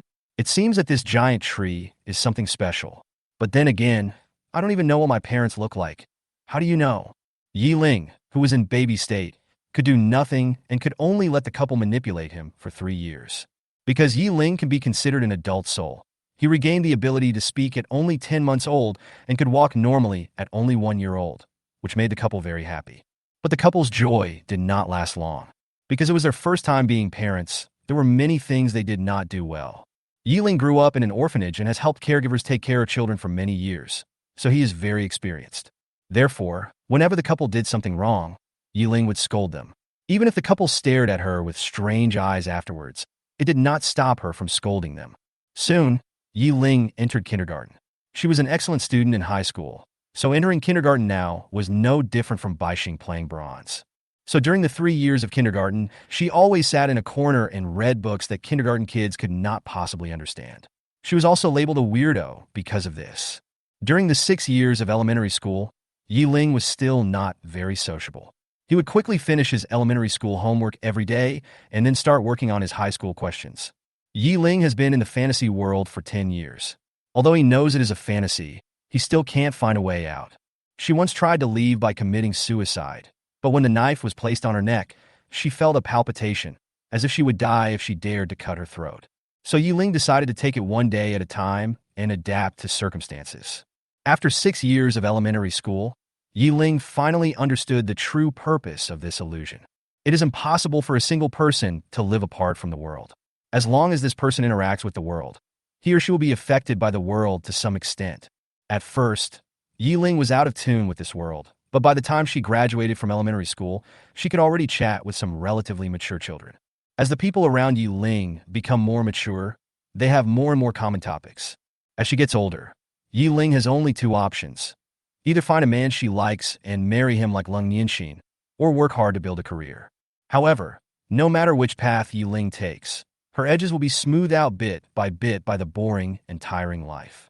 At that time, the one who will come out of the illusion will be an ordinary person who is indistinguishable from the crowd and no longer the powerful corpse king. Standing at the gate of junior high school, Ye Ling cleared his mind and smiled confidently. You want to use life to smooth out my edges? Since you played such a card, I'll follow it. Entering his classroom, Ye Ling found a seat and sat down under the gaze of the whole class. The boy next to Ye Ling's eyes lit up when he saw such a pretty white-haired girl sitting next to him. He gently poked Ye Ling's arm and said weakly, "My desk mate, can we be friends?" Ye Ling turned her head and looked at him. Having experienced junior high school, she understood what the boy meant at a glance. The boy's emotions were all expressed in his eyes, and he almost had CPDD written on his face. Ye Ling raised her hand, rubbed the other person's head like an older sister, and said earnestly, "Women are nothing but skeletons. The right thing to do is to study hard. Junior high school is the age when love begins to blossom. A girl like Ye Ling, who is both special and pretty, naturally becomes the secret crush of many boys. This caused a lot of people to stare at her wherever she went. Although Ye Ling herself didn't care about these things, there were always people who cared. In the second year of junior high school, Ye Ling was given the titles of academic tyrant, school beauty, and ice beauty because of her excellent grades, good looks, and lack of sociability. In addition, she attracted the attention of male classmates and eventually got into trouble. One day, Ye Ling had just come out of the toilet when a group of little gangster girls blocked his way. The little gangsters forced her back to the bathroom and found an excuse that she seduced their boyfriends to beat her up. The girls who were watching fled in fear when they saw what was happening. No one dared to do anything about it, not even to tell the teacher, for fear of retaliation. The little gangster girls rushed towards Ye Ling with laughter. If it were someone else, they would have been scared to death in this scene, but Ye Ling was not panicked at all. He dodged left and right through the crowd and came to the toilet door. The leading little girl shouted angrily, "Chase her! Don't let her get away! Run!" There's no point in running away when facing bullying. If you can run away once, can you run away countless times? One blow is better than 100. People like you will be quiet after a beating. Chapter 65. What is Ye Ling? Ye Ling clenched his fists and pushed forward with his legs. At this moment, the fighting skills obtained from the Chinese officials finally came in handy. A few little girls who just relied on their numbers to bully others were already scared when they saw Ye Ling's eyes that were as if he was looking at a dead person. In addition, they had no actual fighting ability, so they were quickly knocked to the ground. Ye Ling kicked the leading little girl and said coldly, "If you can't control your boyfriend's eyes, it's your own fault. It has nothing to do with me. If you dare to cause trouble to me again, I will beat you up every time you do it." The little girls quickly said yes and said they would not dare to do it again in the future. The fighting skills that Ye Ling learned were naturally killing skills suitable for the end-of-the-world environment. But Ye Ling was not sure whether she would be sent to jail for killing people in this fantasy world. And she did not want to be sent to jail, so she could only teach him a lesson and be done with it. Walking on the small path on campus, Ye Ling grabbed his hair with both hands and roared in his heart, "It's another day when I can't kill anyone. Those guys better come and cause trouble a few more times. I have to beat them a few more times before they can understand my thoughts." The 3 years of junior high school passed quietly. After being beaten up, those troublemaking little girls indeed colluded with young people in society to gamble on Ye Ling within a few days. If an ordinary girl were in this situation, she would not be able to cope with it even if she learned fighting skills. This is determined by her genes and cannot be changed. But Ye Ling is different. She is the zombie queen, the natural enemy of humans. Those social youths can only come arrogantly and return in disgrace in front of Ye Ling's zombie queen aura. These young men could not understand until their death why a little girl who looked soft and silly on the surface, as if she would cry for a whole day if she got punched, could bring them the fear of death. After a relaxing summer vacation, Ye Ling entered high school. Although she only had high school education and still had excellent grades, she still felt a certain amount of pressure when faced with endless test papers in 3 years of high school. Fortunately, she managed to get through it. In the end, Ye Ling was admitted to Huaqing University with a score of 740. It was Ye Ling's first time to go to college, whether in reality or in fantasy. It was quite novel at the beginning, but when he reached his sophomore year, Ye Ling found that college was really boring. So she plunged back into the ocean of knowledge. After class, I went straight into the library. Ye Ling felt that instead of watching a bunch of men and women hugging each other on the playground, it would be better to read a few more books to broaden his horizons. One day in her junior year, Ye Ling was reading in the library as usual. A boy came up to her and started chatting with her. The boy was handsome, well-mannered, and gave people a scholarly air. For a period of time in the future, when Ye Ling was reading, the boy always sat next to her to keep her company. Over time, rumors spread in the school that the two were in love. As soon as this rumor came out, many single people in the school looked at her with envy and jealousy. Ye Ling knew about this rumor, but she didn't care. She just continued to read quietly. Facing the boy's kindness and gifts was like facing air. This place is nothing but a mirage, a fleeting dream. If you put your heart into it, you will lose the game. At the beginning of his senior year, the boy asked Ye Ling to go to the school lake and then knelt down in front of a group of people to confess his love. The people around shouted together. The sound was deafening. Ye Ling chuckled, looked down at the boy kneeling on the ground with the flowers in his arms, and said word by word, "Our meeting, knowing each other, and getting to know each other is a very good beginning for a romance novel. It's a pity that I'm not interested in love at all. You can also say that I'm a scumbag. It doesn't matter." Ye Ling ignored the boys and the crowd and walked straight to the dormitory. He muttered to himself, "You think I was an orphan and lacked love, so you arranged for a boy to stay with me in college, and then spread some rumors that I was in love, and finally confessed at the right time. Do you think that I would be tempted by him in our daily company, and eventually fall hopelessly in love with him? Unfortunately, you calculated wrongly, because no matter here or in reality, the man who can make this emperor willing to give up his job and cook soup has not been born yet." College time passed quickly, and Ye Ling officially entered society. The concept of society is very unfamiliar to most college students, but it is very familiar to people like Ye Ling who have been looking for part-time jobs since leaving an orphanage. She quickly found a job and got the job, and successfully saved up some money before she turned 30. Her parents were very happy to see her young and promising. But since she was about to turn 30, they had to hurry up and get married. So they asked around and found a bunch of blind dates for Ye Ling. Ye Ling held his forehead in silence. "I want to be the heroine, not someone's mistress. Stupid dog, mutant tree, you want me to get married, right? I'm going to chop you down when I get out." The so-called blind date is just an episode in life, and Ye Ling's main energy is still focused on work. Although Ye Ling worked very hard, she still couldn't escape the unemployment wave and became unemployed at the age of 35. After losing his job, Ye Ling stayed at home for 2 years, both to rest and to plan for the future.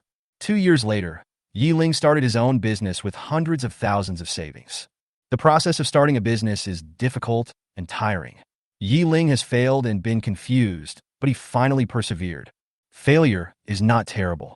What is terrible is not daring to move forward after failure. Even if you fail in the end and everything starts from scratch, you still have the courage to rebuild.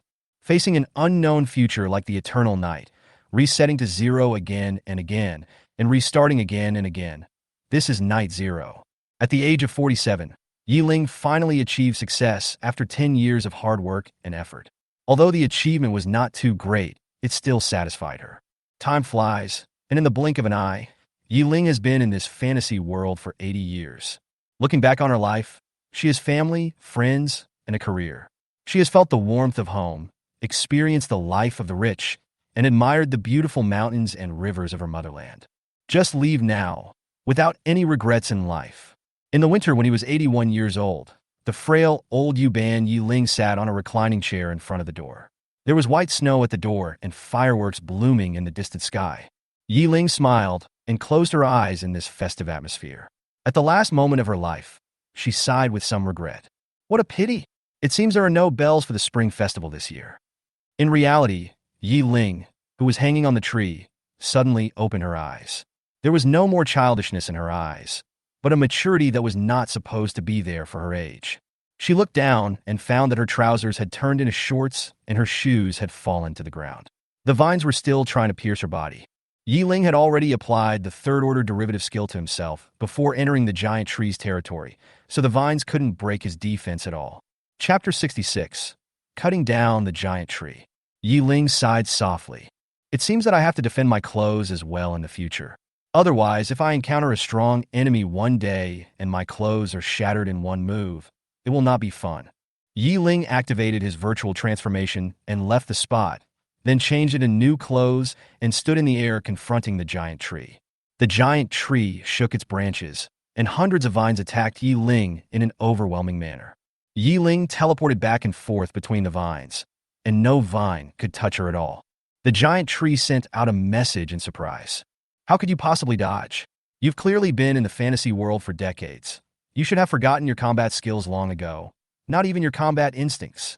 Ye Ling smiled and replied. The one who stayed in that world for 80 years was the human Ye Ling. What does it have to do with me, the zombie Ye Ling? Besides, that experience was just a dream for me.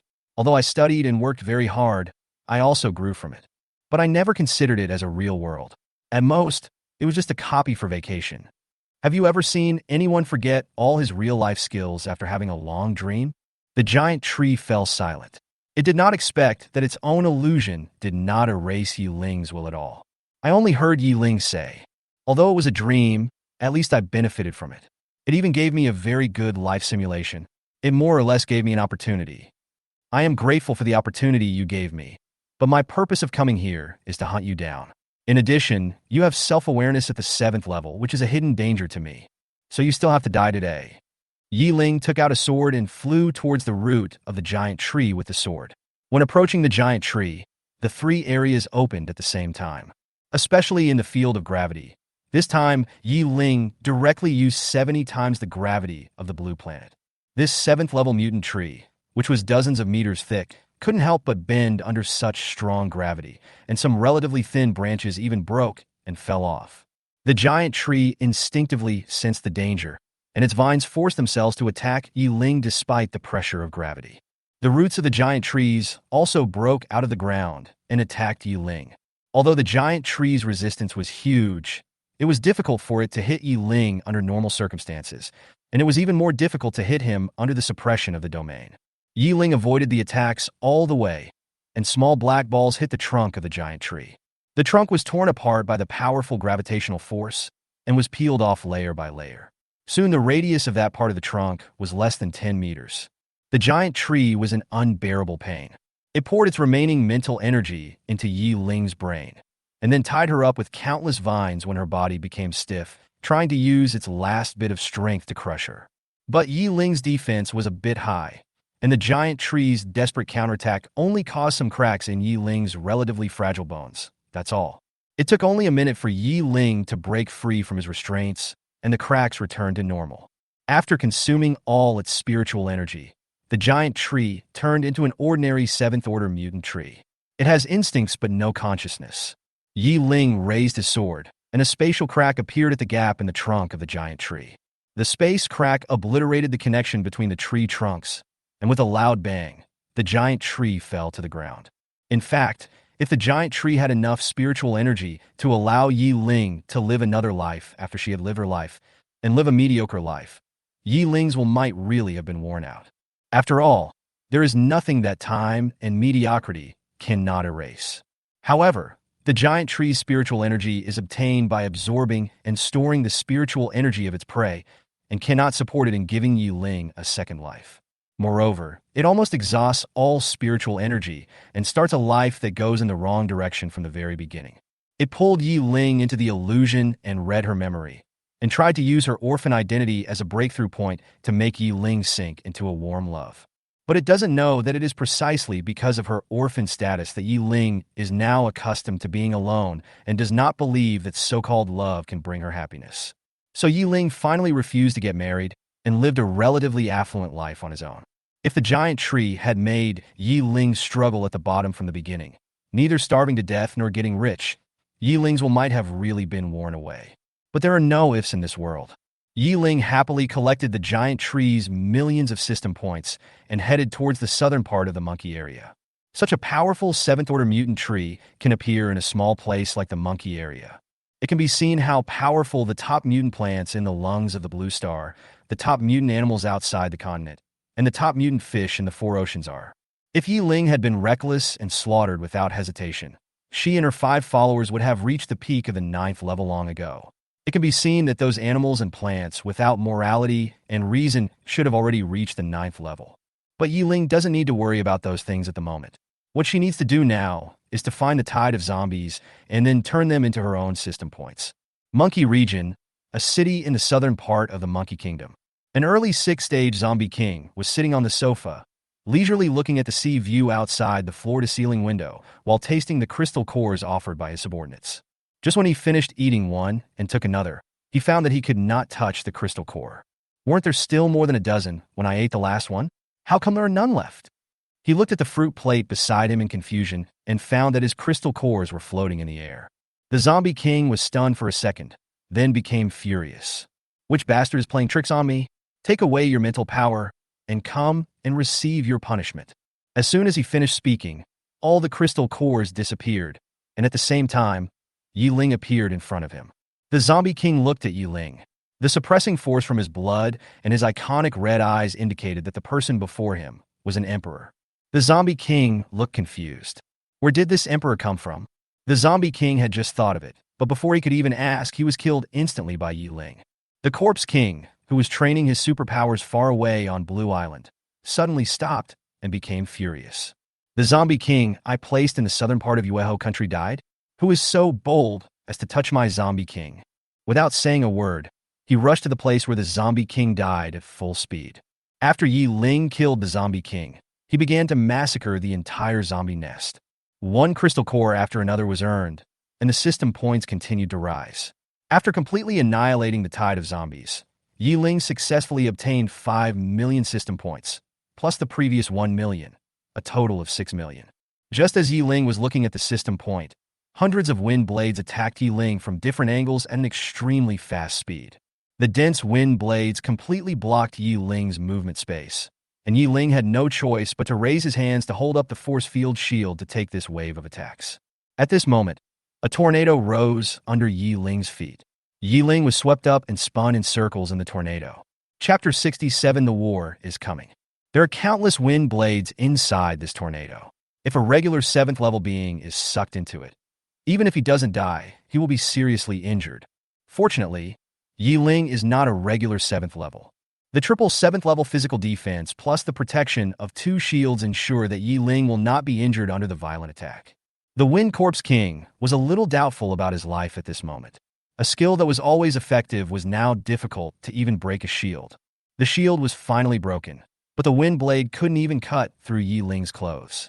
There was no reaction at all when the skin was cut. The skill lasted for 10 minutes, and the Wind Corpse King roared in frustration. You're only level 7. Is this defense reasonable? Ye Ling asked back. Why is that unreasonable? If you can't break my defense, it just means you are a loser. The essence of wind is the flow of air. As Ye Ling spoke, he used gravity to reduce the wind speed, and the tornado disappeared. The Wind Corpse King was furious, but he couldn't do anything to Ye Ling. His own zombie king was killed, so he rushed over with great momentum, but found that he could not defeat him at all. Just wait for me. I will make you pay back 100-fold for what happened today.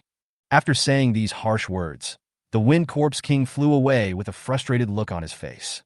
Ye Ling shouted behind him, Go back and practice some more, or you'll get beaten up the next time we meet. Ye Ling watched him fly away and did not try to stop him. After all, if he fought to the death, Ye Ling would not be able to stop him. The purpose of this trip to the monkey region has been achieved, and it is time to return home.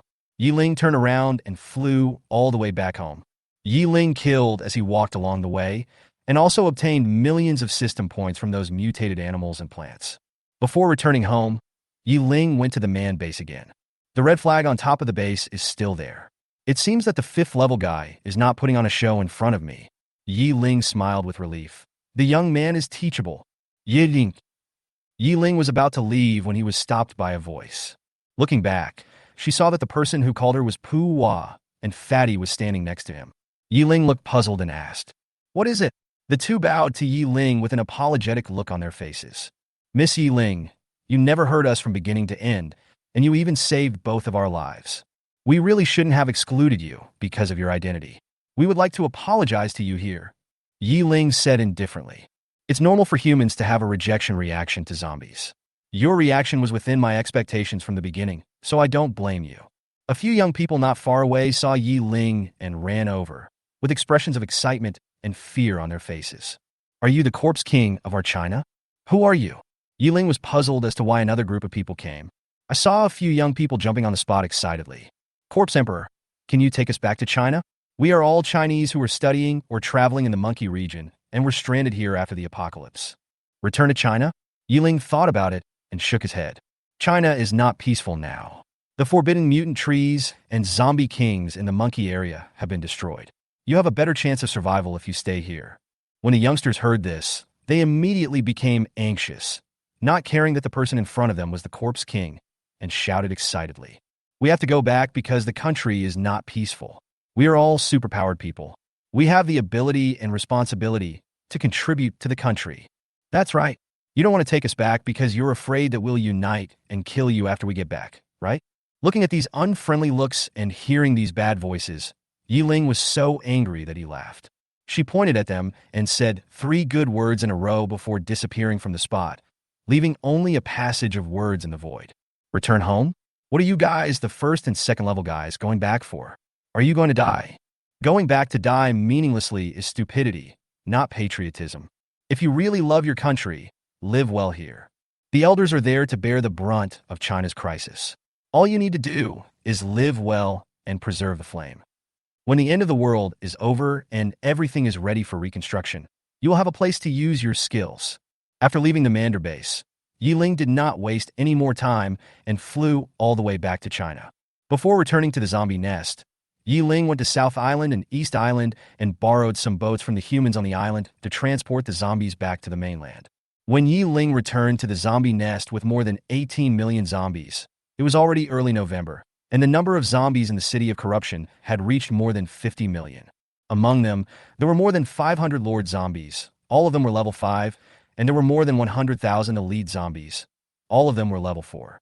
The 5 zombie kings used the method of raising poisonous insects when developing the corpse nest, making all the zombies in the entire corpse nest above level 3.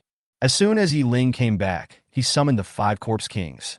The corpse kings were very happy that Ye Ling came back after being away for 3.5 months, especially the sisters day and night. They were really afraid that Ye Ling would be restrained again after going out this time and would not be able to come back for a year or 2. Ye Ling waved his hand and released 5 piles of crystal cores. These are the results of my trip to the monkey country. As soon as he finished speaking, the brick communicator rang. Ye Ling went out to answer a phone call and came back and said, "You absorbed these crystal cores. I want all of you to break through to the peak of level 6 in the shortest possible time." Doubtful question during the day. Emperor, what happened? Ye Ling nodded. Humans have discovered a gathering of zombies in the west. I speculate that this may be the light zombie king's move. I'm going to go to Kyoto Bay City to see if there is any more detailed information. In the meeting room of the Kyoto base, a group of bigwigs looked at the documents at hand with serious expressions. At the end of September, a team accidentally discovered a gathering of zombies while on a mission. After reporting to the base, it attracted great attention from above. The base sent a large number of people to investigate, and finally confirmed that the news that zombies were gathering was true. 3 days ago, they mapped out the approximate scale of the zombie tide and its general direction of advance. Someone broke the silence. According to intelligence, the scale of this zombie tide is likely to be over 100 million. Based on the zombies' movement routes, the zombie tide is heading straight for Rongqing Bay City.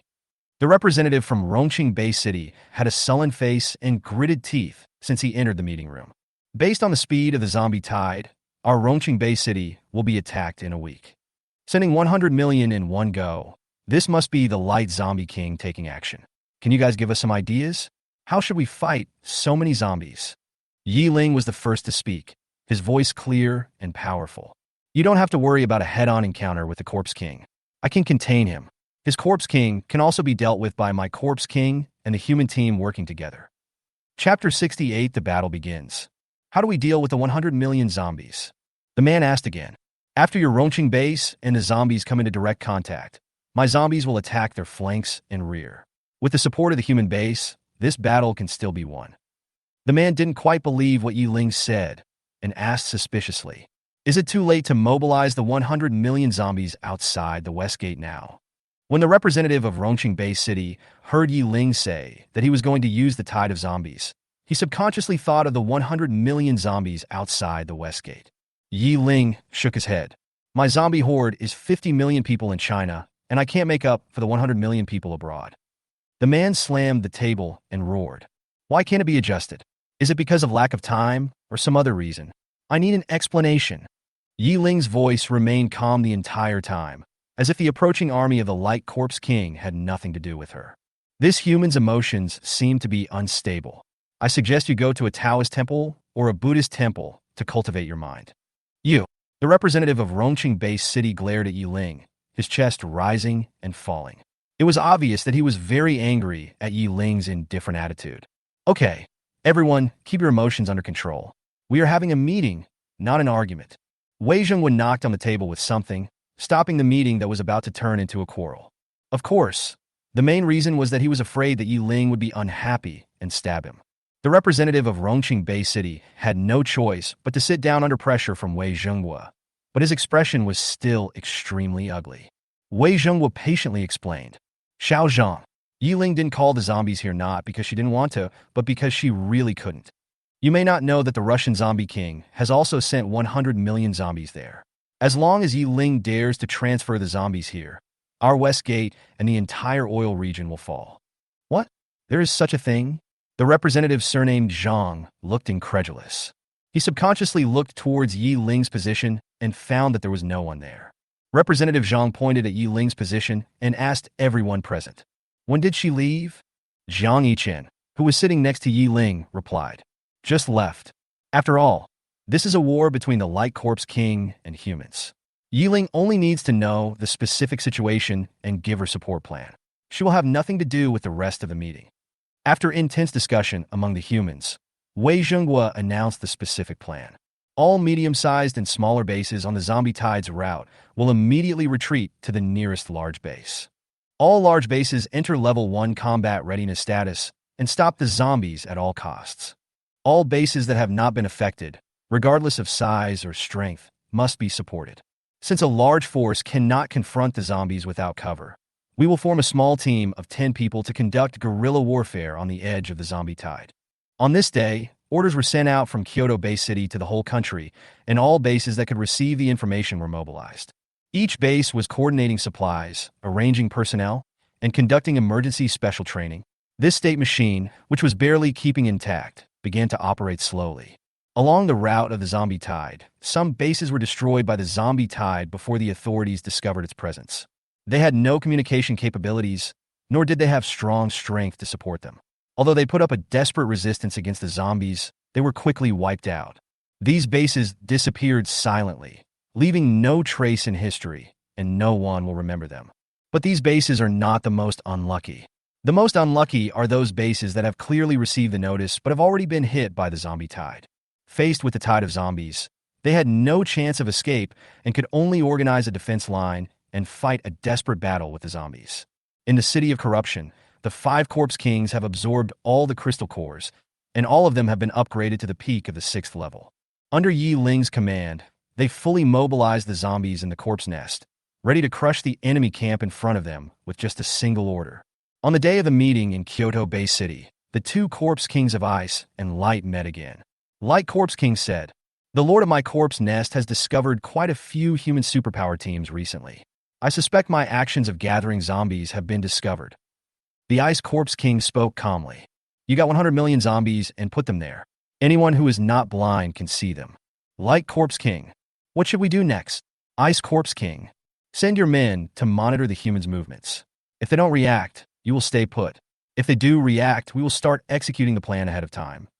The Light Corpse King said with some concern. I remember that the Space Corpse King had created 100 million zombies outside the West Gate. How are we going to deal with that batch of zombies? The Ice Corpse King raised his hand and patted his chest, looking confident. Don't worry, I have already negotiated with the Corpse King of the Russians. Now there are 200 million corpses confronting each other outside the West Gate. The Light Corpse King asked in surprise. The Corpse King on the mouse side? Why would that big guy help you? What benefits did you give him? The Ice Corpse King smiled slightly. If he can contain those 100 million zombies, I will give him a giant base after the task is completed. If the Space Corpse King lets the zombies come back for support, then the giant base in the oil region will belong to the Russian Corpse King. Time flies, and 5 days have passed since the last meeting. Ye Ling's Zombie Tide is ready, and humans are also ready to go to war at any time. At noon, as the first zombie entered the detection field of view of the nearest base, the battle between humans and zombies officially began. The West City Wall is responsible for the officer's office. The officers report the situation while watching the surveillance images on the screen. Command, this is the West Wall of the base. Please reply if you get it. Command, this is the command center. Please speak. Officer, the Zombie Tide has reached 20 kilometers outside the West Wall of our base. Please give instructions. Command, everyone enters the first level combat readiness state and start fighting when the front row of zombies enter the 1 kilometer range. Officer, yes. The officer sounded the alarm immediately after hanging up the call. When the alarm sounded, all the soldiers who were resting quickly stood up, packed up their equipment, and went to their respective combat positions. In the past few days, the base has been requiring the soldiers defending the city to start eating at 11 o'clock to avoid being delayed in eating due to zombies attacking at mealtime. So when the zombies came, the soldiers were just digesting their food. The first wave of zombies crossed the 20-kilometer red line. There were dense explosions like firecrackers, and the zombies were blown to the ground one by the mines on the ground. This type of mine is not very powerful, and it doesn't need to be too big. It only needs to break the zombies' legs, or even just blast them stiff for a moment, and the endless stream of zombies behind will automatically trample them into pulp. Chapter 69, The Battle Continues. The tide of corpses is like a rushing river, advancing mightily. The base was like a reef in the river and was completely surrounded by the tide of zombies in just 1 hour. After the zombie tide surrounded the base, some of them stayed to attack the base, while the vast majority of them continued to move towards the Ronqing base. With the base as the center, a 20-kilometer radius is divided into 4 areas, with an average of 5 kilometers per area. The 2015 km section is a minefield, with at least tens of thousands or even more small mines buried within the entire circle. As the tide of zombies entered the area, mines were detonated one after another, and the sound of explosions continued, echoing through the sky. The zombies walking at the front of the zombie tide are those below level 2. Just as humans expected, the zombies had their legs broken or were frozen in place by the mines, and were then knocked down and crushed by the tide of zombies behind them. When the sound of the mine explosion disappeared, about 100,000 zombies had been killed here. Of course, these zombies were originally placed in the front as cannon fodder, so it's not a pity if they die. 15 to 10 kilometers, this section is a huge circular pit 10 meters deep, dug by an Earth-type mutant, and is narrow at the top and wide at the bottom, forming a trapezoidal shape. There is an outer wall made by a gold-type mutant on the surface. In addition to fixing the structure, the outer wall can also prevent some zombies from crawling out. A vine grid was pulled out on the top of the pit by a wood-type mutant, and on the vine grid was a thin layer of ice and loose soil. 1 zombie stepped on the grid, 10 zombies stepped on the grid, 100. As the number of zombies increased, the net finally couldn't bear the weight and broke. The grid broke into pieces, and the zombies fell into the pit like dumplings. The zombies behind them couldn't stop and fell in two. Even if some zombies braked, the army of zombies behind them pushed them forward, and they had to jump down and become part of the material to fill the pit. The large pit on the west side of the base was quickly filled to a depth of more than 5 meters, so the zombies that fell later would not break their legs due to the height. After they landed, they quickly spread to both sides of the pit, and soon the pit was filled with zombies. The tide of zombies continued to advance, and those zombies that instinctively spread out and did not want to be trampled could not escape the fate of becoming material to fill the pit. By the time the zombie tide was able to safely pass this section of the road, the entire circular pit had been filled with the flesh and blood of the zombies, and had been trampled compacted by the following zombies. During this journey, hundreds of thousands of zombies have become filling materials for the pits. The zombies were unstoppable and were approaching 1 kilometer in front of the city wall.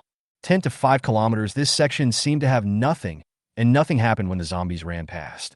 But this area is the scariest of the 4 areas. There are countless high explosives buried underground in this area, and all the explosives are connected in series. When the front row of zombies rushed to the city wall, the 3rd and 4th level zombies had already arrived in this area. On the city wall, the officer pressed the detonator button, an explosion occurred, and flames shot into the sky. The explosion came so suddenly that the zombies didn't even have time to open their shields. Gold and Earth-type zombies with high defense were injured to varying degrees, but they still had the ability to fight. The other zombies were blown to pieces on the spot when high explosives exploded right in their faces. Even those who were lucky enough not to be blown to pieces would lose their limbs and become unable to fight. After overcoming numerous difficulties, some lucky low-level zombies finally reached the bottom of the city wall. But what they got after all their hardships was not delicious human flesh, but a raging fire. 5 km under the city wall, this section is covered with flammable materials. When low-level zombies come to the city wall, fire-type mutants set the flammable materials on fire. Behind them was an endless tide of zombies.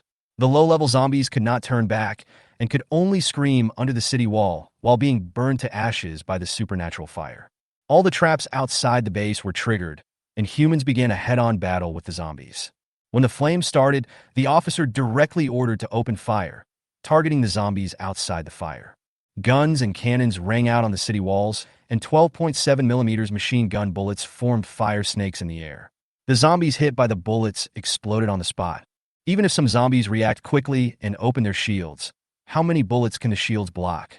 After their shields are broken, they still cannot escape the fate of being torn to pieces. Even if the defense is as strong as that of the gold and earth elements, they can only hold out for a few more seconds in the face of this terrifying metal storm. Even more brutal than machine guns are the cannons and rockets. The humans drove the tanks onto the city wall. Standing on the high wall, the tank shells would fly farther than on flat ground. Every time a shell fell into the group of corpses, it would blow up a pile of broken limbs and arms. The most eye-catching weapon on the city wall is the anti-aircraft gun. In peacetime, anti-aircraft guns were put down, according to the military court, but on the battlefield of this battle between humans and zombies, the humans really put down their anti-aircraft guns. The scenes of the north, south, east, and west walls of the base are almost the same. In the past 5 days, the base has evacuated all the elderly, children, women, and children to other bases. Now, the entire base is a war machine. Soldiers took turns to take up their posts, and the guns and cannons on the 4 walls kept firing. Inside the base, hundreds of thousands of men kept moving all kinds of supplies. The zombies are constantly consuming human resources with their huge numbers. This battle is destined to last a very long time. Whichever side can't hold on first will lose. This base is just a microcosm of several bases. With the arrival of the zombie tide, every base has entered such a state of war. On the outskirts of the zombie tide, teams of special abilities were clearing out the zombies to the best of their ability. They would lure out a small wave of zombies and then clear them out with the main force, and then lure them out again and clear them out again, repeating the cycle over and over again. The City of Corruption. It's completely different from the style of painting on the human side. When the zombies were engaged in a head-on firefight at the first base, Ye Ling's zombie tide began to move. Ye Ling led the tide of zombies and detoured to the side and rear, where he collided directly with the zombies there. The 2 waves of zombies collided, and the zombies in the front row hugged each other and grabbed and bit each other. The zombies of both sides were mixed together, releasing their superpowers to hurt the enemy as well as themselves, so both sides tacitly adopted the most primitive fighting method. And this most primitive fighting method is precisely the bloodiest and most violent. Blood spurting out, broken limbs and arms flying everywhere. You could see them everywhere.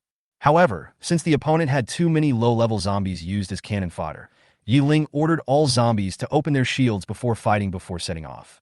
Therefore, this kind of cruel and bloody scene usually appears on the zombies on the opposite side. The Light Corpse King stood in an open space far away from the battlefield with his elite forces, and Ye Ling also stood opposite him with his elite forces. I didn't expect that after not seeing you for half a year, you already have so many zombies, and they are all above level 3. The Light Corpse King said with some surprise. Chapter 70. China's final Corpse King battle begins. Night Zero Road. If the zombie king from Russia hadn't stopped me, I would have been able to get more zombies. That damn guy is delaying my work. I will kill him sooner or later. It's a good thing that he stopped you. If you want to be a traitor to the zombies, you can't drag those 100 million zombies to be traitors with you. A look of realization appeared on Ye Ling's face. So, he sent 100 million zombies to contain me, not because he had nothing to do, but because you arranged it? The Light Corpse King did not answer, and Ye Ling did not care. She shook her head slightly. No, I am not a traitor, and no one is a traitor. You should understand that as Corpse Kings, we can only go down the path of killing each other. In the end, only one of us can survive. Humans call this raising goo, and I want to be the Goo King. Whether it's a human or a zombie, as long as you can help me become the only surviving zombie king, we can cooperate. Light Corpse Emperor Dao. So, this is why you stopped me from attacking the human base? Ye Ling frankly admitted.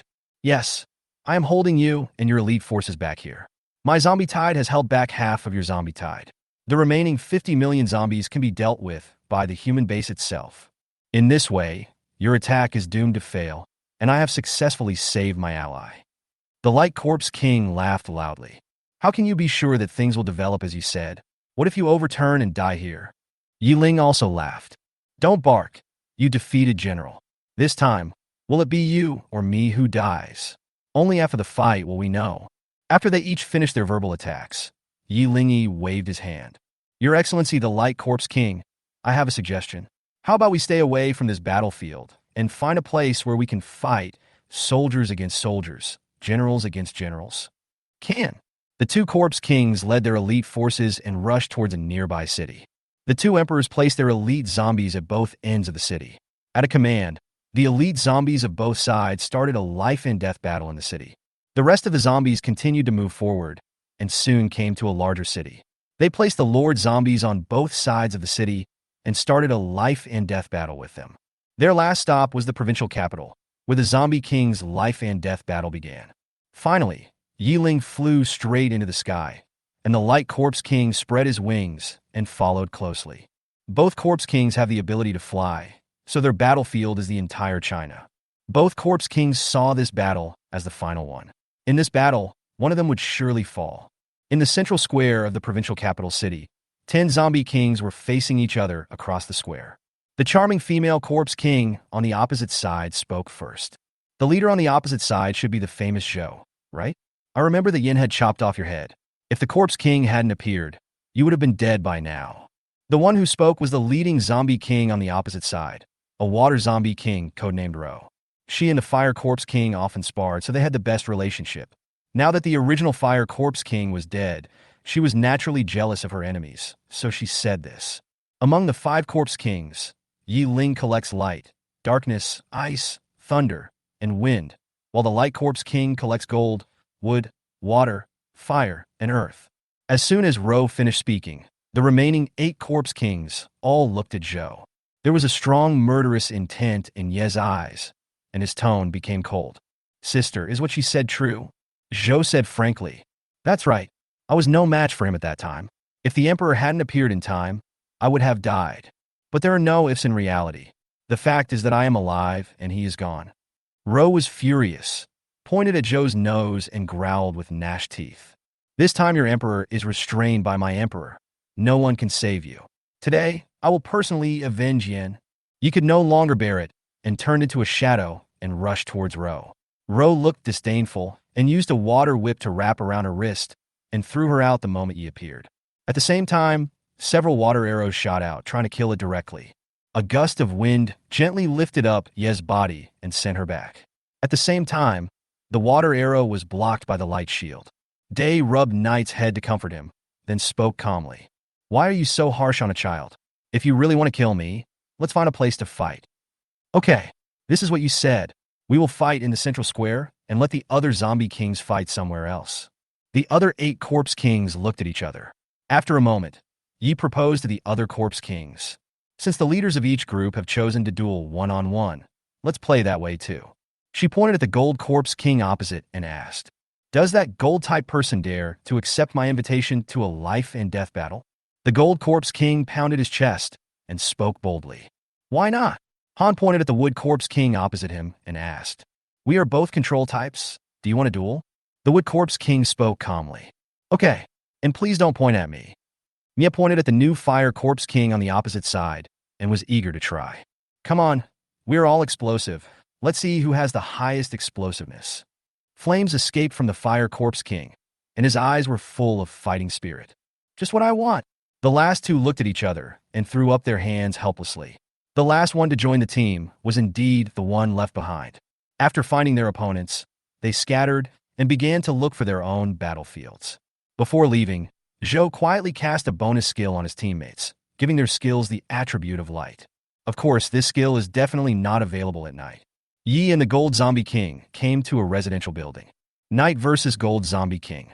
I am the Dark Corpse King, Knight. Tell me your name. I will not kill unknown people. Metal Corpse King, Foam. Han and the Wood Corpse King came to a wetland park. The Wood Corpse King stood by the lake and spoke calmly. Woodvine Corpse King Shu, please give me your instructions. Han stood on the ice, staring at the other person with cold eyes. Frost Corpse King, Han, please die. Mia and the Fire Corpse King came to a large open space in the suburbs. I am the Thunder Corpse King, Destroy. Are you ready to die? The Fire Corpse King said with fighting intent. The Flame Corpse King, Fun, come and experience your power. Sun and the Earth-type Corpse King found a deserted place in the city. Storm Corpse King, Interrogation. Please teach me. The Earth Corpse King's momentum was not very high, and he said listlessly, I am Pan, the giant rock corpse king. There is nothing much to teach you. You have already defeated me completely. Fights on 5 battlefields in 5 places in the provincial capital began simultaneously. In the sky above, Ye Ling was fighting against the light corpse king. Farther away, the ice corpse king stood quietly on the roof, feeling the colliding auras in the distance. Chapter 71 King War, Light versus Water.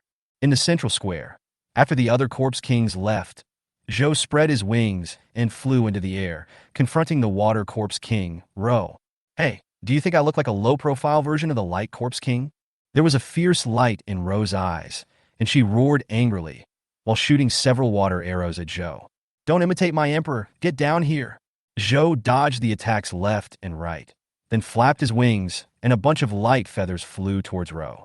The light feather was blocked by the water shield, but Zhou didn't care. It was just a tentative attack, and he didn't intend to cause any real damage. When Xiao waved his hand, 10 balls of light appeared behind him. Each ball of light was like a laser transmitter, capable of firing lasers in any direction. Zhou was like a drone equipped with laser weapons, chasing Ro and attacking her nonstop. Didn't you say you wanted revenge? Why don't you fight back? Lasers attacked the area where Ro was from all angles, and each wave of attack blocked all the space she could maneuver and dodge. But the codename of the Water Corpse King was not chosen randomly. Her body was really soft as water. She could always dodge the seemingly unavoidable attacks at incredible angles. TSK tisk tisk, Zhou said in surprise. Your codename is really not in vain. Those who know you know that you are the Corpse King, while those who don't think you are a snake spirit. Ro ran out of the range of the laser attack, turned around, and used her shield to block the next wave of attacks. The white laser hit the water shield and immediately turned into rainbows and scattered away. If there was a girl watching the fight at this moment, she would probably be so amazed by this scene. Zhou stopped attacking and asked in confusion, Why don't you run away? Ro raised her head and smiled with a look of success and replied, Because I don't need to run anymore. As soon as he finished speaking, 4 walls of water rose up around the central square. This was Ro's third-order derivative skill, Water Curtain. The water curtain is 30 meters high, just slightly higher than the upper limit of flight altitude of 25 meters during the day. At the same time, a large, thick dark cloud gathered over the central square, and a drizzle of rain fell from the cloud. Zhu remembered that there were white clouds above her head just now, and it was normal to have clouds in the sky. She did not expect that this was the opponent's skill. Raindrops fall on the wings of day. Because this pair of wings was condensed from supernatural powers, Zhou could clearly feel that the raindrops were slowly consuming the supernatural powers that made up the wings. Zhou finally realized the seriousness of the matter. She gathered 10 lasers into one and hit the water curtain directly. The water curtain is evaporated by the high temperature of the laser, and a large amount of steam emerges. However, most of the laser light is still scattered by the water curtain into a rainbow. When the steam dissipates, the gaps in the water curtain are blocked by new water. If you draw a sword to cut off the water, will the water flow even more? It seems that if we don't kill her, we can't get out of this water curtain. Zhou looked up at the dark clouds. The drizzle that had been falling before was getting heavier and heavier, and it was about to turn into a downpour. If the water can't be broken, what about the dark clouds? She refocused the laser and blasted it at the dark cloud, but was a little disappointed with the effectiveness of the attack. The laser can produce some steam when it hits the water curtain, but when it hits the dark clouds, it is like a drop in the ocean, with no reaction at all. When it rains, the birds will return to their nests. Stop resisting and just come down. Zhou looked at Ro on the ground, helpless, and had to choose to fall back to the ground. The wing's supernatural power content was not high, and if he didn't take the initiative to fall down, he would fall down. Zhou slowly landed on the ground and stepped into the puddle. The water curtain encircles the central square, turning it into a container that cannot drain. By the time the dark clouds appeared, the water in the square had already reached above Zhou's ankles.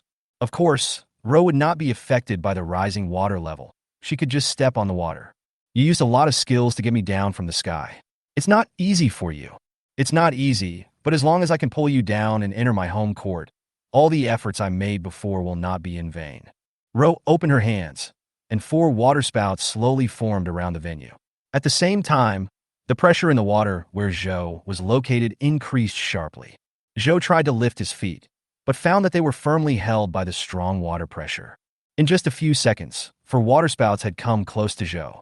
All the flower beds in the path of the waterspout were crushed, and the benches next to them were swept into the waterspout. Look at the large rocks and protruding thin steel bars in the waterspout, as well as the bench with only the iron frame left. Zhou silently activated his light wings and shield. 4 water tornadoes hit Zhou at the same time. The huge impact force and the impact force of the debris in the water tornadoes continued to act on the shield. Fortunately, Zhou is now at the peak of level 6. When the water tornado lost its energy and dissipated, the shield only had a few thin cracks. You are indeed stronger than before, but this cannot change your fate of death. Ro began to accumulate power when the waterspout attacked Zhou. The moment the waterspout disappeared, a huge water python, several tens of meters long, rushed towards Zhou at a high speed. Before Zhou could react, he swallowed it in one gulp. In the water python's belly, the strong water pressure continued to squeeze Zhou's shield, and countless water arrows were also attacking it. The number of people who have survived being swallowed by my anaconda can be counted on one hand. I'll see whether you survive or not this time. Looking at Zhou, who was constantly attacked in the belly of the water python without fighting back, Ro couldn't help but raise a smug smile at the corner of her mouth. This time, she wanted to take this guy's crystal core with her own hands. Just as Ro was thinking about how to kill the other party later, she heard a sigh from the python's stomach. Alas, you are the same as your emperor. You like to take advantage of others' counterattacks to accumulate strength and launch sneak attacks. Ro said proudly. What's wrong with a sneak attack? This is a life and death battle. As long as I can kill you, I don't care about martial virtues. Zhou continued to speak calmly. Do you really think I'll die so easily?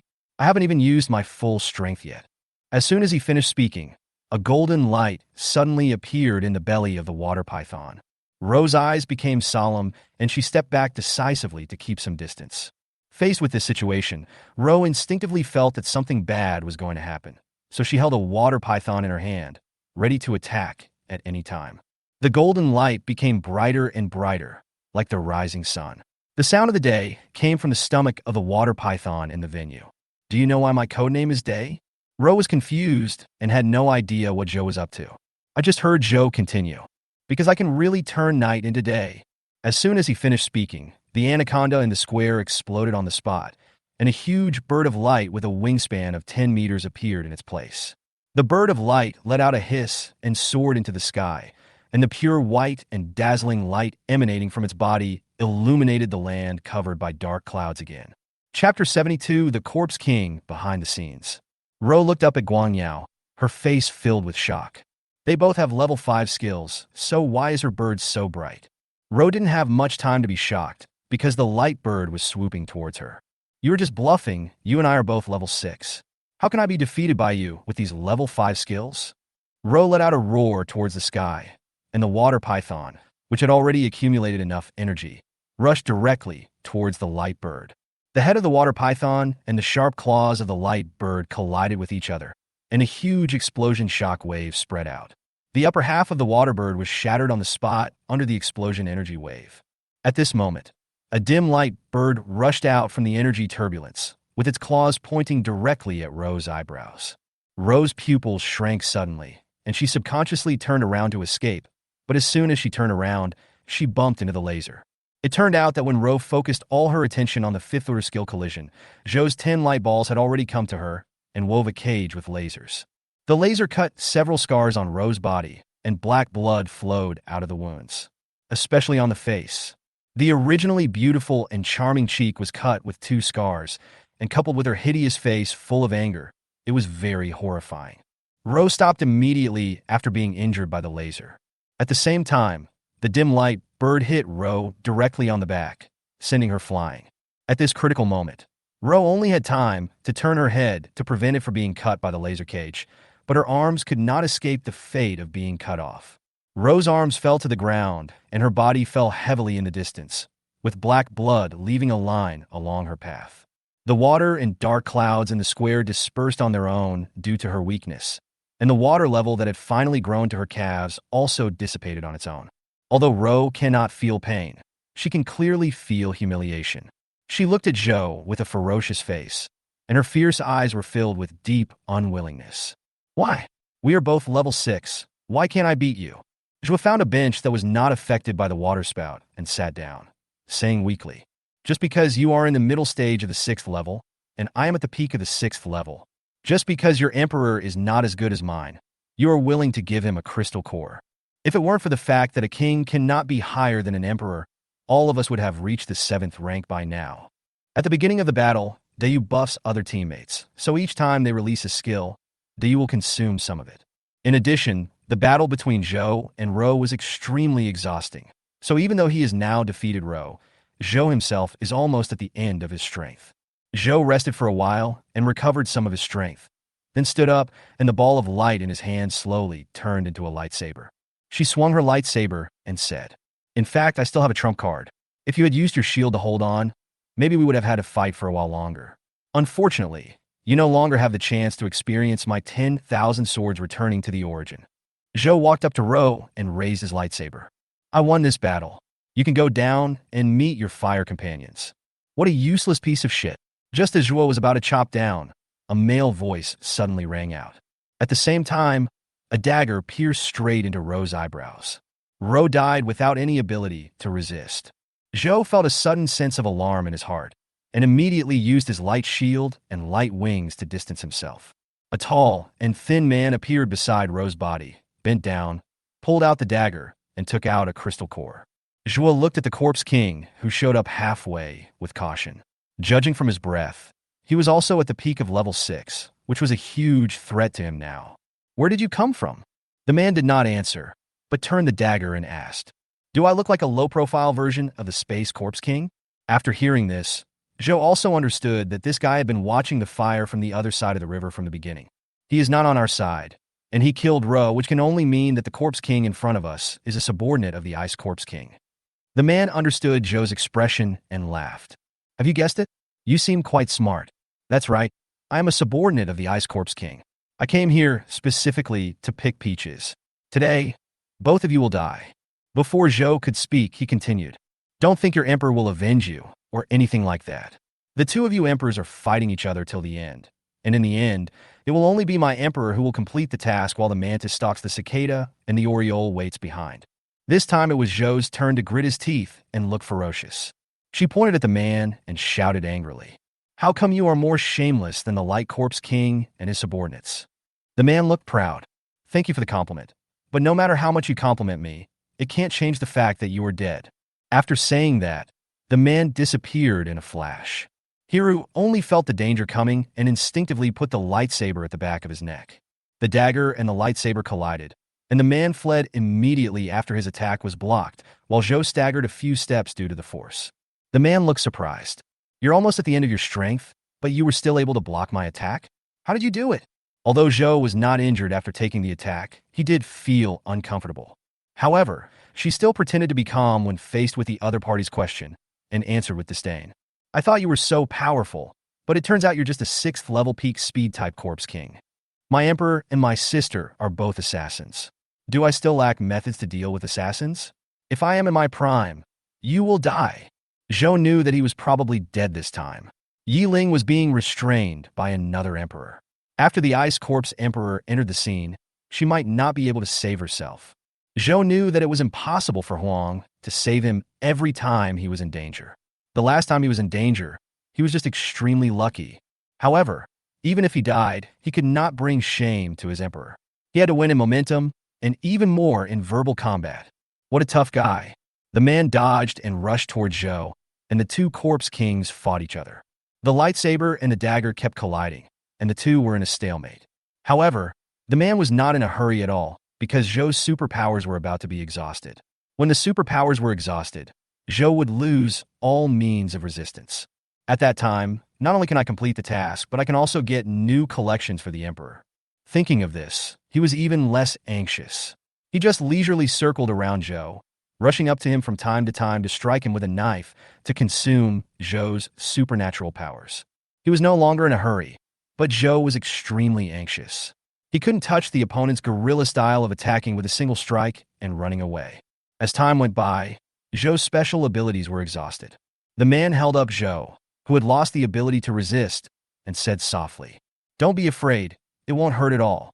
As he said that, the dagger stabbed towards the back of Zhou's head. At this moment, something strange happened, and the world suddenly lost its color and turned black and white. Chapter 73 Time Domain. In this black and white world, the man retracted the dagger that he had stabbed at Zhou, and his hand that was holding Zhou also loosened. As Zhou landed again, the man began to retreat.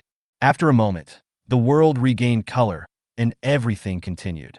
The two corpses looked at each other, with confusion on their faces. The two of them just watched the world turn black and white, and their bodies uncontrollably repeated the previous actions in reverse. Ha!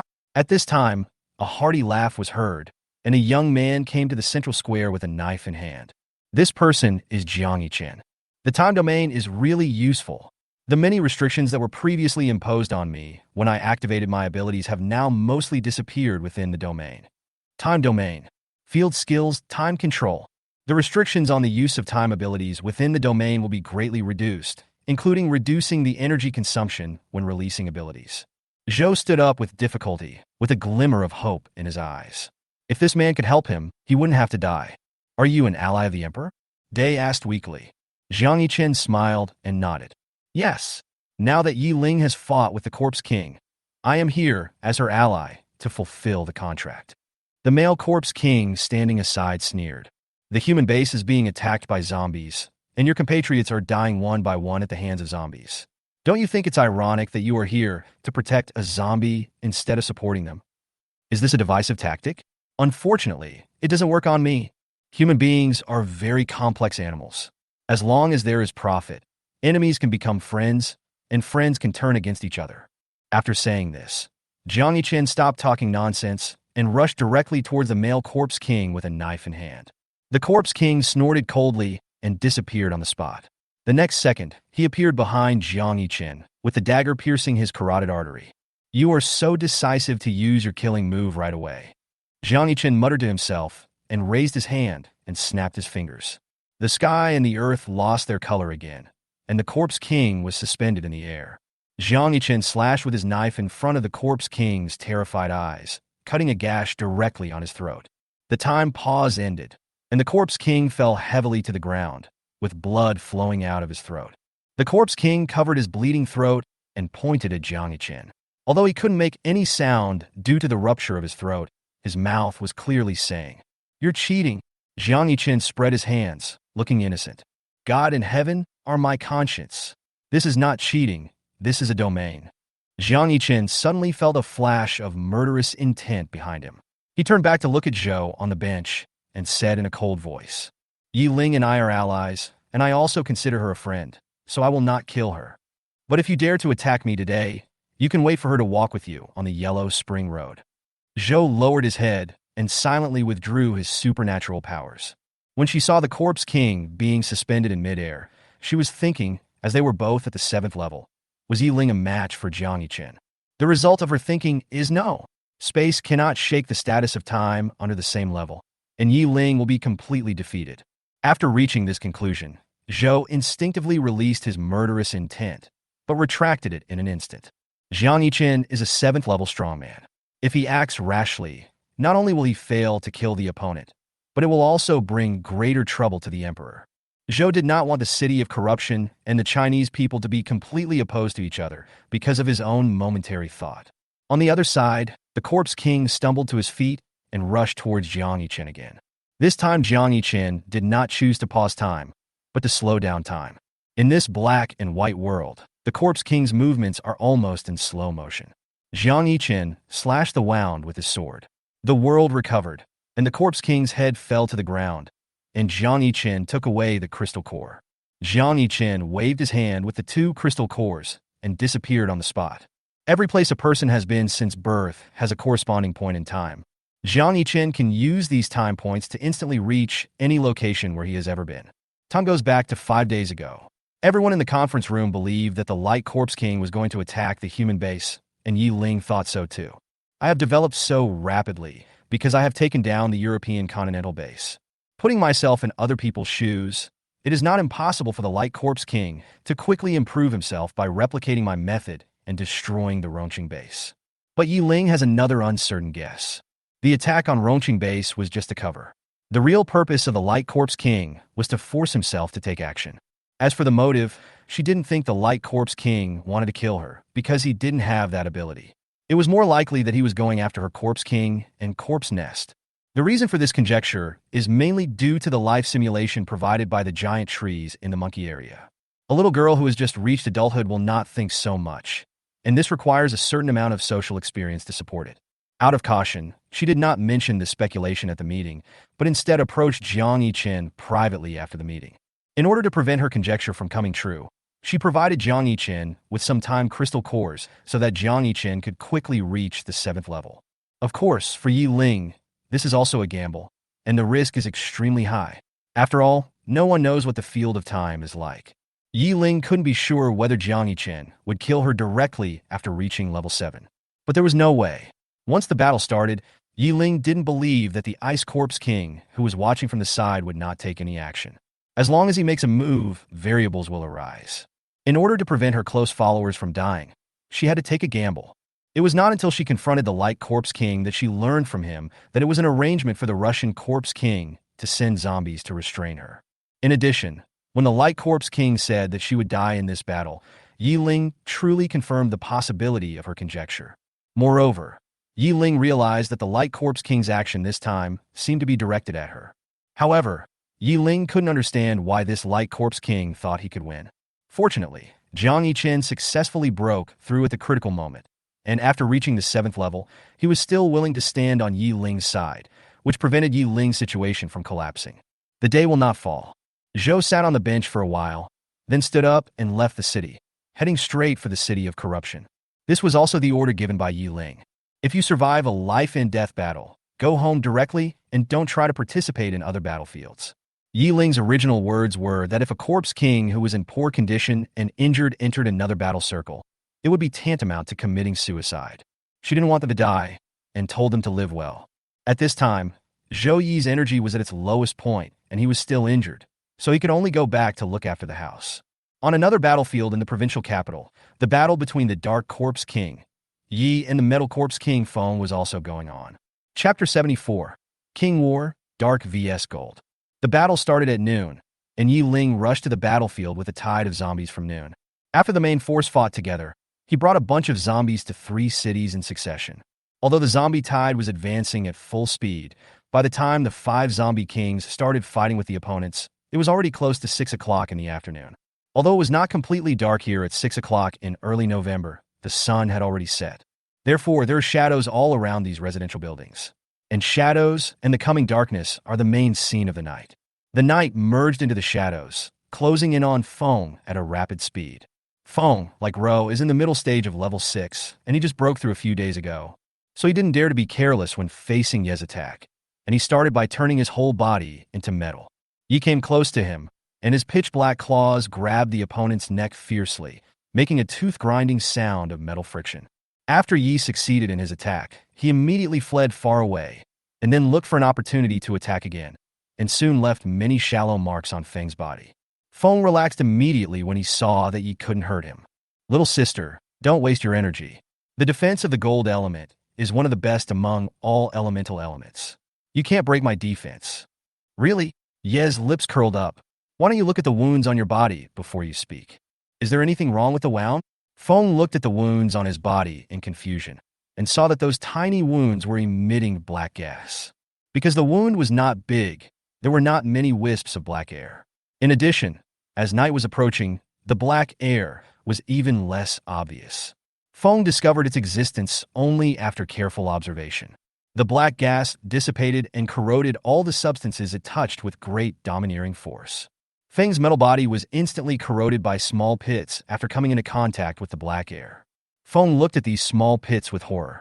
If the amount of black gas was not enough, Feng absolutely believed that his body would be completely corroded by the black gas, leaving nothing behind. A thought came to his mind. I must not be caught by the claws of the night, no matter what. Feng restrained his contemptuous attitude and began to treat the enemy in front of him seriously. Feng activated his superpowers again, and when Yi rushed up to grab him again, spikes instantly grew on his body, and he turned into a metal hedgehog.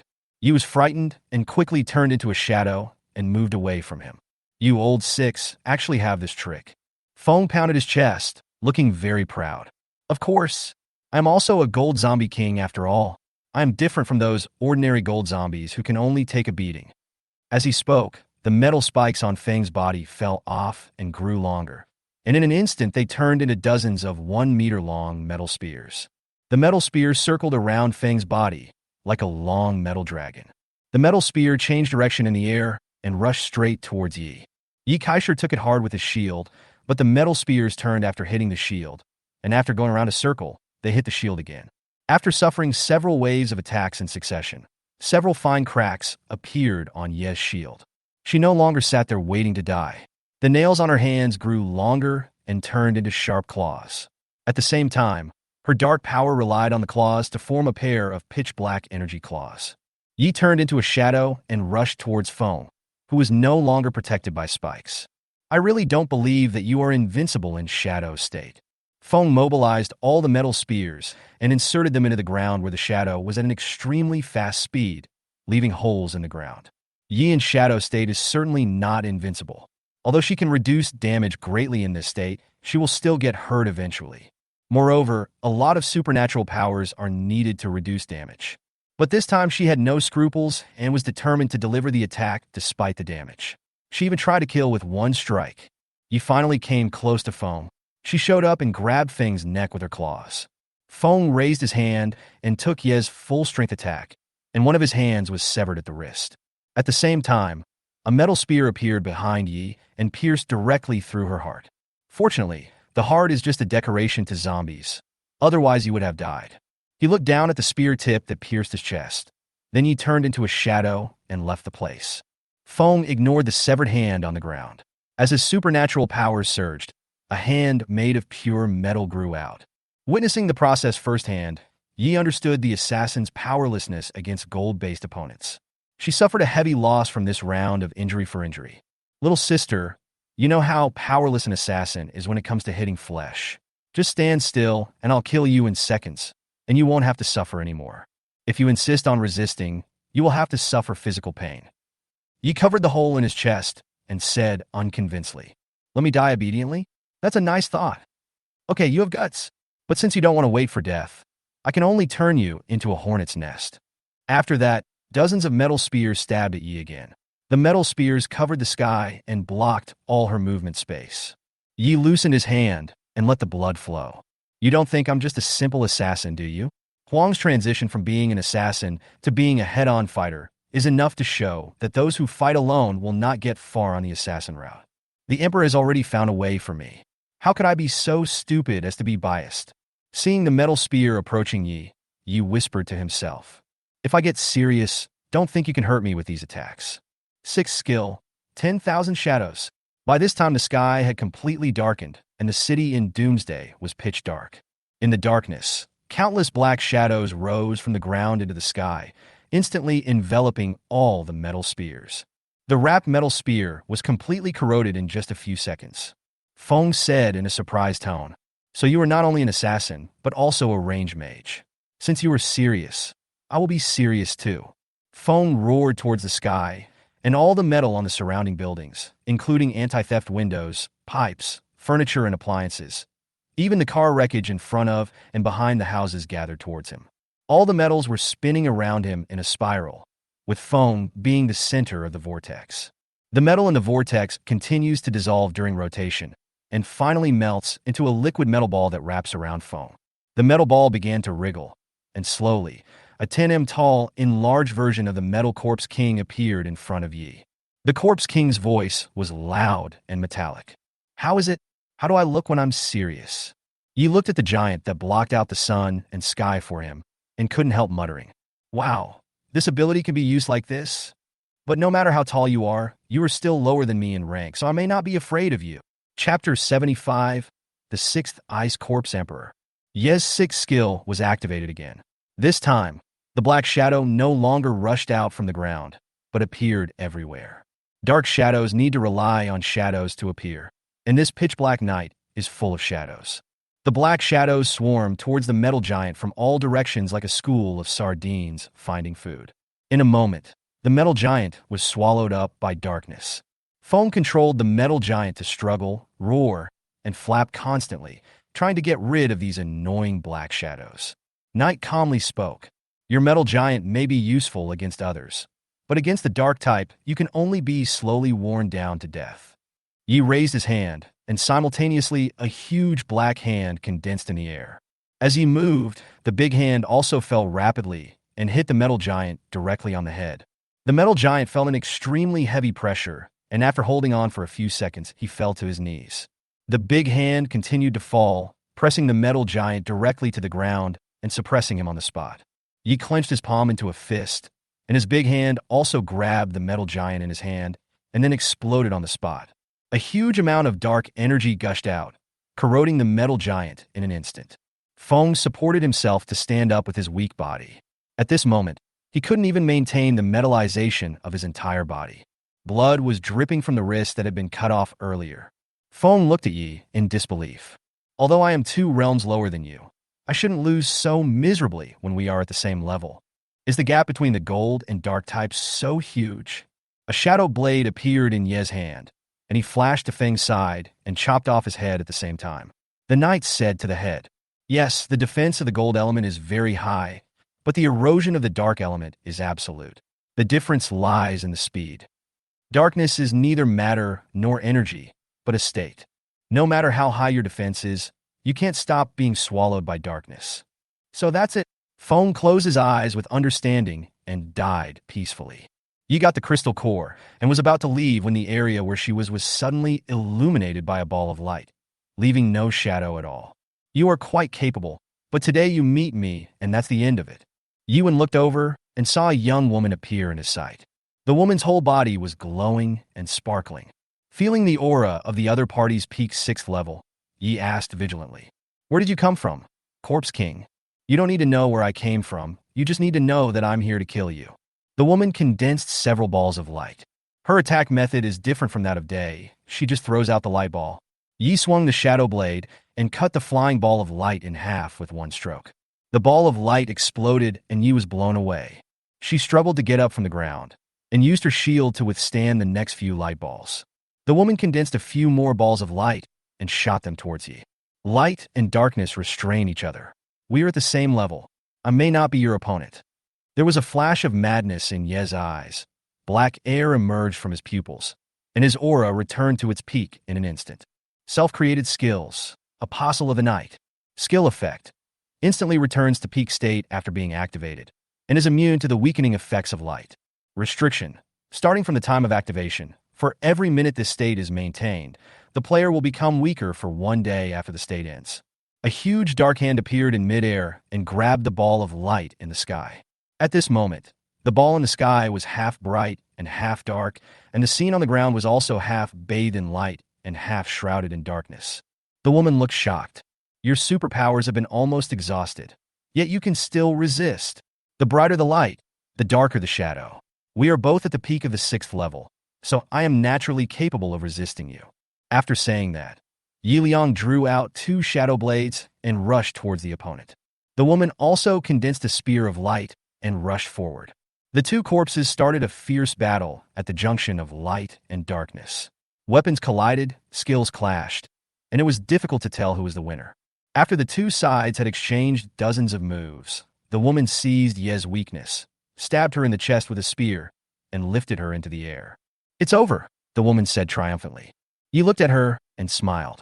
The next second, the knight turned into a black shadow and dissipated, then emerged from the woman's shadow. She leaned over and whispered in the woman's ear, "Light cannot reach every corner, but darkness can. You will eventually die at the hands of your own shadow." A black light flashed, the woman's head rolled to the ground, and the ball of light in the sky exploded immediately. Picking up the crystal core, Yi blended into the shadows and returned to the corrupted city.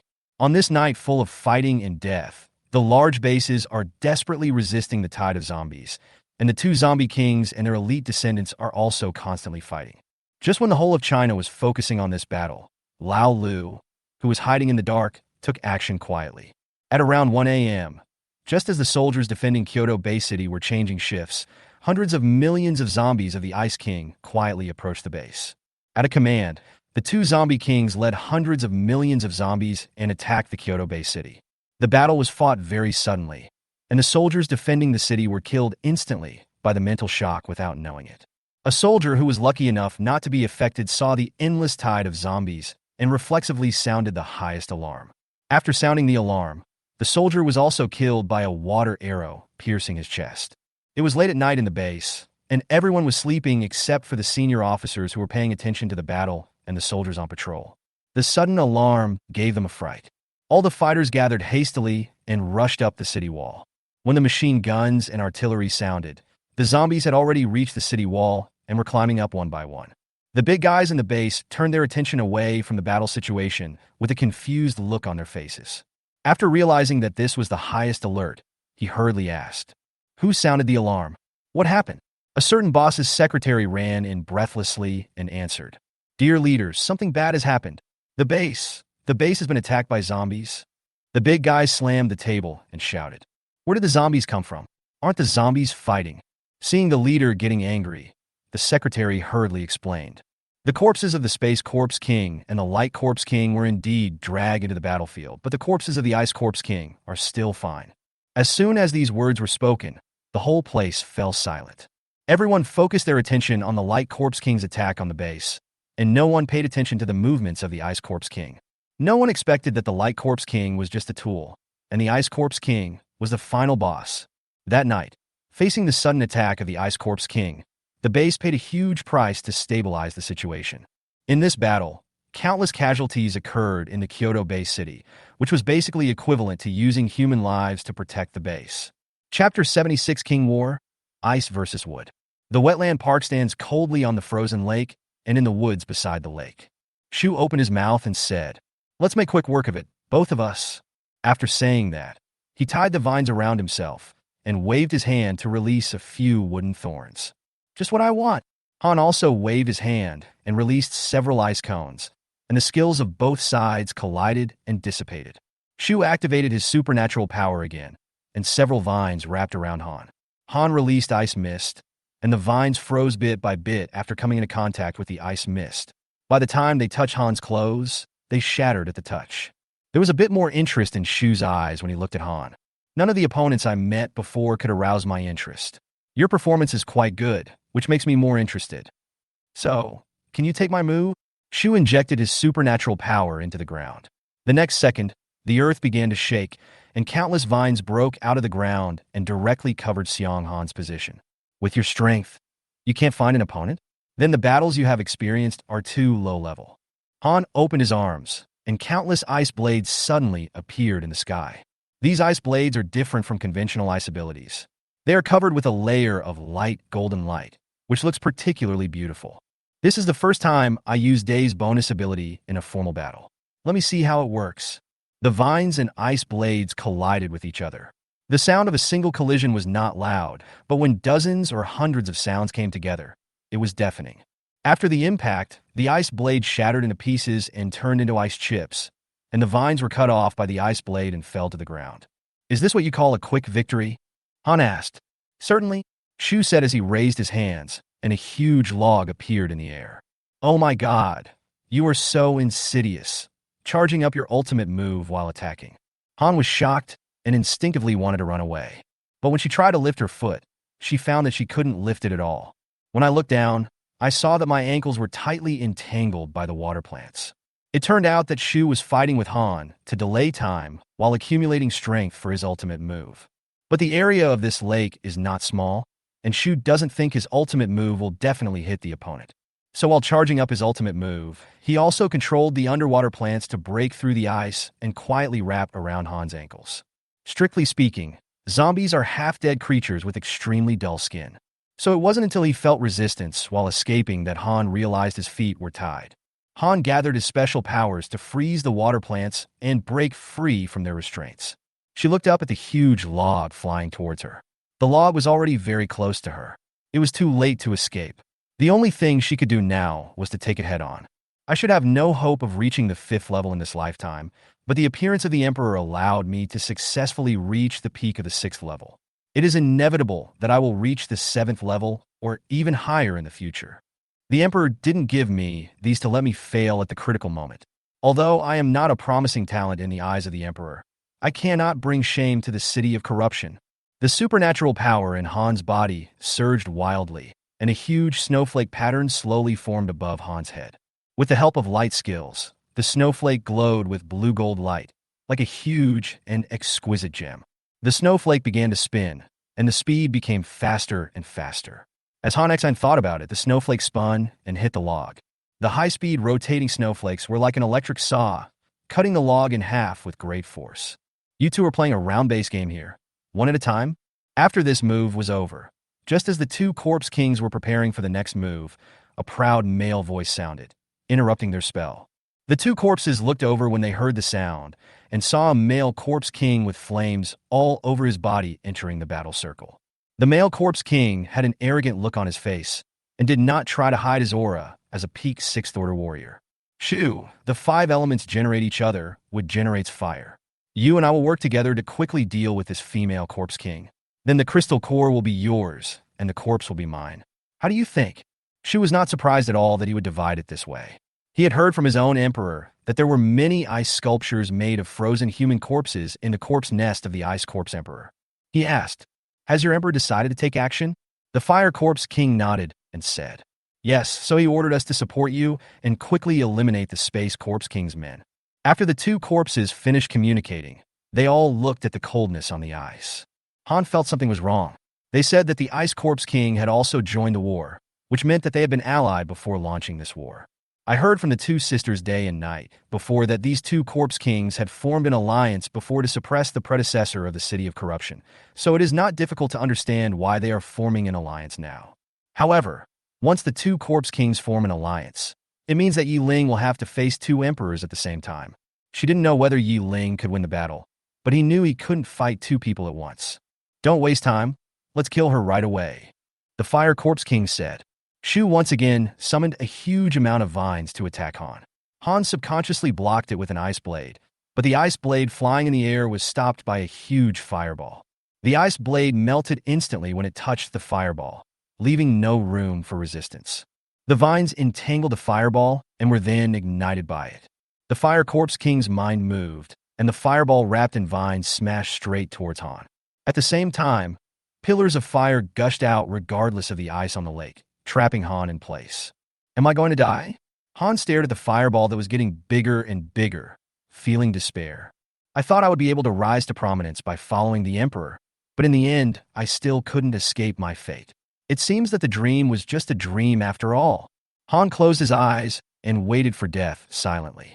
At this moment, the sky and the earth changed color. The fireball, which had turned black and white, returned along its original route and then disappeared. The two corpse kings, who had never seen the black and white world in their lives, looked terrified. "Who?" Han heard their roar and opened his eyes in confusion. In front of him was a familiar figure, Jiang Yichen. She had seen this man before and knew he was Ye Ling's ally, but she didn't expect him to actually come to help. Jiang Yichen made a knife flower and said calmly, "I'm the one who's going to kill you. Come on, I'm in a hurry." Feeling Jiang Yichen's 7th level aura, the two corpses did not dare to be careless. They opened the Corpse King domain one after another, and then squeezed out their strongest attack skills without hesitation. Suddenly, a huge fireball and a huge log appeared in the air. Corpse King territory open. Han let out a low chuckle and decisively activated the Corpse King's domain to offset one of the opponent's domains. Jiang Yichen looked back at her and smiled. "Very good. You are very sensible." Facing the two skills that were about to hit him in the face, Jiang Yichen was not panicked at all. He raised his hand and snapped his fingers. The sky and the earth lost their color, and time stopped. Jiang Yichen walked leisurely to the two Corpse Kings, took away their crystal cores, and then disappeared on the spot. Chapter 77 King War, Wind vs. Earth. Sun and Pan stood facing each other somewhere in the city. Pan said with a firm look in his eyes, "I'm only at the early stage of the 6th level, while you are at the peak of the 6th level. In addition, your attributes completely restrain me, so I am definitely not your opponent. But the Emperor's order is to kill you, so I will do my best, and leave the rest to fate." As he spoke, a layer of stone armor covered Pan's skin, making him look bigger. Sun did not respond to him, but silently spread his wind wings and flew into the sky. Pan raised his hand and threw a few stones at Sun in the sky, but Sun dodged left and right with ease. The wind wings flapped quickly, and a tornado with a faint golden light appeared, and rushed straight towards Pan. Pan took a step forward, and a thick stone wall rose from the ground to block his way. The tornado collided with the stone wall, and the strong wind dissipated for a moment, and the debris flew and melted into each other. When facing flying units, most of the Earth-based abilities cannot be used unless the flying units are brought down. Pan raised his hands, and a yellowish-brown light shone brightly on his palms, and countless stones floated up. However, these stones did not directly hit Sun flying in the sky, but gathered in mid-air to form a stone pot with a diameter of several dozen meters. At the same time, 4 stone walls rose up to block Sun's escape route. The big pot was put down, trapping Sun and Pan inside. Then the stone wall outside collapsed and hit the stone pot. From the outside, this place looks like a large grave, but I don't know who is buried in this grave. At this time, Sun spoke for the first time. Is this the tomb you built for yourself? Pan replied, yes. The difference between you and me means that I cannot survive in your hands, but I can try to drag you to be buried with me. As soon as he finished speaking, 2 stone walls rose up around Sun, and the stone walls kept getting closer, trying to squeeze everything in between into thin slices. Sun held up a shield to resist the pressure and said, before I turned into a zombie, I was confident that I could fight you and survive. Now I am confident that I can kill you right here. A wind field appeared around Sun. This wind field was composed of countless strong winds. The strong winds cut through the stone wall and wore it down inch by inch. After breaking through the stone wall, Sun quickly generated a large tornado under Pan's feet. The strong wind contained in the tornado cut through Pan's stone armor inch by inch. In a short while, the stone armor was completely shattered, and Pan was no longer protected. Sun rubbed the wind ability into a big drill. This is her 5th level skill, Wind Drill. It is her strongest single-point burst skill. The wind drill flew out and went straight through Pan's eyebrows. After Pan died, the stone structure above his head that was fixed with supernatural powers began to collapse. He quickly picked up Pan's crystal core, opened his shield and the pneumatic drill, and rushed out with all his strength. She looked back at the ruins on the ground, spread her wings, and flew back to the corrupted city. Just as the 4 stone walls rose up, a zombie king teleported all the way to the front of the stone walls. Just as he was about to enter the stone wall, a voice called out to him, "Where are you running to? Your opponent is here." The corpse king looked over when he heard the sound and saw a man holding a knife standing not far from him. Sensing the other party's human breath, the corpse king snorted coldly. "Humph! Humans, stop meddling in other people's business. Leave now, and I'll pretend you never showed up. If you dare to interfere, I'll kill you first." Zhang Yichen sneered. "Kill me? Just you? Even the Space Corpse King may not be able to kill me now. How can you, a mere 6th level peak Space Corpse King, have the confidence? Speaking of which, the Ice Corpse King actually hid a treasure like you without knowing it. You can be a perfect test subject for me. As long as I can beat you, I will be more confident in controlling that little lowly. Let her make it difficult for me last time, and see how I can suppress her in the future." After saying this, Zhang Yichen no longer hid himself, and released the aura of the early 7th level. Sensing Zhang Yichen's breath, the Space Corpse King's expression also became serious. This human is actually a 7th level expert. It looks like this is going to be difficult to deal with. He looked at the large mound of grave on the ground and shook his head. The guy inside, "You're on your own." The Space Corpse King withdrew his gaze and looked at Zhang Yichen for a moment, and both of them opened their domains at the same time. The Space Corpse King teleported several times and came close to Zhang Yichen, and his sharp claws pierced Zhang Yichen's throat.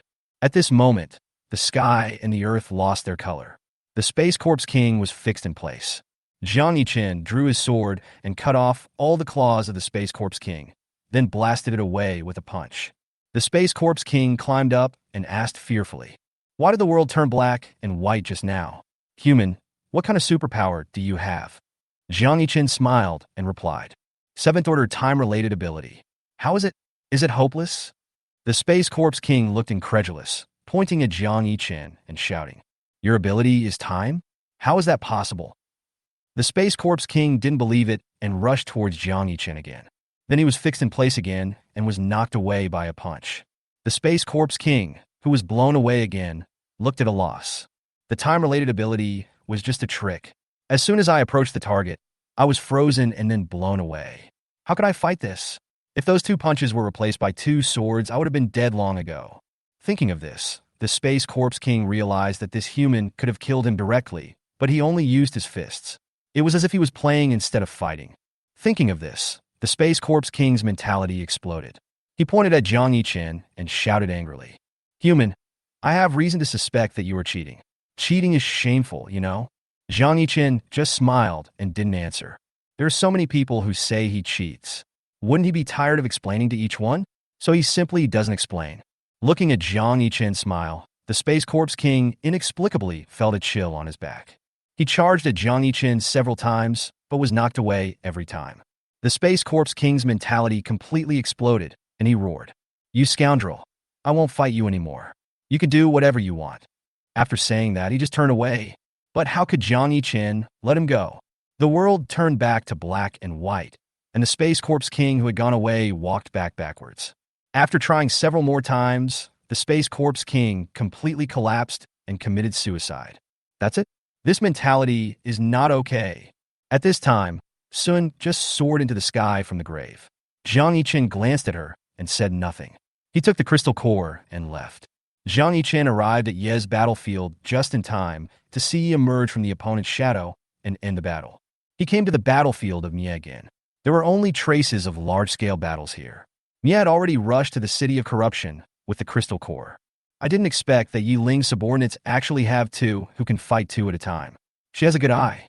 The battle with the Zombie King was over, and Zhang Yichen did not stay long and returned to the human battlefield. Chapter 78 King War, Thunder vs. Fire. On a vacant lot on the outskirts of the city, Ye's body was covered with violent thunder. That was her third-level skill, Lei Kai. Because she was blessed by the day, her lightning turned golden, making it brighter and more sacred in its violence. There was also a blazing flame burning on Fun's body. That was his third-level skill, Fire Armor, different from several other battle circles that are similar to turn-based ones. Ye was a ruthless person when he was a human, and Fun was also a warmonger. So the two corpses started fighting as soon as they arrived at the open space. They even introduced themselves during the fight. The golden thunderball and the blazing fireball collided with each other, and every collision released violent energy. Several pillars of fire shot up into the sky, and a scorching breath escaped, the high temperature making the surrounding air extremely hot. If there was an ordinary human being standing here at this moment, the high temperature here would definitely turn this person into a familiar person within tens of seconds. Mia covered her feet with a layer of lightning, which gave her an acceleration effect. She moved nimbly and quickly in the gaps between the fire pillars, leaving a golden tail of lightning. In a short while, Mia bypassed all the fire pillars and rushed towards Fun quickly. Fun was full of fighting spirit. Even though he had just been promoted to the middle stage of the 6th level before the battle, he was not afraid at all when facing the fist filled with terrifying thunder. He clenched his fists, and the flames on his fists slowly turned from fiery red to golden yellow. 6th level skill, Flame Condensation. By condensing the flame to increase its temperature, theoretically, if he is given enough time, he can even condense blue fire. The golden thunder and the golden flame collided, and the bright light illuminated the entire night in an instant. Accompanying this bright light is the violent energy that escapes. The two corpses were blown away by the violent energy. Fun stood up in a panic. Most of the fire armor on his body had been blown to pieces. He looked at Mia, who was in an equally miserable state in the distance, and suddenly laughed. "I have never met an opponent as strong as you in my life. Your appearance has satisfied my wish to find a strong opponent to fight head-on. The Emperor's order is to kill you, and I cannot disobey that. But I think that no matter who dies today, it will be worth it." Mia also stood up in a similarly embarrassed manner, and most of the Lei Kai on his body had disappeared. She responded with the same laugh. "I am lucky to have met you today. You have also made me feel the pleasure of fighting. If I kill you today, I will remember your existence in the days to come. If you kill me, I hope you will remember me too." Fun clasped his fists and responded. "Then it's a deal. We have to remember each other. Whoever is alive will carry the other's share and move on." After the two corpses finished their conversation, they tacitly used their supernatural powers to restore their armor and then summoned their weapons. The two corpses roared and rushed towards each other. The lightning blade condensed by thunder and the fire blade condensed by fire collided, and terrifying and violent aura emerged from the intersection of the blades. Thunder and fire are the two main explosive attributes in the elemental category, so the battle between the two corpses will cause great damage to the surrounding environment. In the battle path of the two corpses, small trees were broken by lightning, flower beds and shrubs on the roadside were burned by the blazing flames, and the windows of the buildings were even more vulnerable. Even some older houses were not spared from the aftermath of the battle. Cracks covered the wall, and it collapsed after being hit by the skill for the second time. The two corpses fought for dozens of rounds in a row. Although Ye relied on level suppression and buff bonus to suppress the opponent, the two corpses still could not completely determine the winner.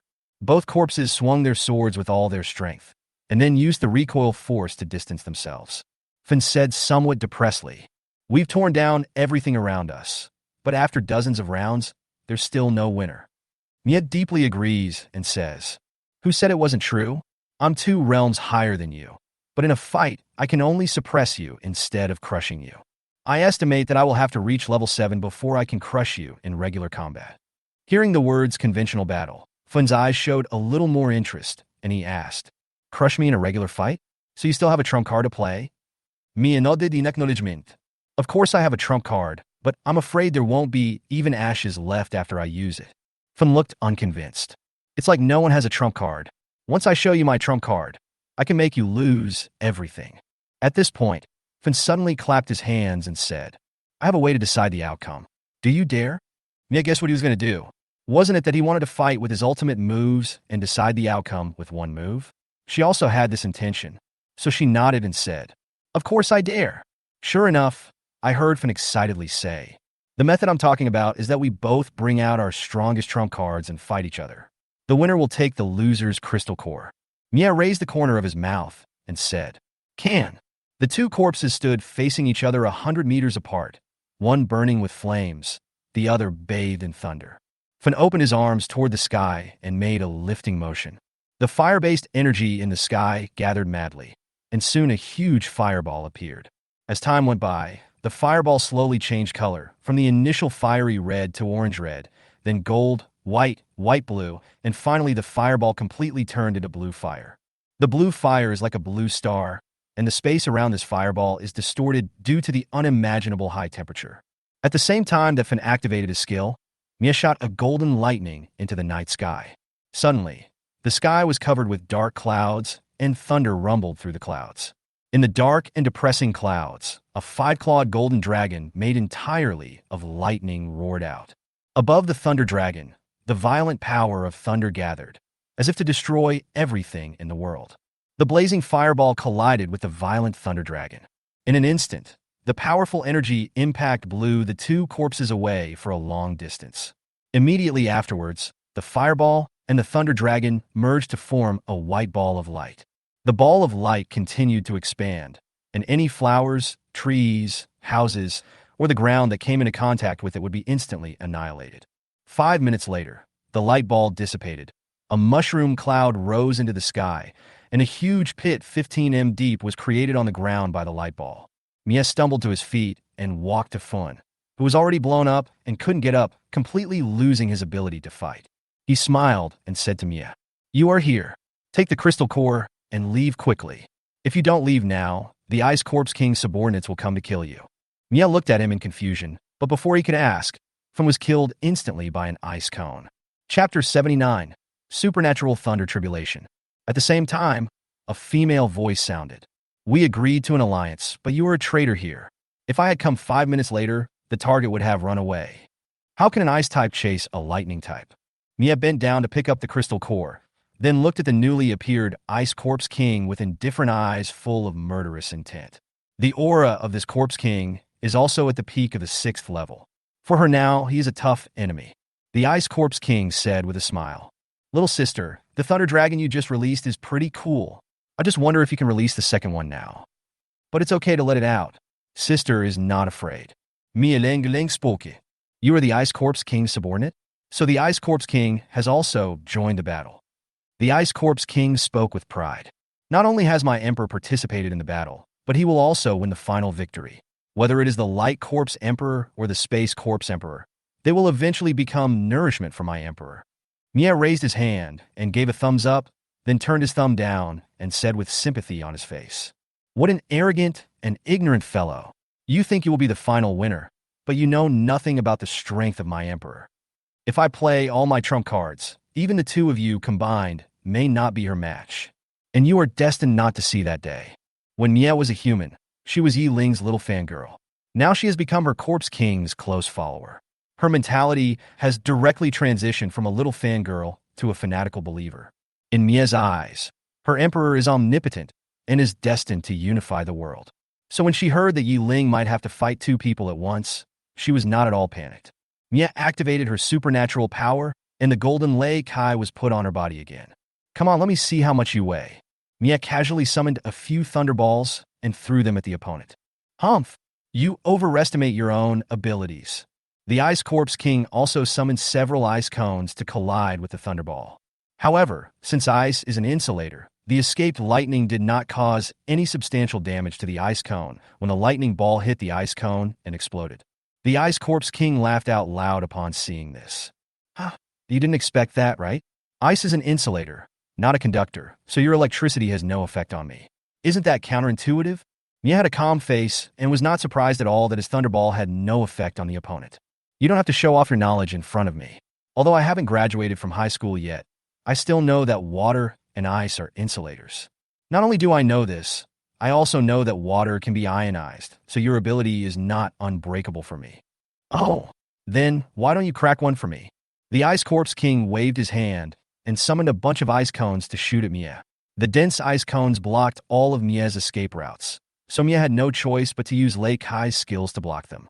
Although she finally blocked the skill, her Lei Kai was also consumed, and she herself fell into the 15-meter-wide pit that had just been created. He fell into a big pit and rolled to the bottom of the pit in a mess. At this time, the Ice Corpse King also went down into the pit. She waved her hand to create a cloud of ice mist, which enveloped Mie's body, and a layer of frost soon formed on Mie's body. Mie felt her body becoming increasingly stiff. She could only barely raise her fingers to point to the sky, and then she was frozen into an ice sculpture. Looking at the lifelike ice sculpture in front of him, the Ice Corpse King had a look of contempt on his face. I thought this guy was so powerful, but I didn't expect him to be defeated in less than 5 minutes. The Ice Corpse King thought that the action of the ice sculpture raising its finger to the sky was ugly, so he decisively smashed the ice sculpture's arm. The Ice Corpse King nodded with satisfaction. It's much more pleasing to the eye this way. She bent down and was about to take her new collection back to the hive when she heard thunder in the sky. Looking up, she saw a dark cloud gathering above her head, with rumbling thunder and arcs of lightning. You're already frozen into an ice sculpture. How can you still use skills? The Ice Corpse King looked at Mie on the ground and saw arcs of electricity flashing from the broken end of her arm. She looked surprised. No, is this okay? She raised her hand and gathered her special powers to seal the gap, but the dark clouds in the sky were faster than her. For electric currents fell at the same time, accurately hitting the wrists and ankles of the Ice Corpse King. The current flowed upward and suspended her in midair. Looking up at the thunderous might rising in the dark clouds, the Ice Corpse King screamed in fear. What is this? The ice shattered. Mie broke out of the ice and stood in front of the Ice Corpse King. Your ice can ignore ordinary lightning. So can you ignore this thunder tribulation from the sky? The Ice Corpse King pretended to be calm and said, just fool yourself. You are not a cultivator, so where can you get a thunder tribulation? Of course, mine cannot compare to the thunder tribulation of immortals, but our power system is supernatural. This supernatural thunder tribulation is enough to kill you. As soon as he finished speaking, a bolt of lightning as thick as a bucket tore through the night sky and came straight down. The Ice Corpse King was instantly turned into ashes by this lightning, with only a crystal core falling off. Mie picked up the crystal core, sat in the pit for a while to recover some of his abilities, then left with a lightning tail. Zhang Yichen killed everyone on the battlefield of humans and corpses for several hours and was suddenly called in the early morning. After reading the message, his face looked extremely ugly. He knew that the Ice Corpse King was going to attack Ye Ling, but he didn't expect that guy would attack Kyoto Bay City first. Does he also want to learn from Ye Ling and destroy a base to improve his strength? Zhang Yichen was instantly teleported to the city wall of the base, but this time the base was facing hundreds of millions of zombies. Zhang Yichen, could fight against thousands or tens of thousands of them, but what could he do against 100,000 or 1 million? His strength had no effect on the frontal battlefield, so after killing 2 Corpse Kings in seconds, he went directly against the Ice Corpse King. The Ice Corpse King looked at him with his hands in his pockets. I remember you were still at the early stage of level 6 a month ago. I didn't expect you to reach level 7 in just 1 month. It seems that the Traitor Space Corpse Emperor gave you a lot of crystal cores. Isn't she afraid that you will kill her after you reach the 7th level? Jiang Yichen's expression was cold, and his voice was murderous. Stop talking nonsense. Now that you are here today, don't leave. Time field, open. Both parties opened their domains at the same time. The Ice Corpse King threw out a few ice cones as a test, but the ice cones were frozen as soon as they entered the time domain. The Ice Corpse King took a step forward, and endless cold air spread forward. However, once the cold air entered the time domain, it could no longer advance an inch. Is your domain reasonable? I won't fight with a cheater like you. Goodbye. Jiang Yichen knelt on one knee with his sword in hand. He had not expected that restraining the Corpse King would consume so much power. He looked at the Ice Corpse King going away and sneered. Just because I'm a hacker, Ye Ling, doesn't mean I'm not one? I don't believe that her space domain can only be used to walk in the air. Chapter 80, Royal Battle, Sora vs. Hikari. Above the provincial capital, in the afterglow of the setting sun, Ye Ling and the Light Corpse King were fighting each other with their fists. The two Corpse Kings used the force of their fists to retreat before colliding. If there were someone on the ground observing, they would only see two afterimages in the sky colliding with each other, and each collision would produce a loud bang. Ye Ling only used half of his strength in each attack, but even this half of his strength was not something the Light Corpse King could defeat head-on. At this time, the power difference between the two Corpse Kings was like that between a strong man and a thin dog.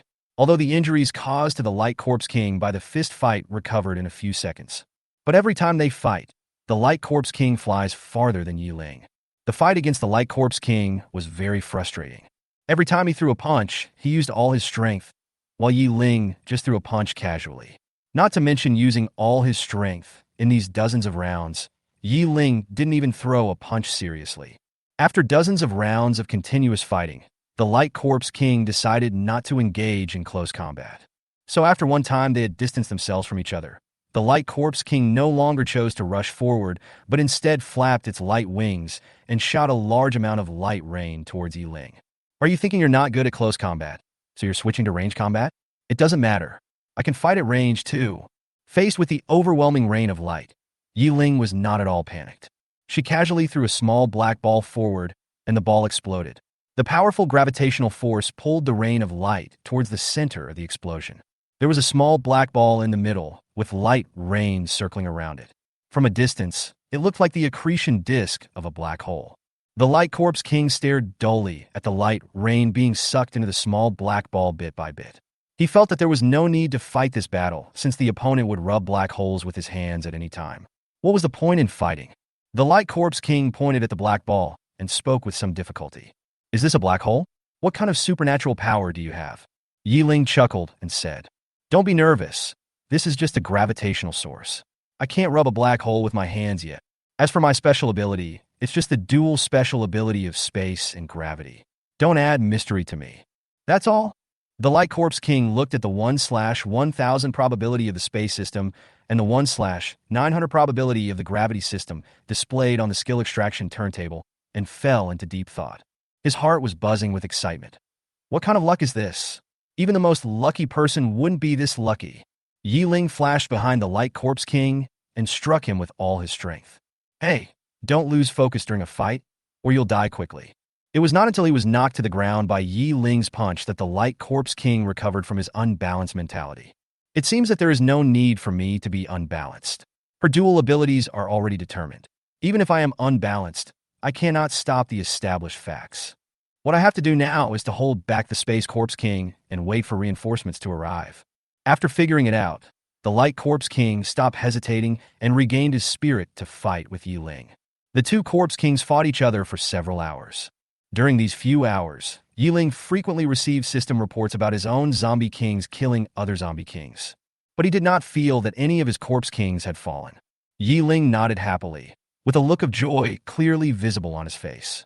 However, the report of Ye Himi killing two Corpse Kings in a row also made Ye Ling understand that the Ice Corpse King had already taken action. Compared to Ye Ling's happiness, the Light Corpse King was just the opposite. He felt that the zombie kings under his command had lost contact one after another, and he did not receive any system reports about the kills. This made the Light Corpse King's face look uglier and uglier, and the fierce aura on his body became more and more intense. As all of the Light Corpse King's men were wiped out, his anger reached its peak. Driven by anger, the Light Corpse King's attacks became more and more fierce. It's a pity that the gap in hard power between him and Ye Ling is there. Even if he is angry, he can't put much pressure on Ye Ling. Seeing that the Light Corpse King was becoming more and more violent, Ye Ling guessed what was going on. So she asked casually, "None of my Corpse Kings are dead. How about yours?" The Light Corpse King fought while roaring with fierce eyes. "How is it possible that not a single one died? Even if all your Corpse Kings are at the peak of level 6, there is no way that there would not be casualties." Ye Ling smiled, his eyes curved into a crescent, and said in a brisk tone, "I know what you're trying to say. It's impossible for my Corpse King to survive entirely on his own. But don't forget that I have formed an alliance with humans. If your allies take action, the humans on my side will also take action." Time passed by minute, and the two Corpse Kings fought until the early morning. The power of the Time Corpse King was almost exhausted, and Ye Ling's power was also almost consumed by half. The Light Corpse King raised his hand and summoned a bunch of light balls, which all flew towards Ye Ling. "Are you out of mana? These attacks are useless to me." As Ye Ling spoke, he sucked up some dirt and rocks from the ground and threw them towards the ball of light. The two collided and melted into nothingness. "Really? What about this?" "Light Realm, Corpse King Realm, open." The Light Corpse King has only opened his territory now, purely to wait for allies.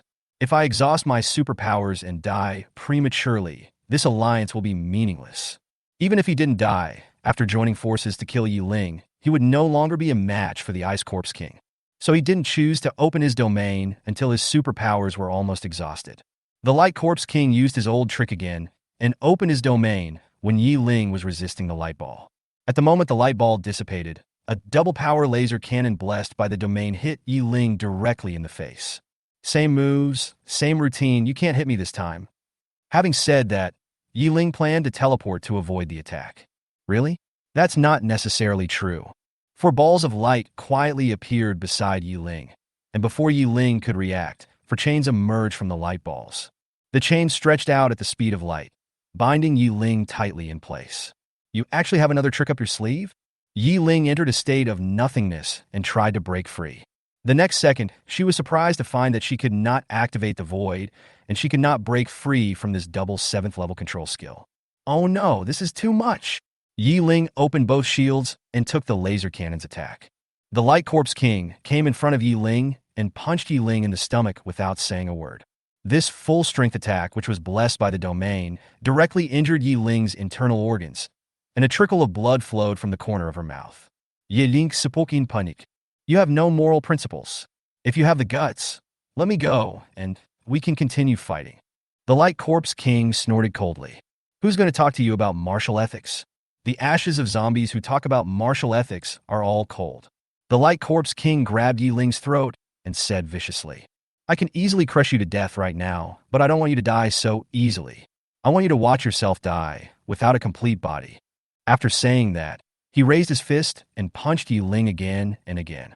Chapter 81: Alliance and Utilization. The Light Corpse King fought for 10 minutes and finally broke Ye Ling's defense.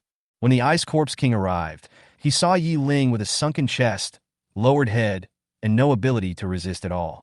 The Ice Corpse King raised his hand, and the ice energy gathered in his palm into a sharp ice spear. The spear pierced straight into the head of the Light Corpse King with a sound of breaking wind. The Light Corpse King sensed danger and quickly turned into a streak of light to dodge. He looked at the Ice Corpse King who was approaching and said angrily, "What are you doing? We agreed to form an alliance. Why are you launching a sneak attack?" The Ice Corpse King walked up to Ye Ling, lifted her head, and took a look at her. At this moment, blood was oozing from the corners of Ye Ling's mouth. His eyes were tightly closed, and he looked like he was about to die. When the Light Corpse King saw that he seemed to be trying to pick peaches, he immediately became unwilling and raised his hand to shoot a laser. The Ice Corpse King blocked the attack and used his supernatural power to freeze Ye Ling into an ice sculpture. He then turned around and asked in a cold voice, "What is the basis of our alliance?" The Light Corpse King was stunned and said subconsciously, "After the matter is accomplished, we will compete fairly for the Space Crystal Core." "That's right. Now the Space Corpse King is controlled by your light chains and my ice. He has no ability to resist, and now it's just a fight between the two of us. According to the agreement, whoever is the final winner between the two of us gets to take all the spoils. The Ice Corpse King spoke as he summoned a sky full of icicles. The Light Corpse King felt something was wrong. After fighting with Ye Ling for so long, 90% of his supernatural powers have been consumed. Although his chains can bind beings stronger than himself, the stronger the target, the faster his supernatural power will be consumed. With this last 10% of his supernatural power, he would be lucky if he could last 20 minutes against the Ice Corpse King while ensuring effective control over Ye Ling. The Light Corpse King used a shield to block the ice cones while thinking about a question. They agreed to form an alliance. So why did the Space Corpse King only appear when he had restrained him and his power was almost exhausted? And he showed up to kill him. The Light Corpse King sorted out the details of the entire operation. I was surprised to find that I was the only one doing the hard work during the entire operation, and the other party didn't even show his head. Even if those zombie kings of his came over, they were probably here to pick peaches. Just like the Ice Corpse King now. After thinking it through, he realized that he had been a tool of the Ice Corpse King from the beginning to the end. When the Space Corpse King returned, they were also killed by the Corpse Kings, but only he ran over angrily to ask for an explanation, while the Ice Corpse King didn't even move. This means that he was using himself to test the strength of the Space Corpse King. In this attack, he used all the zombies to hold back most of the human forces and the entire power of the Space Zombie King. When he had no way out and was forced to use his skills to restrict the Space Corpse King, he took action and reaped the benefits. Thinking of this, the Light Corpse King felt deeply humiliated. The humiliation of being used as a tool without knowing it. The so-called alliance is just to use them and then kill them together. It is impossible for the Corpse Kings to have a real alliance with each other. He looked at Ye Ling, who was still bound by him. He gritted his teeth and took back the chains directly. At the same time, I thought to myself, without my light chains, I wonder how long you can restrain the Space Corpse King with just your little bit of ice breaking. She didn't take me seriously when she hit me. After she breaks the seal, how many rounds can you last against her? At this moment, the Light Corpse King didn't want Ye Ling to die at all. He just wanted Ye Ling to get up and kill this despicable Ice Corpse King. The Light Corpse King's energy consumption is extremely high, and after years of fighting between the two, the other party has already grasped some of his weaknesses. So the Light Corpse King only lasted for 2.5 hours before being killed by the Ice Corpse King. Feeling the doubled three-dimensional attributes, the Ice Corpse King felt that he had never been so strong. He picked up the Ye Ling ice sculpture on the ground and looked at the white-haired lowly in the ice sculpture whose eyes were still closed, feeling extremely excited. As long as he exerts a little force with his palm, he can become the only strongest Corpse King in China and even in the world. The Ice Corpse King exerted his strength without hesitation, and with a crisp click sound, Ye Ling's head fell to the ground. The Ice Corpse King was excitedly waiting for the system's report and the impending surge in strength. It seemed as if a scene of myself ruling the world appeared before my eyes. 5 seconds passed, 10 seconds passed, 15 seconds passed. The expected system broadcast did not appear, and his strength did not improve at all. The Ice Corpse King asked the system in confusion. Tongzi, what's going on? Where's my strength? Didn't the Space Corpse King kill 2 Corpse Kings? With her own 3 dimensions, it should be 3 times as much. Why can't I feel anything at all? The system's usually calm voice was now full of disdain. Foolish host, put aside your excitement and fantasies for now. Please look at what you just crushed before you start barking. The Ice Corpse King looked at the ground in confusion, thinking, don't I know what I crush myself? I'm not blind. He looked carefully and saw that what had fallen to the ground was indeed a head. But the head was hollow, with nothing inside but an ice shell. It was only then that he realized that Ye Ling had run away. The Ice Corpse King crushed the icy head with 1 foot and roared angrily to the sky. Space Corpse Emperor, if you are an emperor, don't hide. If you have the guts, come out and fight me. Ye Ling's voice sounded from the void. I didn't mean to run away in the first place. I finally managed to lure you out. Why would I leave? As for you, since you are here, then stay. The double 7th order 3-dimensional is worth my full effort.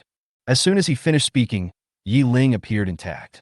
A large area around was isolated to form an independent area. Looking at the distorted and unclear scene in the distance, the Ice Corpse King asked, what's going on around here? Ye Ling said calmly, don't be nervous, this is just a space blockade. We are now in an independent space. The only way to get out of here is to kill me. Isn't it easy to kill you? Field skill, ice realm, ice world. The ground within a 1 kilometer diameter is frozen, and the movement speed of friendly units stepping on the ice is increased by 50%. The temperature drops suddenly within a spherical area with a diameter of 1 kilometer, and ice units within the area can reliably recover from low temperatures. Enemy units within this range will continue to freeze, and the ice resistance of the frozen parts will be halved. Ye Ling spread out his hands, and a thin layer of ice quickly formed on the palms of his hands. The thin ice spread rapidly, freezing the entire palm in an instant. At the same time, various parts of Ye Ling's body were constantly freezing. Ye Ling did not break the thin ice directly, but waited for a while before exerting strength to break free from the ice. Then, she was surprised to discover a phenomenon. Chapter 82. The final battle of the Corpse King in China ends. She found that the longer the ice stayed on her body, the harder it was to break through. She even suspected that as long as time was long enough, she might not be able to break through the ice even if she drove the void. Ye Ling clicked his tongue twice and looked at the Ice Corpse King on the ground in a playful manner. Your domain is quite good. You are worthy of being the Corpse King. You do have some unique skills. If this domain of yours is combined with the light chain, I will most likely sleep forever in the ice sculpture. It's a pity that you two are not united. In order to get me, who is about to die, you fought among yourselves without hesitation. The Ice Corpse King said as a matter of course. It's inevitable that they'll fight over your crystal core. No one wants to see the other side get the result and then kill them. Knight Zero spreads hands. Yeah, so I took advantage of that. If I use both shields, coupled with my own physical strength, the Light Corpse King may not be able to break my defense even if he attacks me until dawn. But I must act miserable so that I can lure you out of the dark. Then I can drive the tiger away and let it devour the wolf. After explaining all this, Ye Ling directly opened the dual fields of space and gravity. Under the influence of the gravity field, the ice on Ye Ling's body was crushed as soon as it appeared, and it had no effect at all. The Ice Corpse King waved his hands and summoned a large number of ice cones to shoot at Ye Ling. And Ye Ling dealt with it just like he dealt with the Light Corpse King's light rain, throwing a small black ball. The difference between the two is that light can be stretched by gravity and then sucked in. These ice cones were directly crushed after being captured by gravity, and the small black ball sucked in some ice debris. Seeing the same scene, the Ice Corpse King did not make a fuss like the Light Corpse King. After all, compared with Jiang Yichen's time suspension, the scene in front of him was still quite acceptable. He condensed an ice spear and threw it out the moment the ball disappeared. This is what he learned from the Light Corpse King, and it has to be said that it is sometimes very useful. But when the ice spear reached Ye Ling, he saw a scene that made him lose control of his emotions. Seeing that the ice spear was about to hit Ye Ling did not make any blocking action. He just stretched out his claws and scratched the air in front of him. The next second, a space crack appeared along the path the claw passed. Ye Ling stretched his claws into the crack in space and used his fingers to prop up the crack to prevent it from closing easily. This was Ye Ling's initial motivation for exploring the third-order derivative skills, to use sharp claws to cut through space without the claws themselves being erased. The ice spear pierced into the crack in space with a sharp sound and biting cold, and was then unsurprisingly worn away by the void. The Ice Corpse King was silent for a moment, then said with an unpleasant expression, "That human kid paused time, and you broke space again.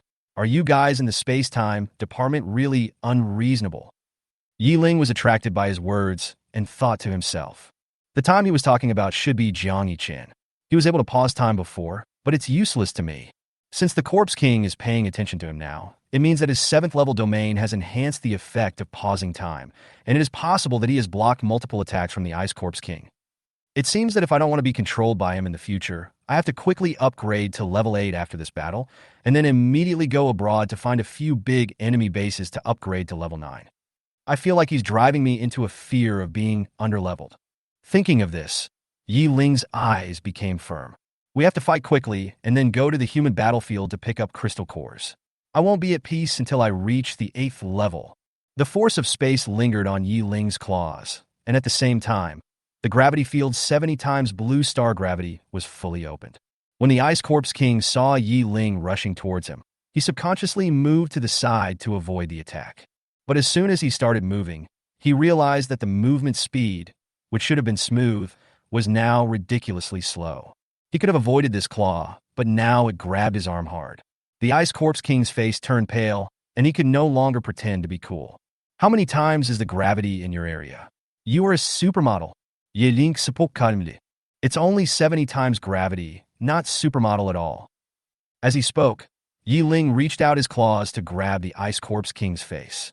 The Ice Corpse King quickly raised his ice shield to block. But the ice shield that could easily block the attack of the Light Corpse King was split in half by Ye Ling's claw. The Ice Corpse King watched from close range as Ye Ling's pitch-black claws tore open space. And his own ice shield was also shattered due to the destruction of space.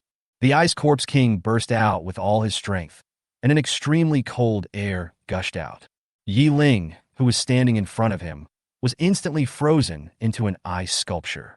He was delighted and punched Ye Ling, wanting to shatter Ye Ling and the ice together. But with one punch, the ice shattered to the ground, and Ye Ling was fine. There's a space shield between me and the ice, so your trick won't work on me. Are you done resisting now? The pupils of the Ice Corpse King shrank sharply, and he retreated at a very fast speed, taking out ice shields to block the attacks, until he reached the edge of the space blockade and hit the space wall. You can't run away now, right? I seem to have a new trouble, so I can't keep wasting time with you like this, so just go and die. Before dying, the Ice Corpse King roared. Cheating dogs! Both of you are cheating dogs! Ye Ling felt his own improved strength and couldn't help muttering.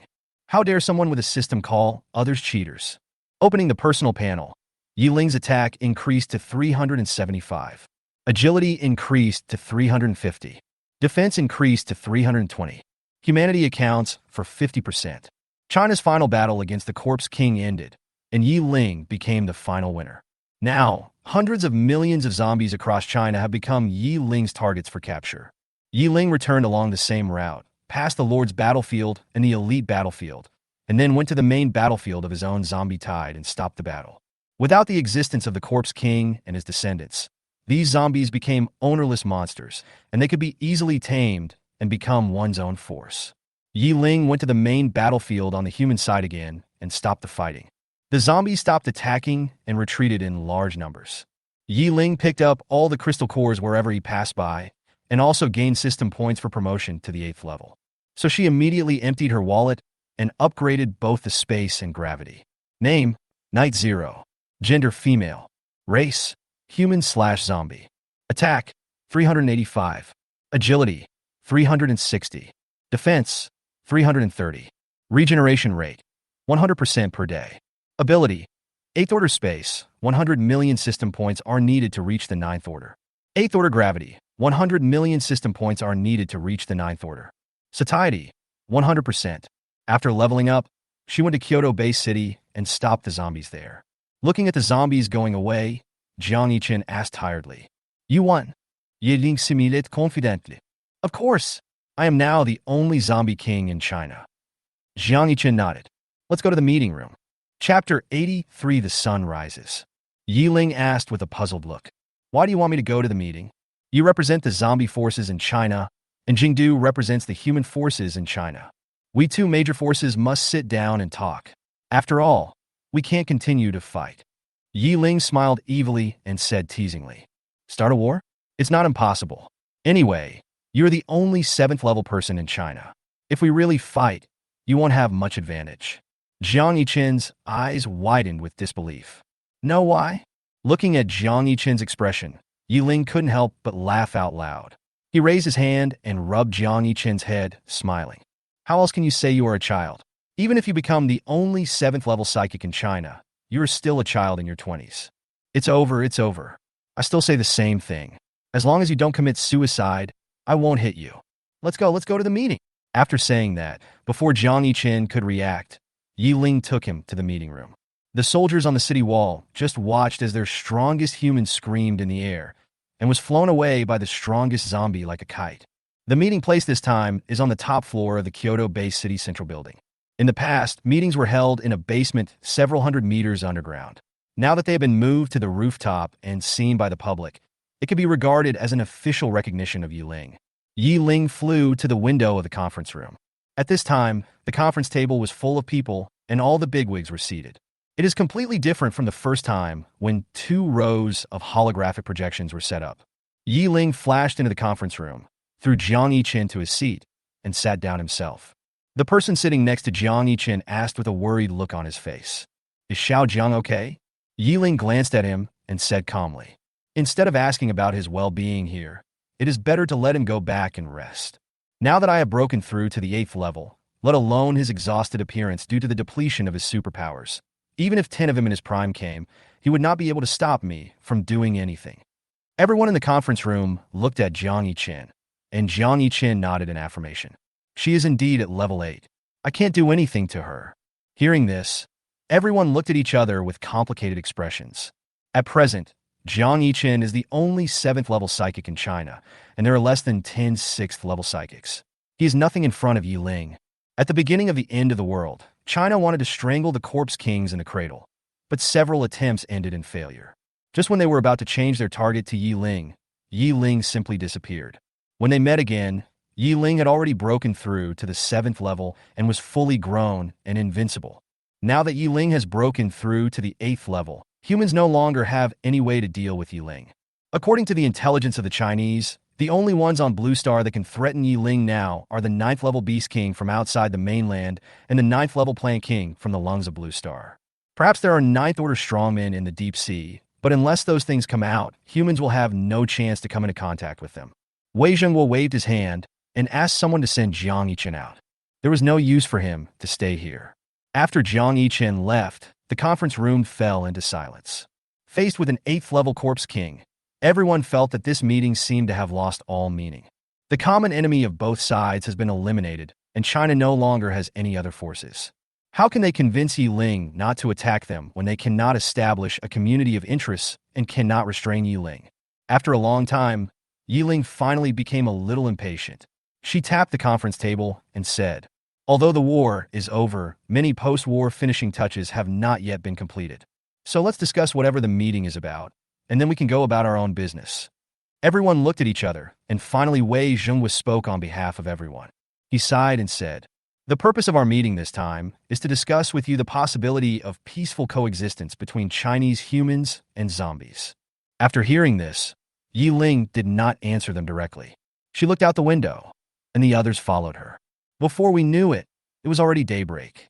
The sun emerged from the horizon and shone into the conference room through the window, shining on everyone's face. "The sun is out," Ye Ling murmured to himself. "I once heard a saying, the night will eventually pass, the dawn will eventually come, and after the dawn there will be a brand new world." Wei Zhengguo's heart trembled, and a guess came to his mind. He hurriedly asked, "What do you mean?" Ye Ling smiled, and that smile was so bright and beautiful under the sunlight. At some point, Ye Ling had turned his pupils back to black, but no one noticed this detail. They just looked at Ye Ling's smiling face and listened to her words. In a trance, they felt that Ye Ling was no longer a terrible corpse king, but an innocent girl who relied on her imagination to sketch out a blueprint for the future. And they knew that the blueprint drawn by the girl was destined to come true. "I only heard Ye Ling say, whether you believe it or not, there will never be war in China again, and no one will die in a battle between humans and corpses again. When the New Year's bell rings, the end of China will come." Wei Zhengguo asked in a trembling voice, "Are you serious?" The others also looked at her expectantly, nervously waiting for the final answer. Night Zero wrote, "I am the queen of zombies. As a queen, my words are my bond of honor." The meeting room fell silent, and after a few seconds everyone stood up. They raised their hands high, tears welled up in their eyes, and their cheers were deafening. A group of bigwigs from all walks of life, who were usually dignified and solemn, now look like primary school students who have no homework after learning that there are 10 days off for National Day. Ye Ling waited until their excitement had died down and continued. "In the 2 months before the new year, I will send the Corpse King to take over the corpse tide of the other 2 emperors. After the new year, I will launch a mass migration to move all the zombies out of the country. These are my plans. You can arrange the human affairs yourself." Everyone nodded and agreed. Okay, we can just worry about human affairs ourselves." Ye Ling stood up and said, "One last thing. What if I run abroad and massacre a human base?" Upon hearing this, Wei Zhengguo immediately put on a sad face and sighed. "As human beings, we don't want the bases of our friends in other countries to be slaughtered. But there is no other way. We are lucky enough to be able to protect the bases in our own country. We can't control others. Seeing this, the others followed suit and put on sad faces, thinking to themselves, "It is better for me to live than for my friend to die." Ye Ling smiled and nodded, then left. Since you guys won't stop me, I don't need to worry about things like hurting the heavens." On the way back to the city of corruption, Ye Ling couldn't help but burst into laughter as he thought about this. At the same time, he was also thinking about which big enemy base he should find to provide system points for upgrading to the 9th level. Chapter 84: Light Zero and Dark Zero. Returning to the city of corruption, Ye Ling found his 5 zombie kings. Seeing how injured they were, Ye Ling threw out 5 body recovery cards without hesitation. No matter how serious their injuries are, you should feed them first. Ye Ling still had more than 1 million system points in his hand. Although these system points were still far from reaching the 9th level, he could still afford the money for 5 recovery cards. Ye Ling took out some crystal cores and distributed them to the corpse kings.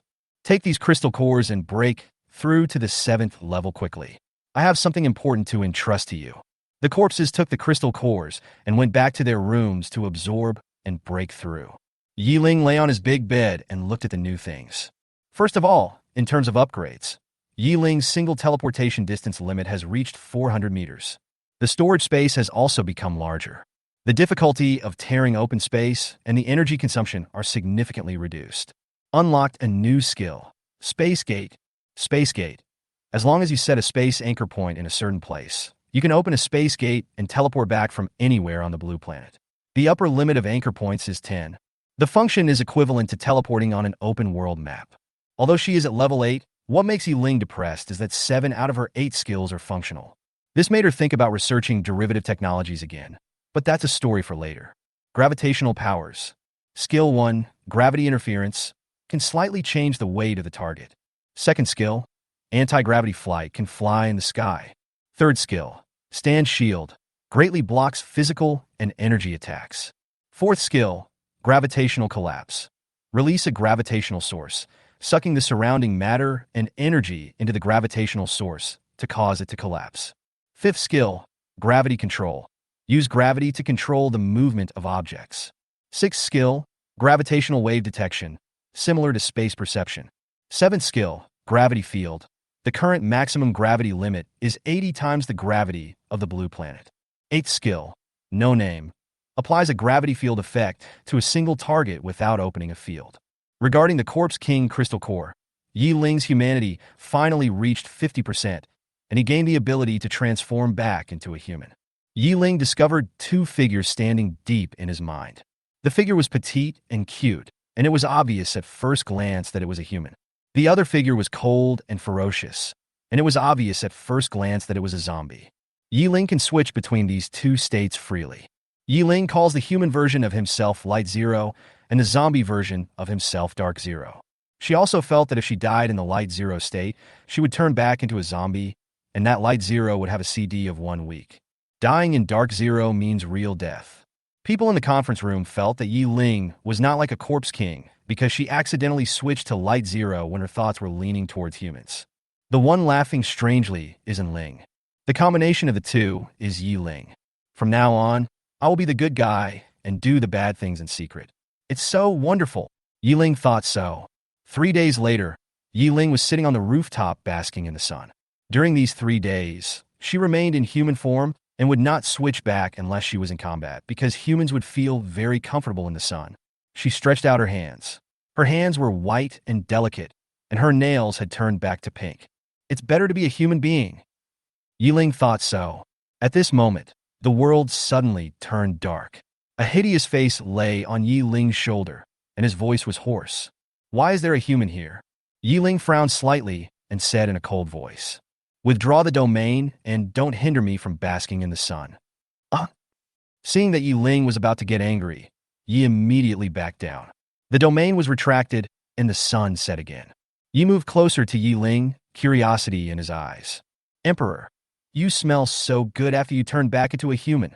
So, you want a bite?" Ye looked at Ye Ling's white neck, then at her calm face, and shook his head. In the past 3 days, the 5 Corpse Kings have made breakthroughs one after another, and now all of them are at the 7th level. Ye Ling stood up, stretched comfortably, and ordered, "Since you have all made a breakthrough, then don't sit idle. I require you to take over the entire zombie tide in China before the new year. Also, we need to gather the zombies into the cities, and then tell the Kyoto-based city which cities will have their human populations transferred." He couldn't help asking, "Emperor, now that you can become a human, can you directly join the human side?" Ye Ling killed the zombies in seconds, grabbed Ye's shoulders, and threw her off the building. "No, I was just joking." The screams of the knight gradually faded away, leaving only the sound of a thud falling to the ground. Ye Ling clapped his hands and flew into the distance. Knight yelled on the ground, "Where are you going again?" A response came from the void. "I killed a corpse king years ago." Ye Ling came to the monkey area again, and this time her target was the Wind Corpse King of Aoyang Kingdom. The reason for choosing this target was that we had met before, and secondly, the end of China was coming to an end, and it was time to bring back the people from the monkey region. Unlike the last time he entered the monkey area, this time Ye Ling made a big move and went straight in to kill his way in. All living creatures, regardless of their level, died along Ye Ling's route. Ye Ling came to the Mandarin base again. Everything in this base was the same as before, and the red color on the top of the base was gone. Ye Ling simile junning. Even though I gave you a chance, you still couldn't do anything about it. Don't you understand the principle of either surrender or die? I originally thought of going to the devil or the eagle to find the base of the great enemy, but this base of the great enemy was delivered right to my face. Ye Ling waved his hand, and the space blockade covered the entire base. In order to prevent any Chinese people from being left behind during the evacuation, the base was changed to a place where only entry was allowed, but no exit was allowed. Ye Ling took out the power distribution map obtained from the Mandarin base, and then blocked all the forces in the entire monkey area. Not even a small camp was spared. After doing all this, Ye Ling went straight to the kingdom of Aoyang. There are corpse nests of all sizes scattered across the kingdom of Aoyang and its nearby islands, each of which is managed by a lord or corpse king. Ye Ling directly chose a place to land. A corpse king was leisurely eating crystal cores and enjoying the sea breeze. Ye Ling suddenly landed in front of him and made him feel sick. Since the last time, the entire corpse nest knew that a white-haired female corpse queen had killed one of their forces in the monkey area. Now that the corpse king was standing in front of him, the corpse king felt that the crystal core in his mouth was no longer fragrant. He asked tremblingly, What are you going to do?" Ye Ling opened the corpse king's territory, and all the powerful pressure from the corpse king fell on this corpse king. "Where is your emperor?" Fear filled the corpse king's brain, and he stammered, "My emperor is in Landau country. That is the core of our corpse nest." After asking the question, Ye Ling crushed the corpse king's head. "You deserve to die if you leak information to the enemy at will." Chapter 85, Royal Battle, Sky vs. Wind. The North Island of Lanzhou. Ever since he found out that he couldn't break the opponent's defense at all after his last fight with Ye Ling, the Wind Corpse King started training day and night. On this day, he was training his supernatural powers as usual when he suddenly felt that his connection with one of the Corpse King's subordinates was cut off. He opened his eyes, and there was ferocity and solemnity in his eyes. "Another Corpse King of mine died. Is she here?" The Wind Corpse King stood up and flew towards the kingdom of Aoyang. "That girl is really going too far. Does she really think that I am afraid of her?" The two Corpse Kings met at sea. The Wind Corpse King rode the wind high in the sky and shouted at Ye Ling, "Hey, Chinese Corpse King, you kill my men for no reason. Aren't you too disrespectful to me?" Ye Ling and the Wind Corpse King were suspended in the air 100 meters apart. "I really don't take you seriously. You are no different from a wild monster in my eyes. You." The Wind Corpse King was furious and waved his hand to shoot a wind blade at Ye Ling. Ye Ling raised his hand and grabbed the wind blade. When she opened her hand again, there was not even a trace left on her palm. The Wind Corpse King's eyes widened, and the finger pointing at Ye Ling trembled slightly. "How is that possible? I used all my strength to send out this wind blade. Even if it can't break the defense, it should leave some traces, right?" Night Zero wrote, "Compared to the last time we met, my defense has increased by nearly 70%, and I have now reached the 8th level. If you can leave a mark on me with just one wind blade, then it's my turn to say it's impossible." The Wind Corpse King couldn't believe it. "It wasn't even half a month between our two meetings. How did you do it?" "I have unified the zombie forces in China. Now I am the only one left among the 3 zombie kings in China." The Wind Corpse King was silent for a moment, and then said, "You are growing really fast. With your strength, if you use all your strength, you can sweep through the 8th level, and even the 9th level can have a fight. I don't dare to fight the 9th level now, but I will dare to do it after I defeat you. After saying that, Ye Ling stopped talking nonsense and rushed directly towards the Wind Corpse King. The Wind Corpse King shot out a large number of wind blades. Ye Ling did not dodge at all and blocked them with his space shield. The Wind Corpse King released various skills one after another, but these skills could not stop Ye Ling for even a moment. The Wind Corpse King had a fierce look in his eyes and clenched his fists to attack Ye Ling with all his strength. With a loud bang, the Wind Corpse King's body flew out like a cannonball and crashed into the sea. His arm couldn't bear the impact and exploded in midair. Blood spilled on the ocean and was swept away by the waves. The Wind Corpse King flew high into the sky again and rushed towards Ye Ling like a madman. Its other intact hand, wrapped in wind-type power, smashed towards Ye Ling. Ye Ling tilted her head, her eyes confused. She couldn't figure out what the opponent's fighting style was. This wasn't the way to exchange injuries for injuries. However, the opponent's fist was about to hit his face, and Ye Ling didn't have time to think more. He punched the Wind Corpse King back into the sea again. The Wind Corpse King, who had lost both arms, stumbled back into the sky, staring at Ye Ling. Ye Ling met his gaze and said, "I really don't understand your fighting style just now. Now that you have lost both arms, how can you fight me?" The Wind Corpse King had a ferocious look on his face, and his wind-based abilities became more and more violent. "Hua Corpse Emperor, I know you are here to kill me, and I also know that I can never be your opponent. But, as an emperor, I cannot give up easily. I will use all my strength and all means to resist." Field skill Storm Field. In an instant, dark clouds covered the sky and the earth. Strong winds arose, and the waves surged. Huge tornadoes hung down from the dark clouds. At the same time, waterspouts rose straight into the sky and connected with the tornadoes hanging from the sky, like giant pillars reaching the sky. It's a good spectacle, and it feels like the end of the world. I just don't know how powerful it is.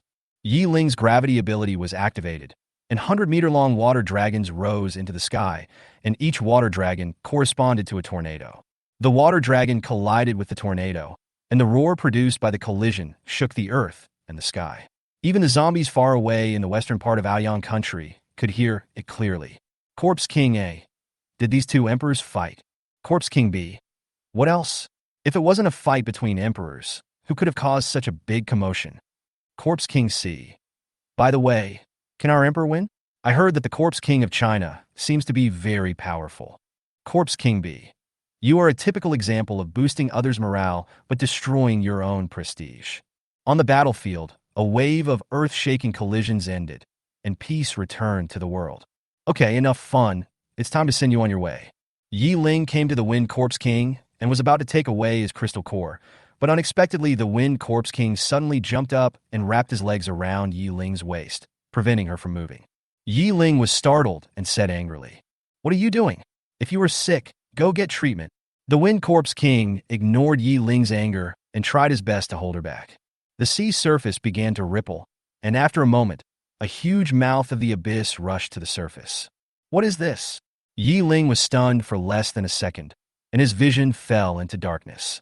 After Ye Ling adapted himself again, he found himself in a huge stomach with a pool of gastric acid not far away.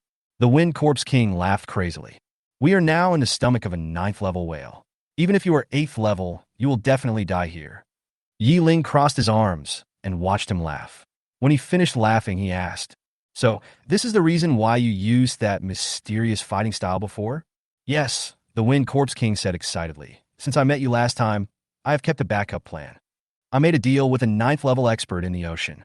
I'll use my crystal core in exchange for him killing you." The gastric acid pool seemed to understand what he was saying. As soon as the Wind Corpse King finished speaking, the water began to boil, and the water level rose rapidly, soon flooding over Ye Ling's waist. The Wind Corpse King laughed triumphantly. "Chinese Corpse King, no matter how powerful you are, you will still be reduced to bones by the stomach acid of this 9th-level whale." "Really?" Ye Ling simulated. A few seconds later, the water level dropped, and Ye Ling appeared intact. Even his clothes were not dissolved. The Wind Corpse King was once again incredulous. "The stomach acid of a 9th-level whale has no effect on you at all. Is this scientific?" Night Zero Road. "That's very scientific. No matter how corrosive stomach acid is, it can't corrode space. All we need to do is block it with a space shield. So what a... The Wind Corpse King was halfway through his words when he was surprised to find that the gastric acid pool was constantly shrinking as if a floor drain had been pulled out, and it disappeared completely after a while. At this time, there was only a 2-meter-high door at the bottom of the gastric acid pool. It turned out that Ye Ling opened the space door at the bottom of the gastric acid pool.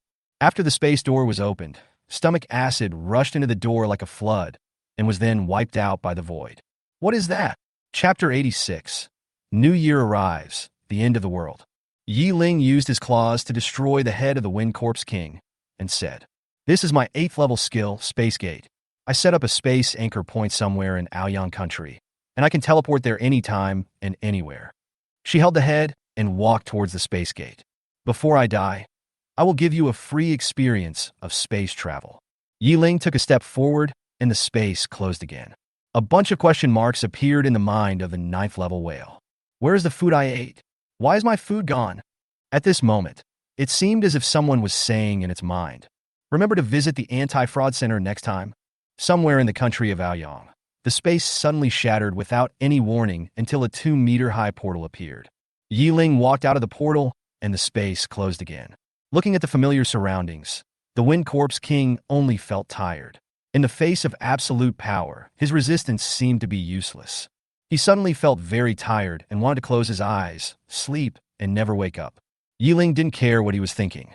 He took the crystal core and left, leaving only a lonely head on the spot. Ye Ling's attack reached 460. Agility reached 430. Defense reached 394. Humanity accounts for 60%. Ye Ling killed all the subordinates of the Wind Corpse King one after another and took over his zombies. Back to the monkey area, Ye Ling came to the first base. Due to the space blockade, the base has become somewhat chaotic and the survivors have become restless. Ye Ling came to the broadcasting room of the base and started to shout, "Chinese citizens in the base, please pay attention. Chinese citizens, please pay attention. I am the 8th level Space Corpse King of China. Now the end of China has come to an end. I will bring the people home on behalf of China. The space blockade will be closed in 60 minutes.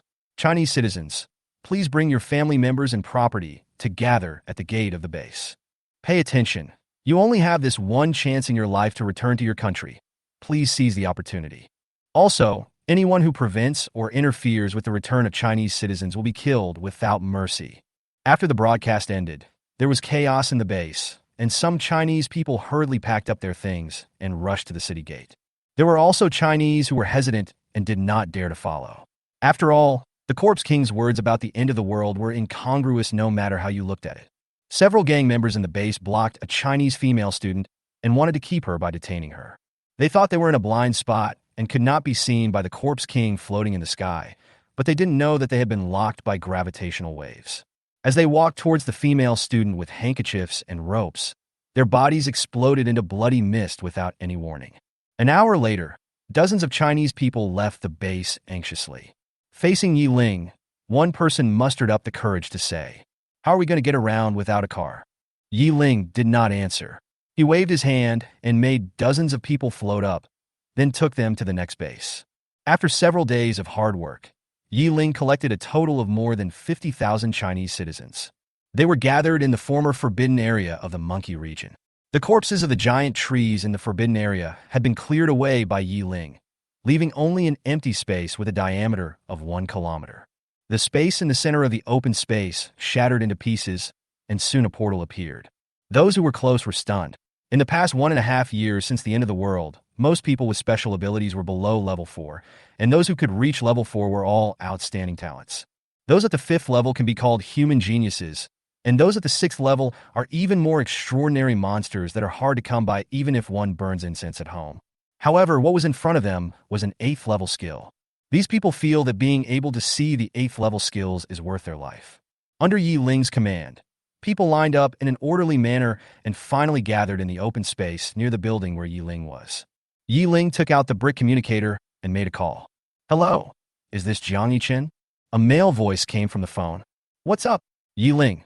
I brought back the Chinese survivors who were stranded in the monkey area. Sent a car to take them away." "Jiang Yichen? Where? How many people?" "Ye Ling, More than 50,000 people. I've sent you the location. A few hours later, large buses arrived and picked up the survivors in batches. 2 months passed in a flash, and the 5 zombie kings successfully took over the Chinese zombies, and the total number of zombies in the city of corruption exceeded 1 billion. The human side also completed the post-war cleanup work and successfully accepted the 50,000 survivors. The second New Year's Eve of the apocalypse was spent with the 5 corpse kings and the big guys from Kyoto Bay City. When the big guys saw the 5 7th-level corpse kings with their own eyes, they couldn't help but break out in cold sweats, and were glad that they had established friendly relations with Ye Ling. When they saw Ye Ling turn back into a human with their own eyes, they were so shocked that their eyes almost fell out. Wei Zhenghua asked excitedly, "How did you do that?" Ye Ling guessed what he wanted to ask, so he smiled and said, "Condition 1 is to become the corpse king, and condition 2 is to kill 4 corpse kings. Now there are 4 zombie kings besides me, so the existence of people like me who can switch between humans and zombies at will is the only special case on Blue Planet." After hearing this, Wei Zhenghua realized that Ye Ling's situation could not be widespread, so he stopped asking. This year not only represents the beginning of a new year, but also represents the end of China. At exactly midnight on New Year's Eve, Kyoto City issued an announcement, wishing all citizens a happy new year. At the same time, it was announced that the end of the Chinese nation had come to an end, and after the new year, it would officially enter a period of civilization reconstruction. The authorities called on everyone to actively participate in the cause of rebuilding their homes. As soon as the announcement came out, no one could sleep. On the morning of New Year's Eve, the whole country was decorated with lanterns and filled with joy. Everyone, whether they were supernatural beings or ordinary people, had smiles on their faces.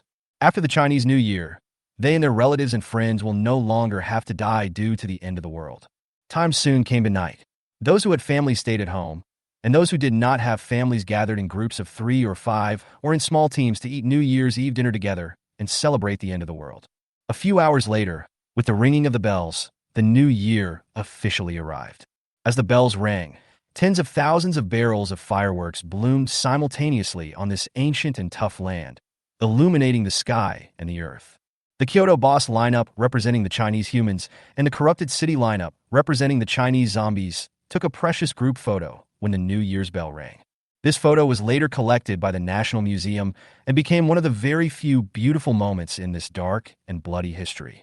On the way back to the city of corruption, Yi said with a puzzled look, "Emperor, I still don't understand the meaning of this so-called New Year.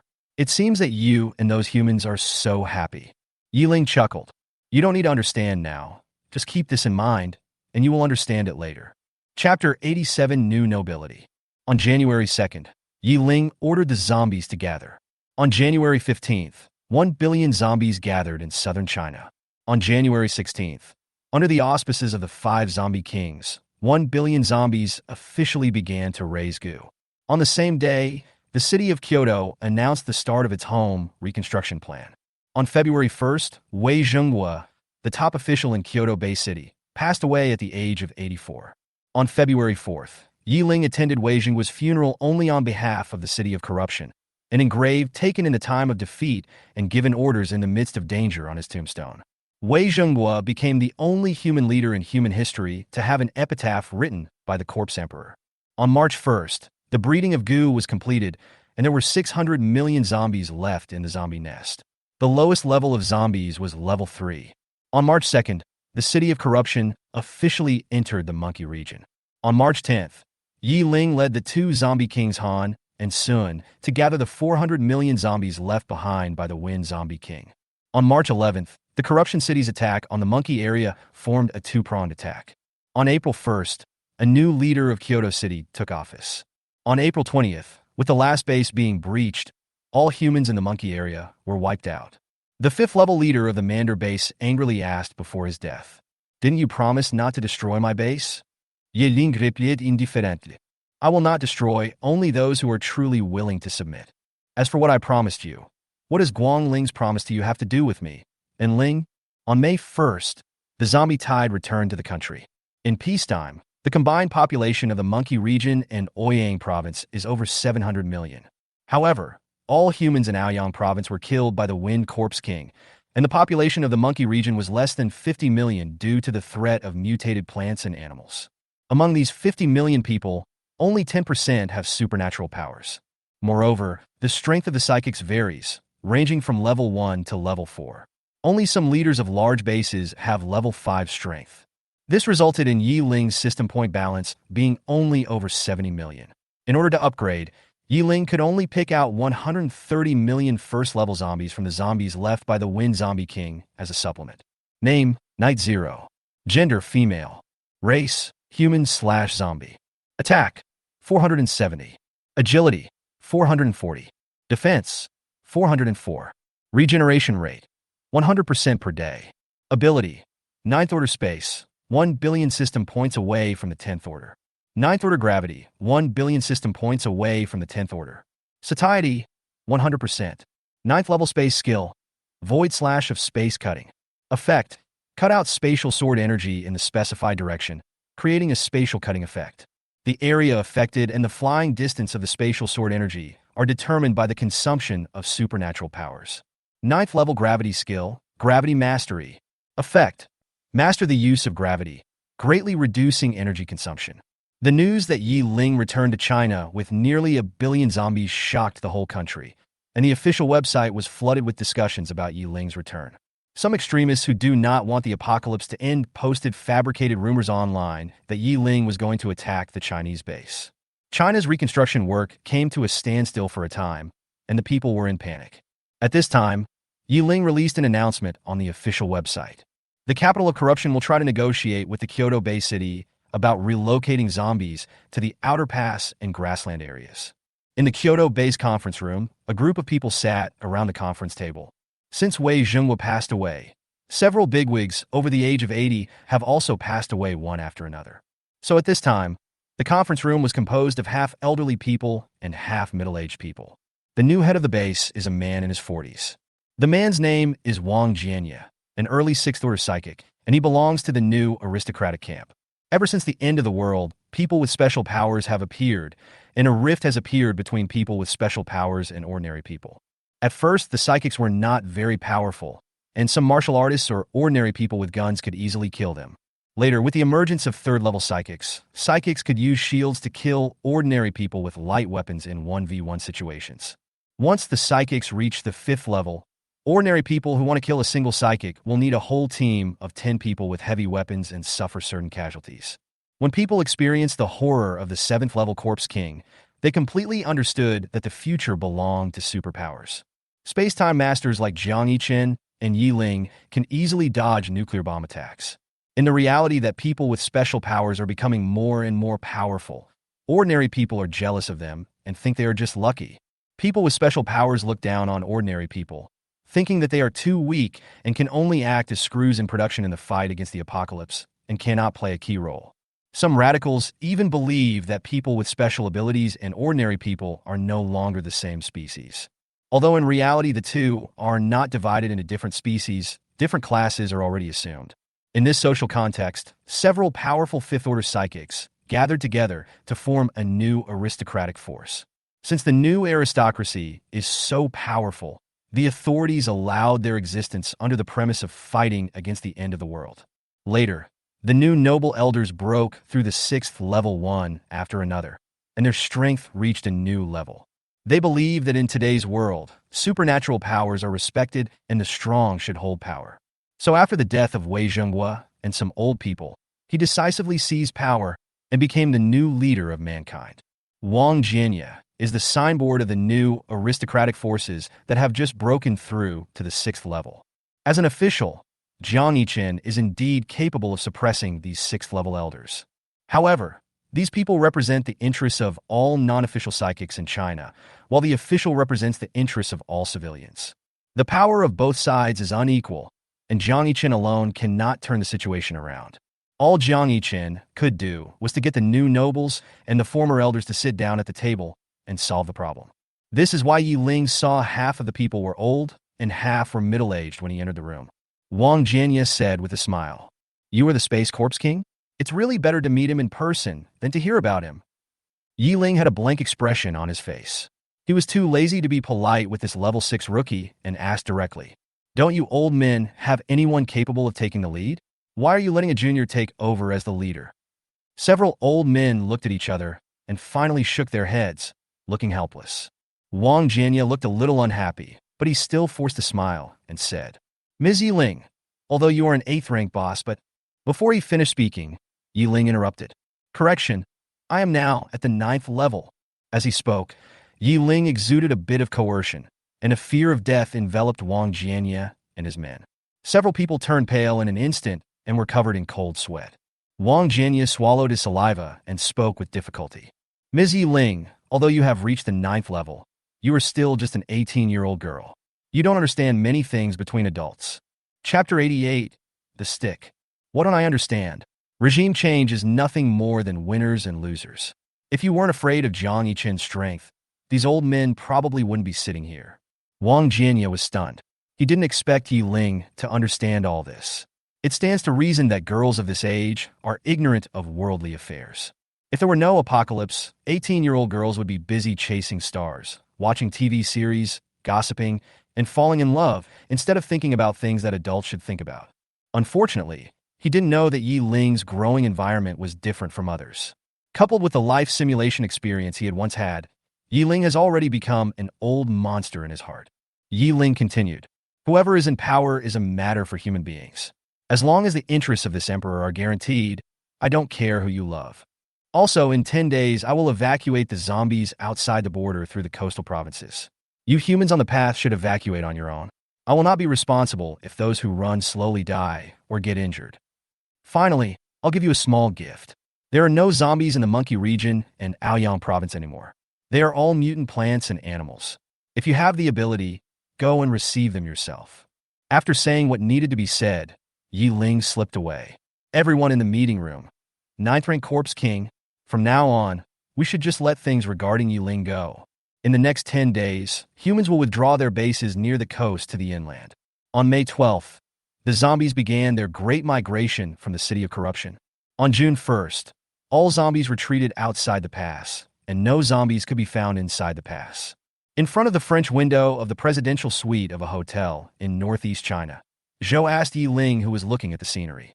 Emperor, what should we do next? Ye Ling tilted his head to look at her and asked, Have the new batch of zombies been trained? After arriving in the northeast region, Ye Ling called the Zombie King strategy of raising poisonous insects training. Zhou nodded and said, We have already trained them. There are only over 100 million zombies out of 270 million, plus the approximately 700 million we originally had. Ye Ling stood up from the sofa and stretched. Pass the order, gather the troops, and we will go to Korea. I remember that the representative of Korea threatened to put me on trial in front of the leaders of other countries. Yi suddenly emerged from Ye Ling's shadow. Who? Who wants to judge you? I'll chop him up. Why are you everywhere? Come with me to organize the zombies. The day dragged the newly emerged night away. The zombie formation was mobilized in an orderly manner. Han stood in the center of the river to open his territory, and thick ice immediately formed on the surface of the river. Looking at the zombie army heading straight for the Korean country, Ye Ling couldn't help but sigh. 100 years ago, our ancestors walked this road. 100 years later, our descendants walked it again, and this time it will be a crushing victory. Wherever the zombie army went, all the zombies were assimilated, and not a single one of the small strongholds built by humans escaped from this zombie torrent. Ever since the proportion of humanity in Night Zero reached 50% and differentiated into Light Zero and Dark Zero, the previous indecisiveness disappeared. When encountering something that Guang Ling can't bear to do, such as attacking the base, he will leave it to En Ling. Although Light Zero can now slightly suppress Dark Zero, during the battle, Light Zero still chooses to let Dark Zero take full control of the action. Although Guang Ling is kind, he is not a saint. He also knows the cruelty of the end of the world. If he can't do something, he won't stop En Ling from doing it. At 0 o'clock, the zombie army marched straight towards the official base of South Korea. When the zombie army came within 10 kilometers of the Korean base sounded a shrill alarm. Ye Ling was a little surprised. I didn't expect these guys to be so perceptive. I thought they would be passive in the middle of the night and would only notice us when we got close to them. In fact, what Ye Ling didn't know was that the Korean soldiers guarding the city were indeed slacking off. It was purely an accident that the alarm was sounded in time. A soldier who was sleeping against the wall woke up in the middle of the night and was just looking for a place to go. He stood up and glanced outside the base, and what he saw was an endless stream of zombies. The soldier's legs shook, and he no longer had to look for a place. He was stunned for several seconds until he felt the wetness and heat in his trouser legs, and then he reacted. The soldiers looked terrified and ran towards the city wall shouting. The walls of the Korean city appear to be walls on the surface, but in reality, they are buildings made up of single rooms. These cells are where the American soldiers rest while on guard duty. Unlike the Korean soldiers, they stand guard indoors. There are beds, tables, and chairs in the room, and a telescope fixed in front of the window. The American soldiers spend most of their time sleeping while on guard duty and only look out every now and then. Because not many people usually come to the city wall, it has gradually become a place for American soldiers to do their private business. A light sleeper was sleeping soundly while holding a beautiful woman in his arms, but was awakened by the soldiers shouting. He cursed a few times before he could hear the soldier shouting zombies. The soldier's heart skipped a beat, and he hurried to the window to check. When he saw the scene in the distance through the telescope, he suddenly felt cold all over. Just 10 kilometers away from the base, an endless tide of zombies was rushing towards them. The soldiers hurriedly sounded the alarm. In the meeting room of the Korean base, a group of senior executives looked at each other at a loss. They wanted to formulate a resistance plan, but no one knew what to do. One of them suggested, "Let's ask for international assistance, although it may be too late." The top leaders called their Eagle Father, who said that the zombies were at the door. Where could they get support? They called the island country again, but the island country not only did not help, but also took the opportunity to mock them, which made the Korean top leaders very angry. Finally, they called Hwagwa again. After learning the details, Hwagwa was silent for a moment and said, "The leader on the opposite side is a 9th level Corpse King. What do you want us to do to help you?" The head? 9th Order Corpse King. Upon hearing these 4 words, the Korean high-ranking officials all turned pale and slumped in their seats. How many 9th Order beings are known to mankind? And I've already encountered one? Outside the base, the 5 zombie kings had already blown up the gates of the base. As the zombies poured in from the 4 gates, the Korean leaders were completely desperate and waited for death without saying a word. In the early morning, the Korean country was destroyed, and Ye Ling and his group of 6 stood at the southernmost part of Korea. Night 0 Road. Find a few lords to take the zombies back, and the 6 of us will go to the island country. The zombie turned around and slowly left. Ye Ling flew into the air, which spread his wings of light and followed. Ye dodged and hid in Ye Ling's shadow. Mia wrapped his body in thunder and floated directly into the sky. Then Sun spread his wings of wind and flew with the wind. In the end, Han, who couldn't fly, was left alone on the ground, anxiously standing there. Ye Ling covered his mouth and chuckled, then waved his hand and flew up with Han. The 6 corpses flew towards the island country in the rising sun. This time, they will bring hope to the island country. Chapter 89, How Did I Become a Queen? Ye Ling and his party set foot on the land of the island country. After 2 years of devastation, the island nation is no longer the same as it was in peacetime. The cities of the island nation are filled with cars colliding with each other, buildings collapsing for unknown reasons, and mutated plants growing wildly on the roadside. Of course, there are also many zombies in the city. Ye Ling flew over a small county town in a carpet-like manner, but did not find a single person. You must know that as a 9th level Corpse King, Ye Ling has a strong sense of human aura. With the assistance of 5 7th level Corpse Kings, humans will not be able to escape no matter how well they hide. Since nothing has been discovered, it means this is a dead city. Ye Ling and his group passed through several more cities and found that these cities were also dead cities. Zhu Fei came to Ye Ling and asked doubtfully, "Have the people on this island become extinct? Why are there so many dead cities when we pass by?" Night 0 says, "I don't know. We're looking for him. Once we find him, we'll know what's going on." They flew for a while, and soon it was afternoon. They saw smoke coming out of a forest from a distance in the sky. The corpses looked at each other and flew over. The forest is not big, and there is a small village in the middle of the forest. Ye Ling and his group landed in the woods. In order to find out the information he wanted, Ye Ling turned back into a human, and several Corpse Kings also restrained their Corpse King auras and put on sunglasses. They walked to the entrance of the village, where 2 gatekeepers were standing. When they saw someone coming, they immediately raised their homemade bows and arrows. But when they saw that it was a group of super beautiful girls coming, they put down their bows and arrows again. One of the middle-aged men smiled kindly and asked softly, "Where did these little sisters come from?" Ye Ling activated the system's real-time translation, ignoring the other party's constant glances at him, and said in a calm tone, "We came from China and walked for a long time before we came across a place like yours where people live. Can my companions and I stay here for one night?" As if afraid of being rejected, Ye Ling added, "We have food. We won't compete with you for food. We just need a place to stay." When the man heard that Ye Ling and her group were from China, he instinctively wanted to refuse. But when he saw that they were all top beauties with all kinds of styles, the man hesitated.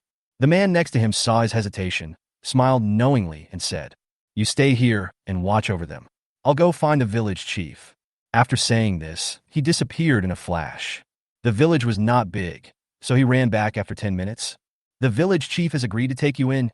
Come in." Walking into the village, Ye Ling turned around and looked behind him. One of his eyes had turned red. "Ye, dig out the eyes of that devil before we leave." "Yes," Ye responded in a low voice. When the gatekeeper stared at Ye Ling, she wanted to take action, but she didn't act rashly because Ye Ling didn't say anything. The village is full of classic traditional island wooden houses with ivy climbing up the walls. There are only a dozen houses in the village. There is a well in the center of the village. The village is surrounded by a bamboo fence, leaving only 2 gates in the front and back. At the door of the house, every household was making fire and cooking. Ye Ling took a look and saw some unknown paste inside with some vegetable leaves floating on it. When the village chief saw the people entering the village, he greeted them with a smile. "You guests must be very tired after coming from afar. I will take you to the guest room to rest." Ye Ling and his group followed the village chief into his house, which was the largest one in the village. Ye Ling and his group chose the largest guest room and moved in. At night, most people fell asleep. Only a few men were still busy, including the village chief. There were some logs placed in front of the village chief's door, and he was working hard to chop wood for tomorrow's breakfast. Just as the village chief finished chopping one log and was about to chop down another, the logs suddenly floated up strangely. The next second, the log broke neatly into strips. The village chief was so frightened after seeing such a miraculous thing that he sat down on the ground. It took him a while to realize that it was some psychic who had taken action. The wooden stick circled around the village chief several times and then stuck straight into the ground. "I've been watching you chop wood for quite a while. You're too slow, so I might as well help you do it." A clear female voice sounded from behind. The village chief looked and found a white-haired girl in black sitting on the roof looking at him. She was one of the people who wanted to stay there. The village chief looked up and asked, "Little girl, how did you get up there?" "Don't worry about this." Ye Ling threw a box in front of the village chief and said, "Old man, how about I ask you something in exchange for a box of instant noodles?" The village chief looked at the instant noodles on the ground, then at Ye Ling, and wondered if this person might be a spy from China. But she just gave him a box of instant noodles, and who would use such a cute child as a spy? After thinking for a moment, he still stiffened his neck and said, "Chinese, don't even think about getting any information about the Japs from me. I know nothing." I understand. I have to pay more, right?" Ye Ling snapped his fingers, and a pig's hind leg fell from the sky and landed on the instant noodle box.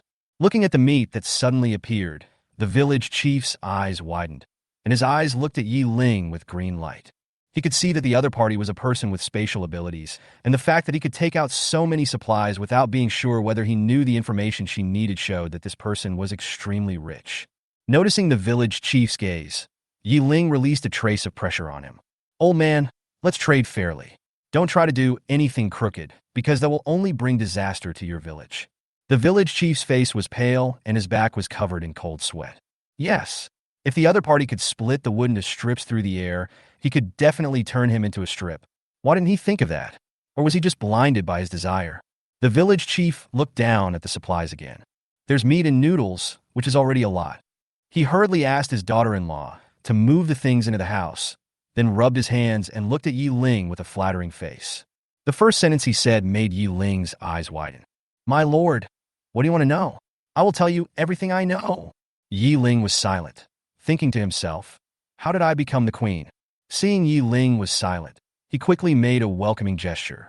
"Taijun, there are too many mosquitoes outside. Let's go inside and talk." Ye Ling nodded and disappeared instantly. The village chief came into the house with firewood in his arms and saw Ye Ling sitting at the table. He thought to himself, "Teleport? He is indeed an unfathomable strong man."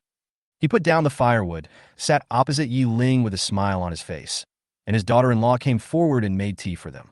In the dark, a person was peeking into the living room. Chapter 90 Half of Humanity. The village chief asked, "What do you want to know?"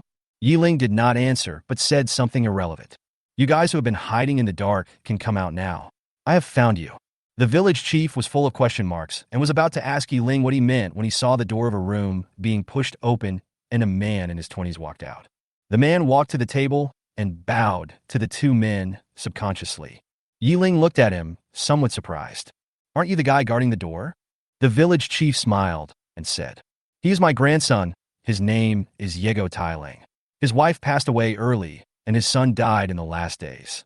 My grandson is afraid of following in his father's footsteps and dare not go out again. In addition, he is the only child of the Go family, so I arranged for him to guard the base." "I see." Ye Ling withdrew his gaze from Ye Ling and looked back at the village chief. "Old man, I've passed through several cities and haven't seen any living people. Do you know what's going on?" Before the village chief could answer, Ye spoke first. "You said you walked through several cities? You don't even have any supernatural power fluctuations. How can you still be alive after walking through several cities?" Ye Ling frowned and had the urge to slap him to death and asked in a cold voice, "Are you questioning the strength of a 9th-rank expert?" Ye was about to open his mouth to refute, but the village chief slammed the table and stood up, saying Baka and Dabadoo, and Ye instantly became obedient. The village chief looked at Ye Ling again and said, "Since the country established the base, many people have gone to the base. Those who have not left have almost died in the past few days, so there are basically no people in the city anymore. Only small villages like ours still have people." Ye Ling asked again, "Where is the base?" As we all know, the island nation is roughly composed of 4 islands, and the official base is on the northernmost island. Ye Ling nodded with satisfaction, and after getting the information he wanted, he stood up and left. In the room, Yi asked in confusion, "Emperor, I just want some information. Is it necessary to go through so much trouble?" "Of course," Ye Ling said with a smile. "Any one of us can easily destroy this village, so we will definitely get something out of them if we interrogate them. But is what we get really true? They shouldn't dare to lie to us, right? Aren't they afraid that we will come back for revenge?" Yi asked uncertainly. Night Zero wrote, "If someone were to interrogate me, I would tell him the most dangerous place I know and then run away. As for whether that place can kill him, it depends on how capable he is." Yi seemed to be thinking about something and seemed to understand what Ye Ling wanted to express. Ye Ling continued, "In contrast to interrogation, if you stay in a place for a long time and get to know the locals, or simply exchange interests directly, the other party will naturally tell you what they know." After explaining, Ye Ling turned back into a zombie and said, "We have obtained the information we want. Next we need to gather zombies and prepare to attack the city. It will be great to use their own zombies to fight their own people." Ye Ling pulled a few corpses and teleported away from the village. In the village, Ye Ling heard the noise in the house and quietly opened the door, but the room was empty. The village chief said, "That white-haired woman can teleport, so she should have run away with everyone long ago." He looked at the cold tea on the table again and couldn't help but spit his tongue twice. "You didn't even drink a drop. How cautious you are." The grandfather and grandson walked out of the house to see if they had gone far. As soon as they went out, they heard a dull thunder. They looked up and saw a huge hand darker than the night slapping them in the face. Under the erosion of the dark power, they and the village disappeared from the world. In the distant sky, the night clapped its hands, as if something dirty was on its hands. Islanders like to look around. I've wanted to slap them to death for a long time. The thunderclouds in the sky dispersed, and Mia pouted, looking unhappy. "My thunderclouds haven't even formed yet, and you've already taken down the building. Why don't you leave 2 rooms for me?" My skill has such a long pre-swing. Who can I blame?" The 2 corpses flew in the sky with the help of Ye Ling's gravity, playing and playing as they traveled. The other 3 corpse kings couldn't help but smile when they saw the 2 teenage kids playing around. Ye Ling's brain was a little out of order, and he asked, "This style of painting doesn't seem right. Are you still zombies?" The zombie kings of other families seemed to be cold and icy. Zhou smiled and responded, "Because we are your corpse king. You can become a human now, so it's normal for us to have some emotional fluctuations." Ye Ling's eyes sparkled with surprise, and he asked in his heart, "System, what's going on?" "System," replied to the host, "They're your corpse kings, and their humanity is always half of yours. Ye Ling, why do you still bring this? Then when my humanity accounts for 100%, won't they be able to turn back into humans? System.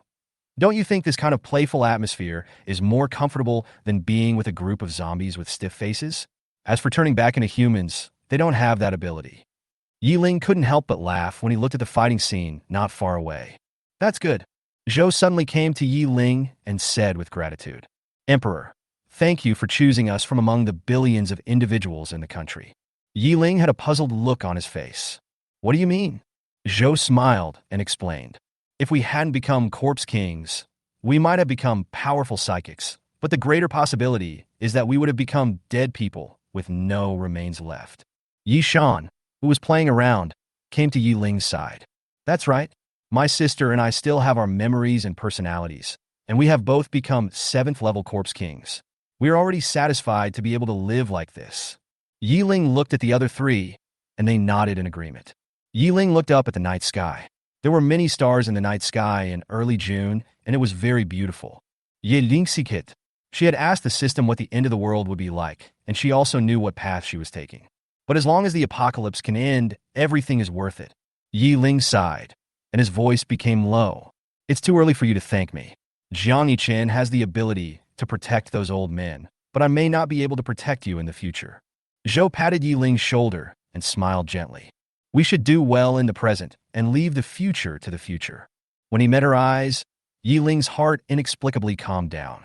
She smiled and said, Even for you, this emperor will have to live through this end of the world. As for what will happen in the future, that is something that my future self should worry about. Let's go, collect zombies, and fight the devils.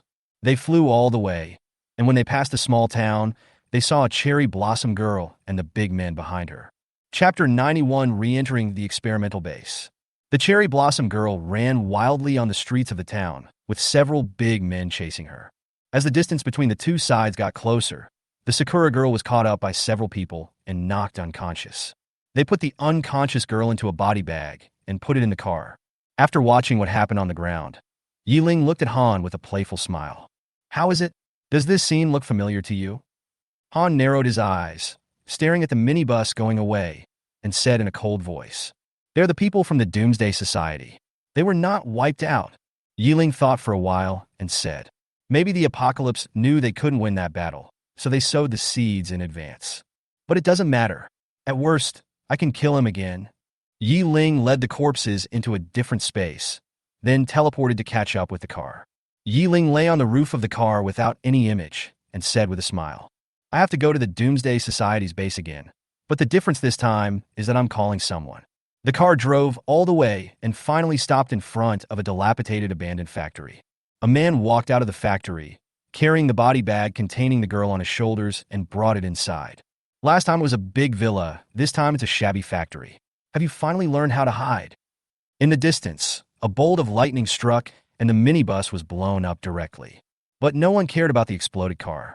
Ye Ling and his group followed the man directly into the factory. The procedure was the same as the last time he entered the experimental base. The man handed the girl over to someone else not long after going underground. After a tedious process, the girl was shelled and skinned and then sent to the experimental table. A group of researchers inserted tubes into the girl's body, and various colorful liquids were injected into her body through the tubes. The leader said calmly, Take out our newly developed 6th-generation medicine. The researcher received the order and took out a dose of medicine from the liquid nitrogen. The drug was injected into the girl's body. After a while, the girl foamed at the mouth, convulsed all over, and died in an instant. The leader shook his head. Failed again. What went wrong? He thought for a moment but couldn't come up with a conclusion, so he waved his hand and said, Cut it open and see. The scalpel easily cut through the girl's flesh, and soon the girl was reduced to heroic fragments. After the researchers got the data they wanted, a man came in from outside, put the hero fragments into a cart, and pushed it away. After a while, the sound of machines came from a room. So this is the whole process of the experiment. Okay, now that we've watched it, let's start killing. Ye Ling waved his hand, and the entire experimental base was isolated by space blockade. The corpses looked at each other, killed the researcher in seconds, and then slipped out the door, starting their killing feast. Light swept, shadows encroached, cold weather spread, thunder surged and winds howled. One by one, lives were lost at the hands of the 5 zombie kings, and the alarm at the base seemed to be the death knell of their lives. They raised their guns and fought back desperately, firing bullets without hesitation. But facing the 7th-level Corpse King, bullets are completely useless. When George first arrived on the island, his situation was quite difficult. Without any roots, he could only use a few houses as his base. But later, due to an accident, he got to know a minor official at the official base of the island country. When this minor official saw the power of his medicine, he was extremely excited, so he went back and reported it to the higher-ups, and it eventually reached the ears of the higher-ups. George went to the base and demonstrated the effects of the drug to the senior executives. The senior executives thought it was great and injected it one after another. But what the top leaders don't know is that this potion is a molecular mother potion, and the mother potion has absolute control over the child potion, just like the relationship between the Corpse Emperor and the Corpse King. Smith used the mother potion, and the 10 elders used the first-level sub-potion. Because of this, even though the first elder was not optimistic about Smith's attack on the base, he still firmly implemented Smith's plan. After Smith's death, the substance in the bodies of the 10 elders became the mother potion. So the first elder could clearly say that Smith was not capable, and could also make the decision to preserve the fire. Now that the apocalypse has ended, George has become the only host of the mother potion, so it can control all the people who are injected with the potion later. In this way, the official base of the island country became the new headquarters of the Doomsday Society.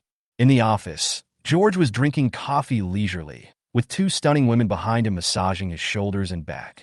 They are all daughters of high-ranking officials of the island nation's base. The 2 women had humiliated looks in their eyes, but their hands were constantly working. They were obviously puppets controlled by drugs. Just as George was squinting his eyes and enjoying it, the computer suddenly issued a violent alarm. He sat up suddenly, his fingers typing rapidly on the keyboard, and soon he found the source of the alarm: the underground experimental base. When George saw the footage from the base's surveillance camera, his pupils dilated, his eyes fixed on the familiar little figure in the picture, his voice suppressed and trembling. "Ye Ling, I've already fled to the island country. How can you still chase me?" Based on the last message sent to him by the fortress of the end of the world and some intelligence she obtained through the island country, he learned that the little zombie he had captured that year had escaped control and had grown into a terrifying being. Less than 2 years after the end of the world, she had already broken through to the 9th level and became one of the top figures on Blue Star. So Ye Ling's landing on the island made him both angry and frightened. When George saw Ye Ling's figure, his first reaction was to run away. The farther the better. But he thought again, where can he run now? All his assets are in the experimental base. Even if he really leaves here, he will have nothing.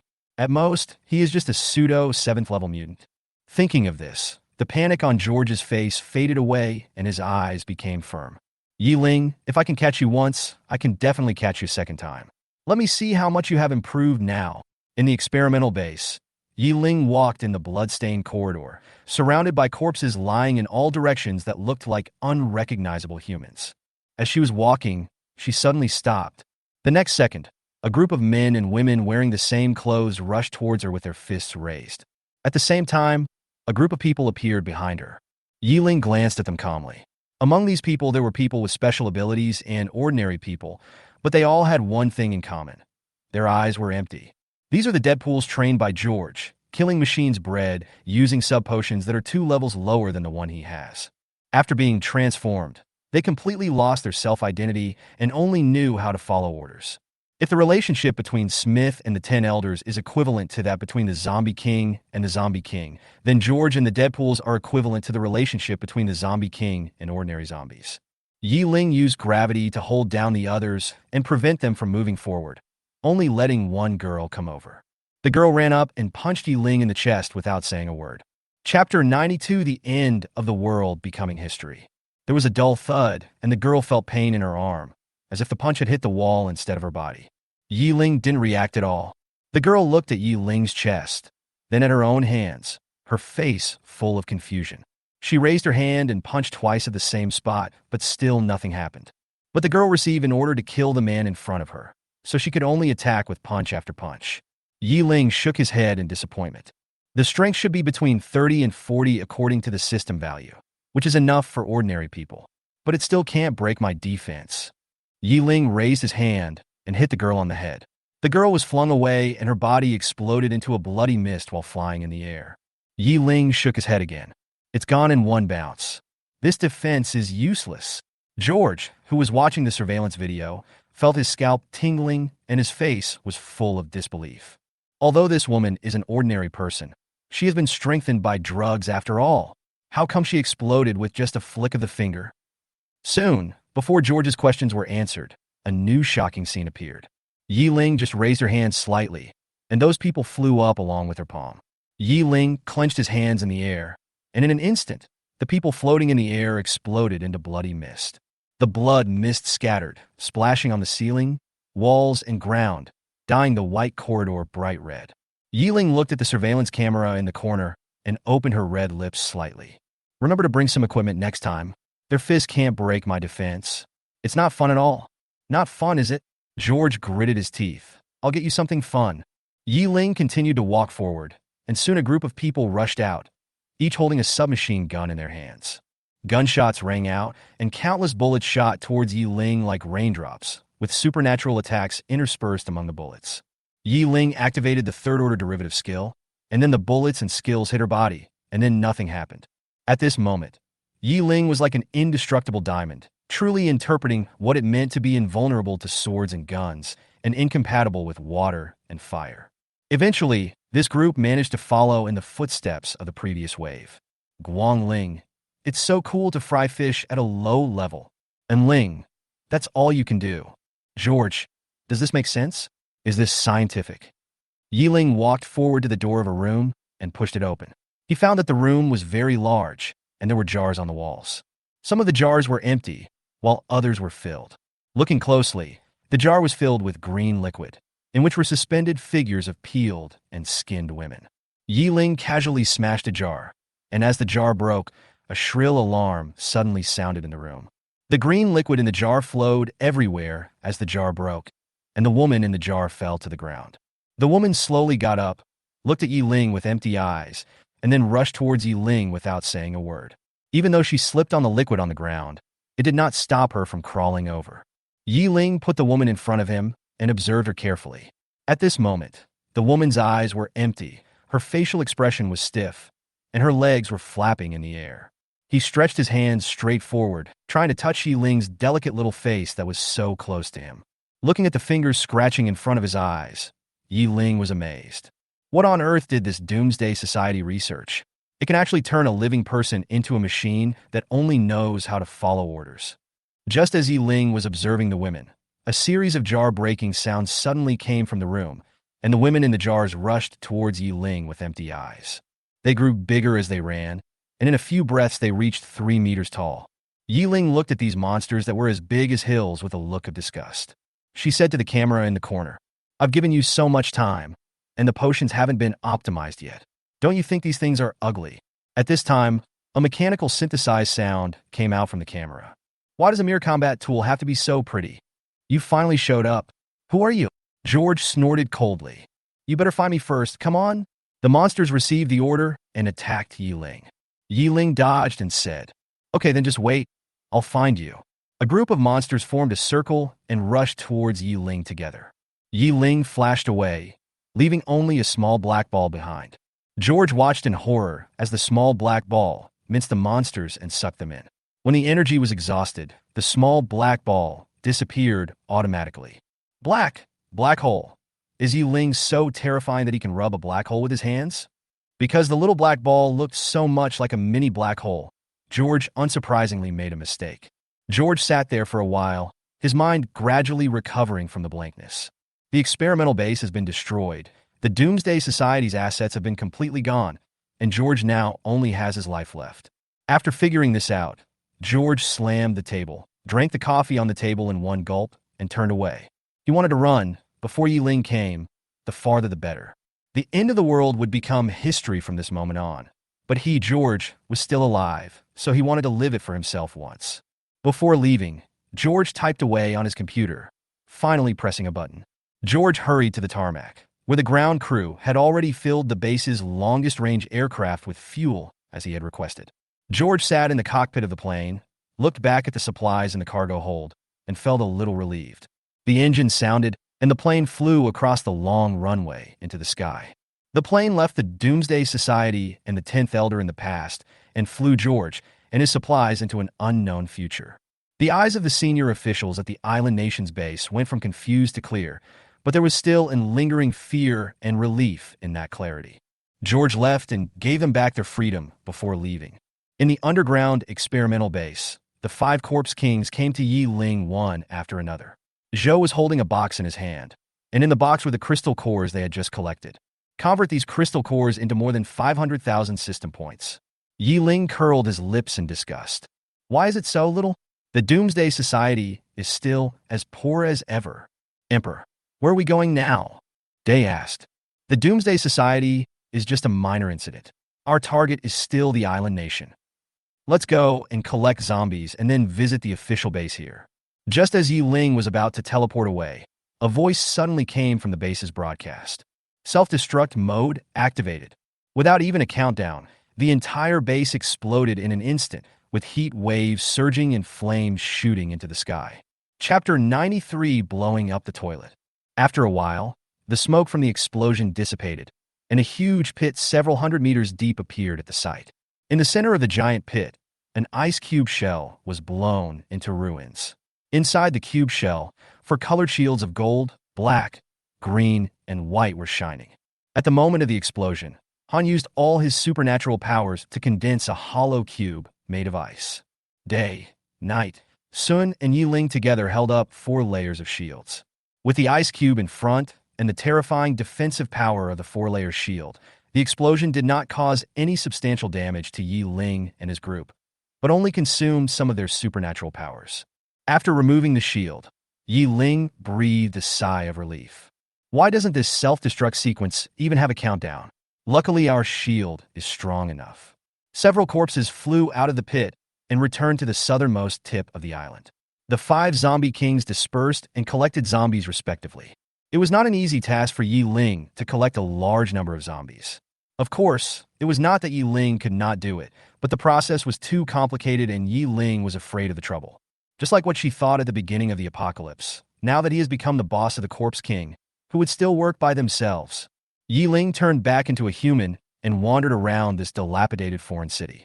She walked through the streets, malls, and shops. The mutated plants on the roadside sensed a living creature approaching and immediately stretched out their vines, trying to catch the creature. As soon as the vines stretched out, the space where the mutant plant was located began to distort, and the unfortunate mutant plant was killed instantly.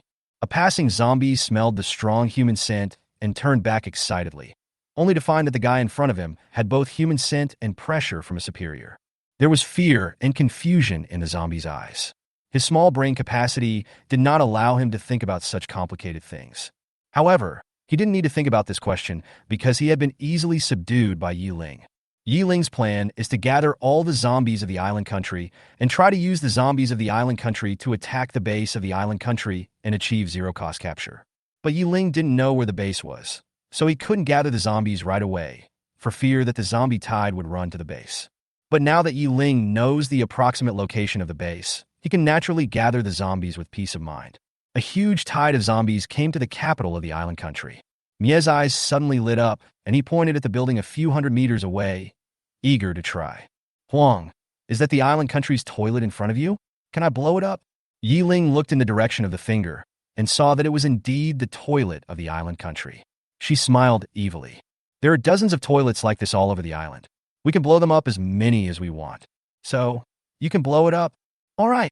Mie, who had already accumulated enough energy, started with a thunder dragon. The thunder dragon roared and rushed towards the toilet. After a loud bang, the entire toilet became a ruin. After blowing up the toilet, they continued to collect zombies.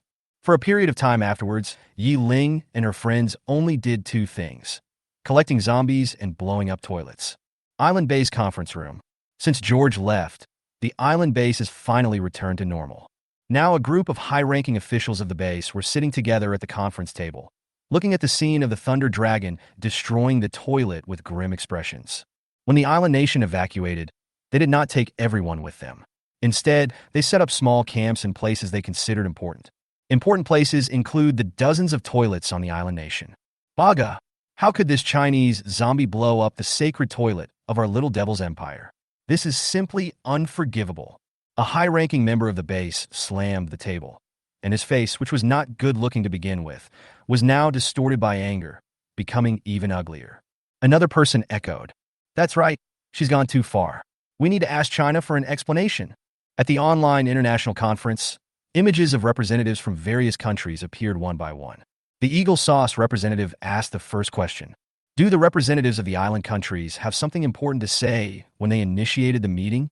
The representative of the island country nodded, directly tagged the representative of the Chinese country, and sent a video. His expression was both excited and angry.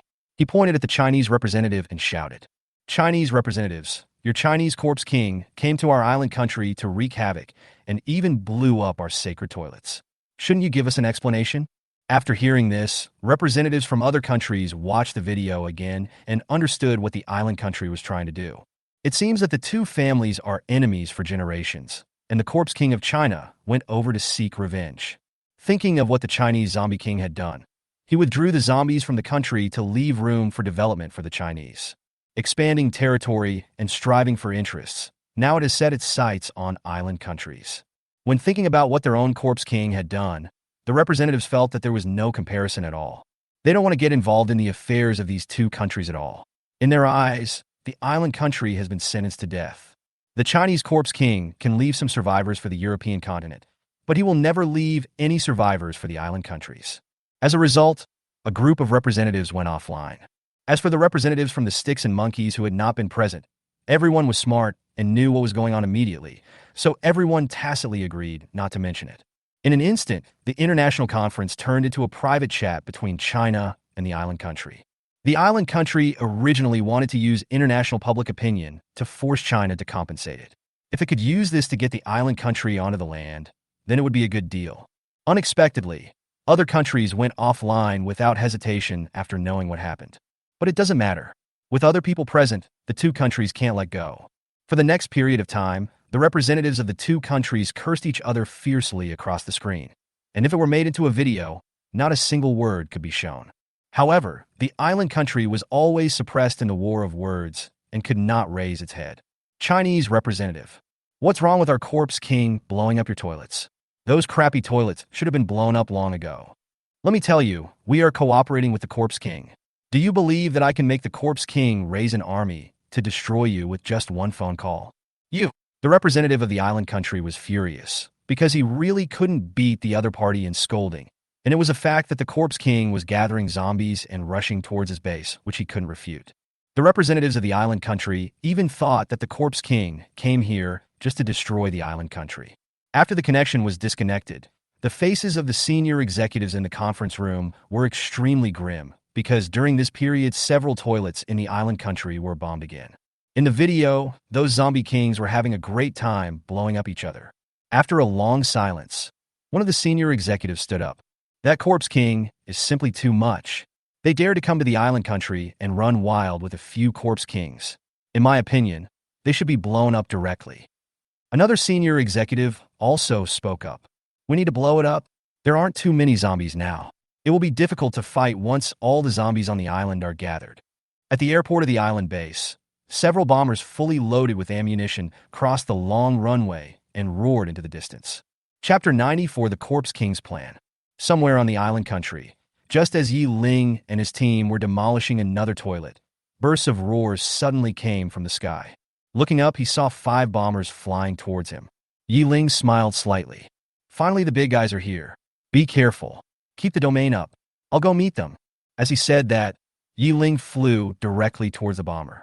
The bombers flew over the tide of zombies and dropped bombs without hesitation. The bomb fell at a high speed, but was fixed in place when it came into contact with the field of destruction. Field skills: electromagnetic field. When the shells fall into the range, the metal shells are firmly bound by electromagnetic force, and the electronic components inside are also scrapped on the spot due to the electromagnetic force. The shell suspended in the air was cut in half by the wind blade and turned into complete scrap metal. In the sky, Ye Ling teleported into a bomber, defeated and replaced the pilot in front of his terrified eyes.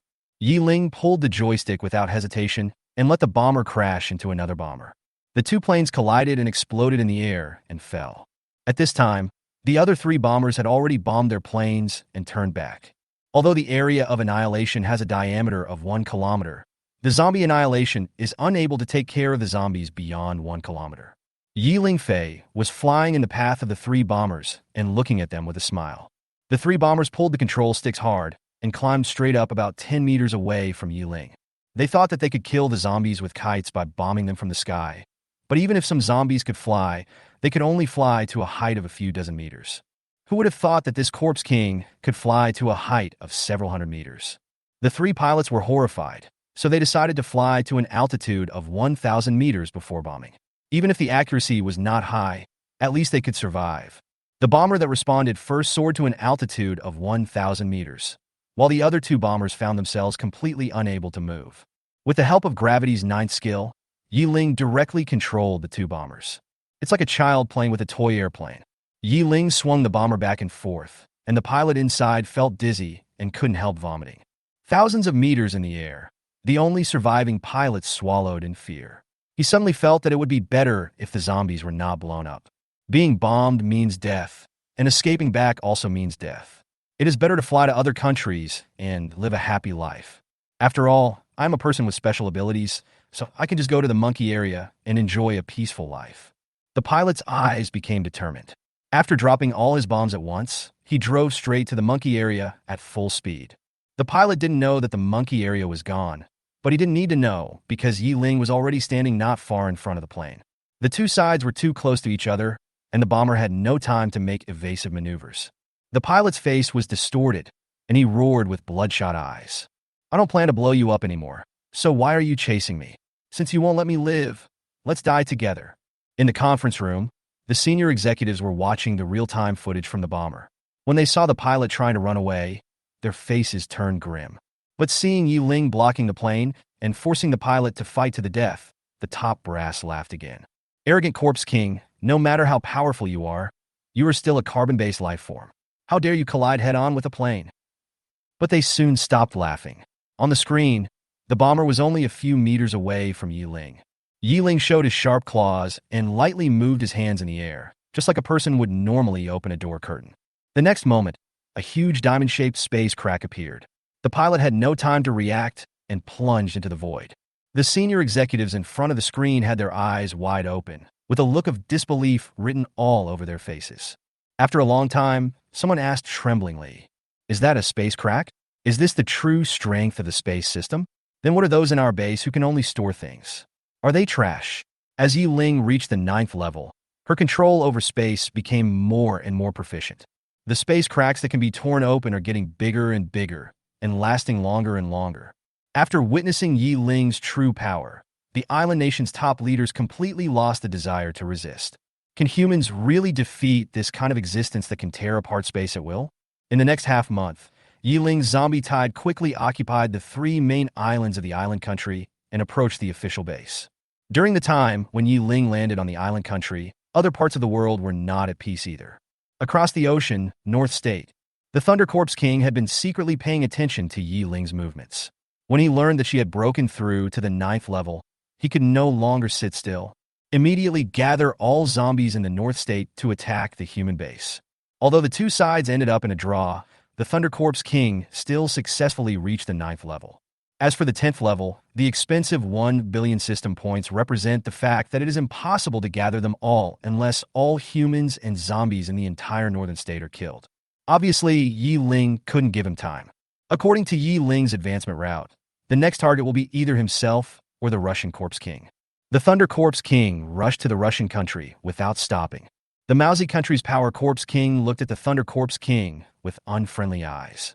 "Thunder Corpse King? What brings you here today?" The Thunder Corpse King said calmly, "If you're so anxious to advance to the 9th level, you must know why I'm here." The Power Corpse King waved his hands, looking somewhat helpless. The Space Corpse Queen has become a force to be reckoned with. No one can be her opponent unless we join forces. At this point, his tone changed. However, the alliance between the other two Corpse Kings of China tells us that because of the rule that whoever kills the crystal core belongs to him, it is impossible for the Corpse Kings to have a true alliance. The Thunder Corpse King sighed and said, "Of course I know, but we still have to give it a try. Otherwise, we can only wait to be beaten to death by the Space Corpse King. Since we cannot decide the distribution of benefits after the war, we should just fight and not talk about benefits. Let God decide who gets the crystal core in the end. The Power Corpse King sneered. You are someone who has always been concerned with profit, but you actually stopped caring about profit? This is really a rare thing. The Thunder Corpse King shook his head helplessly. I can't beat her, but I don't want to be beaten to death by him, so this is the only choice. The Strength Corpse King was silent for a long time, then suddenly burst into laughter. He patted the Thunder Corpse King on the shoulder and said, Okay, then let's not talk about interests, let's kill that guy first. The two Corpse Kings hit it off immediately and headed south together. They crossed the western part of China and headed straight to the Elephant Kingdom. The Elephant Kingdom had a large population, but its industry was poor, so the country was completely destroyed within a year of the end of the world. Now there are only a few billion zombies left in the Elephant Kingdom. In the capital of the Elephant Kingdom, they found the 8th level spiritual Corpse King of the Elephant Kingdom who was living a carefree life. The Thunder Corpse King held his forehead and sighed helplessly. This Corpse King is too useless. He is only at the 8th level now. Chapter 95, Attacking the Island Base. This zombie king is too useless. If I had so many zombies, I would have reached level 10 by now. Strength Corpse King Dao. There are no ifs in this world. The Space Corpse King has already started attacking the island nation's base. We don't have time to upgrade. After saying that, the two corpses looked at the Spirit Corpse King and told him about the alliance. That's how it is. You only have two choices, become a teammate or become food. The Spirit Corpse King looked at the two 9th level people in front of him and thought to himself, I have no right to refuse. The three Corpse Emperors made a long detour, passed through the Mauzi Kingdom, returned to the northern continent, and then headed to the southern continent. They passed by the lungs of Blue Star, where the Plant King originally wanted to turn them into nutrients. But when it sensed the aura of one 8th level and two 9th level opponents, it still couldn't make a decision. If a fight really breaks out, we won't know who will kill whom. The three Corpse Kings came to Nanzhou and found Nanzhou's 9th level Speed Corpse King. After explaining the plan, the Speed Corpse King also expressed his willingness to join. The alliance was formed, and the Speed Corpse King asked, Where are we going to fight her? Straight into China? The Power Corpse King shook his head and said, There is an extremely disgusting 7th order time system human in China. If we go to China, the Space Corpse Emperor might directly use the Time Crystal Core to build a 9th order time system. When the time comes, we will face both the time and space systems at the same time, and we won't even know how we died. So we went straight to the Arctic island. After determining their location, the four corpses headed towards the Arctic island. Plant King. How come there is another 9th level? We have to hide well and not show our heads. Island Country. Ye Ling leads the zombies to attack the Island Country base. Because the base had known for a long time that Ye Ling was coming to attack them, they had made adequate preparations for the battle. As the order to open fire was given, the soldiers on the city wall raised their guns and cannons, and countless bullets and shells poured out like a shining river. Ammunition kept pouring out, and the zombies kept charging, resulting in a stalemate. Ye Ling and the 5 Corpse Kings teleported to the Island Country's combat command room. The island nation's top leaders who were tensely directing the battle looked at Ye Ling and his group, who suddenly appeared with horror. You, how did you get in here? I'm warning you. Don't mess around. Ye Ling turned back into a human, leisurely made himself a cup of coffee, and then found a chair to sit down.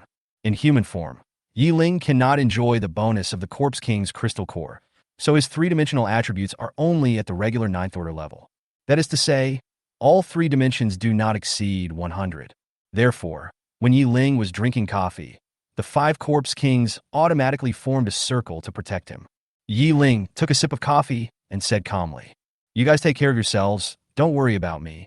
I'm just here to hang out. The corners of the mouths of the senior executives twitched, and they thought to themselves, How can we give orders seriously with a Corpse King standing next to us? But Ye Ling ignored them and took out the brick communicator to go online. A group of senior executives watched Ye Ling surfing the internet and felt that this world was unreal. The brutal Corpse King was attacking human bases while chatting with humans online, which looked weird. When the end of the world comes, 90% of the world's human beings turn into zombies overnight, together with those who died later. China now is only about 90 million people left. Fortunately, China did not collapse, and the state machinery was still functioning until the end of the world, which brought a lot of convenience to rebuilding the homeland. Since the country announced the end of the world, China's reconstruction work has begun. After Ye Ling evacuated the zombies, reconstruction work was fully launched. Cities were reclaimed by humans one after another. They entered the cities and gave these cities, which they had been away from for a long time, a thorough cleaning. On the official website, countless netizens posted photos of the brand new city, and the comments below were all full of hope. Everyone thinks the world will be a better place. Ye Ling also posted a status. Space Corpse King. The world is undergoing a major change that has not happened in 1,000 years. As soon as the news came out, the official website was quiet for a second, and then countless netizens flocked to Ye Ling's homepage and started posting in the comment section. However, unlike last time, this time Ye Ling was greeted not with insults but greetings.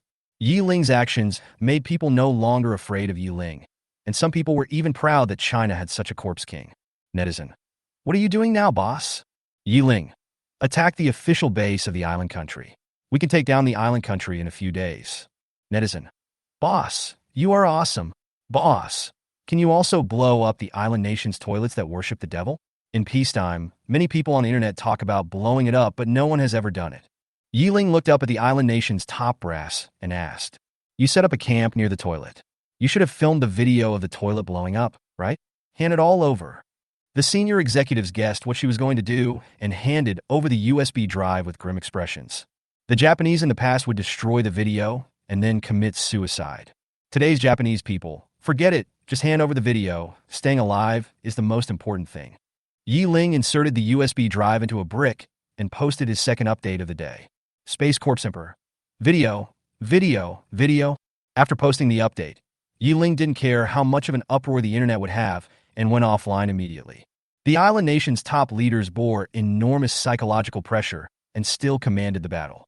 Over the next week, the resources of the island base were basically exhausted, and the zombies were finally eliminated on the 7th night. But the top executives were not happy about the solution to the zombies, but became more nervous. There is no way Ye Ling would let the island country base go. After defeating the zombies, it is their turn to take action on their own. Sure enough, Ye Ling stood up and stretched and said in a lazy voice, "Thank you for earning so many crystal cores for me from your base. My men will let you leave without any pain." After saying that, Ye Ling teleported outside, leaving only a burst of screams in the room.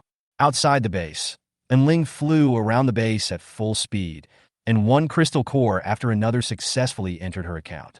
When the soldiers saw a shadow flying by, they subconsciously opened fire, but the soldiers' reactions could not keep up with Ye Ling's speed, so they couldn't hit him at all. Even if someone happened to hit Ye Ling with a bullet, it would not be able to break Ye Ling's shield at all. Behind the soldier, a figure quietly appeared. "You're a good shot." A sinister voice sounded in the soldier's ears. The next moment, the soldier felt a chill on his neck and saw his headless body getting farther and farther away from him. Night was like the god of death in the dark night, reaping the lives of the soldiers on the city wall. The soldiers were extremely frightened and tried to escape by jumping over the wall. Although the wall was 20 meters high, they would rather fall to their death than face the terrifying Corpse King. Chapter 96, Declaration of War. But how could Ye Ling give them the chance to jump over the wall? From the moment the first person was killed at night, the entire city wall was blocked. Today, the city wall is a closed circular corridor. Soldiers can run on the wall, but they can never escape. One soldier after another was slaughtered, screaming in fear. It is now late June, and there is still half a month until the second anniversary of the end of the world. In less than 2 years, most human mutants have reached level 3 to level 4. Of course, most zombies are also at this level. The 5th level individuals have grown since the Chinese New Year, but not much. The island base has a population of 5 million, but there are only 10 level 5 psychics.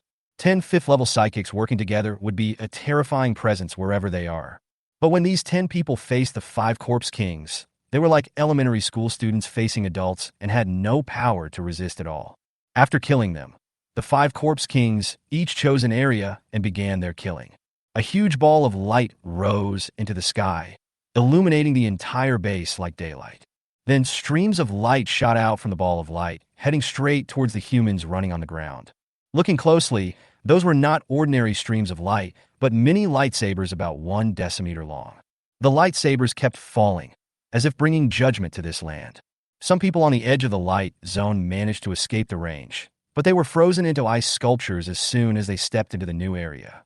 Looking around, The whole area is covered in silver, like a country of ice and snow. There was a layer of ice on the ground, and humans would slip if they moved even a little bit when stepping on it. Of course, slipping is just a fall, but the worst thing is that when you slip, your legs slide in opposite directions. Han held the ice skates in his hands and slid his feet across the ice like an ice skater. She strolled past each human leisurely, taking their lives easily with her ice blade. Some humans had experience with ice skating before, so after falling a few times, they got used to it. They found their balance and left the ice area without stopping for a moment. Han saw those who ran away, but she did not chase them. Instead, she looked at them with sympathy. Here, it's just a matter of getting stabbed or falling a few times at most. But running out of this area is a real pain. Sure enough, as soon as the group of people ran out of the ice area, they were met with a flash of lightning.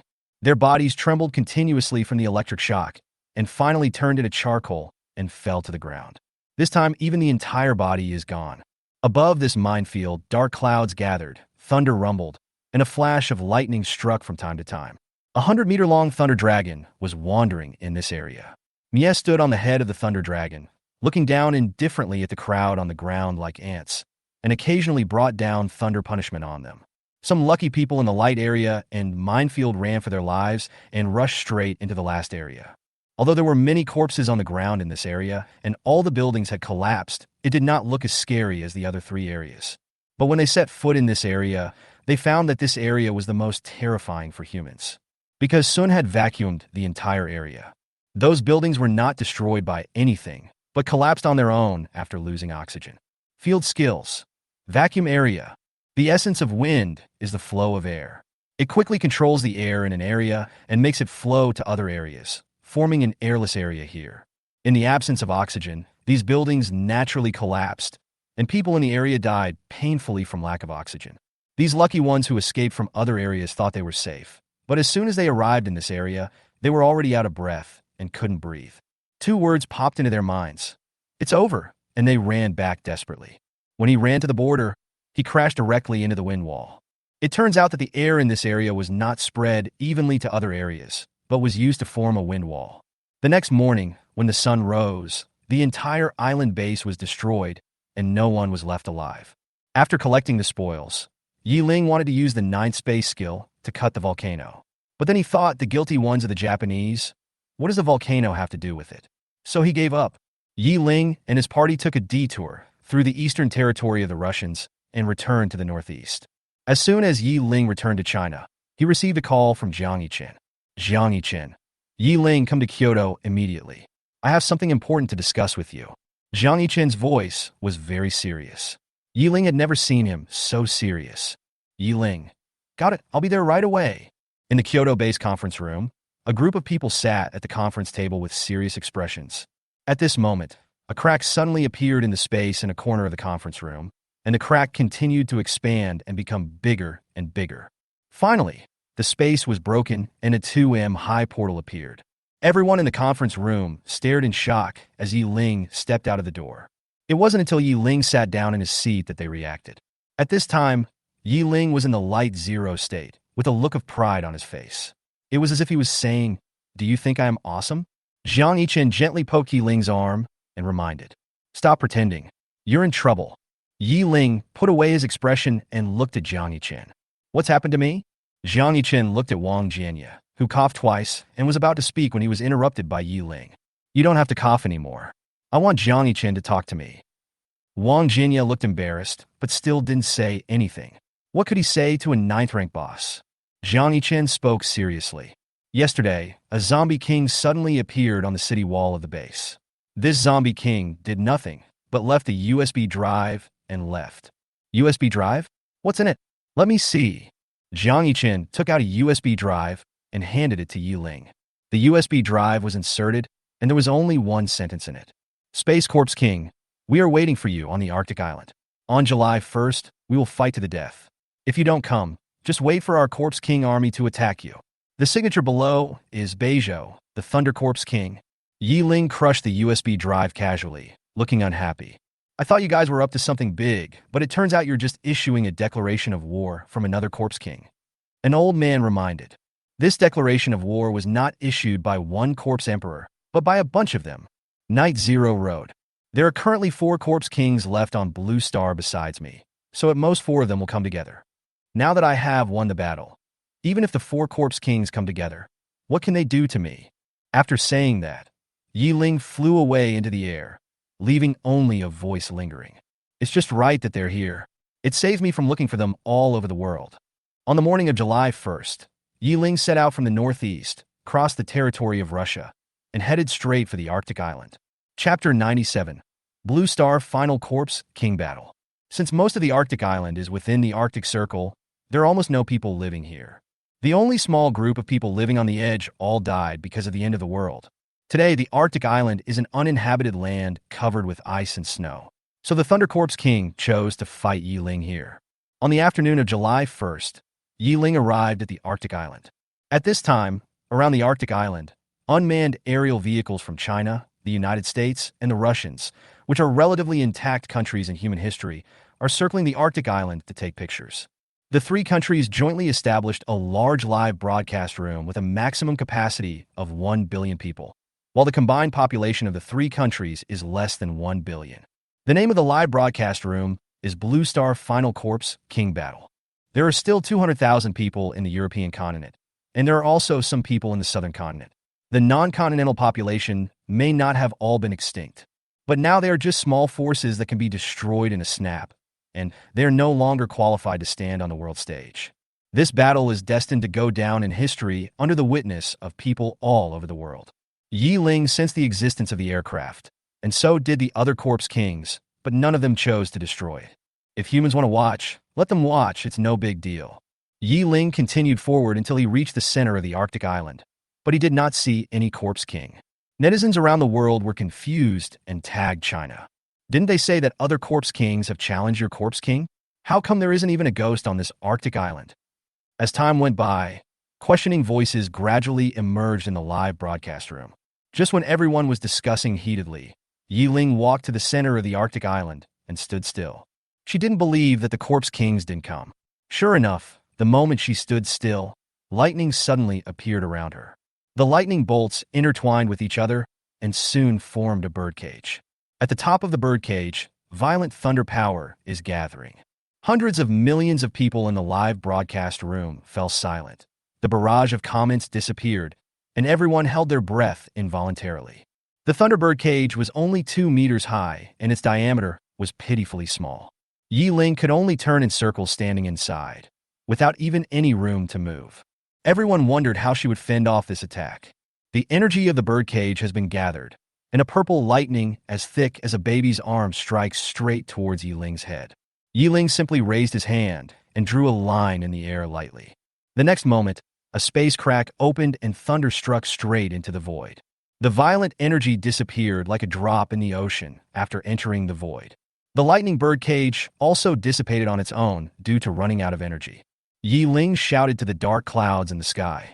Your welcome ceremony is pretty hardcore. A bolt of lightning struck from the dark clouds, and the Thunder Corpse King walked out of the lightning, performing the etiquette of a gentleman with elegant manners. The Thunder Corpse King was a white male in his 20s, about 1.8 meters tall, with fair skin and handsome features. As a handsome Western man, he is different from Smith's iceberg present style. He is a gentler and more friendly type. It's just that the combination of blonde hair and red eyes somewhat destroys the beauty. It would be more harmonious with blue eyes. Of course, because of his special powers, as a 9th-level strongman, no one is ugly, whether he is a human or a zombie. It's just that the ugly ones become beautiful, and the beautiful ones become more beautiful. In the live broadcast room, when the audience saw Ye Ling easily tear open the space and break the attack, they were all stunned. The barrage was filled with 660 SIXS. After seeing the looks of the 2 corpse kings, some viewers became crazy about them and screamed continuously. At this moment, they seemed to have forgotten that there were 2 corpse kings in the picture. On the Arctic island, Ye Ling asked calmly, "Are you here alone? Why not ask the 3 of them to come out as well?" The Thunder Corpse King spoke calmly. No hurry, no hurry. Let me meet you first." Ye Ling spread his hands. "It's up to you. Anyway, I have encircled 2/3 of this Arctic island. No one can leave unless you kill me. Since you don't come together at the beginning, don't blame me for killing you one by one." Ye Ling's figure disappeared from the spot, and appeared behind the Thunder Corpse King the next second. The pitch-black claws pierced the back of his neck. The Thunder Corpse King's heart was filled with alarm, and he instantly activated his supernatural powers to the extreme, trying to avoid Ye Ling's attack. But the speed difference between the two sides was too great, and he had no way to avoid this attack. The gap is too big. Even if the four of us join forces, we are no match for them.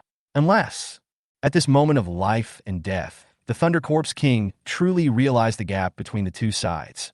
The gap is like a chasm in the middle that cannot be made up by numbers. At the same time, he also thought of a method that might give him a chance to fight Ye Ling, but now is not the time to use it. Just when the Thunder Corpse King was about to die on the spot, Ye Ling suddenly felt his mind go blank. The Thunder Corpse King seized this opportunity and distanced himself at full speed. A barrage of question marks floated across the live broadcast room. Netizen A, that claw just now could have killed the other person. Why did she stop? What is she doing? Netizen B, I can tell at a glance that you have never seen the world. She is obviously under mental attack. The second Corpse King on the opposite side has taken action. Just as netizens were discussing this, a shadow flashed by, and its sharp claws pierced Ye Ling's throat. With a clang, the sharp claws and the suddenly appearing dagger collided and created a spark. If the attack fails, the Speed Corpse King will flee thousands of miles away. After the attack failed, the Speed Corpse King did not hesitate to distance himself and ran towards the Strength Corpse King with all his strength. Don't leave! Ye Ling rushed forward at full speed. The Speed Corpse King looked back and was instantly frightened to the point of having his hair stand on end. Help! The Power Corpse King pounded his chest and said, It's okay. I'm here.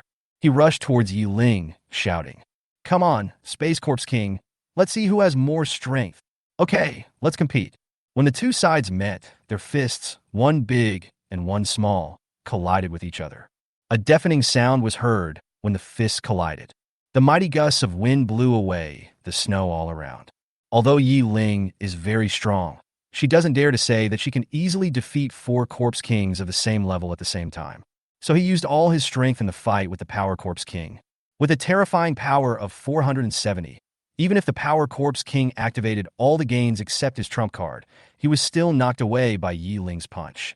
Fortunately, his gain and Corpse King's physique were strong enough, so his arm was not broken by one punch. The Power Corpse King looked at Ye Ling with horror, feeling that even if he gave his all, he would not be able to fight her head-on. Ye Ling exchanged punches with the Strength Corpse King and took a half step back. Just as he stabilized his body, a huge lightning energy cannon blasted over. Chapter 98, Showing Weakness to the Enemy. The lightning energy cannon emitted a dazzling light and hit Ye Ling directly on the back. Ye Ling let out a shrill scream, and his body was blown backwards. He bounced a few times on the ground and fell heavily, without any sound. The clothes and skin on Ye Ling's back had been blown away by this shot, and the tendons on his back were clearly visible. No, she's gone now? The four Corpse Kings were a little hesitant. The final blow was delivered by the Thunder Corpse King, but the Thunder Corpse King did not receive the kill report. Therefore, the Thunder Corpse King did not dare to move forward, for fear that Ye Ling would counterattack and replace him before his death. The Thunder Corpse King did not step forward, and the other Corpse Kings did not dare to step forward either. After a moment of stalemate, the Thunder Corpse King tried to shoot out a bolt of lightning, which hit Ye Ling's back and blasted a bloody hole on it. Blood slowly flowed out from inside, but Ye Ling still didn't move at all. The four Corpse Kings slowly approached Ye Ling and finally stood in front of her. They looked at each other, and the Power Corpse King still gritted his teeth and picked up Ye Ling. Ye Ling closed his eyes tightly. The Power Corpse King shook casually, and Ye Ling's legs swayed with the shaking, as if he had really lost the ability to resist. In the live broadcast room, the Chinese audience fell into silence. They watched with their own eyes as their corpse emperor was besieged by the four emperors, and watched her being blasted away by an energy cannon and fall to the ground seriously injured. Her own Corpse King had killed 5 Corpse Kings in a row, which made him very powerful. Unfortunately, she still couldn't face 4 Corpse Kings at the same time. When the audience saw Ye Ling being held and shaken in the hands of the Power Corpse King, they felt inexplicably sad. In the meeting room of the Kyoto base, several old men looked at the images on the screen, closed their eyes, and shook their heads with helplessness and regret. They were the old folks who had built the base and had known about Ye Ling's existence since the very beginning of the apocalypse. I remember that when I first knew her, she was still a second-level little zombie but in the blink of an eye, she had reached the 9th level. Every conversation they had with Ye Ling, and everything Ye Ling had done to benefit China, flashed through their minds one by one. What a nice girl. It's a pity that I will never see her again. Wang Jianya's eyes flashed with a barely perceptible joy. As long as Ye Ling died, the new nobles would be able to secure their position. God knows how much of a shadow Ye Ling's strength cast on him. He only felt that Jiang Yichen was a bit troublesome, but Ye Ling was someone he was truly afraid of. The two factions in the conference room showed completely different emotions, but Jiang Yichen remained calm. He looked at Ye Ling in the hands of the Power Corps King through the screen, with a playful smile on his face. On the Arctic island, when everyone in the world, including the Corpse King, thought that Ye Ling was dead, Ye Ling suddenly opened his eyes. Fifth-order derivative skill, space collapse. The space within a radius of 100 meters with Ye Ling as the center began to distort, break, and collapse.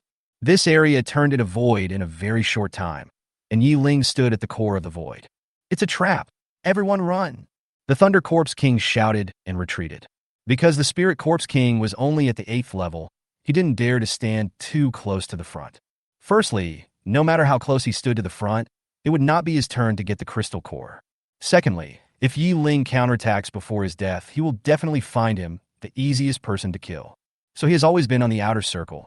When the space collapse began, he was the first to react and the first to run away.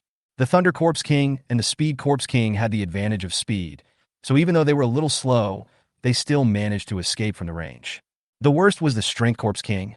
Because Ye Ling was held in his hand, he didn't even have time to throw him when the space collapsed.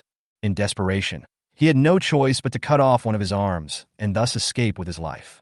Space collapse was figured out by Ye Ling using fragmented time. When Ye Ling used the 5th skill, he discovered that the power could cause the space to twist and fold. After taking back the power, the space returned to its original state. This phenomenon made Ye Ling think of 4 words: elastic deformation. Ye Ling thought that if space had the property of elastic deformation, then this deformation must have an upper limit to what it could endure. If the bending force exceeds this upper limit, the space is likely to break or even shatter. This is Ye Ling's idea. It is not difficult for Ye Ling, who is already at the 8th level, to study this skill. She only needs to twist the space again and again, until a certain critical point the space shattered with a snap. She repeated this process over and over again in the days that followed. During the week at the island base, she even spent 6 days in seclusion. The entire network was shocked by Ye Ling's operation, and everyone called this Corpse King Lao Lu. Hunters often appear in the form of prey, which is what Ye Ling is now. I thought I could wipe you all out at once, but I didn't expect you to run away so fast. Ye Ling sighed, his face full of regret. The Thunder Corpse King felt that the Chinese Corpse King was not only powerful, but also capable of scheming and conspiracy, making him truly difficult to deal with. The Strength Corpse King covered his bleeding arm and roared. You are such a liar, deliberately pretending to be weak and tricking us into getting closer. Ye Ling flew into the sky. Her back had fully recovered, and she had changed into new clothes. She said innocently, You guys are a bunch of big men beating up a little girl like me. Don't I have to use some tricks? Although I failed to wipe you out in one fell swoop, I will kill as many of you as I can.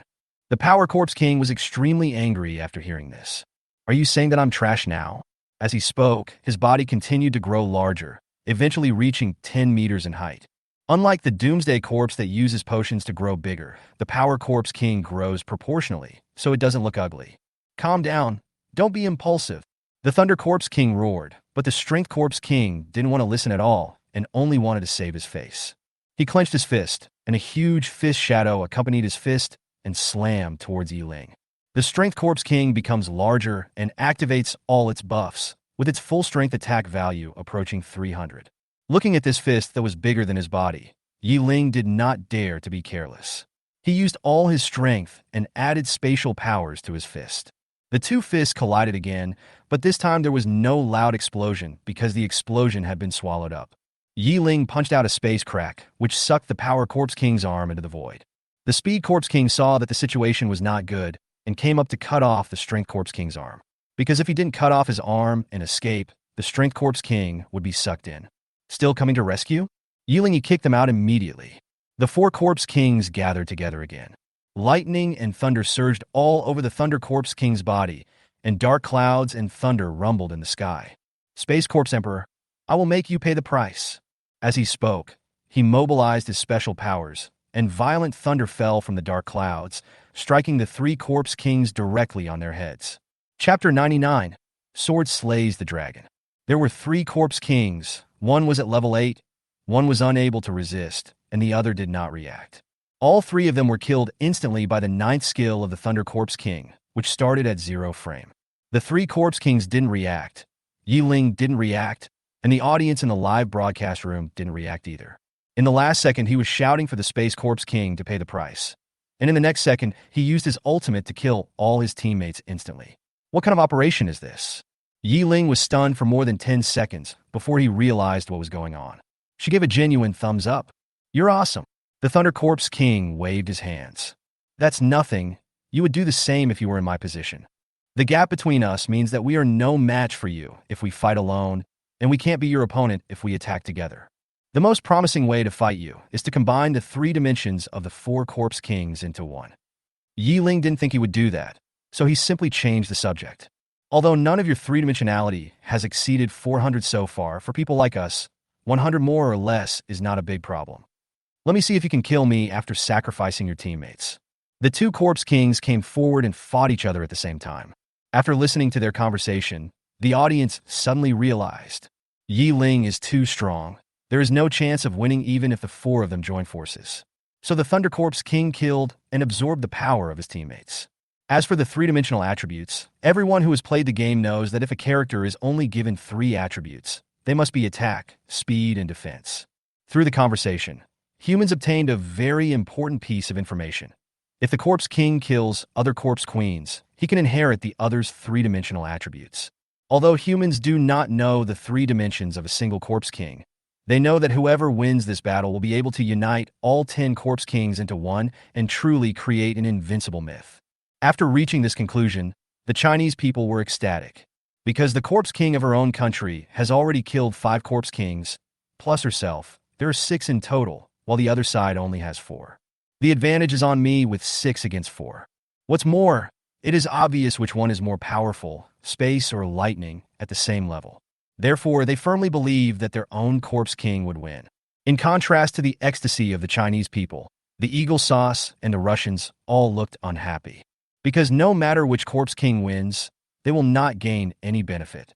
Especially the Americans, who now hate their country's Corpse King even more. Why is the Corpse Emperor of China so patriotic, while the Corpse Emperor of my country kills people without blinking an eye? On the Arctic Island battlefield, the battle between the 2 zombie kings is still going on. Although the Thunder Corpse King's speed is not as fast as Ye Ling's with the help of lightning, the difference is almost the same. So when Ye Ling attacked him, he was able to dodge. At first, the 2 fought on the ground, punching each other hard and hitting each other flesh. But as the fight went on, the Thunder Corpse King discovered that although he could keep up with the others in speed, there was still a gap in attack and defense.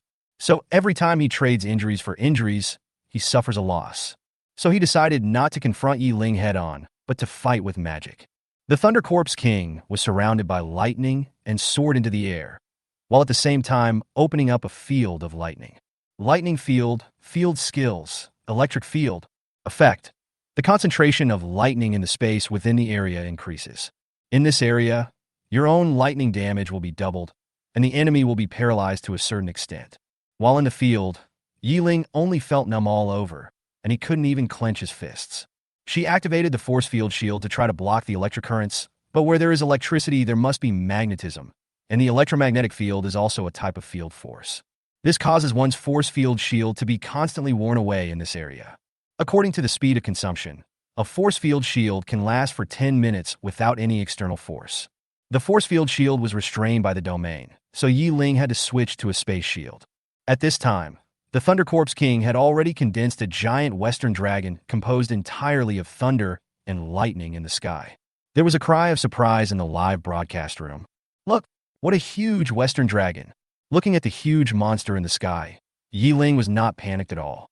She originally wanted to try the collision between the east and west dragons that she had longed for. But after looking around, she found that the only materials that could be used were buildings, snow, and stones. This was far inferior to Raiden, so she had to give up with regret. Ye Ling activated his gravity, sucking all the matter that could be sucked up on the ground into the air to form a vortex. Buildings, snow, stones, countless materials were ground into powder in this gravitational mill. The powder swirled upwards and gradually combined into a 1,000-meter-long giant sword. The giant built with stones before was too rough. Later, Ye Ling thought that if the material was ground into powder, the pile would be much finer, just like the giant sandsword back then. Ye Ling's voice was carried out by the supernatural power. Humans, today I will show you how to slay a dragon with my sword. Ninth skill, space cutting, void slash. The thunder dragon roared and rushed over, and the giant sword slashed down with the power of space. When the two collided, huge energy exploded. Its energy level was more than 100 times higher than that of the ultimate attack of Mia infant half a year ago. At this energy level, even the space blockade had the slightest cracks. When everything calmed down, a big hole was blown out on the entire Arctic island, and water was poured into it to form a lake. The whereabouts of the two corpse kings are unknown. The live broadcast room was extremely quiet, and everyone was shocked by the scene. After a long time, a bullet screen appeared. Did they die together? In the meeting room of the Kyoto base, Jiang Yichen stared blankly at the empty screen. There was nothing left on the screen except a big hole. Even the space blockade was gone. Is she dead? Jiang Yichen murmured. You are the one who died. I am still very lucky. A clear female voice suddenly sounded from the side. Jiang Yichen trembled, and when he turned around, he saw Ye Ling looking at him with a smile. Jiang Yichen subconsciously stretched out his hand, and with trembling fingers he touched Ye Ling's face. Ye Ling frowned and slapped him. Jiang Yichen lay on the table and screamed while holding his painful palm. The people around looked at the two of them speechlessly. Jiang Yichen, it's not an illusion, this is real. But it really hurts. Ye Ling glared and pretended to be angry. Luckily, I'm a human now. If I were a zombie, I'd give you a beating and send you away. And don't try to take advantage of me, you little brat. Jiang Yichen grimaced in pain, looking unconvinced. You said I was a brat, but you yourself just turned 18, right? Ye Ling said seriously. Years ago, I encountered a 7th-order mutant tree in the monkey area. The mutant tree pulled me into the fantasy space. In that fantasy space, I lived my 81 years of life minute by minute, so now my mental age is 99 years old. Chapter 100: The Truth of the End of the World. That's why I called Wang Jianye Jr. when I first met him. Wang Jianye's inner thoughts. Okay, so you were an old monster. The mental age of 99? Jiang Yichen's eyes dimmed, and he stopped talking. At this time, an old man coughed twice and reminded. You two stop here and let Ye Ling tell us how she survived. Night Zero Road. Isn't this easy? When the explosion occurs, I can just open the space gate and teleport back. I can teleport, but he can't, so I live and he dies. Back in the northeast, Ye Ling opened his personal panel, and Ye Ling's attack reached 840. Agility reached 790. Defense reached 730. Human nature accounts for 100%. Ye Ling is now a zombie shell with a human soul. Because the corpse nature accounts for 0%, Dark Zero disappears directly, leaving only Light Zero. The next day, a grand banquet was held in Kyoto Bay City to welcome Ye Ling for his victory in the final battle against the Corpse King of Blue Star. Of course, this banquet was organized by Jiang Yichen and those old men, and those who attended the banquet were also people from the old government. In the next half-month, Ye Ling, together with the 5 zombie kings and their lords, recruited zombies from all over the world. July 15th is the last day of the second year of the apocalypse. Ye Ling stood high in the sky, with 5 zombie kings standing behind him and billions of zombies under his feet. Humankind's dream finally came true. The difference is that Ye Ling is at level 9, while the 5 corpse kings are all at level 7. On the night of July 15th, patches of red and blue aurora-like things appeared again. They blended together, obscuring the stars, obscuring the moon, and covering the entire night sky. Ye Ling looked up at the night sky and muttered to himself. Is this because I unified the zombie forces, so a new crisis has emerged? Day explained. This phenomenon happened once 2 years ago. After these things dispersed, the zombies appeared. Really? So, is it going to be something new tomorrow? Ye Ling directly asked the system in his mind. System, what is going on with this strange phenomenon in the sky? Please explain it to me. System, it's a long story, and it may shatter your worldview. Are you sure you want to listen? Ye Ling, what this emperor lacks the least is time. Speak. Ye Ling has enough patience and mental preparation to accept the impact of the story. System. Somewhere in the universe, there exists a civilization.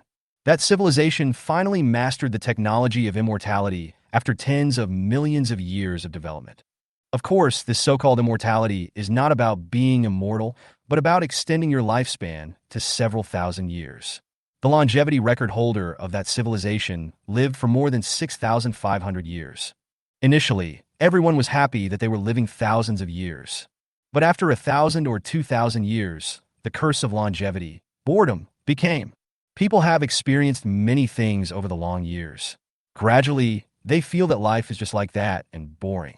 But longevity is ingrained into the genes of the race and cannot be removed, so people can never go back to the days when people died at over 100 years old. During that period, 1/3 of the entire civilization committed suicide out of boredom.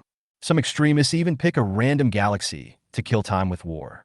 The leaders of the civilization felt that if things continued like this, the civilization would be doomed, so they came up with a solution: to kill time by playing games. I think you have guessed that the game played by this civilization is not a video game or a virtual reality game on the blue planet. Although they have tried that kind of game before. In order to play games, they developed an intelligent body, which is what the Blue Star people call a system.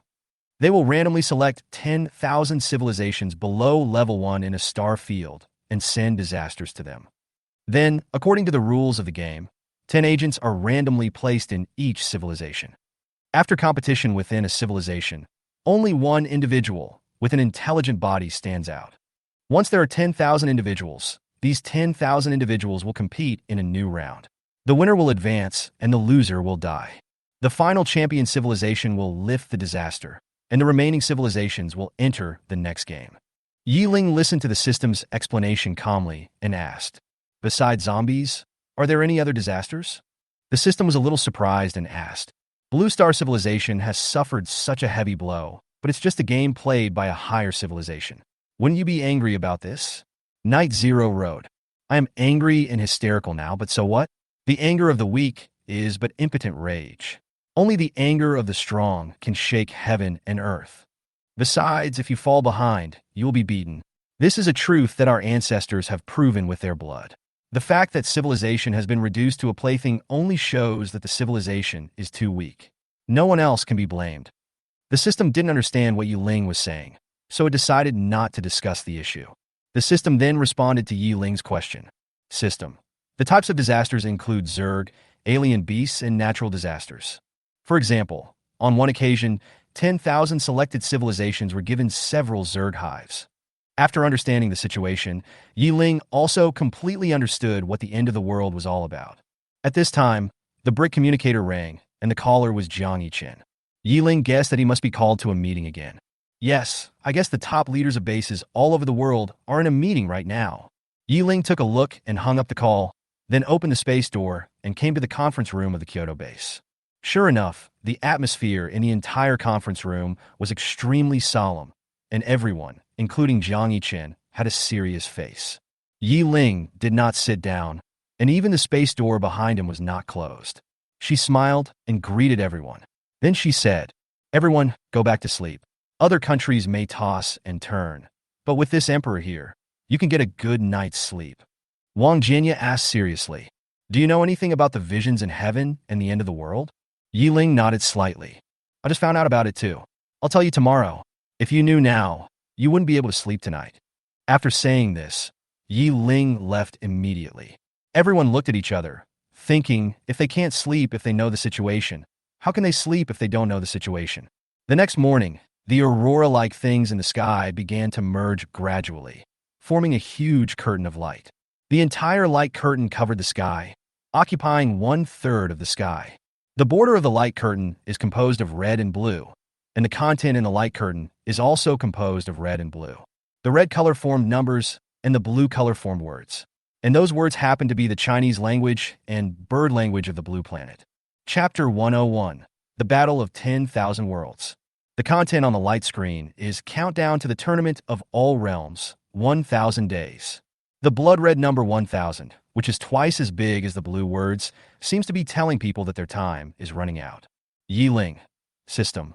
What will happen if I don't participate in the 10,000 Worlds tournament? system.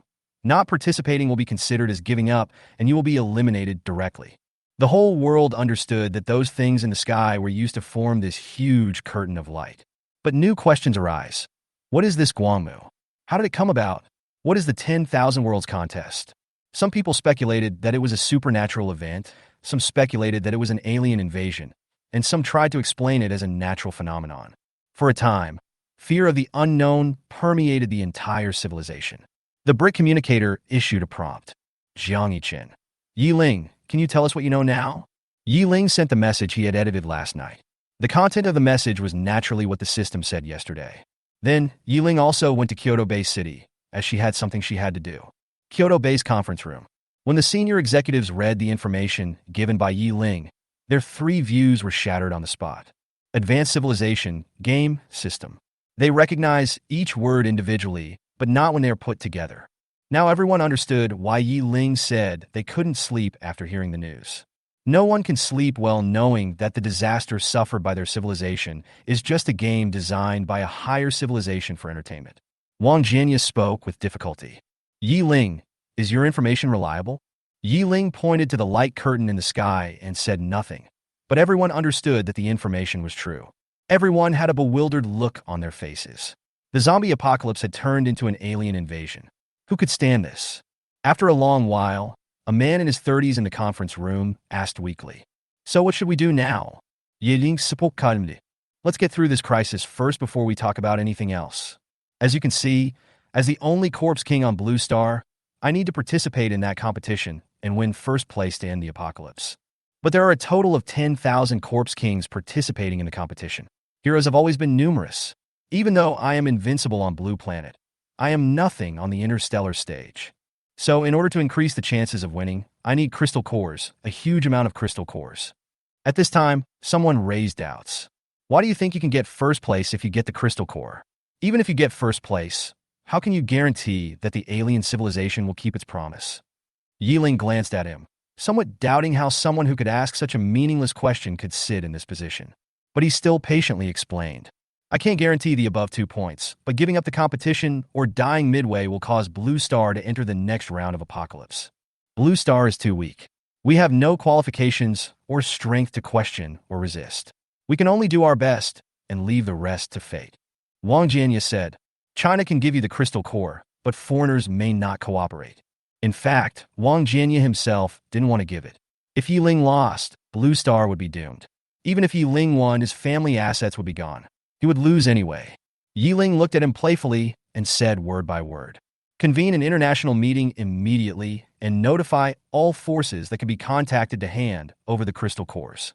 Remember, I said notification, not request. When he said the last sentence, the youthful aura of Ye Ling disappeared and was replaced by the majesty and oppression of an emperor. China shared information with the world at the international video conference. That's how it is, so this emperor needs all countries to take out their crystal core reserves and make a contribution to the survival of mankind. The Eagle Sauce representative still had an arrogant look on his face and asked in a deep voice, "What will happen if we don't hand over the crystal core?" "Guess." Ye Ling's lips curled up into a smile, and his eyes became eager to try. Looking at Ye Ling's expression, everyone felt a chill down their spine. The representative of the Eagle Sauce habitually stands in the position of the world's boss and sings a different tune, just to discuss the other side. But he regretted it as soon as he said it. Eagle Sauce is no longer the world's boss. The world's boss is this little Lolita on the screen. Judging from Ye Ling's expression, he is definitely looking for an opportunity to destroy the United States. The Eagle Sauce representative felt a strong sense of fear in his heart, and he hurriedly smiled and said, "I am kidding. As a great power, we in the United States must contribute to the survival of mankind." Ye Ling nodded, then glanced at every representative on the screen. When the representatives met his gaze, they all expressed their willingness to support. Ye Ling finally showed a satisfied smile. "I'll give you 7 days.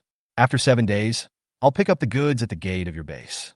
Facing this so-called competition, Ye Ling had made plans last night. The plan has 3 points. 1. Dual system 10th order. 2nd, collect as many crystal cores as possible to enhance the 3-dimensional properties. 3. Develop as many skills as possible. After the meeting, Ye Ling went directly to the teleportation anchor point she had set up in Nanzhou when she was recruiting zombies. Ye Ling's original deposit plus the lives sacrificed from the entire Korean peninsula and the entire island country, plus the system points gained from killing the Corpse King, totaled a little over 1.7 billion. So Ye Ling stood in an open area in Nanzhou and ordered 300 million first-level zombies to gather together. Ye Ling activated the gravity field, and under 90 times the gravity of the blue planet, the first-level zombies were crushed into a heap on the spot. The gravity field is like a mosquito swatter, which can easily kill piles of zombies.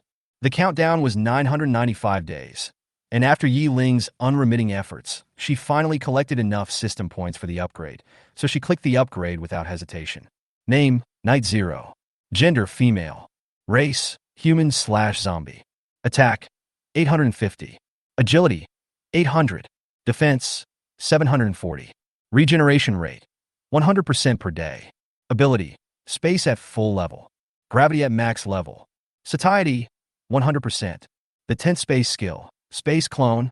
Effect, summon up to 9 clones, each with 50% of the original's attributes.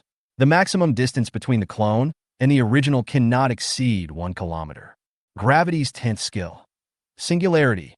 Create a pseudo-black hole with a diameter of 1 meter. The gravitational force of the pseudo-black hole is 100 times that of a blue star. The upper limit of the matter absorption of the pseudo-black hole is 100 T, and the process can be terminated. The absorbed matter will automatically enter the storage space. Ye Ling exited his personal panel and found a red that appeared in the mall. This is a reminder icon set by the system based on civilized habits. Entering the mall, Ye Ling discovered that a red that appeared on the weapon mall. Entering the weapon mall, Ye Ling easily saw that new things had appeared on the SSS level weapons that were originally at the highest level. Chapter 102 Live Well. On the far left of the top row are 3 big words written, Not for Sale. There is a row of small words below Not for Sale. Unlocking conditions. Level 10. What Ye Ling found strange was that all the weapons in the Not for Sale category were in hidden compartments. System. What's the matter with this item that is not for sale? Ye Ling asked. System. Items that are not for sale are not for sale. They cannot be exchanged with system points. If you want to obtain them, you must participate in the corresponding trials. In the words of you Blue Star people, it means clearing the level and getting rewards. However, the system will be temporarily disabled in the trial space, and you will not be able to get any help through the system all. According to statistics, the mortality rate in the trial space is as high as over 99%. Ye Ling hummed softly and closed the panel. Such a high mortality rate shows that most people don't dare to challenge. And it also means that once the challenge is successful, you will have an extra trump card that others don't have. But my strength is definitely not enough. I can only wait until I become stronger before challenging you again. With 993 days left in the countdown, Ye Ling flew all the way south and dived into the lungs of the Blue Star. At the core of the lungs of Blue Star stands a giant tree, thicker and more powerful than the giant tree in Monkey Kingdom. What's more different between the two is that there are no trees within 1,000 meters of the giant tree in the monkey area, which clearly tells you that this tree is not simple. The plant king blends into the rainforest. Apart from its thicker trunk, it is no different from other trees. Ye Ling stood not far from the plant king and said, I need your crystal core. As soon as the words fell, the trees in the entire rainforest began to shake. Dozens of 8th-level mutant trees around the plant king launched an attack at the same time. Countless vines and roots gushed out, surrounding Ye Ling. The space collapse started, and the branches of the mutant trees disappeared along with the broken space. Ye Ling said calmly, This emperor has no intention of harming your people. This emperor only wants your crystal core.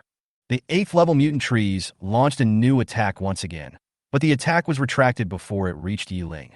At the same time, a voice came from Ye Ling's mind. I won't ask people to stop cutting down trees, because it's useless.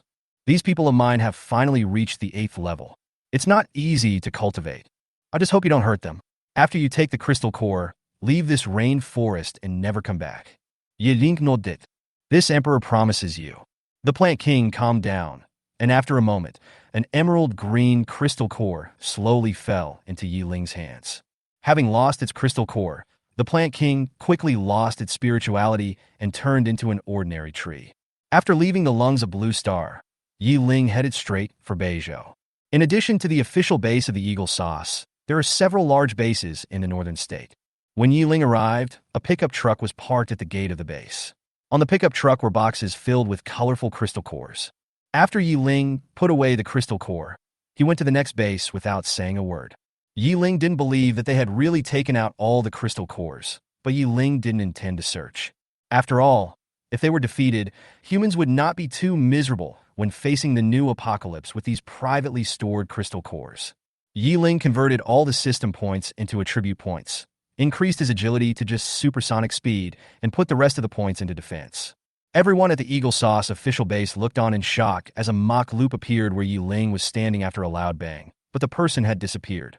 Ye Ling crossed the Arctic and headed straight for Russia, then to the European continent base and the oil region base, and finally to the African continent. In the heart of the continent, there is a lion that is several meters tall. The lion has golden hair, strong limbs, and sharp fangs. Just one look at it from a distance is enough to make people tremble with fear. This is the Ninth Order Beast King from the non-continental world.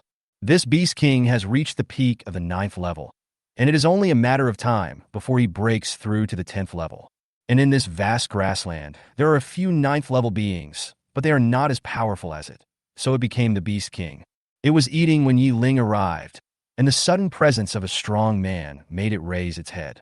The Beast King felt an invincible powerful force from Ye Ling. It growled at Ye Ling twice, and then turned and ran away. It hasn't encountered an opponent for a long time, but it can't beat the guy in front of it. The Beast King didn't run far before he crashed into the barrier.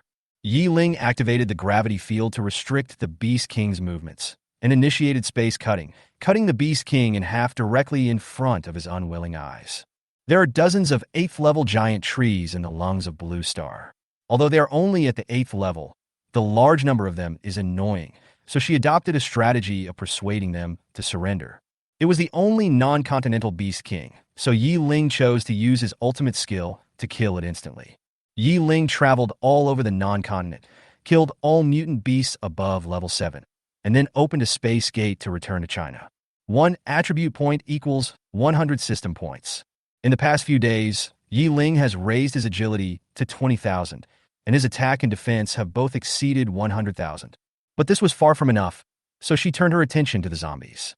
From the perspective of the Corpse King, zombies are just tools. From a human perspective, zombies are monsters.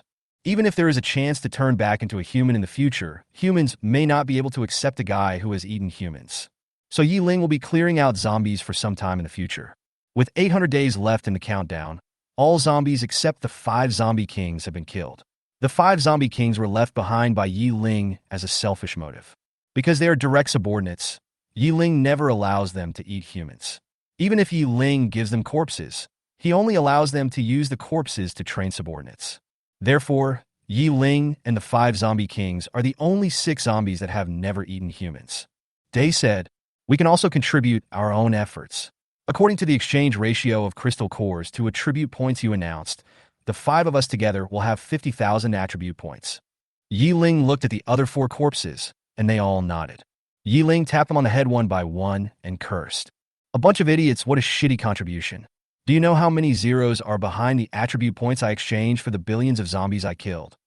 Besides, it costs more than 50,000 to throw a skill into the sea now. Your contribution is completely meaningless." Then her tone softened again. "All of you must live well. No one of you can die. I am not a saint who can save the world. I'm just a little orphan. If you are gone, whether the world is destroyed or not has nothing to do with me. Ye Ling patet zol shoulder. Okay, all of you stay at home and don't go anywhere. I'm going to go into seclusion." After saying that, Ye Ling opened the space gate and returned to Nanzhou. He found an open area and began to study new skills. The 5 corpse kings stayed where they were, silent for a long time. Chapter 103 Killing Trial. Ye Ling used attribute points to increase his agility to 150,000, which is 1% of the speed of light. The rest is all added to attack and defense. After doing all this, Ye Ling began to study his skills. Time passed by minute. 550 days before the countdown, another old man from the old government passed away, and Ye Ling took a day off to attend his funeral. 400 days left in the countdown. The last old man sent by the old government passed away. Countdown 350 days. With Zhang Yichen being squeezed out of the core circle, The power of China is completely in the hands of the new aristocracy. 300 days left in the countdown.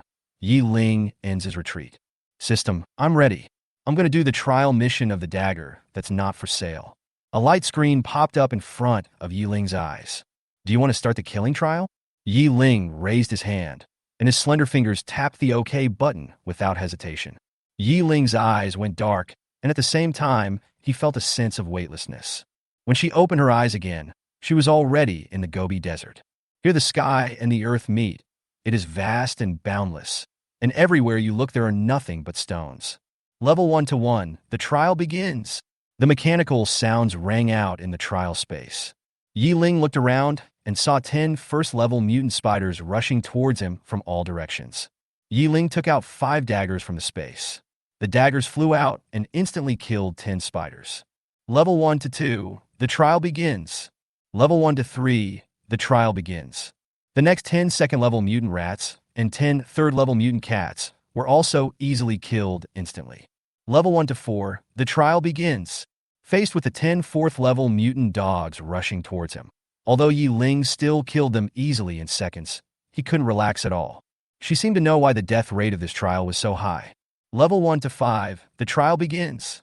Sure enough, facing the 10 fifth-order mutant pythons rushing over, Ye Ling finally determined that the mutant beasts encountered in each level of this trial were 1 level higher than the previous level. This means that 1 to 10 means there are 10 level 10 mutant beasts. Ye Ling controlled the dagger and skillfully inserted it into the mutant python's eyes, killing them. Level 1 to 6, the trial begins. Next, Ye Ling faced 10 level 6 mutant wild boars. Ye Ling followed the same method and stabbed the dagger into the wild boar's eyes. Just when it was about to hit, the wild boar closed its eyes. The dagger collided with the wild boar's skin with a dull sound, and then was easily spread out. What a broken dagger. It's useless when it reaches level 6. When I get out, I must ask the system if it can be recycled. Ye Ling showed his sharp claws and dealt with them in a flash. Level 1 to 7, the trial begins. 10 7th-level mutant leopards pounced forward and started with their domain. However, although the domain has caused many restrictions on Ye Ling, the gap between the 7th level and the 10th level is still huge. When the 10 leopards pounced close to Ye Ling, they were unsurprisingly killed instantly by the collapse of space. Level 1 to 8, the trial begins. Level 1 to 9, the trial begins. Level 1 to 10, the trial begins. After using the gravity field and space cutting to kill 10 9th-order mutant lions, Ye Ling finally reached 1 to 10. But what surprised Ye Ling was that what came out from 1 to 10 were not 10th-order mutant beasts, but 10 of herself. Those 10 Ye Lings seemed to be copied and pasted. Their height, appearance, figure, and even their clothes were exactly the same. Ye Ling widened his eyes and asked, "What's going on? Why am I the enemy of 1 to 10? The mechanical voice in the trial space replied, "There is no second rank 10 being on Blue Star, so we can only use you as a prototype generation unit." While Ye Ling was asking questions, the 10 clones had already rushed up.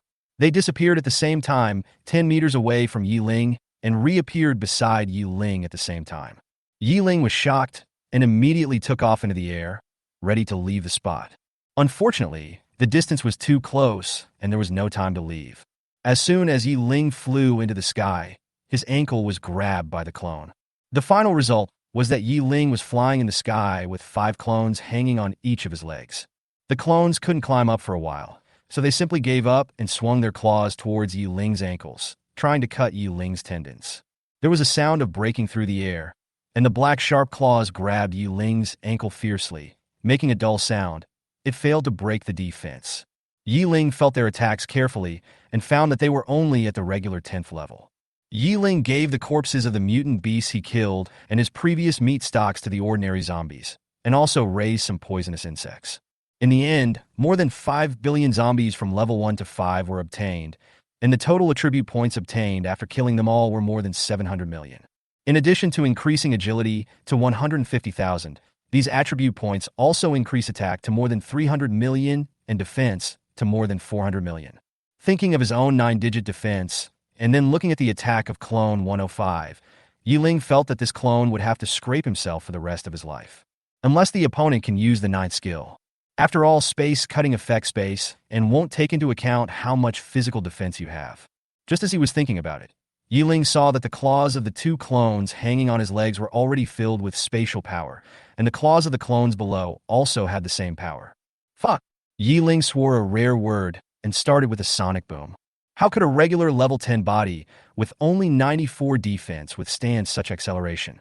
So the moment the mock ring appeared, the two clones on Ye Ling's legs exploded into bloody mist, and Ye Ling was freed from his restraints. The remaining 8 clones floated in the air, and 8 spatial cuts attacked Ye Ling at the same time. Ye Ling certainly knew that there would be an attack from behind, so after breaking free from the restraints, Ye Ling sped up madly to the side. In the end, he narrowly avoided the attack. Ye Ling did not stop there. Since they were 1 to 10 opponents, it meant that their abilities were the same as his, both dual system 10th level. Therefore, the three-dimensional properties are its advantage. Ye Ling kept circling around the clones at a speed of 1% of the speed of light. Even the superposition of 10 gravity fields could not slow Ye Ling down much. The clones were beaten to pieces one by Ye Ling without any resistance. Congratulations to the challenger for passing the level. Ye Ling's eyes blurred, and he came to another space. There was a platform in front of Ye Ling, on which was suspended a pair of 10 centimeters long daggers. This pair of daggers has black handles and silver blades, and the whole body is wrapped and decorated with golden patterns. A light curtain popped up on the platform. Please name your dagger. Ye Ling pinched his chin and thought for a moment, and finally wrote 2 words on the light curtain. Shattered Sky. Ye Ling picked up the pair of daggers, and a message was broadcasted in the trial space at the same time. Congratulations to the challenger for obtaining the 10th level dagger, Shattered Sky. Do you want to continue to challenge the 2nd level to obtain the power of law? Chapter 104, What is Killing? Why? A rank, 10 dagger means it can ignore regular rank, 10 defenses, but the defense-breaking effect should not reach 200. It seems that this dagger is not as effective as my bare hands. If it's just a 10th level dagger, there shouldn't be a need for a special trial. Perhaps we need to obtain this law before the dagger can undergo a qualitative change. Thinking of this, Ye Ling clicked confirm without hesitation. I came here to get a good weapon, not a piece of junk. Everything went dark before his eyes, and Ye Ling arrived at a building. The building has a diameter of 1 kilometer and a height of 100 meters. The overall shape is a cylinder at the bottom and a hemisphere at the top. The cylindrical walls are black with circles of portals on them, and a circular hole with a diameter of 1 meter at the top of the building. The sunlight shining through the round hole illuminated Ye Ling and the area around her, while also making the surrounding walls and portals appear darker. Just as Ye Ling was observing the environment, a mechanical sound from the trial space rang out. Welcome challengers to the final trial. Mission: leave the trial space alive. Tip 1. This trial has disabled the system. Disabled supernatural powers and the three-dimensional attributes have been reduced to the normal 10th level. Hearing this prompt, Ye Ling shook his body and tried to teleport, but naturally failed. She waved the dagger in her hand again and found that the power was far less than before. She took the dagger and gently stabbed her fair forearm. A stinging sensation came, and she couldn't help but gasp. It seems that Tip 1 was not lying. Ye Ling originally felt that this power bestowed by external forces did not belong to him. I'm like an unripe fruit that has been injected with growth promoters. Now that superpowers and three-dimensional attributes have been disabled in the trial space, Ye Ling feels that this power no longer belongs to him. She even had a ridiculous feeling, as if she was just an NPC in a game, being squeezed and kneaded by an invisible hand. If you want to make yourself weak, be weak. If you want to make yourself strong, be strong. Ye Ling frowned. This feeling of being controlled made her feel insecure and uncomfortable. Hint 2. I have entered the Tao through killing, but was eventually devoured by killing. Therefore, before the younger generation embarks on this path, I hope they will first ask themselves, what is killing? Why do they kill? The challenge begins. What is killing? Why? Ye Ling muttered to himself. But she didn't have much time to think about this question, because a bunch of people rushed out of the door on the ground. No, those are not people. They are zombies, a group of level 7 zombies that cannot use their powers. Ye Ling rushed towards the group of zombies with a dagger in his hand. The dagger can ignore the defense of a 10th level being, so every cut on the zombie's neck is like a sharp blade cutting tofu. Ye Ling killed the zombies that kept rushing towards him with his sword. 10, 100, 1,000. A pile of corpses soon formed under Ye Ling's feet. At the same time, the first wound appeared on Ye Ling's body. A zombie took advantage of the gap between Ye Ling's two attacks and grabbed Ye Ling's back with a claw. Although the zombie only left a shallow, bloody mark, Ye Ling still felt a burning pain in his back. She hasn't experienced pain for a long time since she turned into a zombie. A zombie's body won't feel any pain even if it is seriously injured. Now that his pain sensation has returned, Ye Ling only feels extreme pain in his back. Her face was pale, her brows were furrowed, and she gritted her teeth to prevent herself from screaming. The killing continued, and the hill of corpses under his feet slowly turned into a mountain of corpses. Ye Ling also had several new wounds on his body. I don't know how long it took. The sunlight shining down from the top turned into moonlight and then turned into sunlight again. Finally, the portal of the first floor was completely filled with countless corpses, and the zombies from the portal of the second floor rushed out. Ye Ling took the time to look at the pale moonlight shining down from above. It seemed clear that the only way to leave here alive was to fill this building with corpses. Looking at the portal with only 9 floors left, Ye Ling felt despair for the first time.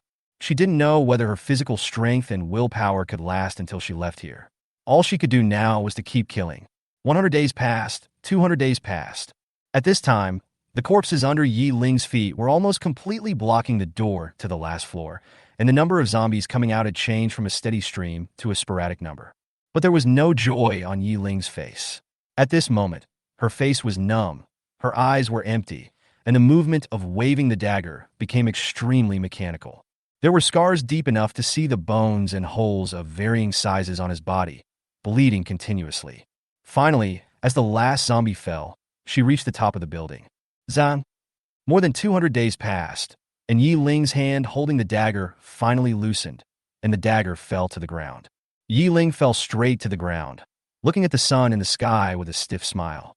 Inside the building, the corpses slowly melted, forming a swamp. A big hand stretched out from the swamp, grabbed Ye Ling's feet, and slowly dragged her back to the building. Ye Ling felt it, but she was no longer able to struggle. She could only close her eyes and accept her fate as she was dragged into the swamp.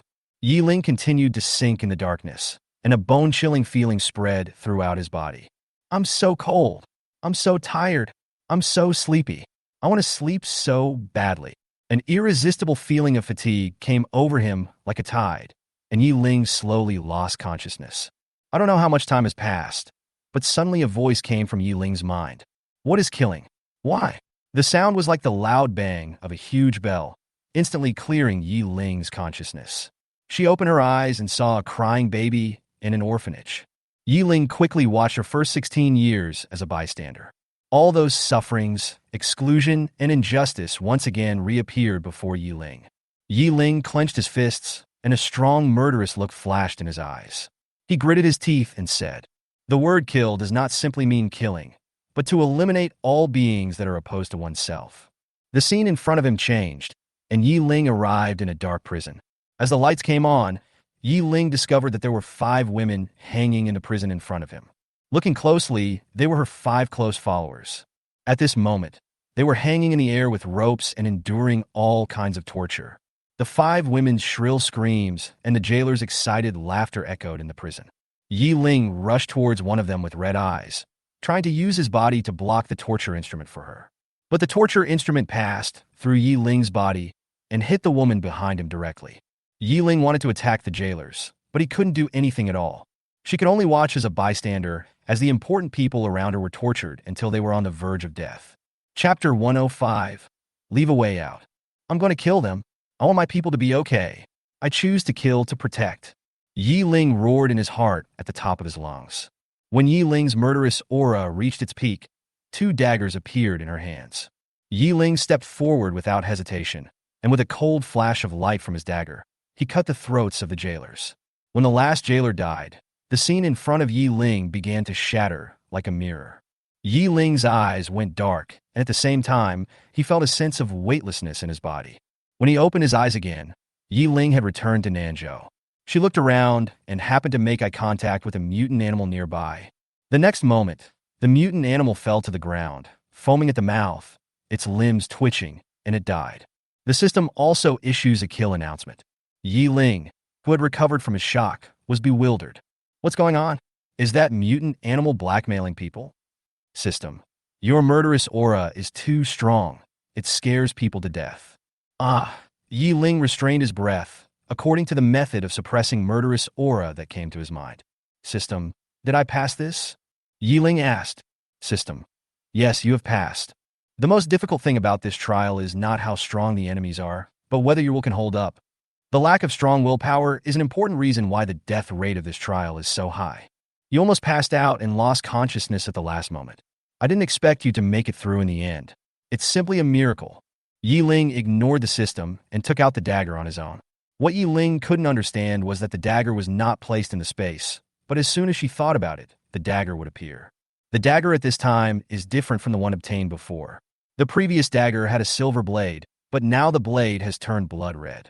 Ye Ling used the system to look at the dagger's entry. Dual-wielding daggers. Name, Broken Sky. Item 1. Evolution. Effect. The dagger changes with the strength of its owner. Entry 2. Soul Binding. Effect. The dagger is completely bound to the soul of its owner, and will follow the owner no matter how many times he reincarnates. The dagger cannot be untied unless the owner's soul is shattered. System. The daggers are stored in your soul, not in the storage space. Ye Ling nodded, then took out the 5 daggers he had bought before and asked, "This thing is out of date. Can it be recycled?" System. Secondhand goods, 50 system points. Ye Ling looked at the newly acquired 250 system points and felt that it would be better if he didn't have them. Ye Ling raised his head, and the light screen in the sky showed that there were only 3 days left in the countdown to the championship of all worlds. So Ye Ling opened the space gate and returned to the city of corruption. However, Ye Ling did not stop, but flew straight to the mountainous area in the southwest. On the way, she used space cutting to cut off an entire villa and took it away and placed it in a corner of the mountains. Then he used system points to exchange for a huge amount of supplies. Finally, she went to the non-continental land to kill a bunch of mutant animals and exchanged all the system points for crystal cores. System. What are you doing? Ye Ling. Leave a way out for my followers. Countdown 30 hours. Everyone assemble. Ye Ling returned to the city of corruption and gathered the 5 zombie kings. It's been 2 years, and you're finally back. The 5 corpse kings looked at Ye Ling with joy. Ye Ling looked at them, not feeling happy at all. The heart-wrenching screams of the 5 women in the trial space seemed to still echo in my ears. Ye Ling didn't know why they were captured and tortured, but she didn't want this to happen at all. Ye Ling suppressed his emotions and said in a deep voice, "Let's go to the mountains in the southwest." Before they could react, Ye Ling dragged them into the space gate. They came to the hall of the villa, and Ye Ling waved his hand and released 5 piles of crystal cores half a person's height. Looking around, they were all level 7. From now on, you will absorb the crystal cores here and break through to the peak of the 10th level as soon as possible. Ye Ling opened another door, behind which were countless supplies. If a new round of apocalypse begins, your peak level 10 strength won't kill you. If the apocalypse ends, you will survive on the supplies in here. Don't come out for at least 5 years. Anything produced by the system must be of the highest quality. These foods can be stored for 50 years, so it doesn't matter if you never come out. After giving the instructions, Ye Ling opened the space door. Goodbye, everyone. If everything goes well, I'll be back in 5 years. If I don't come back, you can all just take care of yourself. 20 hours countdown to the city of corruption. Zhang Yichen asked, "How many of them are there?" Ye Ling spoke calmly. Zhang Yichen chuckled. They are all 7th level corpse kings. Who can touch them? Night Zero is still calm. You can't protect the old government, and I can't protect my followers. In the end, you and I can't protect anything. The two fell into a long silence. After a long while, Zhang Yichen asked, "The old government no longer has much say. What should I do?" Night Zero wrote, "Gather your strength, conserve your energy, and wait for the right opportunity. I believe you can definitely defeat the reactionaries." Zhang Yichen laughed loudly. Reactionary is a good word. Those who want to seize power by relying on supernatural powers are reactionaries. I will get rid of the reactionaries sooner or later. Night Zero wrote, "Let's not talk about that anymore. Let's talk about how the world has changed in the past 2 years." Zhang Yichen nodded. China obtained the territories of the Monkey region and the Elephant country, as well as the land previously occupied by the Russians. Now that the Eagle Sauce has unified the North Continent, it is only a matter of time before it unifies the South Continent. The Russians occupied the entire European continent. The oil-rich areas are located in a remote corner. The country has been developing steadily over the past 2 years, and many cities have been cleared out, waiting for you to finally win and then restart. Time passed minute by minute, and the sky in the east began to turn pale. As the first ray of sunlight appeared, the light curtain in the sky turned into a pillar of light that enveloped Ye Ling. You have to endure hardships and restore order. I will also do my part. I will, and I hope you will be more careful. Good luck. The sun rose, but Ye Ling had been taken away by the beam of light, leaving only the lonely Jiang Yichen. When people got up and walked out of the door one after another, they were surprised to find that the countdown that had been hanging in the sky for 2 years had disappeared. There are no zombies in the world, no countdown, only superpowers and mutated plants and animals can prove the existence of the end of the world. Some people speculate that the end of the world is completely over and mankind has entered a new era. Only governments know that the end of the world is not over. However, they all unanimously agreed to this speculation. When ordinary people waited and watched for a few days and found that the government did not come out to refute the rumors, they also began to believe that the end of the world was coming. A few days later, they took to the streets and began cheering for the arrival of a new era. The countdown in the sky was also interpreted by some people as a countdown to the end of the world.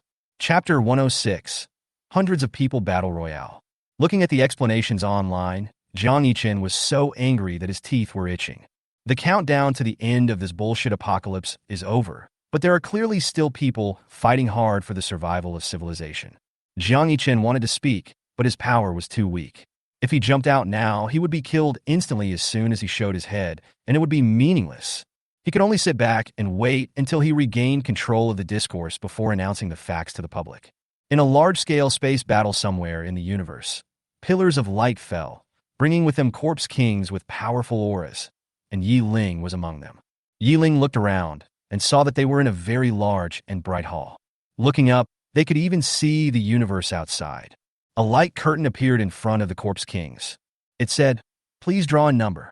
Ye Ling clicked on the light curtain, and the numbers on it began to jump, finally stopping at 44.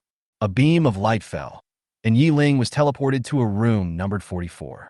This room is exactly the same as his bedroom in Blue Star, and it is obviously a personalized design. Just as Ye Ling was observing the room, a voice suddenly came from the room. "Hello, corpse kings of all civilizations. Welcome to the 10,000 Worlds contest." The competition format for this competition is as follows. The screen on the wall of the room lit up, showing the schedule. The winner of this match will advance, and the loser will die. The civilization that wins the final championship will end the apocalypse. At the same time, the organizers have prepared a little surprise for the champion Corpse King. Well, happy competition, everyone! The sound disappeared, and a white light appeared.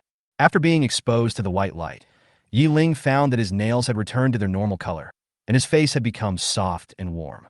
Looking at his bloody palms again, Ye Ling whispered, "You removed the corpse mutation from us and turned us back into normal creatures, then watched us fight in agony. You really know how to have fun." After confirming his physical condition, Ye Ling turned his eyes to the schedule on the wall. The first game is a 100-person battle royale, and the final survivor will advance to the top 100. And Ye Ling's venue is venue number 44. Wow, what an auspicious number. I just don't know if the 2 4s mean my death or someone else's death. After the top 100 are decided, a 1v1 competition will begin until a champion emerges. 24 hours later, the first round of competition began and everyone was teleported to the corresponding venue. The place where Ye Ling was located was a dilapidated street with cracked pavement and weeds growing in the cracks. The glass doors of the surrounding shops were shattered and the shelves inside were in a mess.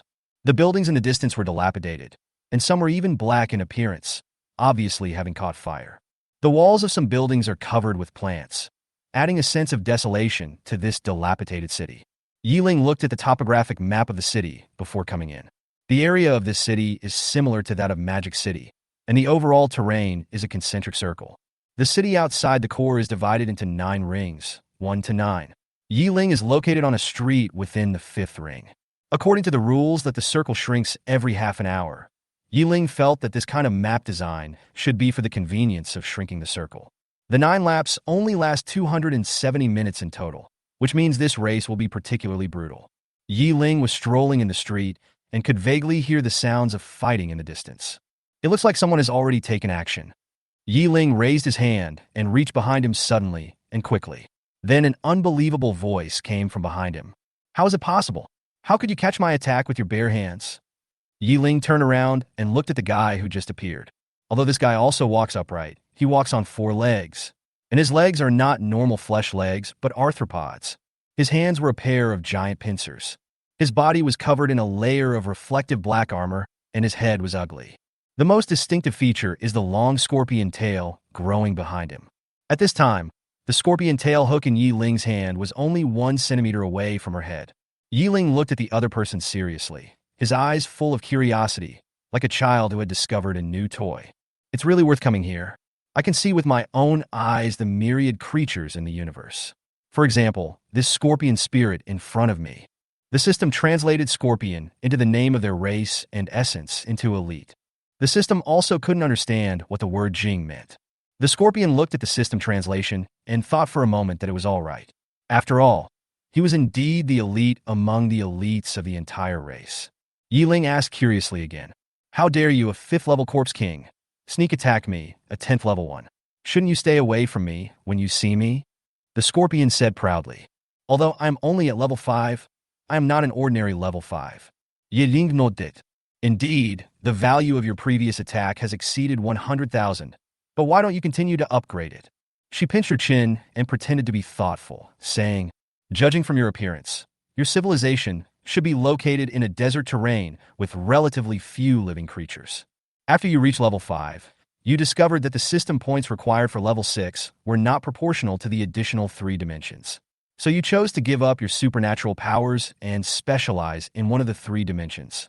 However, even if your attack value exceeds 100,000, it is still far behind mine." The scorpion demon did find that his tail could not be freed from Ye Ling's hand, but he also knew that the momentum of the fight between the 2 emperors could not be weak. So he pretended to be calm and snorted coldly. "Even if you are stronger than me, I may not lose. After all, fighting is not a test of brute force." As soon as he finished speaking, Ye Ling felt his feet go soft. He looked down and found that a vortex of quicksand had formed under his feet.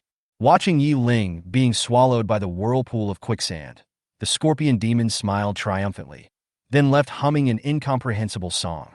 No matter how high your level or how strong you are, you will still suffocate to death if you are buried in the ground. As he walked, he suddenly found that his vision seemed to be getting higher and higher, and he didn't know when he could see the roof of the building. He looked back in panic and found Ye Ling holding his tail and flying into the sky. Looking at the ground getting farther and farther away, he shouted in horror, "Weren't you buried? Why were you able to run out?" "Because I'm a space-type person. The last guy who tried to bury me with quicksand has grass 3 meters high on his grave." Ye Ling gave a creepy smile, and his voice became hoarse and cold. "We are a civilized country that values reciprocity. You took me to play Lying Plank and Burying Mountain, so I will take you to play Windmill." After saying that, Ye Ling grabbed his tail and started spinning in circles. The scorpion demon screamed for mercy. "Boss, please spare me. My civilization can no longer withstand the new apocalypse. I cannot die." Ye Ling ignored him and just sped up. Until a certain critical point, the scorpion's tail broke, and the guy who looked like a scorpion spirit screamed and flew far away and disappeared. In order to improve hunting efficiency, Ye Ling divided into 10 parts and went in different directions. Chapter Yuzidi Ye Ling's Link Feast.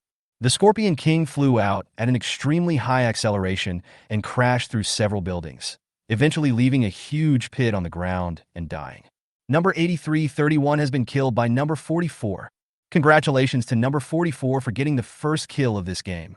The cold mechanical broadcast voice resounded over the city, attracting everyone's attention. At the same time, Ye Ling felt that his agility and defense had increased by 10,000, and his attack had increased by more than 100,000. Ye Ling narrowed his eyes slightly, and a hint of coldness flashed in his eyes. "It seems that this advanced civilization has blocked my way to gain points by hiding myself. Everyone knows that I got the first kill, so I am in the spotlight and can't hide at all. Plus, killing the target here will also inherit the opponent's 3-dimensional attributes. Unless my 3-dimensional attributes are greater than the sum of the other 99 people, even if I survive, I will just become an experience bag in the end." Ye Ling looked up at the sky, murderous intent in his eyes. The pupils, which had turned to normal color, turned red again. But unlike the Corpse King's red eyes, which were full of cruelty, these eyes revealed extreme coldness and murderous intent. Ye Ling smiled slightly, looking sick and crazy against his red eyes. Since I can't hide anymore, I can only start a killing feast. Ye Ling activated the 10th space skill, splitting it into 10 and leaving in different directions. Somewhere in the universe, a planet covered with yellow sand orbits a star. Dozens of oases on the planet were surrounded by high walls, and the people living in the oases were the Scorpion King's clan. They knelt and prayed around a giant statue of a scorpion man, hoping that the statue would bless their Corpse King to return safely. At this moment, a huge crystal floated between the planet and the star, and the crystal was aimed at the planet like a magnifying glass. The high-temperature apocalypse is coming. Under the continuous high-temperature burning, the only dozens of remaining oases on the planet all dried up within half a month. Water evaporated, plants died, and the planet became a dead planet. The fate of this civilization was self-evident. In this cruel killing field, Corpse Kings died one after another, and their civilization also suffered a second apocalypse. There are more than one civilizations that have perished like the Scorpion civilization.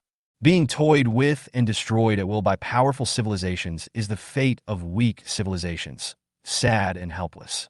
On the field, as the city continued to shrink, all 10 Ye Ling encountered her enemies. The clone number 1 was facing a 7th level being. The guy was less than 170 centimeters tall, covered with green scales, and had a tail behind him. Overall, he looks like a green lizard man. Clone number 1 took out the sky shattering and rushed forward. The good thing about Ye Ling's clone is that not only can he himself clone himself, but his innate weapon can also clone itself. The shattered sky in the clone's hand also inherited half of the main body's power. Clone number 1 teleported behind the lizard man and stabbed the back of his neck with his sword. The lizard man hurriedly summoned his weapon and swept backwards, but clone number 1 activated the void in advance, resulting in the sweep hitting nothing. Puff! The lizard man's neck was easily pierced and he died instantly. Number 6352 has been killed by number 44. When the broadcast sounded, Ye Ling felt the extra power in his body and was in a very good mood. The targets killed by the clone are also counted as the main body, and the three-dimensional attributes are still added. This discovery made Ye Ling even more motivated to start killing. The second clone did not rush over to assassinate the target directly, but used gravity to lift the target into the air and crush it. A 7th level being who was passing by saw this scene and was so frightened that he ran away. But how can a 7th level being targeted by Ye Ling escape? The second clone kept a distance of 10 meters and chased while making a sneering laugh. This 7th level alien friend couldn't describe the appearance of the girl behind him in words. He just thought she was so scary. He had never seen such a terrifying person in his life. He ran and shouted, "Mom, I want to go home," until he lost his balance and fell to the ground. Turning around, the second clone had already come to him with a dagger in his hand. The alien friend rolled his eyes, twitched twice, and then stopped moving. Number 9362 has been killed by number 44. Ye Ling was confused. "You are so cowardly. Why are you here? Why don't you just let your civilized and brave Corpse King come?" Ye Ling had no idea that he was the bravest and most powerful Corpse King on their planet. It's just that their civilization pursues beauty and hates killing, so the bravest and strongest are only like this. The third clone encountered an 8th level aqua blue humanoid creature. The third clone threw a punch, and the waterman was immediately dispersed. But after a few seconds, they were put together again. "Your life form is quite interesting. I don't know how you turned into a zombie. Did you turn water into a zombie virus solution? But that's not right. Advanced civilizations should use some kind of radiation to perform mutations, right?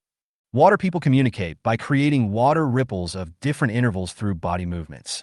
After the waterman's body fluctuated for a while, the system translated a piece of text. A dead man doesn't need to know so much.